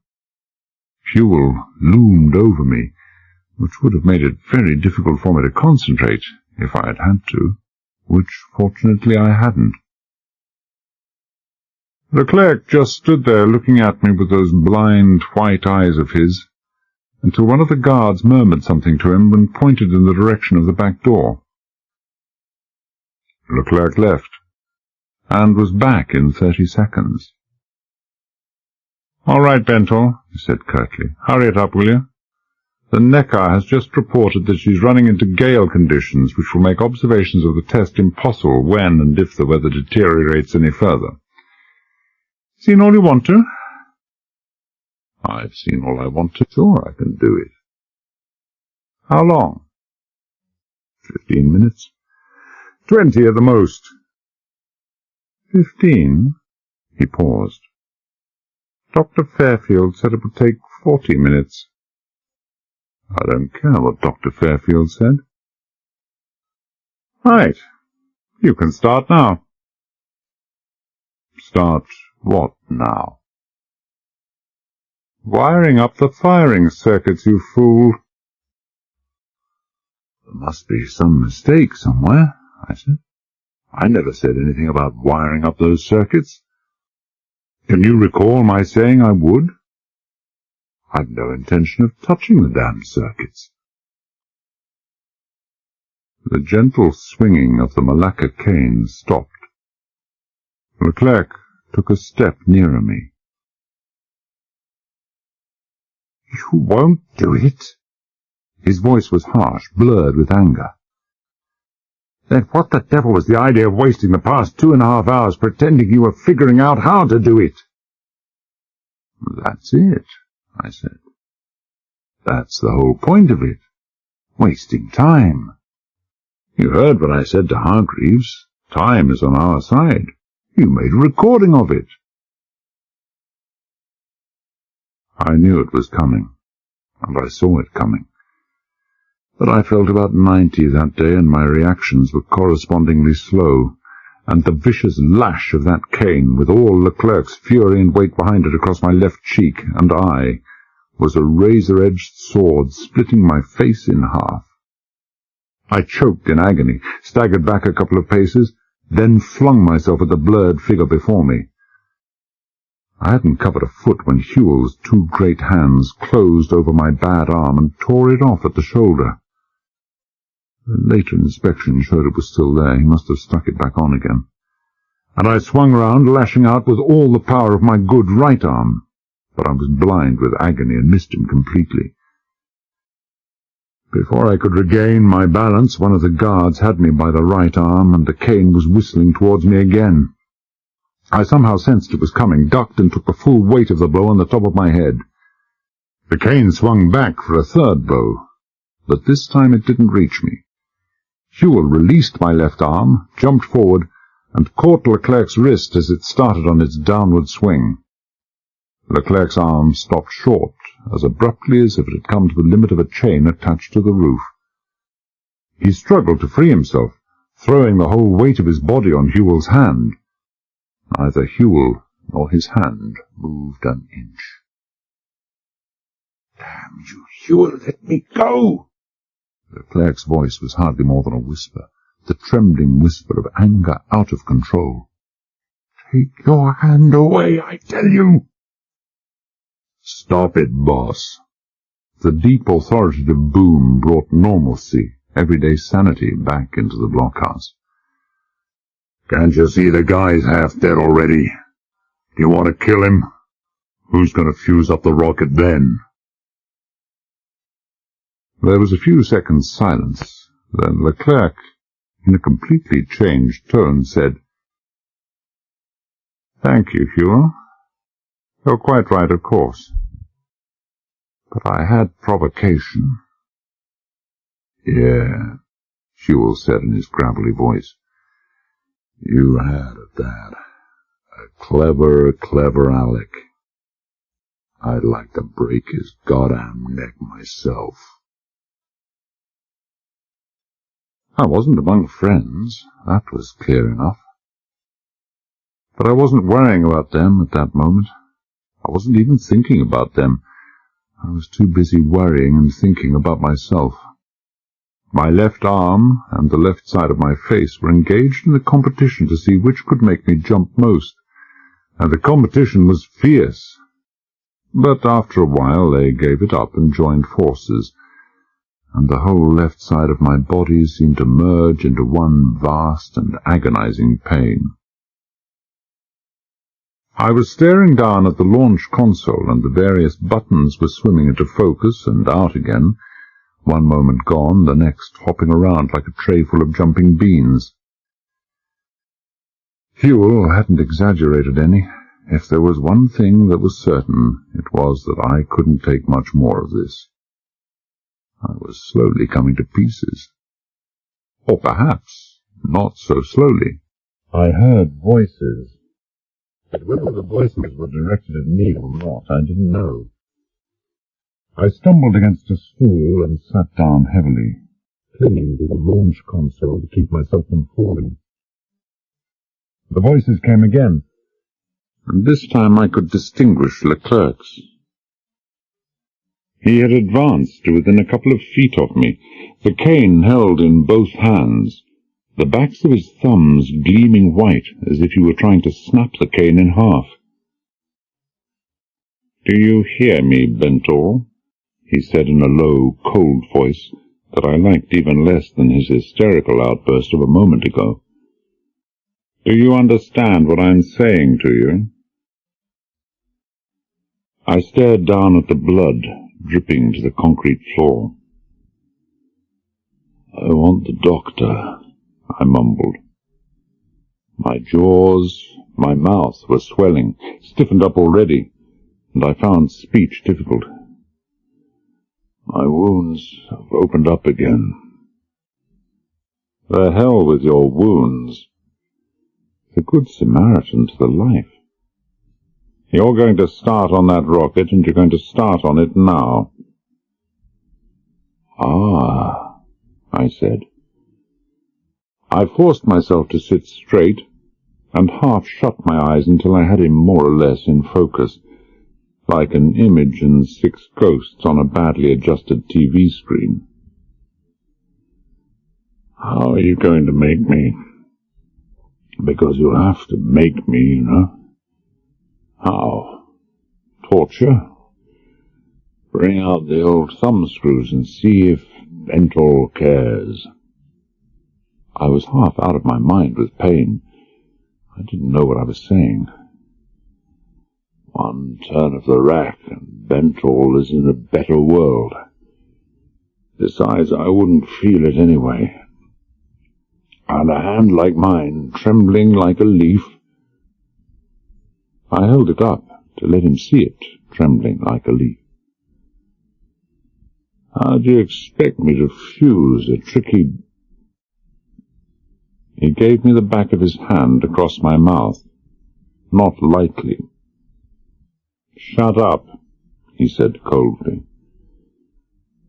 Florence Nightingale would have loved him. He had exactly the right touch with sick men. "There are other ways. Remember when I asked that stupid young lieutenant a question and he refused to answer? Remember?" "Yes." It seemed about a month ago, but it had only been a few hours. "I remember. You shot a man through the back of the head. The next time the lieutenant did what you wanted. Just like you're going to. I'm having a sailor brought here, and I'm going to ask you to fuse that rocket. If you won't, I'll have him shot." He snapped his fingers. "Like that." "You will, eh?" He didn't answer, just summoned and spoke to one of the men. The Chinese nodded, turned away, and hadn't gone 5 steps when I said to Leclerc, "Call him back." "That's better," Leclerc nodded. "You're going to cooperate?" "Tell him to bring all the other ratings with him, and all the officers. You can shoot the lot of them through the head. See if I care." Leclerc stared at me. "Are you quite mad, Bentor?" he demanded at last. "Don't you realize that I mean what I say?" "And I mean what I say," I answered tiredly. "You forget what I am, Leclerc. I'm a counter-espionage agent, and humanitarian principles don't matter a damn to me. You should know that better than anyone. Besides, I know damn well that you're going to murder them all before you leave here. If they shuffle off 24 hours ahead of schedule, then what the hell? Go ahead and waste your ammunition." He looked at me in silence while the seconds passed, while my heart thudded heavily, painfully in my chest, while the palms of my hands grew moist. Then turned away. He believed me all right. It was so exactly the way his own ruthless criminal mind would work. He spoke quietly to Hewell, who left with a guard, then turned back to me. "Everyone has their Achilles heel, Bentor," he said conversationally. "I believe you love your wife." The heat inside that reinforced concrete blockhouse was sweltering, oven-hot, but I felt myself turn as cold as if I had just stepped into an icebox. For a moment all the fierceness of the pain left me, and all I could feel were goose pimples running down my arms and back. My mouth was suddenly dry, and I could feel, deep in my stomach, that hellish, incapacitating nausea that can spring only from fear. And I was afraid with a fear I had not before known. I could feel this fear. I could feel it in my hands, I could taste it in my mouth, and the taste was the taste of all the unpleasant things I had ever tasted. I could smell it in the air, and the smell was an amalgam of all the evil odours I had ever known. God, I should have known this was coming. I thought of her face twisted in pain, the hazel eyes dark in agony. It was the most obvious thing in the world. Only Bentrell could have missed it. "You poor fool," I said contemptuously. It was hard to get the words past my dry mouth and swollen lips, far less inform them with the appropriately scornful tones. But I managed it. "She's not my wife. Her name is Marie Hopeman. I met her for the first time exactly 6 days ago." "Not your wife, eh?" He didn't seem vastly surprised. "A fellow employee of yours, one assumes." "One assumes correctly. Miss Hopeman is fully aware of the risks involved. She's been a professional government agent for many years. Don't threaten me with Miss Hopeman, or she'll laugh in your face." "Quite so, quite so. An agent, you say? The British government is to be congratulated. The level of pulchritude among female agents is apt to be dismally low, and Miss Hopeman does much to correct the balance. An astonishingly lovely young lady, and one whom I personally find quite charming." He paused fractionally. "Since she is not your wife, you will not mind so much if she accompanies the other ladies towards our destination?" He was watching me closely to get my reaction. He didn't have to spell it out for me. But he didn't get the reaction. He had a pistol in his right hand now, and what with that and the guard's automatic carbine pointing at my middle, there was nothing to be gained by reacting in the only way I felt like. So I said instead, "Destination? What destination would that be, Leclerc? Asia?" That should be obvious, I thought. "And the rocket? Prototype for a few hundreds more?" "Exactly."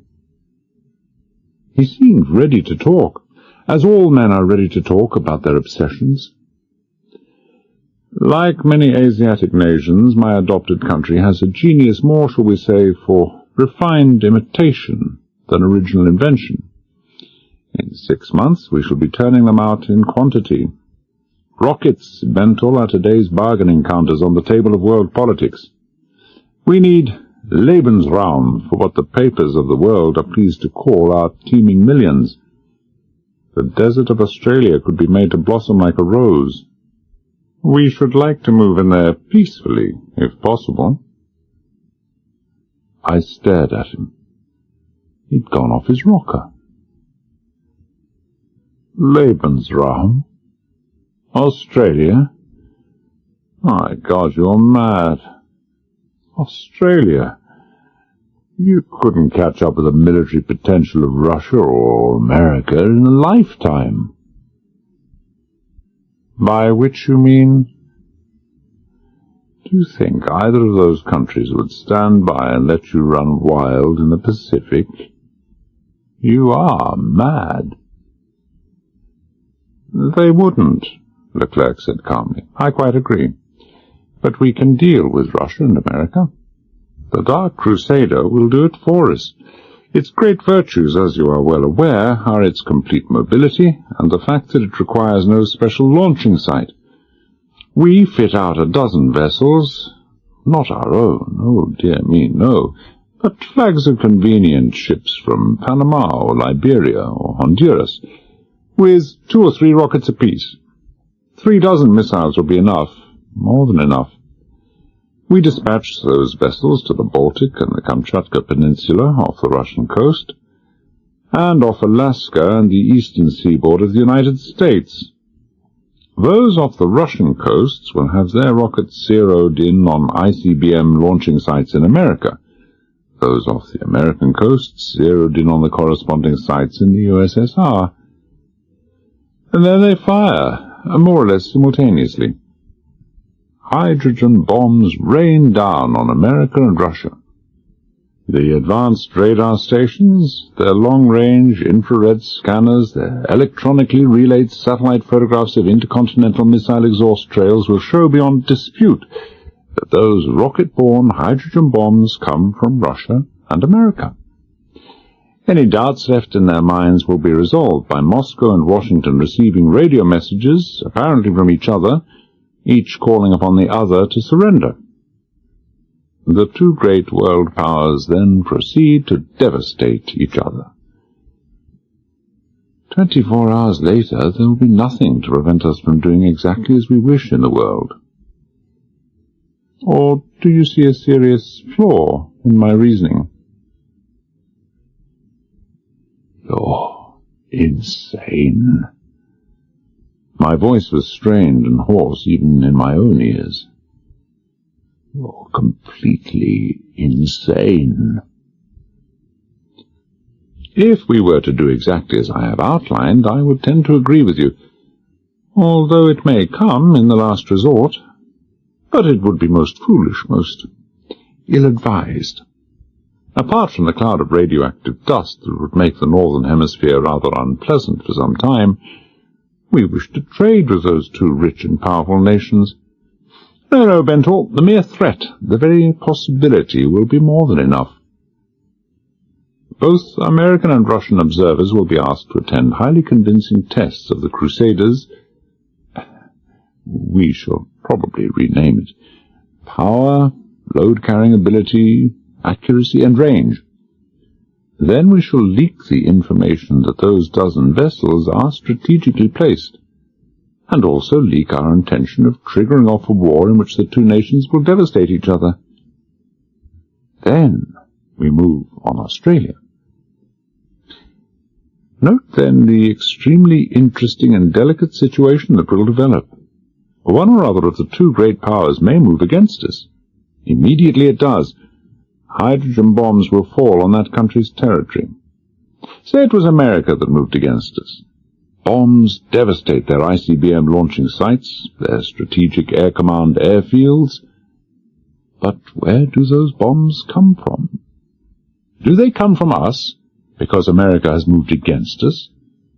Or do they come from Russia, who see in this the heaven-sent moment to destroy the United States without the possibility of immediate retaliation against them, knowing that the Americans have no proof that the hydrogen bombs came from Russia, and assuming that the Americans will think that the bombs really did come from those strategically placed vessels of ours, of which they have heard. But note this further. Whether America really believed the hydrogen bombs came from us or not, they will be forced to launch an all-out assault against the Soviet Union, for the bombs might just as possibly be coming from there. And if they are, and the Americans wait too long before launching their counter-nuclear assault, the United States will be wiped out of existence. The same would happen, even more certainly, if we launched the missiles against Russia. What it comes to, in effect, Benthall, is that both the great countries will know that if either of them moves against us, they will be forced to engage in a nuclear holocaust that may destroy them both. Neither of them will move an inch against us. Instead, they will combine to use their power to stop other countries, like Britain or France, moving against us. Or, once again, Do you see a serious flaw in my reasoning?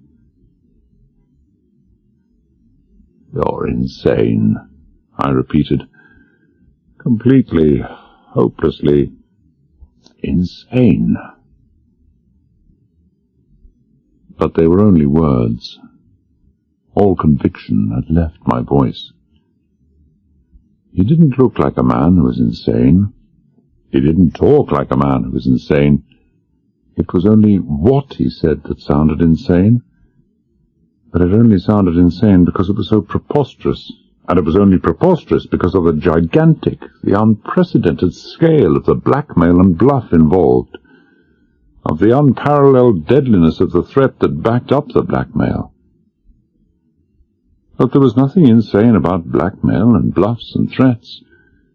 And if a thing is not insane on a normal scale, there is no necessary element of insanity introduced when the normal is multiplied to unimaginable proportions. Maybe he wasn't insane after all. We shall see, Benthall, we shall see. He turned as the outer door of the blockhouse opened and quickly switched off all the lights except a small bulb burning above the console. Marie, with Huel by her side, came into the semi-darkness. She caught sight of me standing there with my back to the light, smiled, took a step towards me, then stopped abruptly as Leclerc lifted his cane to bar her passage. "Sorry to bring you across, Mrs. Benthall," he said. "Or should it be Miss Hopeman? I understand you're not married." Marie gave him the sort of look I hoped I'd never see coming my way, and said nothing. "Shy?" Leclerc asked. "Or just uncooperative? Like Benthall here. He's refusing to cooperate. He won't agree to fuse the Dark Crusader." "Good for him," Marie said.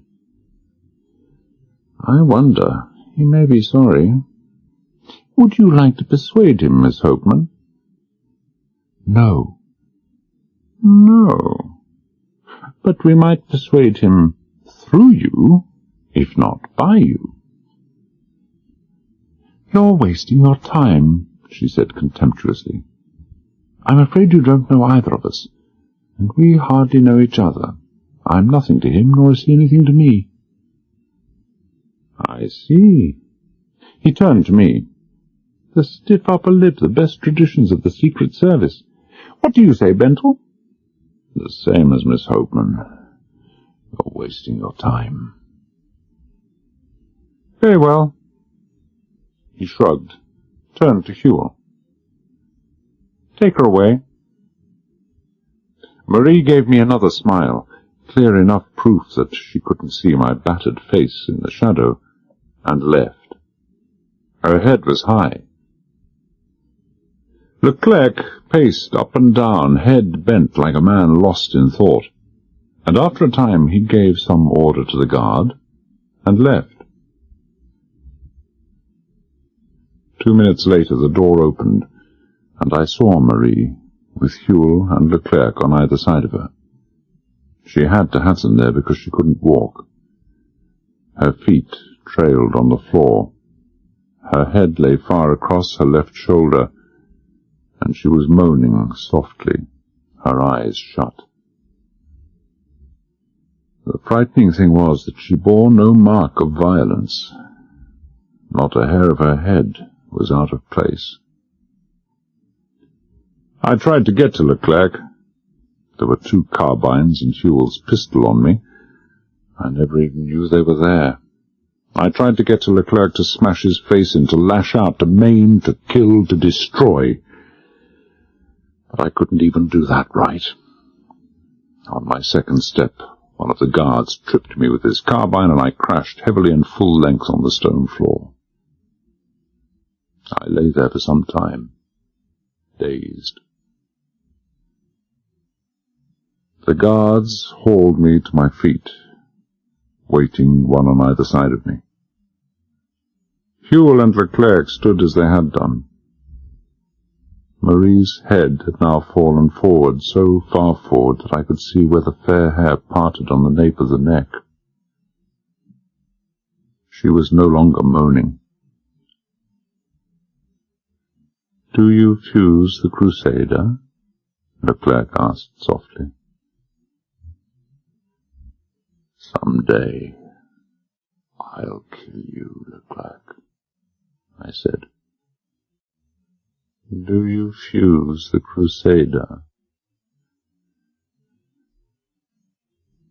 "I fuse the Crusader," I nodded. "Then someday I'll kill you." If I could carry out even half my promise, I thought bitterly, it would be a change for me.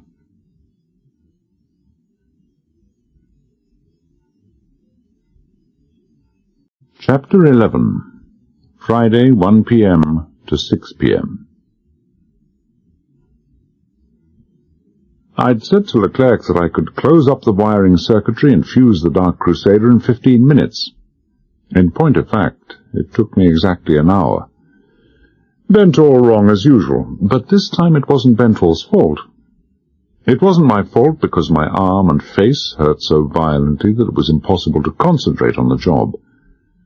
It wasn't my fault that I was mad with anger, that my vision was so blurred and indistinct that I could scarcely decipher my own notes, that my right hand — I did practically everything with my right hand — was shaking so badly that I had great difficulty in adjusting the time clock, in feeding cables through their allotted grooves, in fitting the fuses into place in the bases of the solid fuel cylinders. It wasn't my fault that, when arming the 60-pound disruptive charge, my sweating hand dropped a fulminate of mercury detonator that went up with so white a flash and so loud an explosion that it was touch or go whether Hewell, who was supervising the operation, pressed the trigger of the pistol he had lined up on me. And it wasn't my fault that Leclerc had insisted that I work on both rockets at once, or that I was hindered by the fact that he had appointed Hargreaves and another scientist by the name of Williams to check on every move and write it down in their notebooks. One on either side of me, on the narrow gantry platforms, they got in my way with nearly every move I made. I could see the logic of Leclerc's insistence on the simultaneous wiring. He'd certainly warned Hargreaves and Williams that if they as much as spoke to each other they would be shot, and probably warned that the same thing would happen to their wives if their notes did not compare exactly at the end of the day. Thus, if the first firing of the Crusader was a success, and the compared notes for the wiring up of both rockets were absolutely the same, then he would have a guarantee that the second rocket would also be perfectly wired. The simultaneous wiring, of course, also served notice of sentence of death on me. Had he been intending to take me with him along with the others, he would hardly have had me wire up both rockets at once, especially in view of the urgency. The most recent message from the Neckar spoke of seas so high that there was a possibility of having to abandon the test. Not that I needed any notice of this sentence. I wondered when I was slated to die. Immediately after I had finished the wiring, or later, along with Captain Griffiths and his men, after the scientists and their wives had been embarked. Later, I thought. Even Leclerc wasn't likely to embark on a bloodbath with so many witnesses watching. But I wouldn't have spent a penny to gamble on it. A few minutes before 2 o'clock, I said to Hewell, "Where are the keys for the destruct box?" "Are you all ready to go?" he asked. The last move before the rockets were in final firing order was to make the switches in both the propellant and destruction systems, but the switch for the latter, that completed the circuit to the 60-pound TNT charge, couldn't be made without a key, which operated a safety lock on the back of the switch. "Not quite. The switch in the suicide box is sticking. I want to have a look at it." Wait. I'll get Leclerc. He left, leaving a watchful Chinese in charge, and was back with Leclerc inside a minute. "What's the hold-up now?" Leclerc demanded impatiently. 2 minutes. Have you got the key? He signalled for the lift to be lowered, told the 2 scientists with their notebooks to get off, then climbed up beside me. When we regained working height, he said suspiciously, "What's the trouble? Thinking of pulling the last-minute fast one of a desperate man?"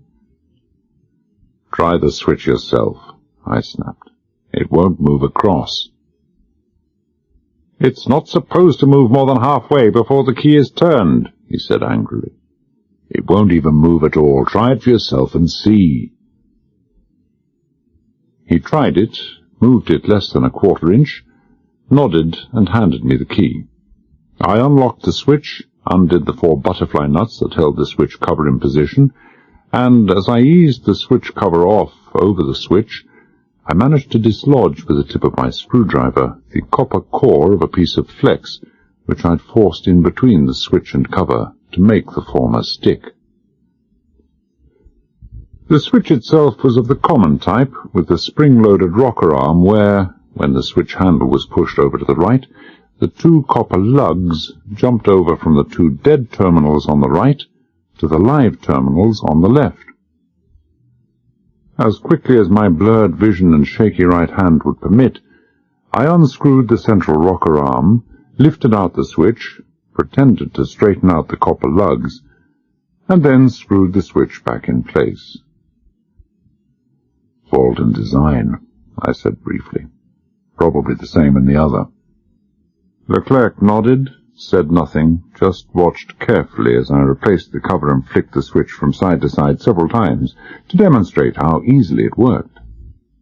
"All finished?" Leclerc asked. "Not yet. I've got to set the timing clock on the other one." "That can wait. I want this one on its way, now." He looked up to where Farley and an assistant were fussing around with the automatic guidance and target location systems. "What the hell's keeping him?" "Nothing's keeping him," I said. Farley and I made a pair, both of us with great red and purple wheals down the left-hand sides of our faces. His was even more angry-looking and rainbow-hued than mine, but that was only because it had had more time to develop. Give me 24 hours and nobody would even notice his. 24 hours. I wondered who would give me 24 hours.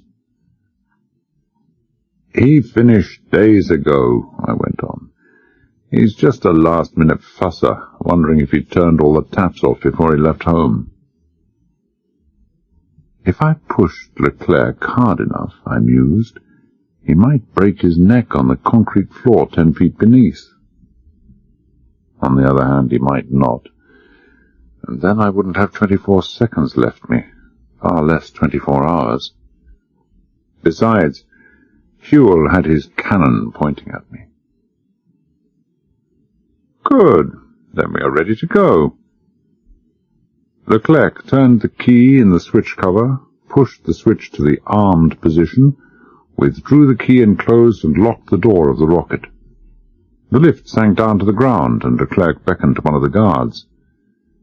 "Go tell the wireless operator to send a message, firing in 20 minutes. "So, where now, Leclerc?" I asked.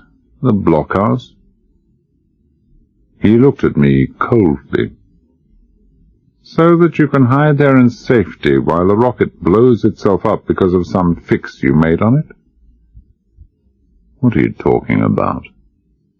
"I'm talking about you, Benthall. I have no illusions. You're a highly dangerous man." Sure, I was dangerous, but only to my friends and myself. "You have the ability to jinx the firing mechanism so that only you would know. Surely you were not so naive as to imagine that I would overlook the possibility? You, the scientists and naval men will remain out here in the open while the rocket is being fired. They're already assembled. We shall go to the blockhouse. I swore at him violently and viciously. He smiled. So you'd overlook the possibility that I would take precautions? Leave men out in the open, you damned murderer. You can't do that, Leclerc. Can't I now? The slaty, milky eyes stared into mine as he went off softly. Perhaps you have jinxed it, Bentor. I've done damn all of the kind, I shouted. It's just that this solid fuel is inherently unstable. Read Dr. Fairfield's notes and you'll see that. No one really knows what's going to happen. The fuel has never been tried before on this scale. Damn you to hell, Leclerc. If that thing goes up, not a single man within half a mile has the ghost of a chance of survival. Exactly, he smiled. He smiled, but I became gradually aware that he wasn't feeling like smiling. His hands were out of sight in his pockets, but I could see they were knotted into fists. He had a nervous tic at the corner of his mouth, and he was sweating more than the heat of the sun justified. This, for Leclerc, was the most crucial moment of all, a moment when all could be won or all could be lost. He didn't know just how ruthless I could be. He suspected I'd go to the limit and stick at nothing, that I'd even sacrifice innocent lives to stop him. After all, I'd already told him that he could shoot every officer and seaman on the base as far as I was concerned. Maybe he thought I wouldn't be so willing to sacrifice my own life. But he wouldn't lay too much stress on that. He knew that I was going to die anyway. All his staggering plans, his hopes and his fears depended on the next few moments. Would the Dark Crusader take off, or blow itself to bits and all his schemes and dreams along with it? He had no means of knowing. He had to gamble. He just had to gamble. But if he gambled and was wrong, at least he wasn't going to let me know the satisfaction of winning. We walked round the corner of the hangar. 100 yards away, sitting in 2 ragged rows on the ground, were the naval and scientific personnel of the base. But no women. I couldn't see any women. 2 Chinese were standing guard with automatic carbines at the ready. I said, "How do the guards feel about having to stay there when the rocket is fired?" "They don't. They come to the blockhouse." "And do you seriously imagine we're just going to keep on sitting there like good little boys once the guards are gone?" "You'll sit there," he said indifferently. "I have 7 women in the blockhouse. If one of you stirs, they get it. I mean it." The last 3 words were completely superfluous. He meant it all right. I said, 7 women. "Where is Miss Hopeman?" "In the armory." I didn't ask why he hadn't shifted her also. I knew the bitter answer to that. She was probably either still unconscious or too unwell to be moved. And I didn't ask that she should be moved.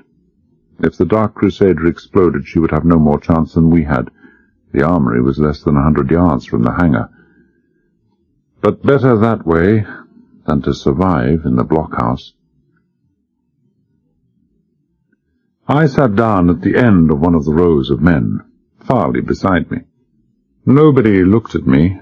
Everyone was staring fixedly at the doors of the hangar, waiting for the Dark Crusader to emerge. They hadn't long to wait. 30 seconds after Leclerc and Huell had left us, the 2 big gantry cranes with the Dark Crusader between them rumbled slowly into view. 2 of the technicians were at the controls of the gantries.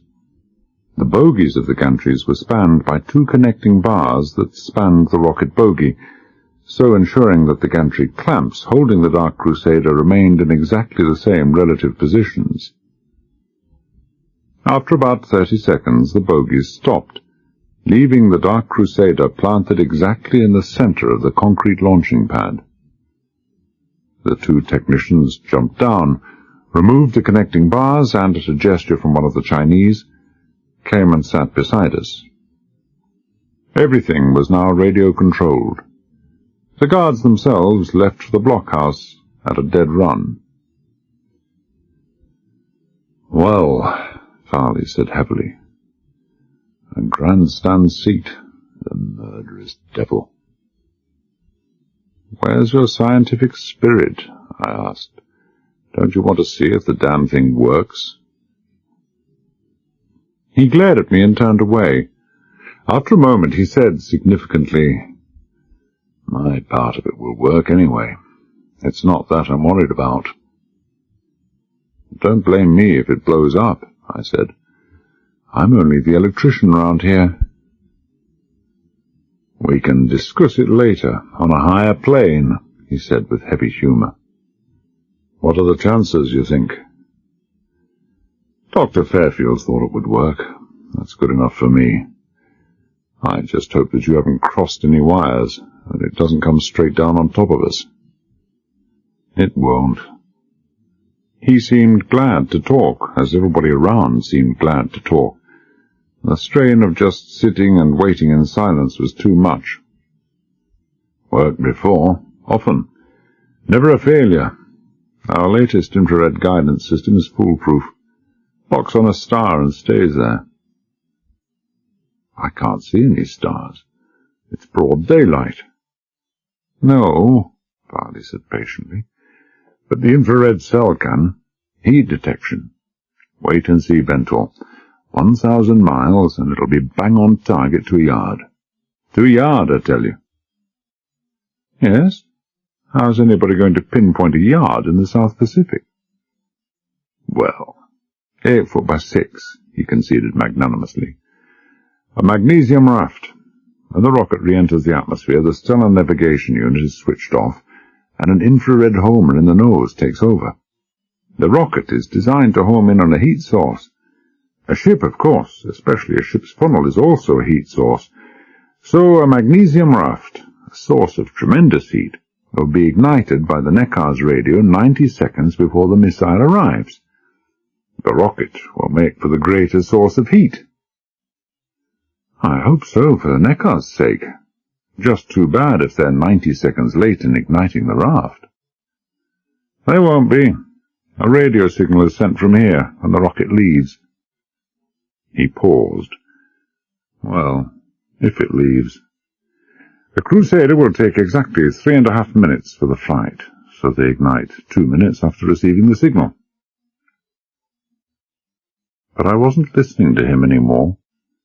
Leclerc, Huell, and the last of the guards had disappeared behind the blockhouse.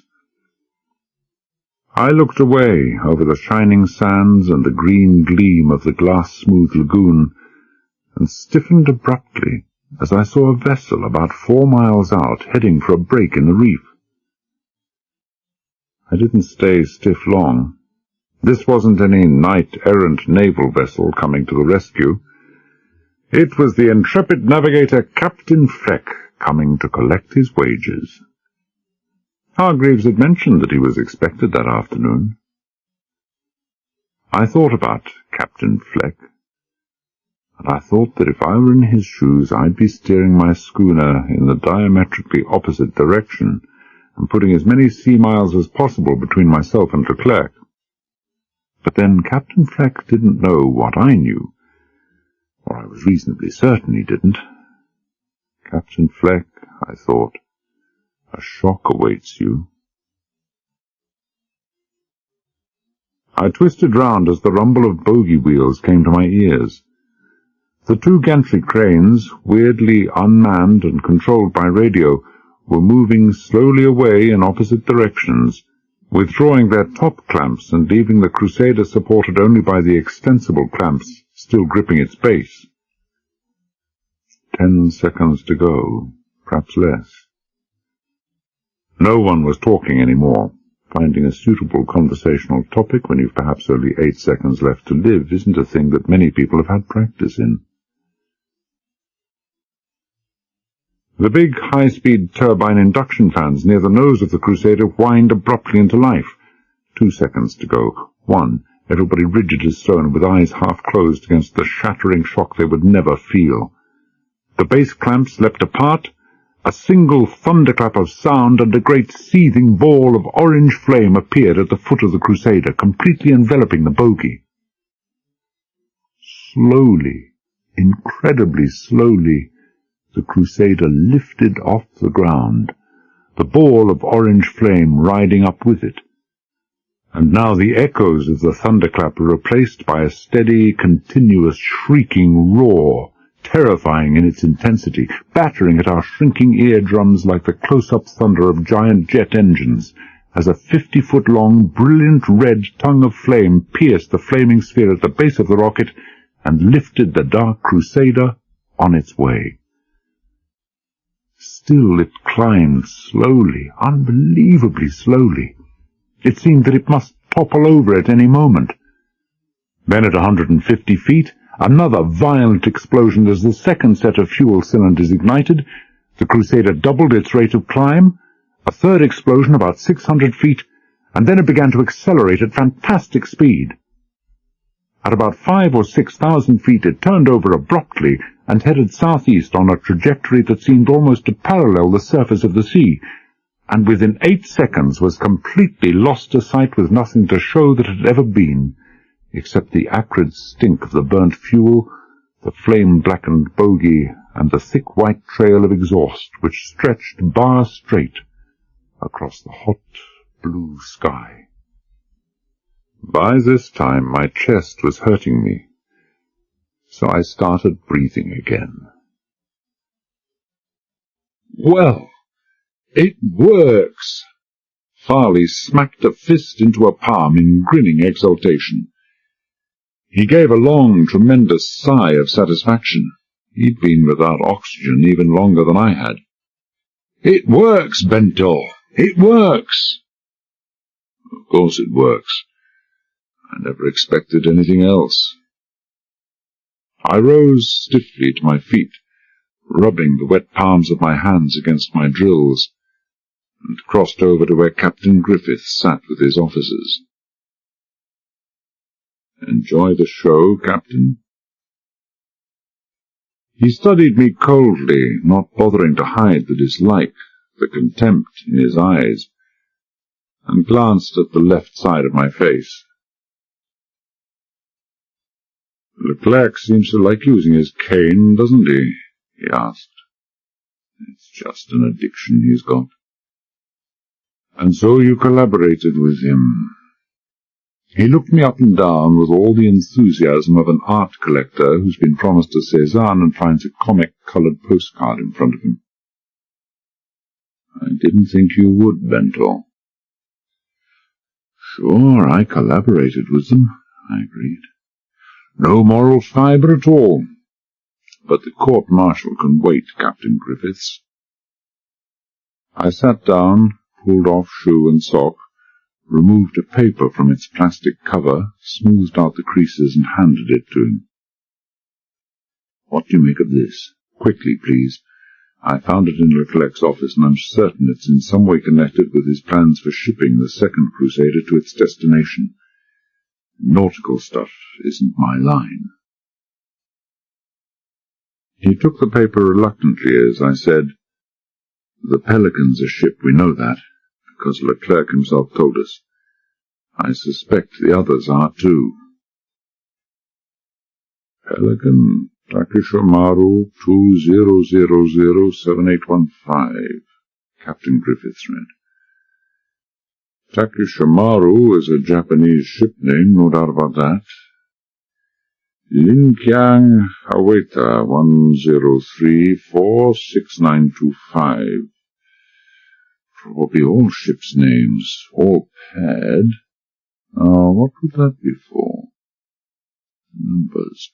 Always 8 numbers. He was getting interested. Times. Could they be times? 2000 could be 8 p.m. None of the first 4 numbers go higher than 24, but the second 4 do. References of some kind. Ships, eh? Now, what kind of references? His voice trailed off. I could see his lips moving. Then he said slowly, "I think I have it. No, I know I have it.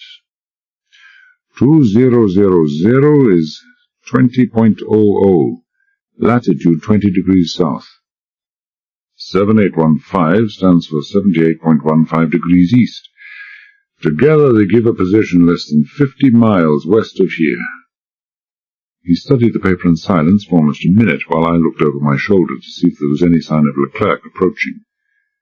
There was none. He would be waiting to hear from the Neckar about the success of the firing. "They're all lat and long positions," Griffith said finally. "It's difficult to be sure without a chart, but I could be fairly certain that if those positions were plotted, they would represent a northeast curve from here to some position off the Chinese or Formosan coasts. I should imagine those ships, pairs of ships rather, will be located on those positions. I should also imagine they would have the duty of escorting the vessel carrying the rocket, or keeping a lookout, or seeing that the road is clear. Leclerc would have taken precautions, I imagine, against premature discovery of the fact that the rocket had been stolen. They would be armed, those ships, you think?" I said slowly. "Highly unlikely." He was an intelligent, incisive old bird with a mind that matched his sharp speech. "It would have to be concealed arms, and no amount of concealed arms would be a match for any searching warship, which would be the only thing they would have to fear. They might be radar-equipped vessels, searching the sea and air for 50, 100 miles round. They might. They probably would be. But wouldn't this ship carrying the rocket be equipped with its own radar?" Captain Griffiths handed me back the paper. "It won't be," he said positively. "Leclerc is the kind of man who will always succeed because he takes precautions elaborate to the point almost of the ridiculous. Almost, I say. This paper is of no use to you, even if you could act on the information enclosed. Those vessels are almost certainly screen vessels, which will travel some miles in advance and in the rear of the vessel carrying the rocket. At various points they will turn this vessel over to another pair. If air searchers saw the same two ships going in the same direction, the same distance apart for days on end, they'd start getting suspicious. But, wait a moment, Captain. My mind, it's just about stopped. I wasn't joking at that. The heat of the sun and the fact that my wounds hadn't been treated since I'd been knocked about in the blockhouse made my head reel dizzily. Yes, but what happens if some warship or aircraft does come on the scene? You can detect them with radar, but you can't shoot them down with radar. What does the vessel with the Dark Crusader do then? It submerges, Griffith said simply. It will be a submarine. It's bound to be a submarine. Enlarge the loading hatch, and practically any submarine in service could carry the Crusader in its forward torpedo room. The screen vessels will enable it to travel on the surface at top speed. If anything happens, it just submerges and proceeds at much lower speeds. But it'll get there. 100 naval ships equipped with Aztec could search for a year and never locate just one solitary sub loose in the Pacific. I think you can take it for granted, Bentall, that if that rocket leaves the island, we will never see it again. Thank you very much, Captain Griffiths. No question, he had the final truth of it. I pushed myself wearily to my feet, like an old man making his final attempt to leave his deathbed, tore the paper into pieces, and let them fall on the thin sun-brown grass. I looked in the direction of the blockhouse and could see several figures just appearing from the back. Out at sea, Fleck was coming in through the gap in the reef. One more request, Captain Griffiths. When Leclerc returns, ask him if you and your men can remain out in the open for the remainder of the day, in the fresh air, instead of baking in those corrugated iron huts. It's likely they'll soon start encasing the other rocket. I pointed to the two 20-foot steel boxes with the built-in cradles in the hangar, ready for shipment, and pointed out the fact that it would then need only one guard to look after you instead of the 4 or 5 required to watch the doors and windows if you're locked up in the huts, so releasing more of his men to the work. Give him your word there will be no trouble. If the test went well, he'll be in a good mood, likely to grant your request. Why do you want this, Bentor? The dislike was back in his voice. I don't want Leclerc to see me talking to you. If you want to live, do as I say. I wandered aimlessly off to inspect the extent of the damage caused by the rocket leaving the launching pad. 2 minutes later, out of the corner of my eye, I saw Leclerc and Griffiths speaking to one another, and then Leclerc and Hewell came towards me. Leclerc was looking almost jovial, the way a man is apt to look when he sees his greatest dream coming true. So you didn't jinx it after all, did you, Bentor? He obviously didn't want to embarrass me by showing too much gratitude for the job I'd done. No, I didn't jinx it. But I'll jinx the other one, Mr. Leclerc. Oh, brother, how I'll jinx the other one. Successful? Completely, absolutely on target after 1,000 miles. Right, Bentor, finish off the other one. I want to see Miss Hopeman first. He stopped being jovial. I said finish it off. I mean finish it off. I want to see Miss Hopeman first. 5 minutes. No more, I promise you. Either that or wire up your own damn rocket. See how long it takes you. Why do you want to see her? Mind your own damn business. He looked at Hewell, who gave an all but imperceptible nod. Very well, but 5 minutes. 5 minutes only, you understand? He handed a guard the key and gestured us on our way. The guard unlocked the door of the armory and let me in. I closed the door behind me, not worrying whether I was hurting his feelings. The room was in near darkness, with its shutters drawn. Marie was lying in a cot in the corner, the same cot as I had slept in that morning. I crossed over and sank on my knees by the side of the cot. Marie, I said softly. I shook her shoulder with a gentle hand. Marie, it's me, Johnny. She must have been in a deep sleep, and she took some time to come out of it. Finally she stirred and twisted round under the blanket. All I could see was the pale blur of the face, the sheen of the eyes. Who is it? It's me, Marie. It's Johnny. She didn't answer, so I repeated my words. My face and mouth and jaws were so stiff and sore that perhaps she couldn't catch my thick mumble. I'm tired, she murmured. I'm so very tired. Please leave me. I'm terribly sorry, Marie. Honest to God, I could shoot myself. I thought they were bluffing. Again, no answer, so I went on. What did they do to you, Marie? For God's sake, tell me what they did to you. She murmured something, I couldn't catch it, then said in a low voice, I'm all right. Please go away. Marie, look at me. She gave no sign that she had heard. Marie, look at me. Johnny Bentel on his knees. I tried to laugh, but it was only a frog-like croak. A frog with bronchitis at that. I love you, Marie.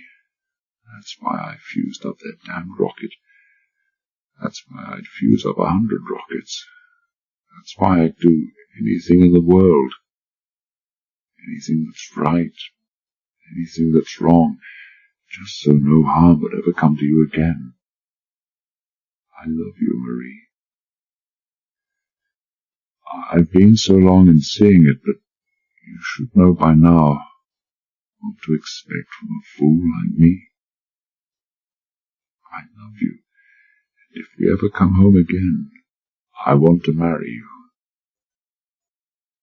Would you marry me, Marie, when we get home? There was a long silence. Then she said softly, Marry you, after you let them. Please leave me, Johnny. Please leave me now. I'll marry someone who loves me, not some... She broke off, then finished huskily. Please, now. I rose heavily to my feet and went to the door. I opened it and let the light flood into the room. A shaft of light from the westering sun illuminated the bed, the fair, shining hair spread on the rolled-up coat that served as a pillow, the great hazel eyes in the pale and exhausted face. I looked at her for a long, long moment, until I couldn't bear to look any longer. I'd never shed more tears for the martyrs who went to the stake. It was all too easy.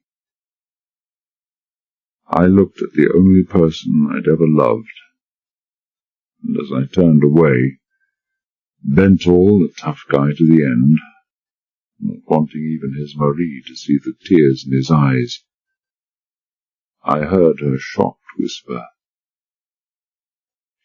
Dear God! Oh, dear God, your face!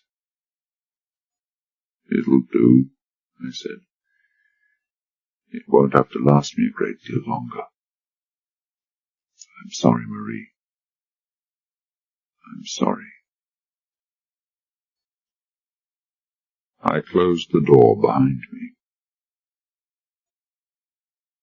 The guard took me straight to the hangar, and luck was with me and Leclerc, for I did not meet him on the way. Hewell was waiting for me, with Hargreaves and Williams, both with their notebooks at the ready. I got onto the lift without being told. The other two followed, and we started work. First, I opened the junction box on the inside of the outer casing and adjusted the timing devices on the rotary clock. Then, checking that the hand-operated switch on the destruct box was locked at safe, I took a quick look at the second break in the suicide circuit, the solenoid switch directly above the timing device. The solenoid, normally activated when its enveloping coil was energized, was held back by a fairly stout spring, which required, as a quick tug informed me, about 1.5 pounds of pressure to close. I left the box open, the lid hanging downwards, and secured by a couple of butterfly nuts, then again turned my attention to the destruct box. When pretending to check the action of the switch, I did the same as I'd done on the first Crusader, forced a small piece of wire between switch and cover. Then I called down to Hewell, "Have you the key for the destruct box? Switch stuck." I needn't have bothered with the wire. He said, "Yeah, I have it. Boss said we might expect trouble with this one, too. Here, catch." I opened the cover, unscrewed the switch, pretended to adjust it, replaced it, and screwed home the rocker arm.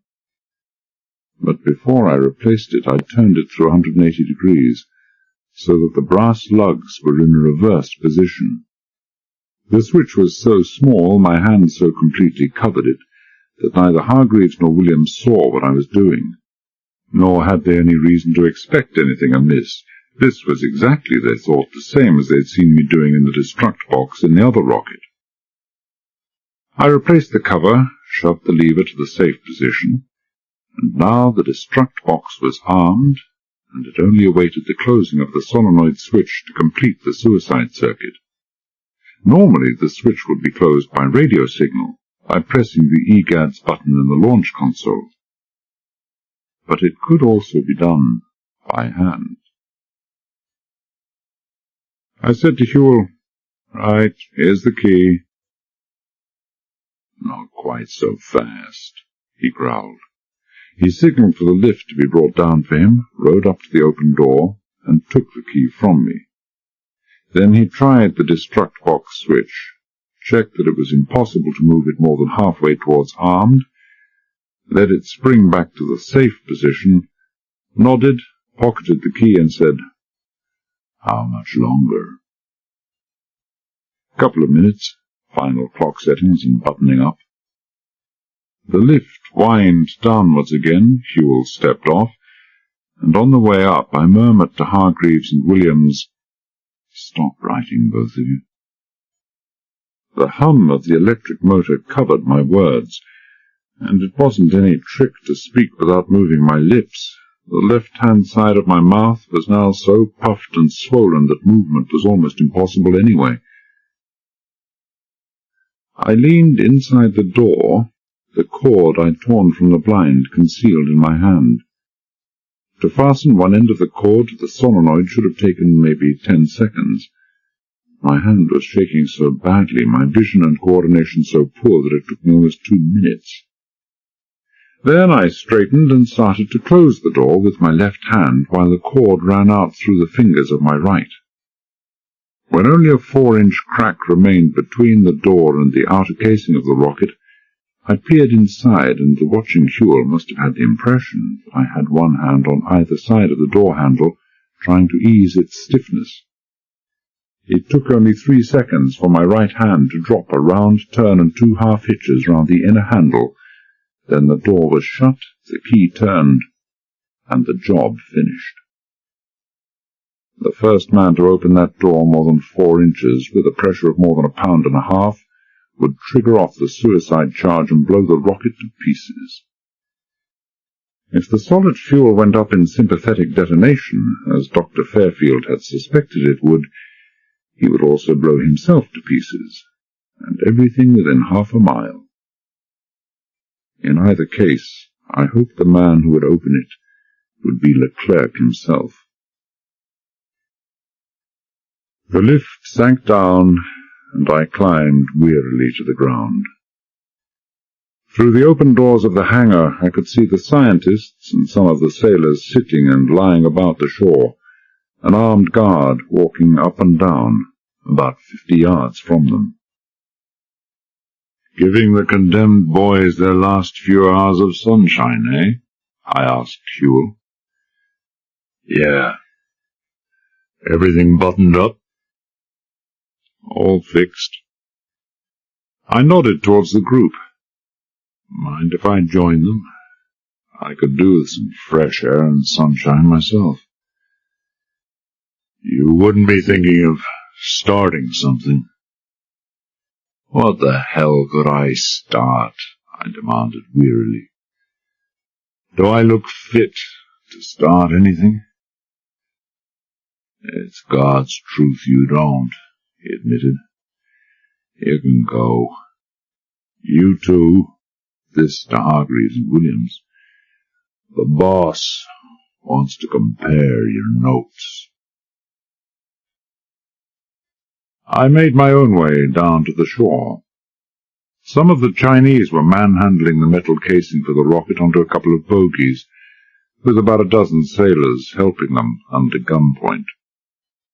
Fleck was just tying up at the end of the pier. His schooner looked even more filthy than I had remembered it. On the sands, Captain Griffiths was sitting some little way apart from the others.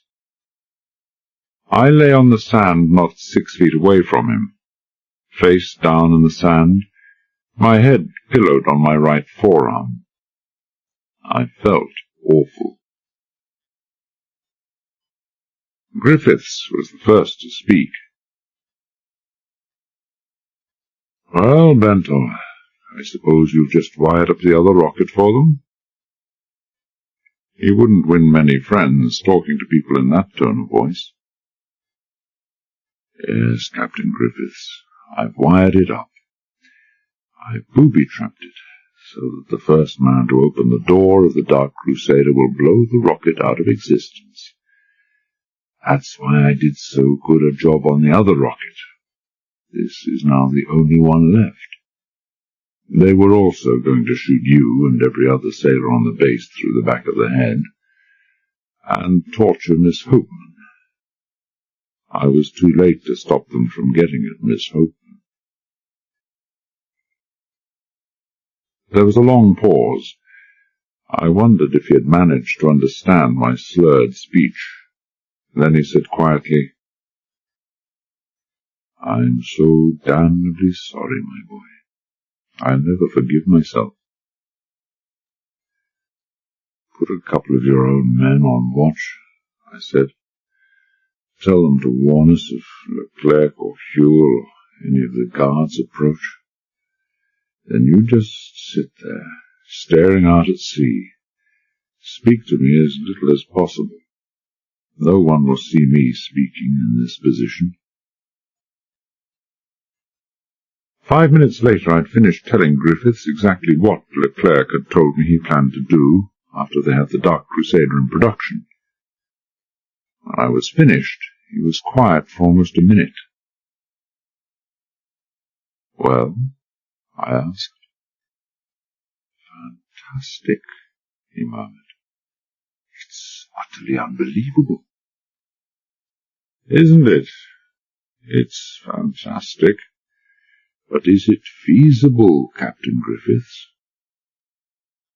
"It's feasible," he said heavily. "Dear God, it's feasible." "That's what I thought. So you think booby-trapping this rocket, well, it's justifiable, you think?" "How do you mean, Bento?" "When they get the Dark Crusader to wherever it's going," I said, still talking to the sand, "they're not going to take it out to any remote launching field. They're going to take it to some factory, almost certainly in some heavily populated industrial area, to strip it down for examination. If this solid fuel goes up with the TNT, I don't like to think how many hundreds of people, mainly innocent people, will get killed. I don't like to think how many millions would be killed in a nuclear war," Griffiths said quietly. "The question of justification doesn't enter into it. The only question is, will the batteries powering the suicide circuit last? Nickel-cadmium knife cells, they're good for 6 months, maybe even a year. Look, Captain Griffiths, I'm not telling you all this just to put you in the picture or to hear myself talking. It hurts me even to open my mouth. I'm telling you because I want you to tell it all to Captain Fleck. He should be coming ashore any minute now." "Captain Fleck? That damned renegade!" "Keep your voice down, for heaven's sake. Tell me, Captain, do you know what's going to happen to you and me and all your men when our friend Leclerc departs?" "I don't have to tell you." "Fleck's our only hope." "You're out of your mind, man." "Listen carefully, Captain. Fleck's a crook, a scoundrel, and an accomplished rogue. But he's no megalomaniac monster.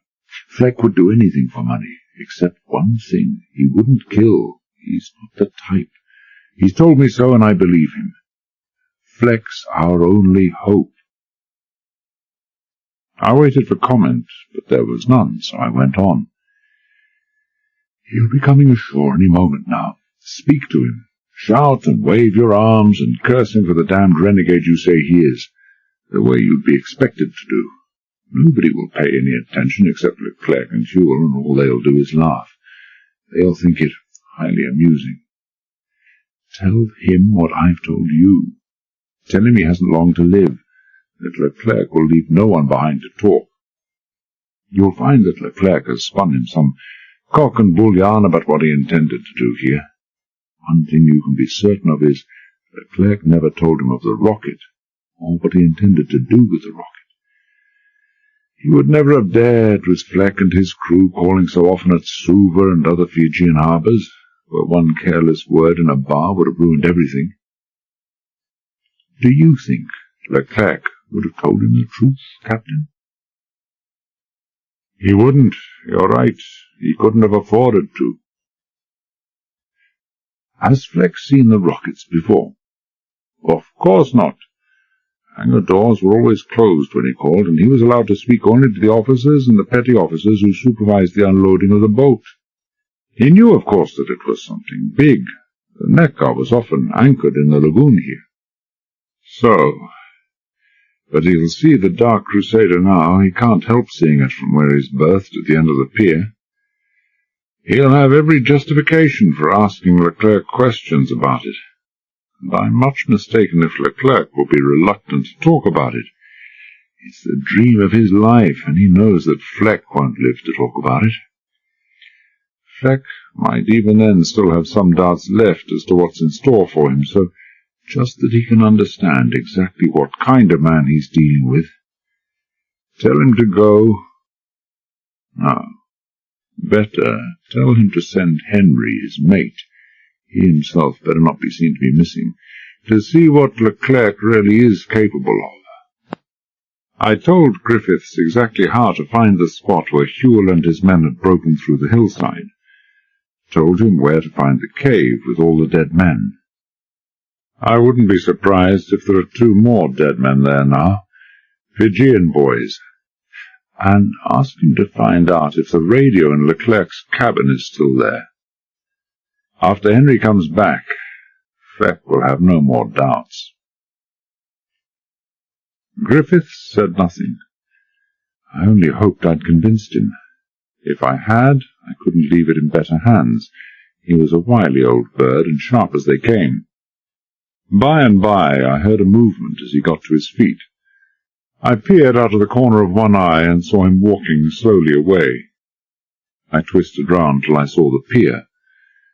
Fleck and Henry, dressed in their best off-whites, were just leaving the schooner. I closed my eyes. Incredibly, I went to sleep. Or perhaps not so incredibly. I was exhausted beyond belief, the aches in my head and face and shoulder and body merging into one vast gulf of pain. I slept. When I woke up, I'd get another ache to add to my list. Someone was kicking me in the lower ribs, and he wasn't trying to tickle me either. I twisted my head. Leclerc. Too late in the day for Leclerc to learn the more rudimentary rules of courtesy. Blinking against the sun, I turned round till I was propped up on my good elbow, then blinked again as something soft struck me in the face and fell on my chest. I looked down. A hank of cord, window cord, neatly rolled up and tied. We thought you might like to have it back, Bentor. Leave no further use for it. No fury in that face, not the vindictive anger I would have expected, but something approaching satisfaction. He looked at me consideringly.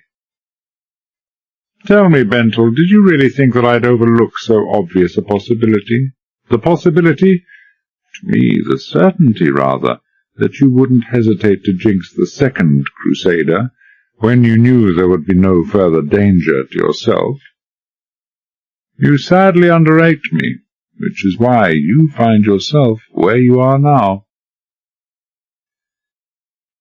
You weren't as smart as all that, I said slowly. I felt sick. I don't think you did suspect. What I did overlook was the certainty that you would take Hargreaves and Williams apart and threaten to kill their wives if they didn't tell you everything that happened. Separate huts and the usual menaces if their stories didn't tally exactly. Maybe I do underestimate you. So now you take me away somewhere quietly and shoot me. I don't really think I'll mind. Nobody's going to shoot you, Benton. Nobody's going to shoot anybody. We're leaving tomorrow, and I can promise you that when we do, we will leave you all alive. Of course, I sneered. How many years' practice does it take, Leclerc, to get that ring of conviction into your voice when you tell your damned lies? You'll see tomorrow. Always tomorrow. And how do you propose to keep 40 of us under control until then? I hoped his mind worked as mine did, or I'd probably wasted my time in sending Griffiths to Fleck. You gave us the idea yourself, Bentel, the blockhouse. You said it would make a fine dungeon, escape-proof. Besides, I want all my men for the job of creating the Crusader tonight, and I don't need guards for anyone inside the blockhouse. He looked at Hewell and smiled. Incidentally, Bentel, I believe there is no love lost between yourself and Captain Griffiths. He was saying some pretty hard things about you for fusing up that first rocket. I said nothing. I waited for it. You will be pleased to hear he's met with a little trouble. Nothing serious. I gather he took it into his head to berate Captain Fleck, as one Englishman to another, for his treasonable activities. Fleck, one gathers, took exception to Griffiths, taking exception. In age, height, and weight, the two master mariners were pretty evenly matched, and if Captain Griffiths was a bit fitter, Fleck knew more dirty tricks. It was a fight to see.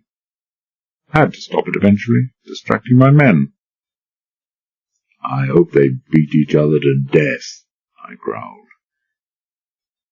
Leclerc smiled and walked away with Hewell.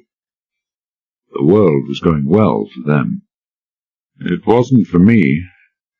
The booby trap sprung, Griffiths and Fleck at blows, the last hope gone, Marie finished with me, Leclerc winning all along the line, and a bullet in the head for Bentel any hour now.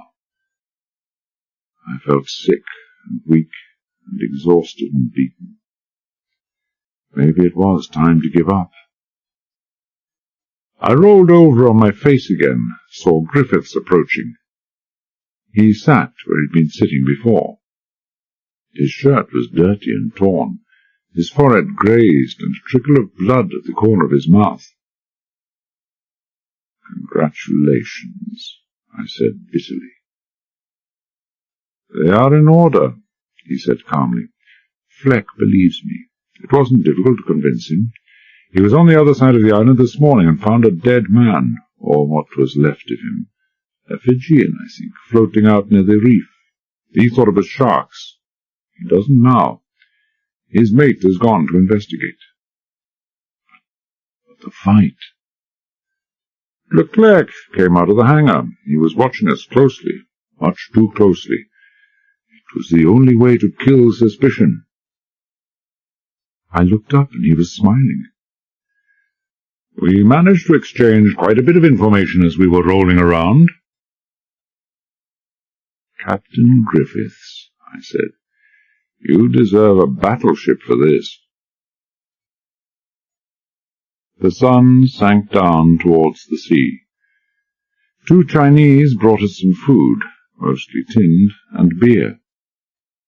I saw another couple take some across to the blockhouse where the 7 women were still held, probably as additional security against our making trouble.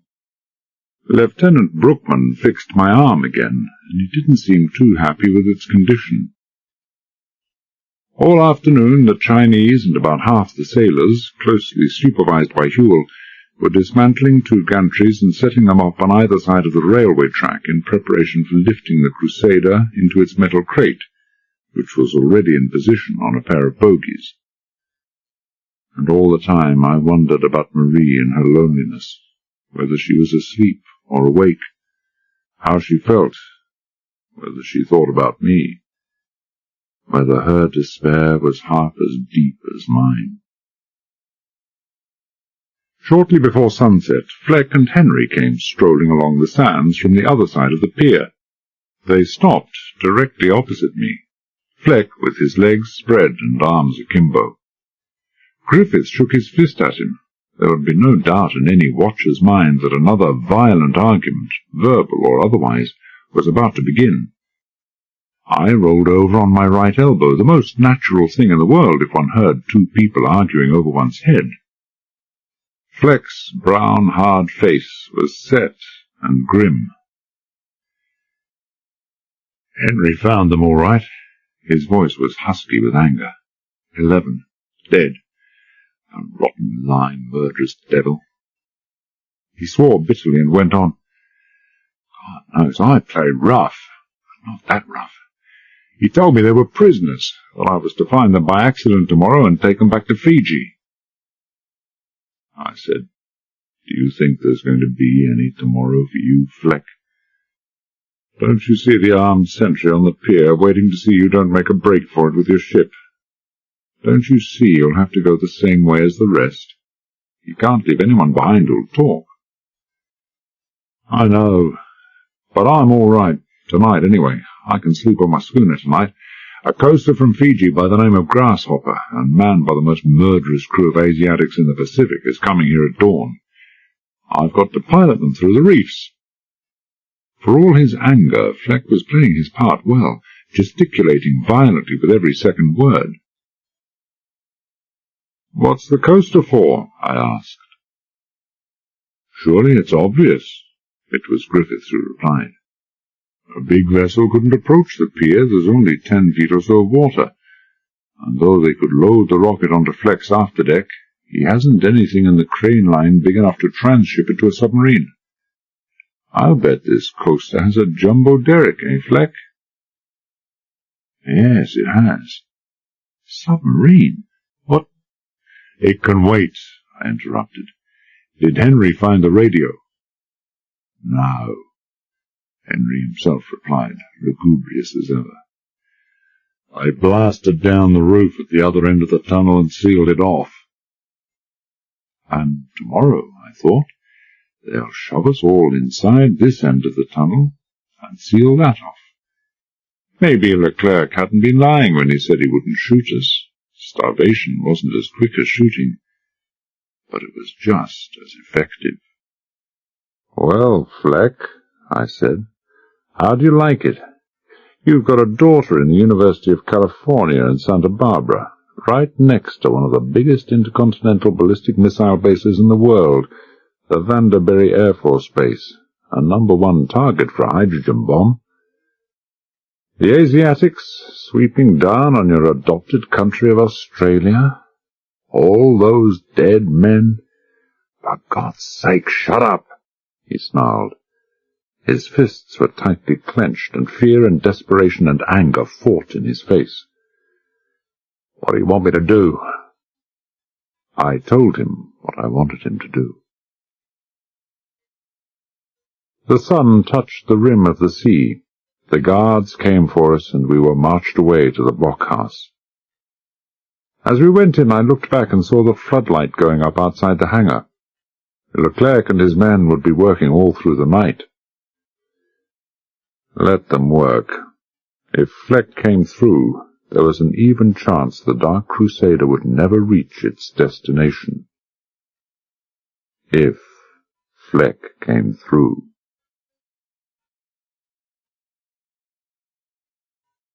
Chapter 12. Saturday, 3 a.m. to 8 a.m. I awoke in the darkness of the night. I'd been asleep 4 hours, maybe 6, I didn't know, All I knew was that I didn't feel any better for it. The heat in that sealed antechamber of the blockhouse was oppressive.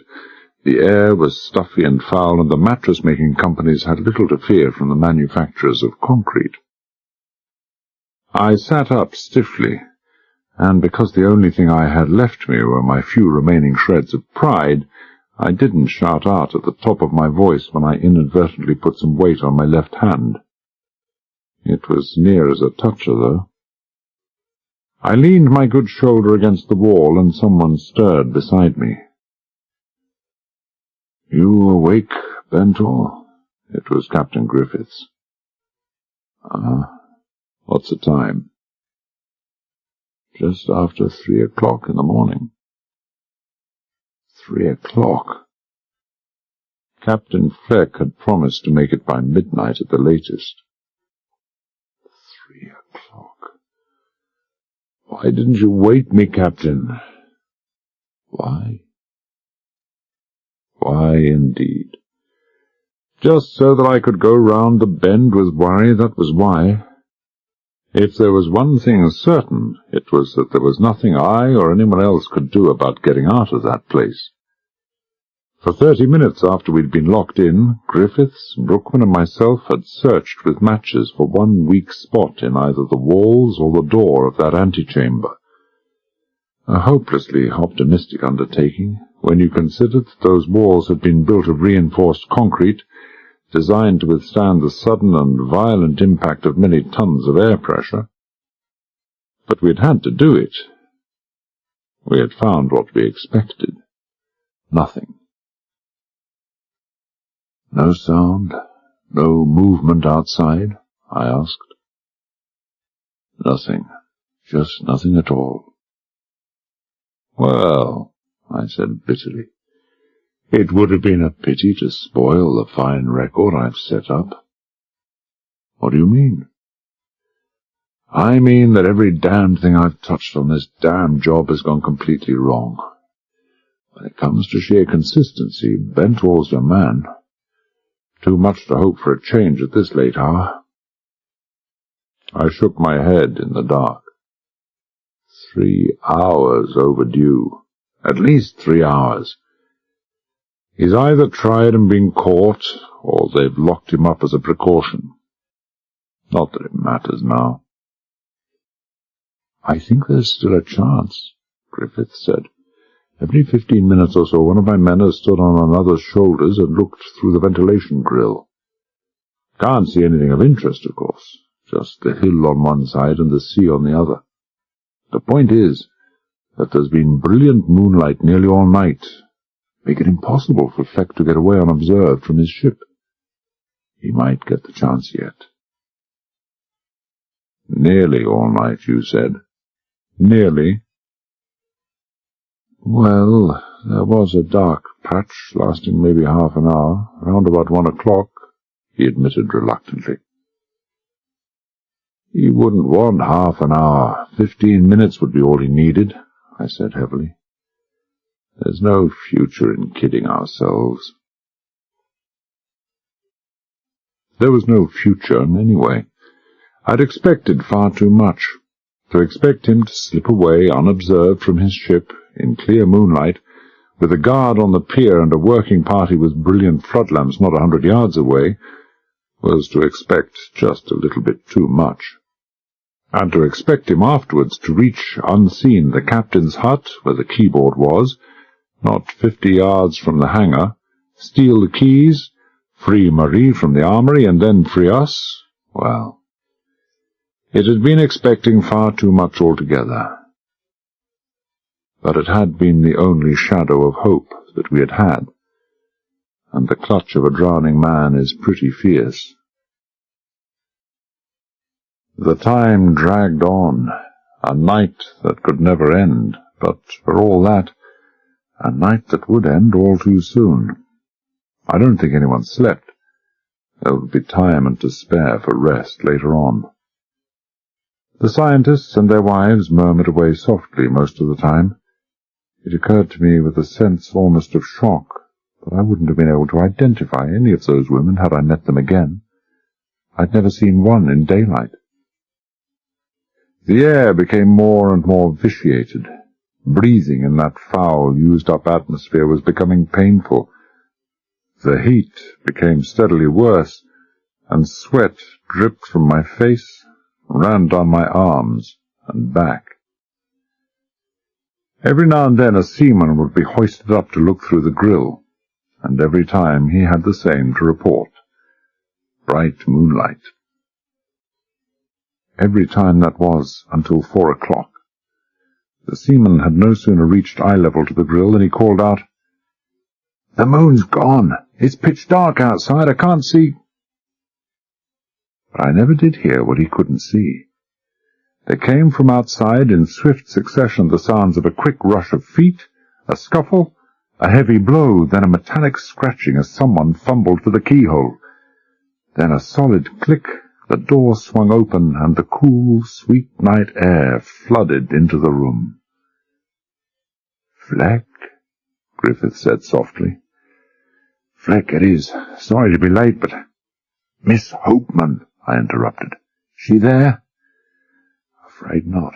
Armory key wasn't on the board. I spoke to her through the window bars. She told me to give you this." He thrust a paper into my hand. "Anyone with a match?" I asked. "I want—" "It's not urgent," Fleck said.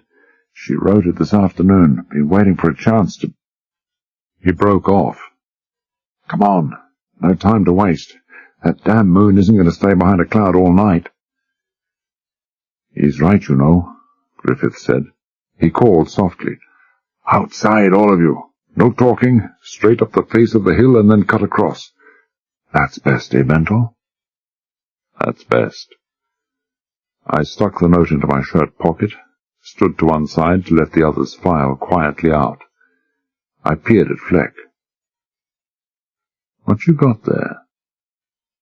"A rifle." He turned and spoke softly, and 2 men came round the corner of the blockhouse, dragging a third. "The clerk had a man on guard. Gun belongs to him." "Everybody out?" "All right, Krishna. Inside with him." "Dead?" "I don't think so." Fleck didn't sound worried one way or another. There came the sound of something heavy being dumped unceremoniously on the concrete floor inside, and the 2 Indians came out. Fleck pulled the door quietly to and locked it. Come on, Griffiths whispered impatiently. "Time we were off." "You go off," I said. "I'm going to get Miss Hopeman out of the armory." He was already 10 feet away, but he stopped, turned, and came back to me. "Are you mad?" he said. "Fleck said there's no key. That moon comes out any minute now. You'll be bound to be seen. You won't have a chance. Come on, and don't be so damn stupid." "I'll take the chance. Leave me." "You know you're almost certain to be seen," Griffith said softly. "If you're out, they'll know we're all out. They will know that there's only one place we could go.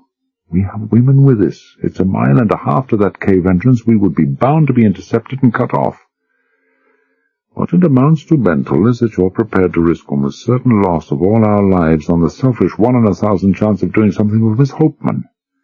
Is that it, Bentel? Is that how selfish you are?" "I'm selfish, all right," I said at last, "but I'm not all that bad. I just hadn't thought of it. I'll come with you to the point where there's no further possibility of interception. Then I'll turn back. Don't make the mistake of trying to stop me." "You're quite crazy, Bentor." There was anger and worry both in Griffith's voice.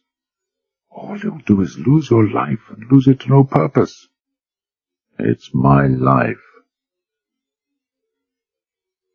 We moved straight towards the face of the hill, all in a closely bunched group.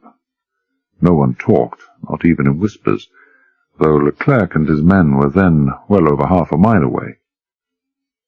After we'd gone about 300 yards, the hill started to rise steeply. We'd made as much offing as we could, so now we turned south and began to skirt the base of the mountain.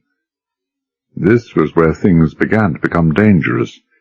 We had to pass by the hangar and buildings to get to the cave entrance, and just behind the hangar a sharp spur of the mountain rose above the surrounding level and would force us to come within 200 yards of where Leclerc and his men were working. Things went well in the first 10 minutes. The moon stayed behind the cloud longer than we had any right to hope, but it wasn't going to stay there all night. 80% of the sky was quite free from cloud, and in those latitudes even the starlight was a factor to be reckoned with. I touched Griffiths on the arm. Moon's coming out any second now. There's a slight fold in the mountain about 100 yards farther on. If we hurry, we might make it. We made it just as the moon broke through, bathing the mountain and the plain below in a harsh white glare. But we were safe, for the moment at least. The ridge that blocked us off from the view of the hangar was only 3 feet high, but it was enough. Fleck and his 2 Indians, I could see now, were dressed in clothes that were completely sodden. I looked at him and said, "Did you have to take a bath before you came?" "Damn guard sat on the pier all night with a rifle in his hands," Fleck growled. "Checking us, checking to see we didn't go near the radio. We had to slip over the far side about 1 o'clock when the moon went in, and swim for it, maybe a quarter mile along the beach. Henry and the boy, of course, went the other way. I had asked that Henry make straight for the cave, hurry through the chamber that had served as an armory, and bring back amatol blocks, primers, RDX, chemical fuses, anything he could find. If they were still there, that was. There would certainly be neither arms nor ammunition left now, and though the explosive would be a poor substitute for arms, at least they would be better than nothing. Getting the keys was dicey, Fleck went on, and there were only 2, the inner and outer blockhouse doors. Then we tried to force the door and window on the armory to get Miss Hopeman out. It was hopeless. He paused. "I don't feel so good about that, Bentel, but we tried. Honest to God, we tried. But we couldn't make a noise. You understand that?" "It's not your fault, Fleck. I know you tried." "Well, anyway, we came to the blockhouse just as the moon came out. Lucky for us it did. Leclerc had left a guard. We had to hide there 2 solid hours waiting till it got dark so we could rush him. I've got a pistol, so has Krishna here, but the water got through the wrappings. Couldn't have used them anyway." "You did damn well, Captain Fleck, and we have a gun. Any good with it?" "Haven't the eyes for it. Want it?" "Hell no. I couldn't fire a pop gun tonight." I turned and located Griffiths. "Any good shots among your men, Captain?" "As it happens, I have. Chalmers here." He gestured towards the red-haired lieutenant over whose refusal to answer a question a seaman had been shot. "Is one of the best shots in the Royal Navy. Would you care to have a go at them, Chalmers, if the need arises?" "Yes, sir," Chalmers said softly. "I would like that." A cloud was approaching the moon. It wasn't much of a cloud, as clouds go. It wasn't half as big as I would have liked it to be, but it was going to have to do. There wasn't another anywhere near the moon. "Half a minute, Captain Griffiths," I said. "Then we're off." "We'll have to hurry," he said worriedly. "Single file is best, I think. Fleck to lead the way, then the women and the scientists, so that they can make a break for the cave if anything happens. My men and I will bring up the rear. Chalmers and I will do that." "So that you fade away and go down to the armory when the moment comes, is that it, Bentel?" "Come on," I said. "It's time to go."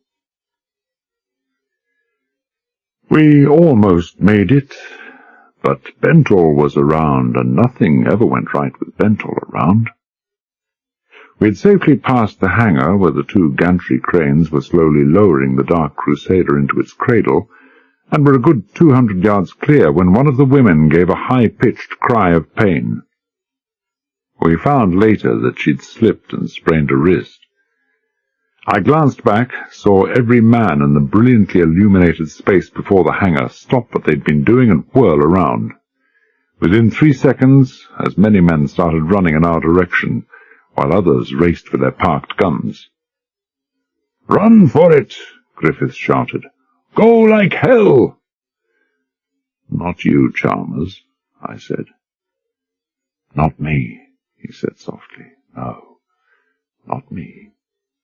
He sank down on one knee, lifted, cocked, and fired the rifle all in one smooth motion. I saw a puff of white jump up from the concrete 2 yards ahead of the nearest Chinese. Chalmers adjusted the sights with one quick turn. "Shooting low," he said unhurriedly. "It won't be low the next time." It wasn't. With his second shot, the leading guard flung his rifle into the air, then pitched forward on his face. A second died. A third rolled over and over like a man in agony, and then suddenly all the lights in front of the hangar went out. Someone had just got onto the fact that they made a perfect target silhouetted against the floodlit concrete. "That's enough!" Griffiths shouted. "Get back! They'll be fanning out coming towards us! Get back!" It was time to get back, nothing surer. A dozen guns, some of them automatic carbines, had opened up on us now. They couldn't see us, it was too dark for that, but they had us roughly located from Chalmers' gun flashes, and bullets were beginning to smash into the solid rock all around us, half of them lifting in screaming ricochet. Griffiths and Chalmers turned and ran, and so did I, but in the opposite direction, back the way we'd come. I didn't see I had any chance of getting back to the armory. The moonlight was beginning to filter through the ragged edges of the cloud. But if I did get back, the diversion made a perfect cover-up for smashing my way into the armory. I took 4 steps, then pitched my length on the rock as something smashed into my knee with tremendous force. Dazed, I pushed myself shakily to my feet, took 1 step, and fell heavily again. I wasn't conscious of any great pain. It was just that my leg refused to support me. "You bloody fool! Oh, you bloody fool!" Griffiths was by my side, Chalmers close behind him. "What's happened?" "My leg. They got my leg." I wasn't thinking about my leg. I wasn't caring about my leg. All I was caring about was that my last chance to get to the armory was gone. Marie was there, alone. She was in the armory waiting for me.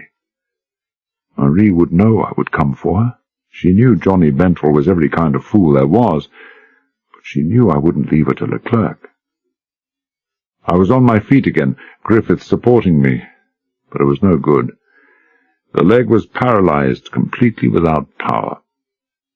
"Are you deaf?" Griffiths shouted. "I'm asking if you can walk." "No, I'm all right. Leave me. I'm going down to the armory." I didn't know what I was saying. I was too dazed to express the difference between a wish and an intention. "I'm really all right. You must hurry." "Oh, God." Griffiths took me by one arm, Chalmers by the other, and they half-hustled, half-dragged me along the flank of the mountain. The others were already out of sight, but after a minute Brookman and a seaman came hurrying back to see what had happened and lent a hand with the job of dragging me along. I was a great help to everyone. Jonah Bentrell. Come with me and you come a cropper. I wondered vaguely what I'd ever done to deserve luck like this. We arrived at the cave almost 3 minutes after the last of the others was safely inside. I was told this, but I don't remember it. I don't remember anything about the last half-mile. I was told later that we wouldn't have made it had the moon not broken through, and Chalmers held up the Chinese by picking off 2 of them as they came over the last ridge. I was told, too, that I talked to myself all the way, and when they begged me to be quiet, in case the pursuers caught us, I kept on saying, "Who, me? But I wasn't talking. very hurt and indignant. Or so they told me. I don't remember anything. What I do remember was coming to inside the cave, very close to the entrance. I was lying against the wall, and the first thing I saw was another man lying beside me, face down. One of the Chinese. He was dead. I lifted my eyes and saw Griffiths, Brookman, Fleck, Henry, and some petty officer I didn't know on the other side, pressed close against the wall. At least I thought it was them. It was still dark inside the tunnel. There was room enough for them to shelter. Although the tunnel had been 4 feet wide and 7 feet high all the way to the end when I'd followed it, the last few feet where Hewell and his men had broken through was no more than 3 feet high and barely 18 inches in width. I looked around to see where the others were, but I could see nothing. They would be 100 yards back in the cavern Hewell had excavated for the temporary storage of the tunnelled-out limestone. I looked out again through the tiny opening of the tunnel. The dawn was in the sky. "How long have I been lying here?" I asked suddenly. My voice sounded in my ears like the husky quavering of an old, old man. But maybe it was just the echo inside the cave. "About an hour." Funny, Griffith's voice didn't sound a bit like an old man's. "Brookman says you will be all right. Chipped kneecap, that's all. You will be walking again in a week." Did we all get here all right?" "Everyone made it." "Sure, everyone made it. Marie Hopeman didn't make it. Why should they care? What was all the world to me was only a name to them. Marie Hopeman was down there alone in the armory, and I would never see her again. But she was only a name. It didn't really matter if you were only a name. And I would never see her again. Never. Never was a long time. Even in this last thing, this most important thing I'd ever known, I'd failed. I'd failed Marie. And now it was never. Never was going to be always. "Bendall." Griffith's voice was sharp. "Are you all right?" "I'm all right." "You're talking to yourself again." "Am I?" I reached out and touched the dead man. "What happened?" "Leclerc sent him in. I don't know whether he thought we'd retreated to the other end of the cave or whether it was a kind of suicide mission. Chalmers waited till he was all the way in, and then we had 2 guns. "And what else?" "An hour is a long time." "They tried firing into the cave after that, but they had to stand in front if they weren't going to do it blindly. They soon gave it up. Then they tried to blow up the entrance to seal it off." "They would try that," I said. "It wouldn't have made much difference. We could have got out. What they meant to do, if things had gone their way, would have been to blow in the tunnel roof for 100 yards or so. That would really have finished us." I wondered vaguely why I was saying this. None of it mattered any more. "They set off one charge above the entrance," Griffiths was continuing. "Nothing much happened.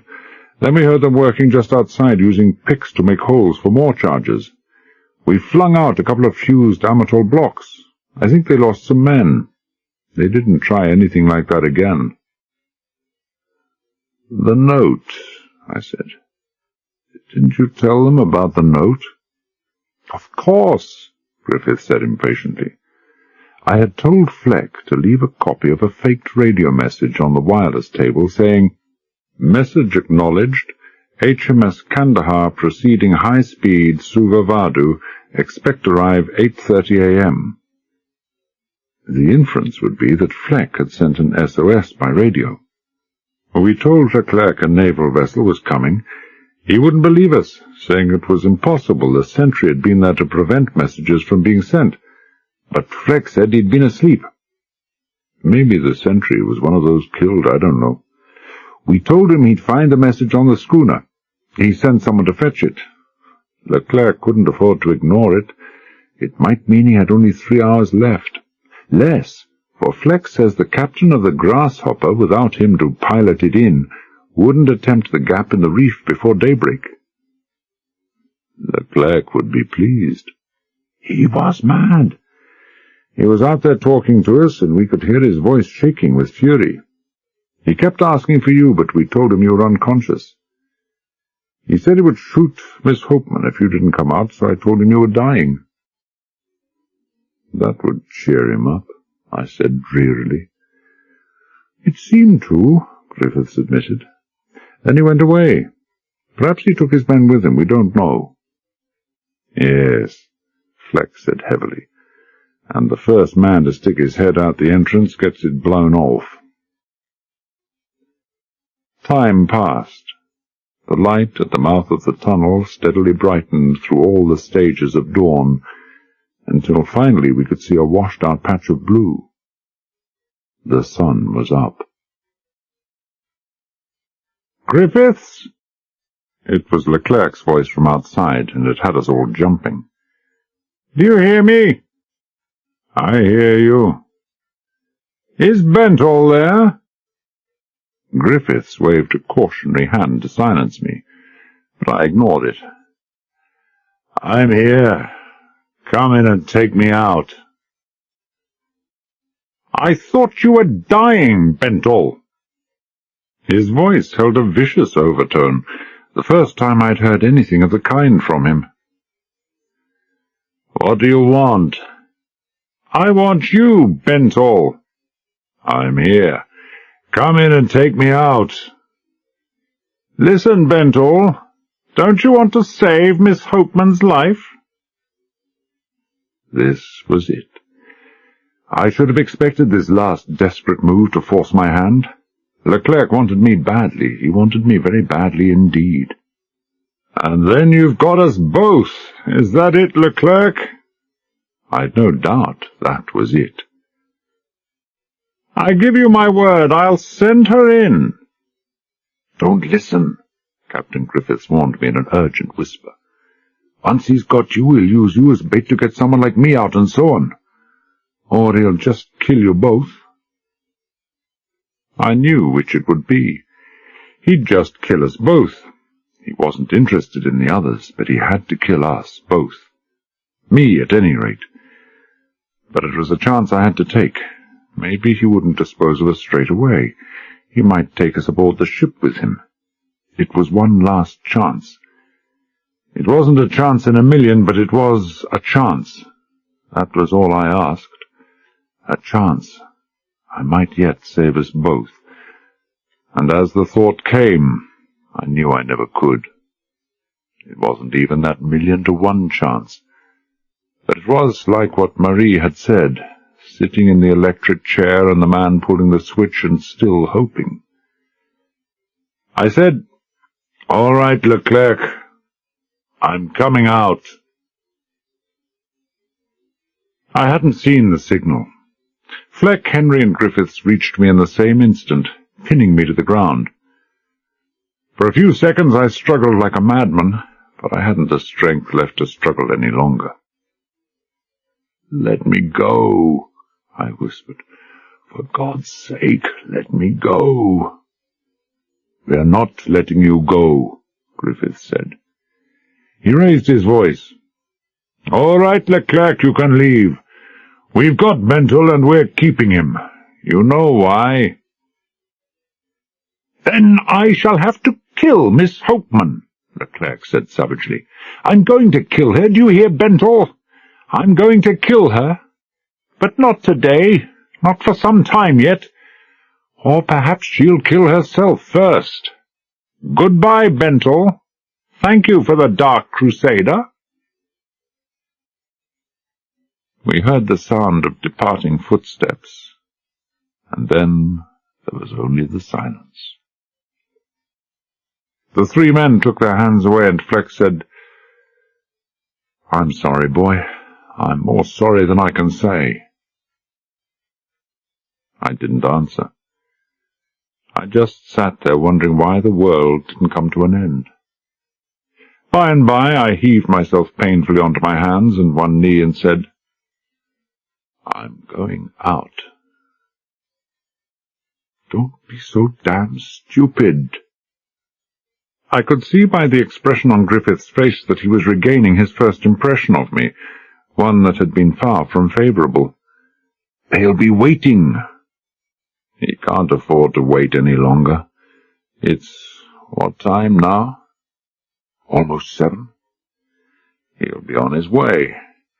He wouldn't risk the Dark Crusader for a chance at my life. Don't try to stop me, please. I've something to do." I crawled out through the narrow mouth of the tunnel and looked around. For a few seconds I couldn't see anything. The shooting stabs from my kneecap blurred my eyes and put everything out of focus. Then the focus came back. There was no one there. No living person, that was. There were 3 dead men lying outside the entrance, 2 Chinese and Huel.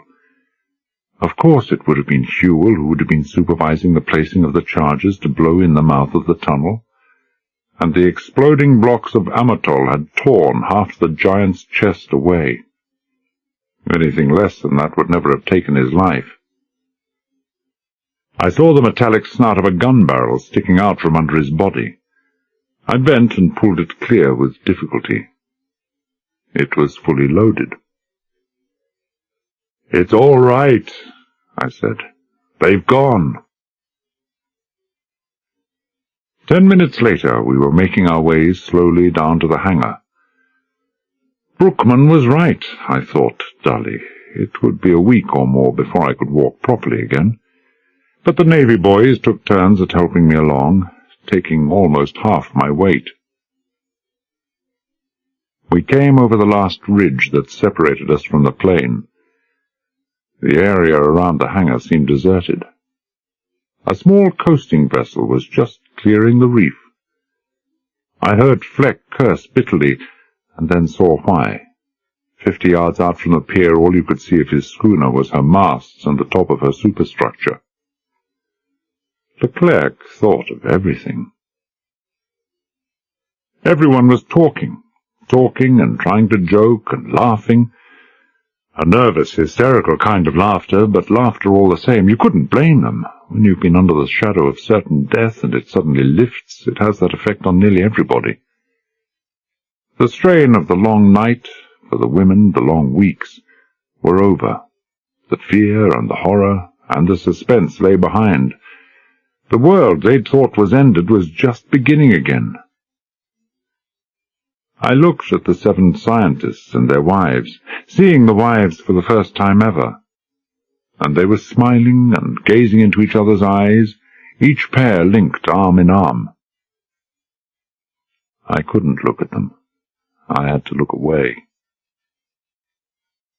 No more gazing for me into Marie's eyes. But I'd walked arm in arm with her, though, once for about 2 minutes. It hadn't been much. We might have been given more. Only Fleck seemed depressed and heavy, only Fleck out of all of them. And I didn't think it was because of what had happened to his schooner, not primarily anyway. He had been the only one of them who'd ever known Marie, and when he'd called her a nice girl, I'd gratuitously insulted him. And he had a daughter of about the same age. Fleck was sad. He was sad for Marie. Fleck was all right. He'd pay no price for his earlier activities. He'd cleared the slate over and over again. We came to the hangar. I cocked the gun in my hands and prayed that Leclerc had left an ambush party, or himself, behind to get us when the disappearing vessel had tricked us into thinking they were all gone. But there was no one there. Nor was there in any of the other huts, nothing but every radio set and transmitter smashed beyond repair, We came to the armory, and I walked in through the open door and looked at the empty cot. I felt the crumpled coat that had served as a pillow, and it was still warm. Some instinct made me lift it, and under there was a ring. A plain golden ring she'd worn on the fourth finger of her left hand. The wedding ring. I slipped it over my little finger and left. Griffiths gave instructions for the burial of the dead, and then he and Fleck and I made our way slowly to the blockhouse, Fleck half carrying me. 2 armed sailors followed us. The coaster was beyond the reef now, steering due west. The Dark Crusader and Marie. The Dark Crusader, carrying with it the threat of millions of ruined lives, of scores of great cities lying in the dust, of more carnage and sorrow and heartbreak than the world had known since time began. The Dark Crusader. And Marie. The Marie who had looked into the future and found nothing there. The Marie who had said that one day I would meet up with a situation where my self-belief would be no help to me at all. And the day had come. Fleck turned the key in the blockhouse door, pushed the Chinese back at the point of his gun, then turned him over to the sailors. We passed inside the second door and switched on the lights. Leclerc had smashed every other transmitting mechanism on the base, but he hadn't smashed the launch console because he hadn't been able to get at it. He wouldn't have wanted to smash it anyway, for Leclerc did not know that the suicide circuit in the Dark Crusader was armed. We crossed the room. I bent down to switch on the generator, and as I did, my shirt pocket fell open, and I saw for the first time, and remembered for the first time, the little note Fleck had given me. I picked it up and smoothed the creases. There were only a few words altogether. It said, "Please forgive me, Johnny. I've changed my mind about not marrying you. Someone has to, or you'll be in trouble all your life. P.S. Maybe I love you a little too." Then at the foot, P.P.S. You and me and the lights of London. I folded the note and put it away. I adjusted the periscope above my head, and I could clearly see the grasshopper low down on the horizon, a plume of dark smoke trailing behind her, steaming steadily west. I moved the mesh cover over the EGAD's destruct button, turned the white square knob 180 degrees, then reached over and pushed the commit button. The light glowed green. The safety clock in the Dark Crusader was running out. 12 seconds. 12 seconds it took from the moment of pressing the button until the suicide circuit was fully armed. 12 seconds. I stared down at my wristwatch, seeing the sweep second hand jerking steadily forward, wondering vaguely whether the charge would merely blow the Crusader apart, or whether, as Fairfield had suspected, there would be a sympathetic detonation of the solid fuel and the Dark Crusader would blow itself out of existence. Not that it mattered now. 2 seconds. I stared blindly into the eyepiece of the periscope. All I could see was a misted blur. Then leaned on the destruct button with all the weight of my arm. The Dark Crusader blew itself out of existence. Even at that distance, the violence of the explosion was terrifying, a huge spouting volcano of seething, boiling white water that drowned the shattered vessel in a moment of time. Then a great fiery column of smoke-tipped flame that reached up 1,000 feet into the blue of the morning, and vanished with the moment of seeing. The end of the Dark Crusader. The end of everything. I turned away, Fleck's arm round me, and stumbled out into the sparkling brightness of a new day. And as I did, I heard the heavy rumble of the explosion rolling in from the sea and echoing back from the silent hill beyond.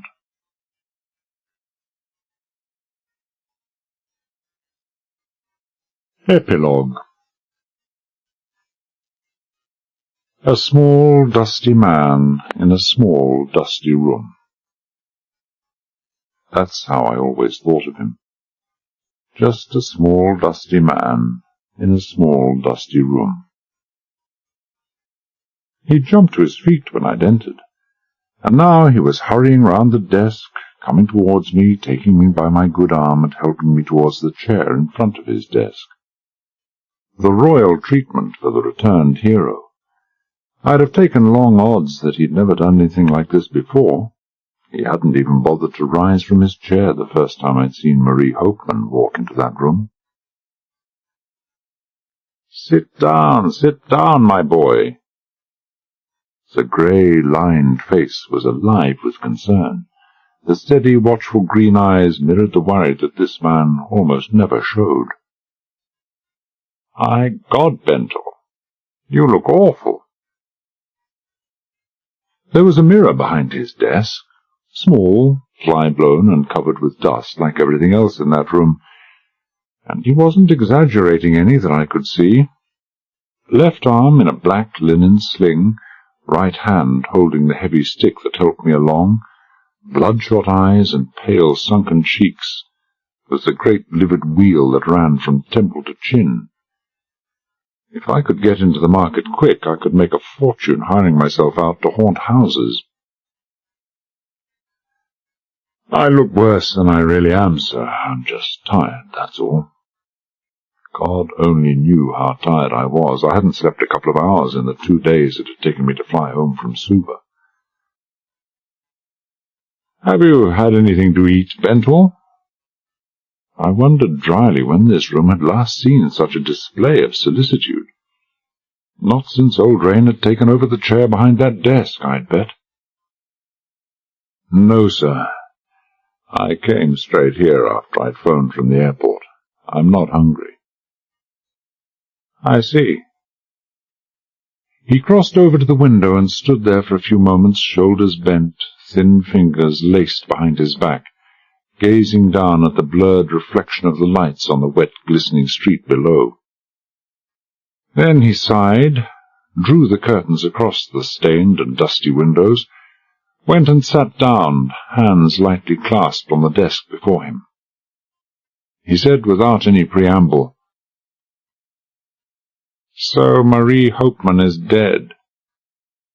"Yes," I said. "She's dead."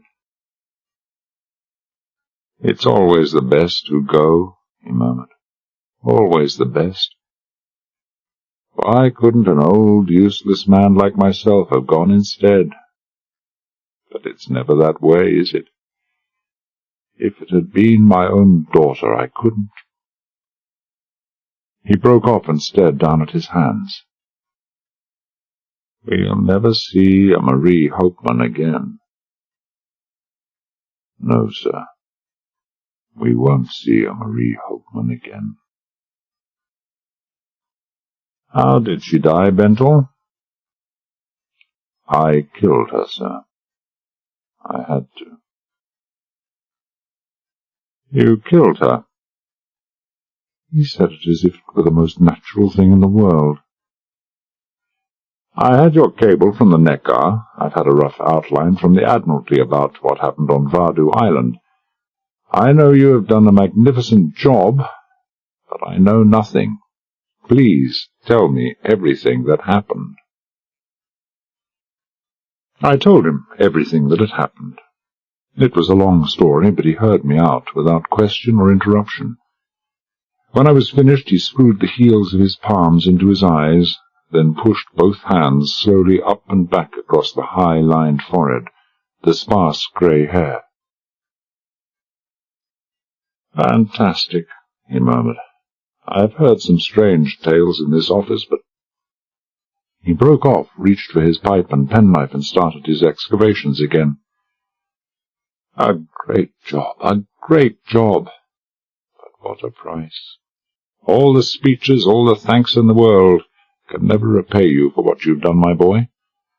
And no medals in a job like ours, though I have already arranged that you shall have a very special reward for what you have done, and have it very soon."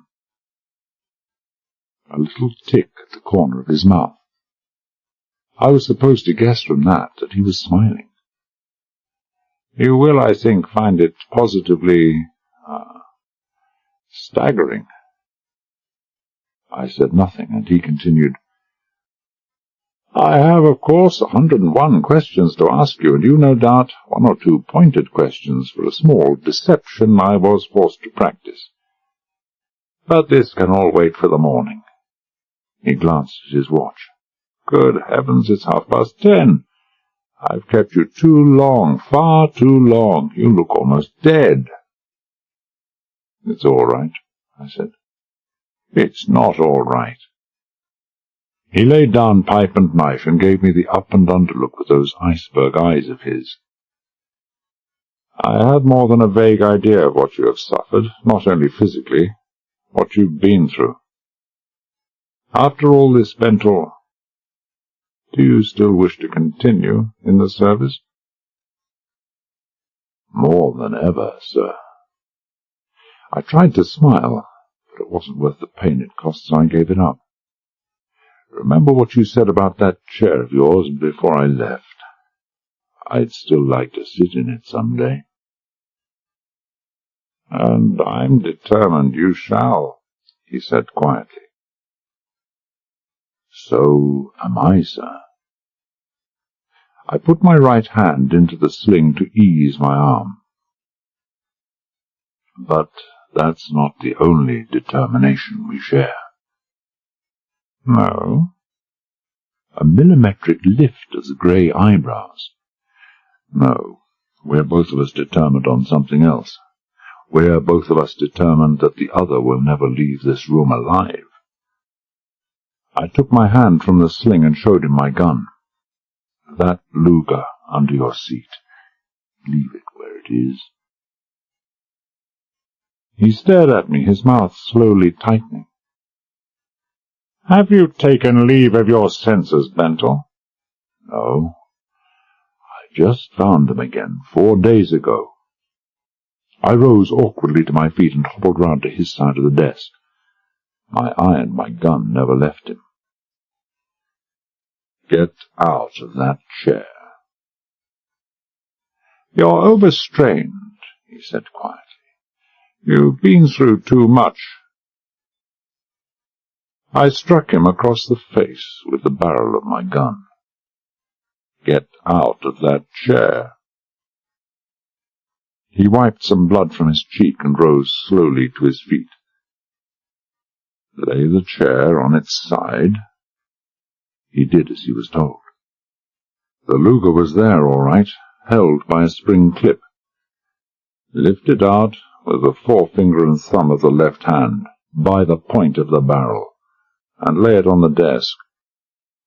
Once more he did as he was directed. "Get back to the window and turn round." "What in the name of God is—" I took a step towards him, gun swinging. He moved quickly backwards, 4 steps, till he felt the curtains behind him and turned round. I glanced down at the Luger. Heavy silencer, safety catch off, loading indicator registering full. I pocketed my own gun, picked up the Luger, and told him to turn round. I hefted the Luger in my hand. "The staggering reward I was to get very soon, eh?" I asked. A slug in the middle of the guts from a 7.65 Luger would make anyone stagger. Only I wasn't quite as unsuspecting as the last poor devil you murdered when he was sitting in that chair, was I? He exhaled his breath in a long silent sigh and shook his head very slowly. I suppose you know what you're talking about, Bentel? Unfortunately for you, I do. Sit down. I waited till he had straightened the chair and seated himself, then leaned against a corner of the desk. How long have you been playing this double game, Rain? Whatever on earth are you talking about? He demanded wearily. I suppose you know I'm going to kill you, I said, with this nice, silenced Luger. Nobody will hear a thing. The building is deserted. No one saw me come in, and no one will see me go out. They'll find you in the morning, Rain. Dead. Suicide, they'll say. Your responsibilities were too heavy.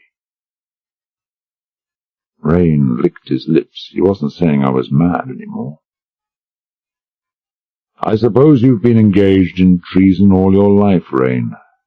God knows how you got off with it for so long. I suppose you must be brilliant, or they'd have caught on to you years ago. Do you want to tell me about it, Rain? The green eyes blazed into mine. I'd never before seen such concentrated malignity in a human face. He said nothing. Very well, I said. I'll tell you. I'll tell it as a little short story, a bedtime story before you go to sleep. Listen well, Rain, for it's the last story you'll ever hear before the last sleep you'll ever have. 25 years you spent in the Far East, Rain, the last 10 as chief of counter-espionage. Running with the hare and chasing with the hounds all the time, I suppose. God alone knows how much tragedy and suffering you caused out there, how many people died because of you. Then 2 years ago you came home. But before you came, you were approached by one of the powers for whom you were working while you were supposed to be our counter-espionage chief.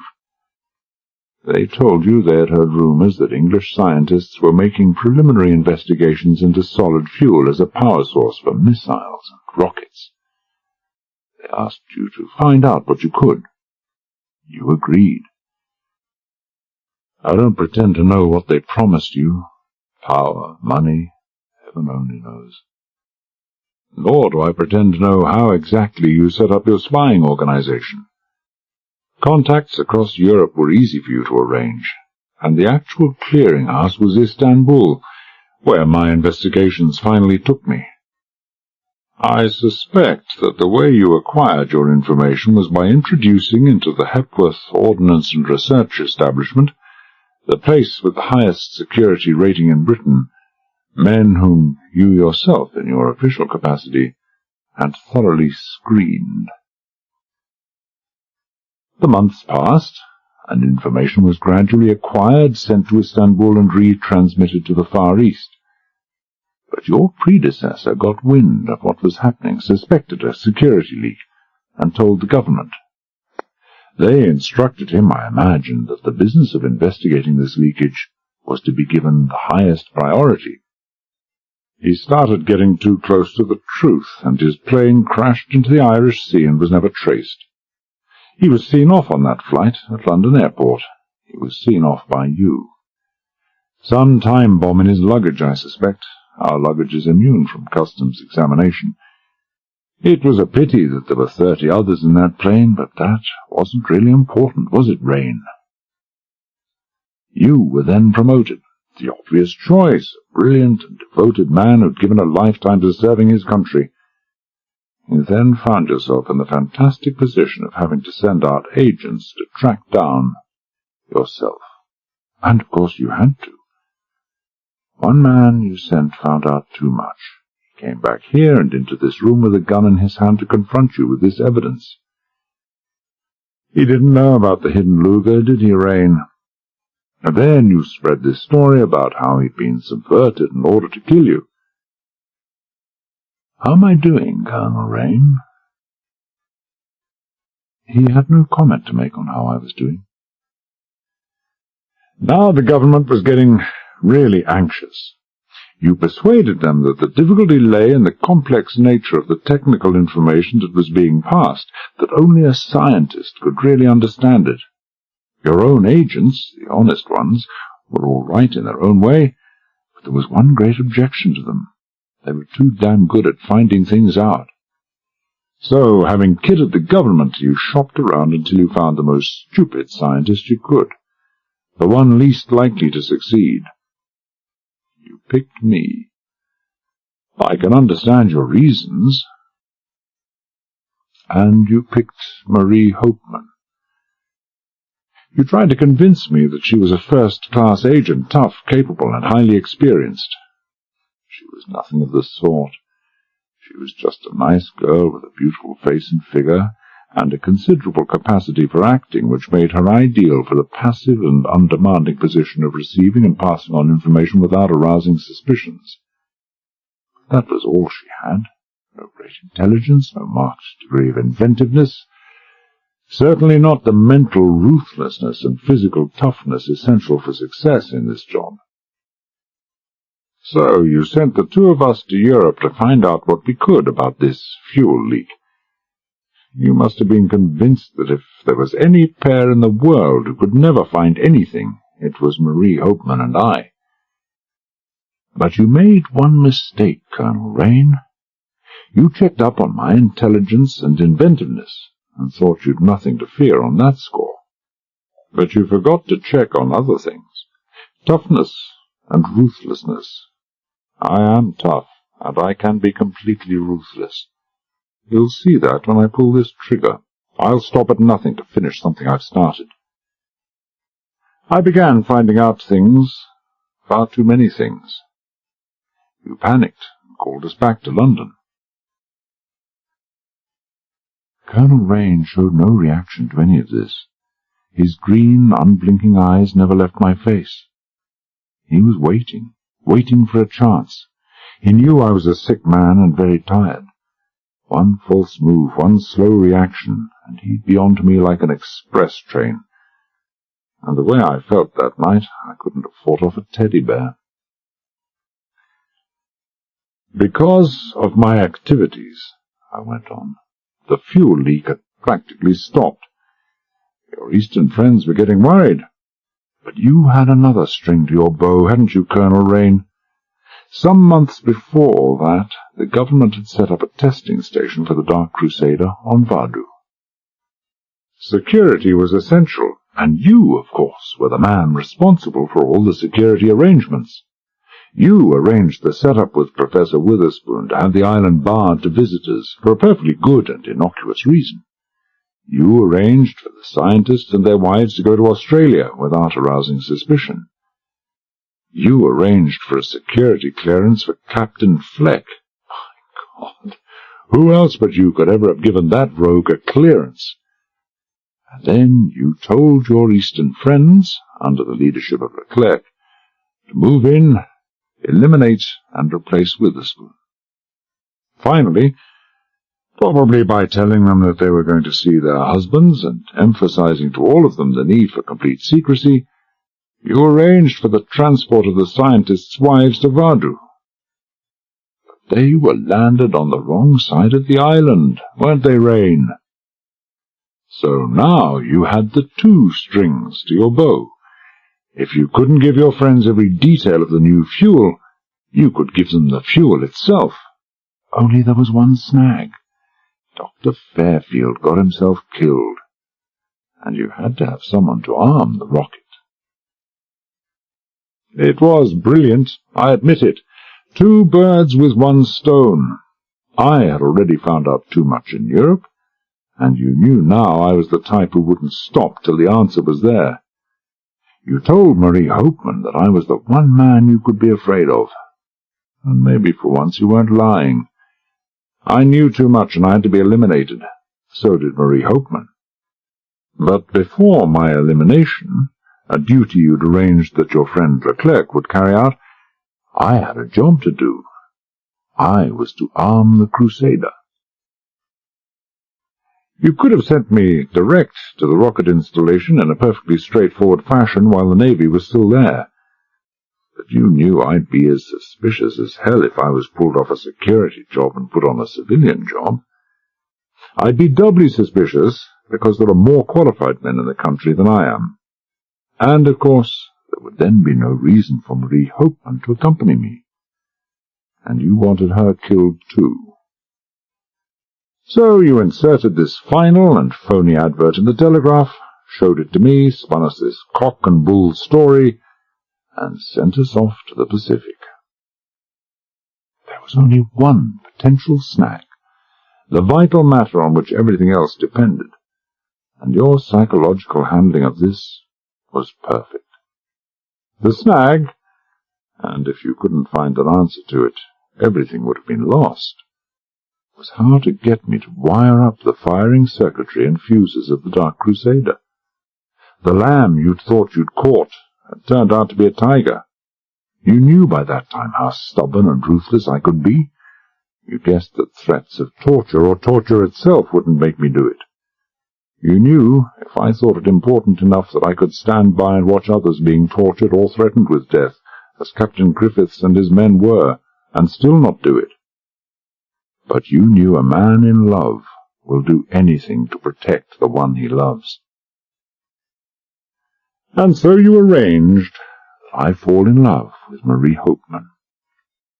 You reckoned that no one could sit side by side in planes with Marie Hopeman for 2 days, spend a night in the same room, spend a night and a day in the hold of a ship, a night huddled together on a reef, and 2 more days side by side in the same hut, without falling in love with her. My God, even going to the length of having the bogus Witherspoon trying to make me jealous. Damn your black heart, Rain, you gave us the time, the situation, and every opportunity to fall in love. And so we did. They tortured her and let me see her. They threatened to do it again. And so, God help me, I armed the Dark Crusader. And God help you too, Colonel Rain, for it's because of Marie that you're going to die. Not because of all the deaths you've caused, the misery, the heartbreak, the suffering, but for Marie. I pushed myself painfully off the table and limped round till I was within 3 feet of him. You can't prove any of this, Rain said hoarsely. That's why I have to kill you here, I agreed indifferently. No court in the country would look at my case, no proof. But there were many things that pointed to your guilt, Rain, things that I didn't see till it was too late. How did Fleck know Marie had a gun in the false bottom of her bag? Scientists' wives don't usually carry guns. Why did Leclerc, Witherspoon as I knew him, say we weren't long married? We didn't behave that way. Later, why did he show no surprise when I told him we weren't married? He said I'd a photographic memory. How the hell did he know that unless you told him? Why did Leclerc and Huell try to cripple me with a heavy safe? They knew I was an intelligence agent. You told them, and they didn't want me snooping around. Who gave Fleck security clearance from London? How did they know the Crusader was about to be tested if the word hadn't been relayed from London?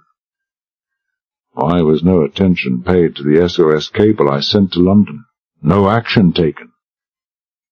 Leclerc spun a yarn about sending a second message, cancelling the first. But you know every message to this office, coded or plain, must have my identification word, Bilex, in the middle.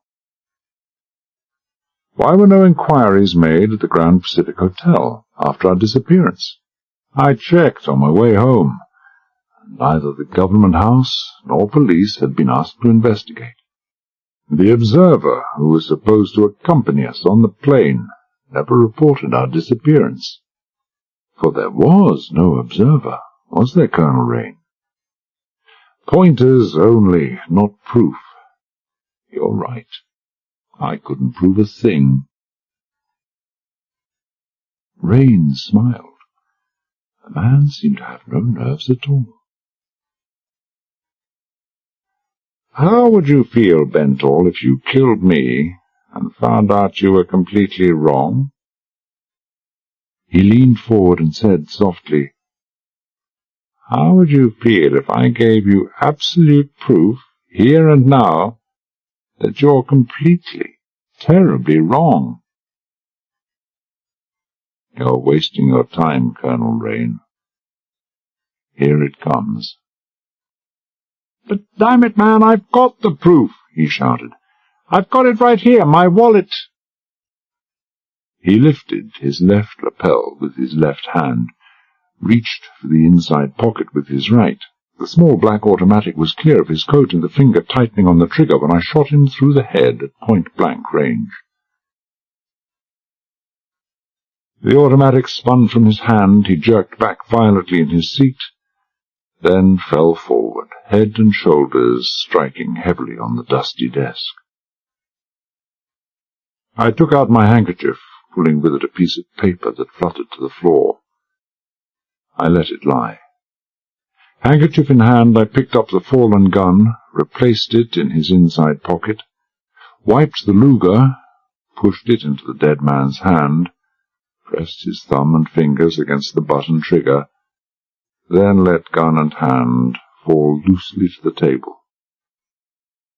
I then smeared the doorknobs, armrests, wherever I'd touched, and picked up the fallen paper. It was the note from Marie.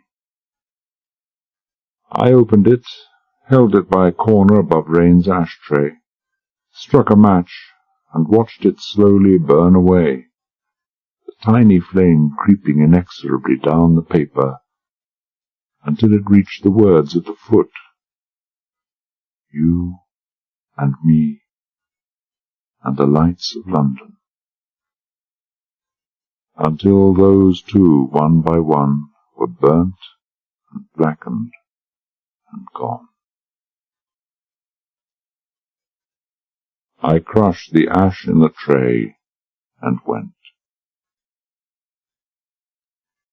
I closed the door with a quiet hand and left him lying there, a small, dusty man, in a small, dusty room.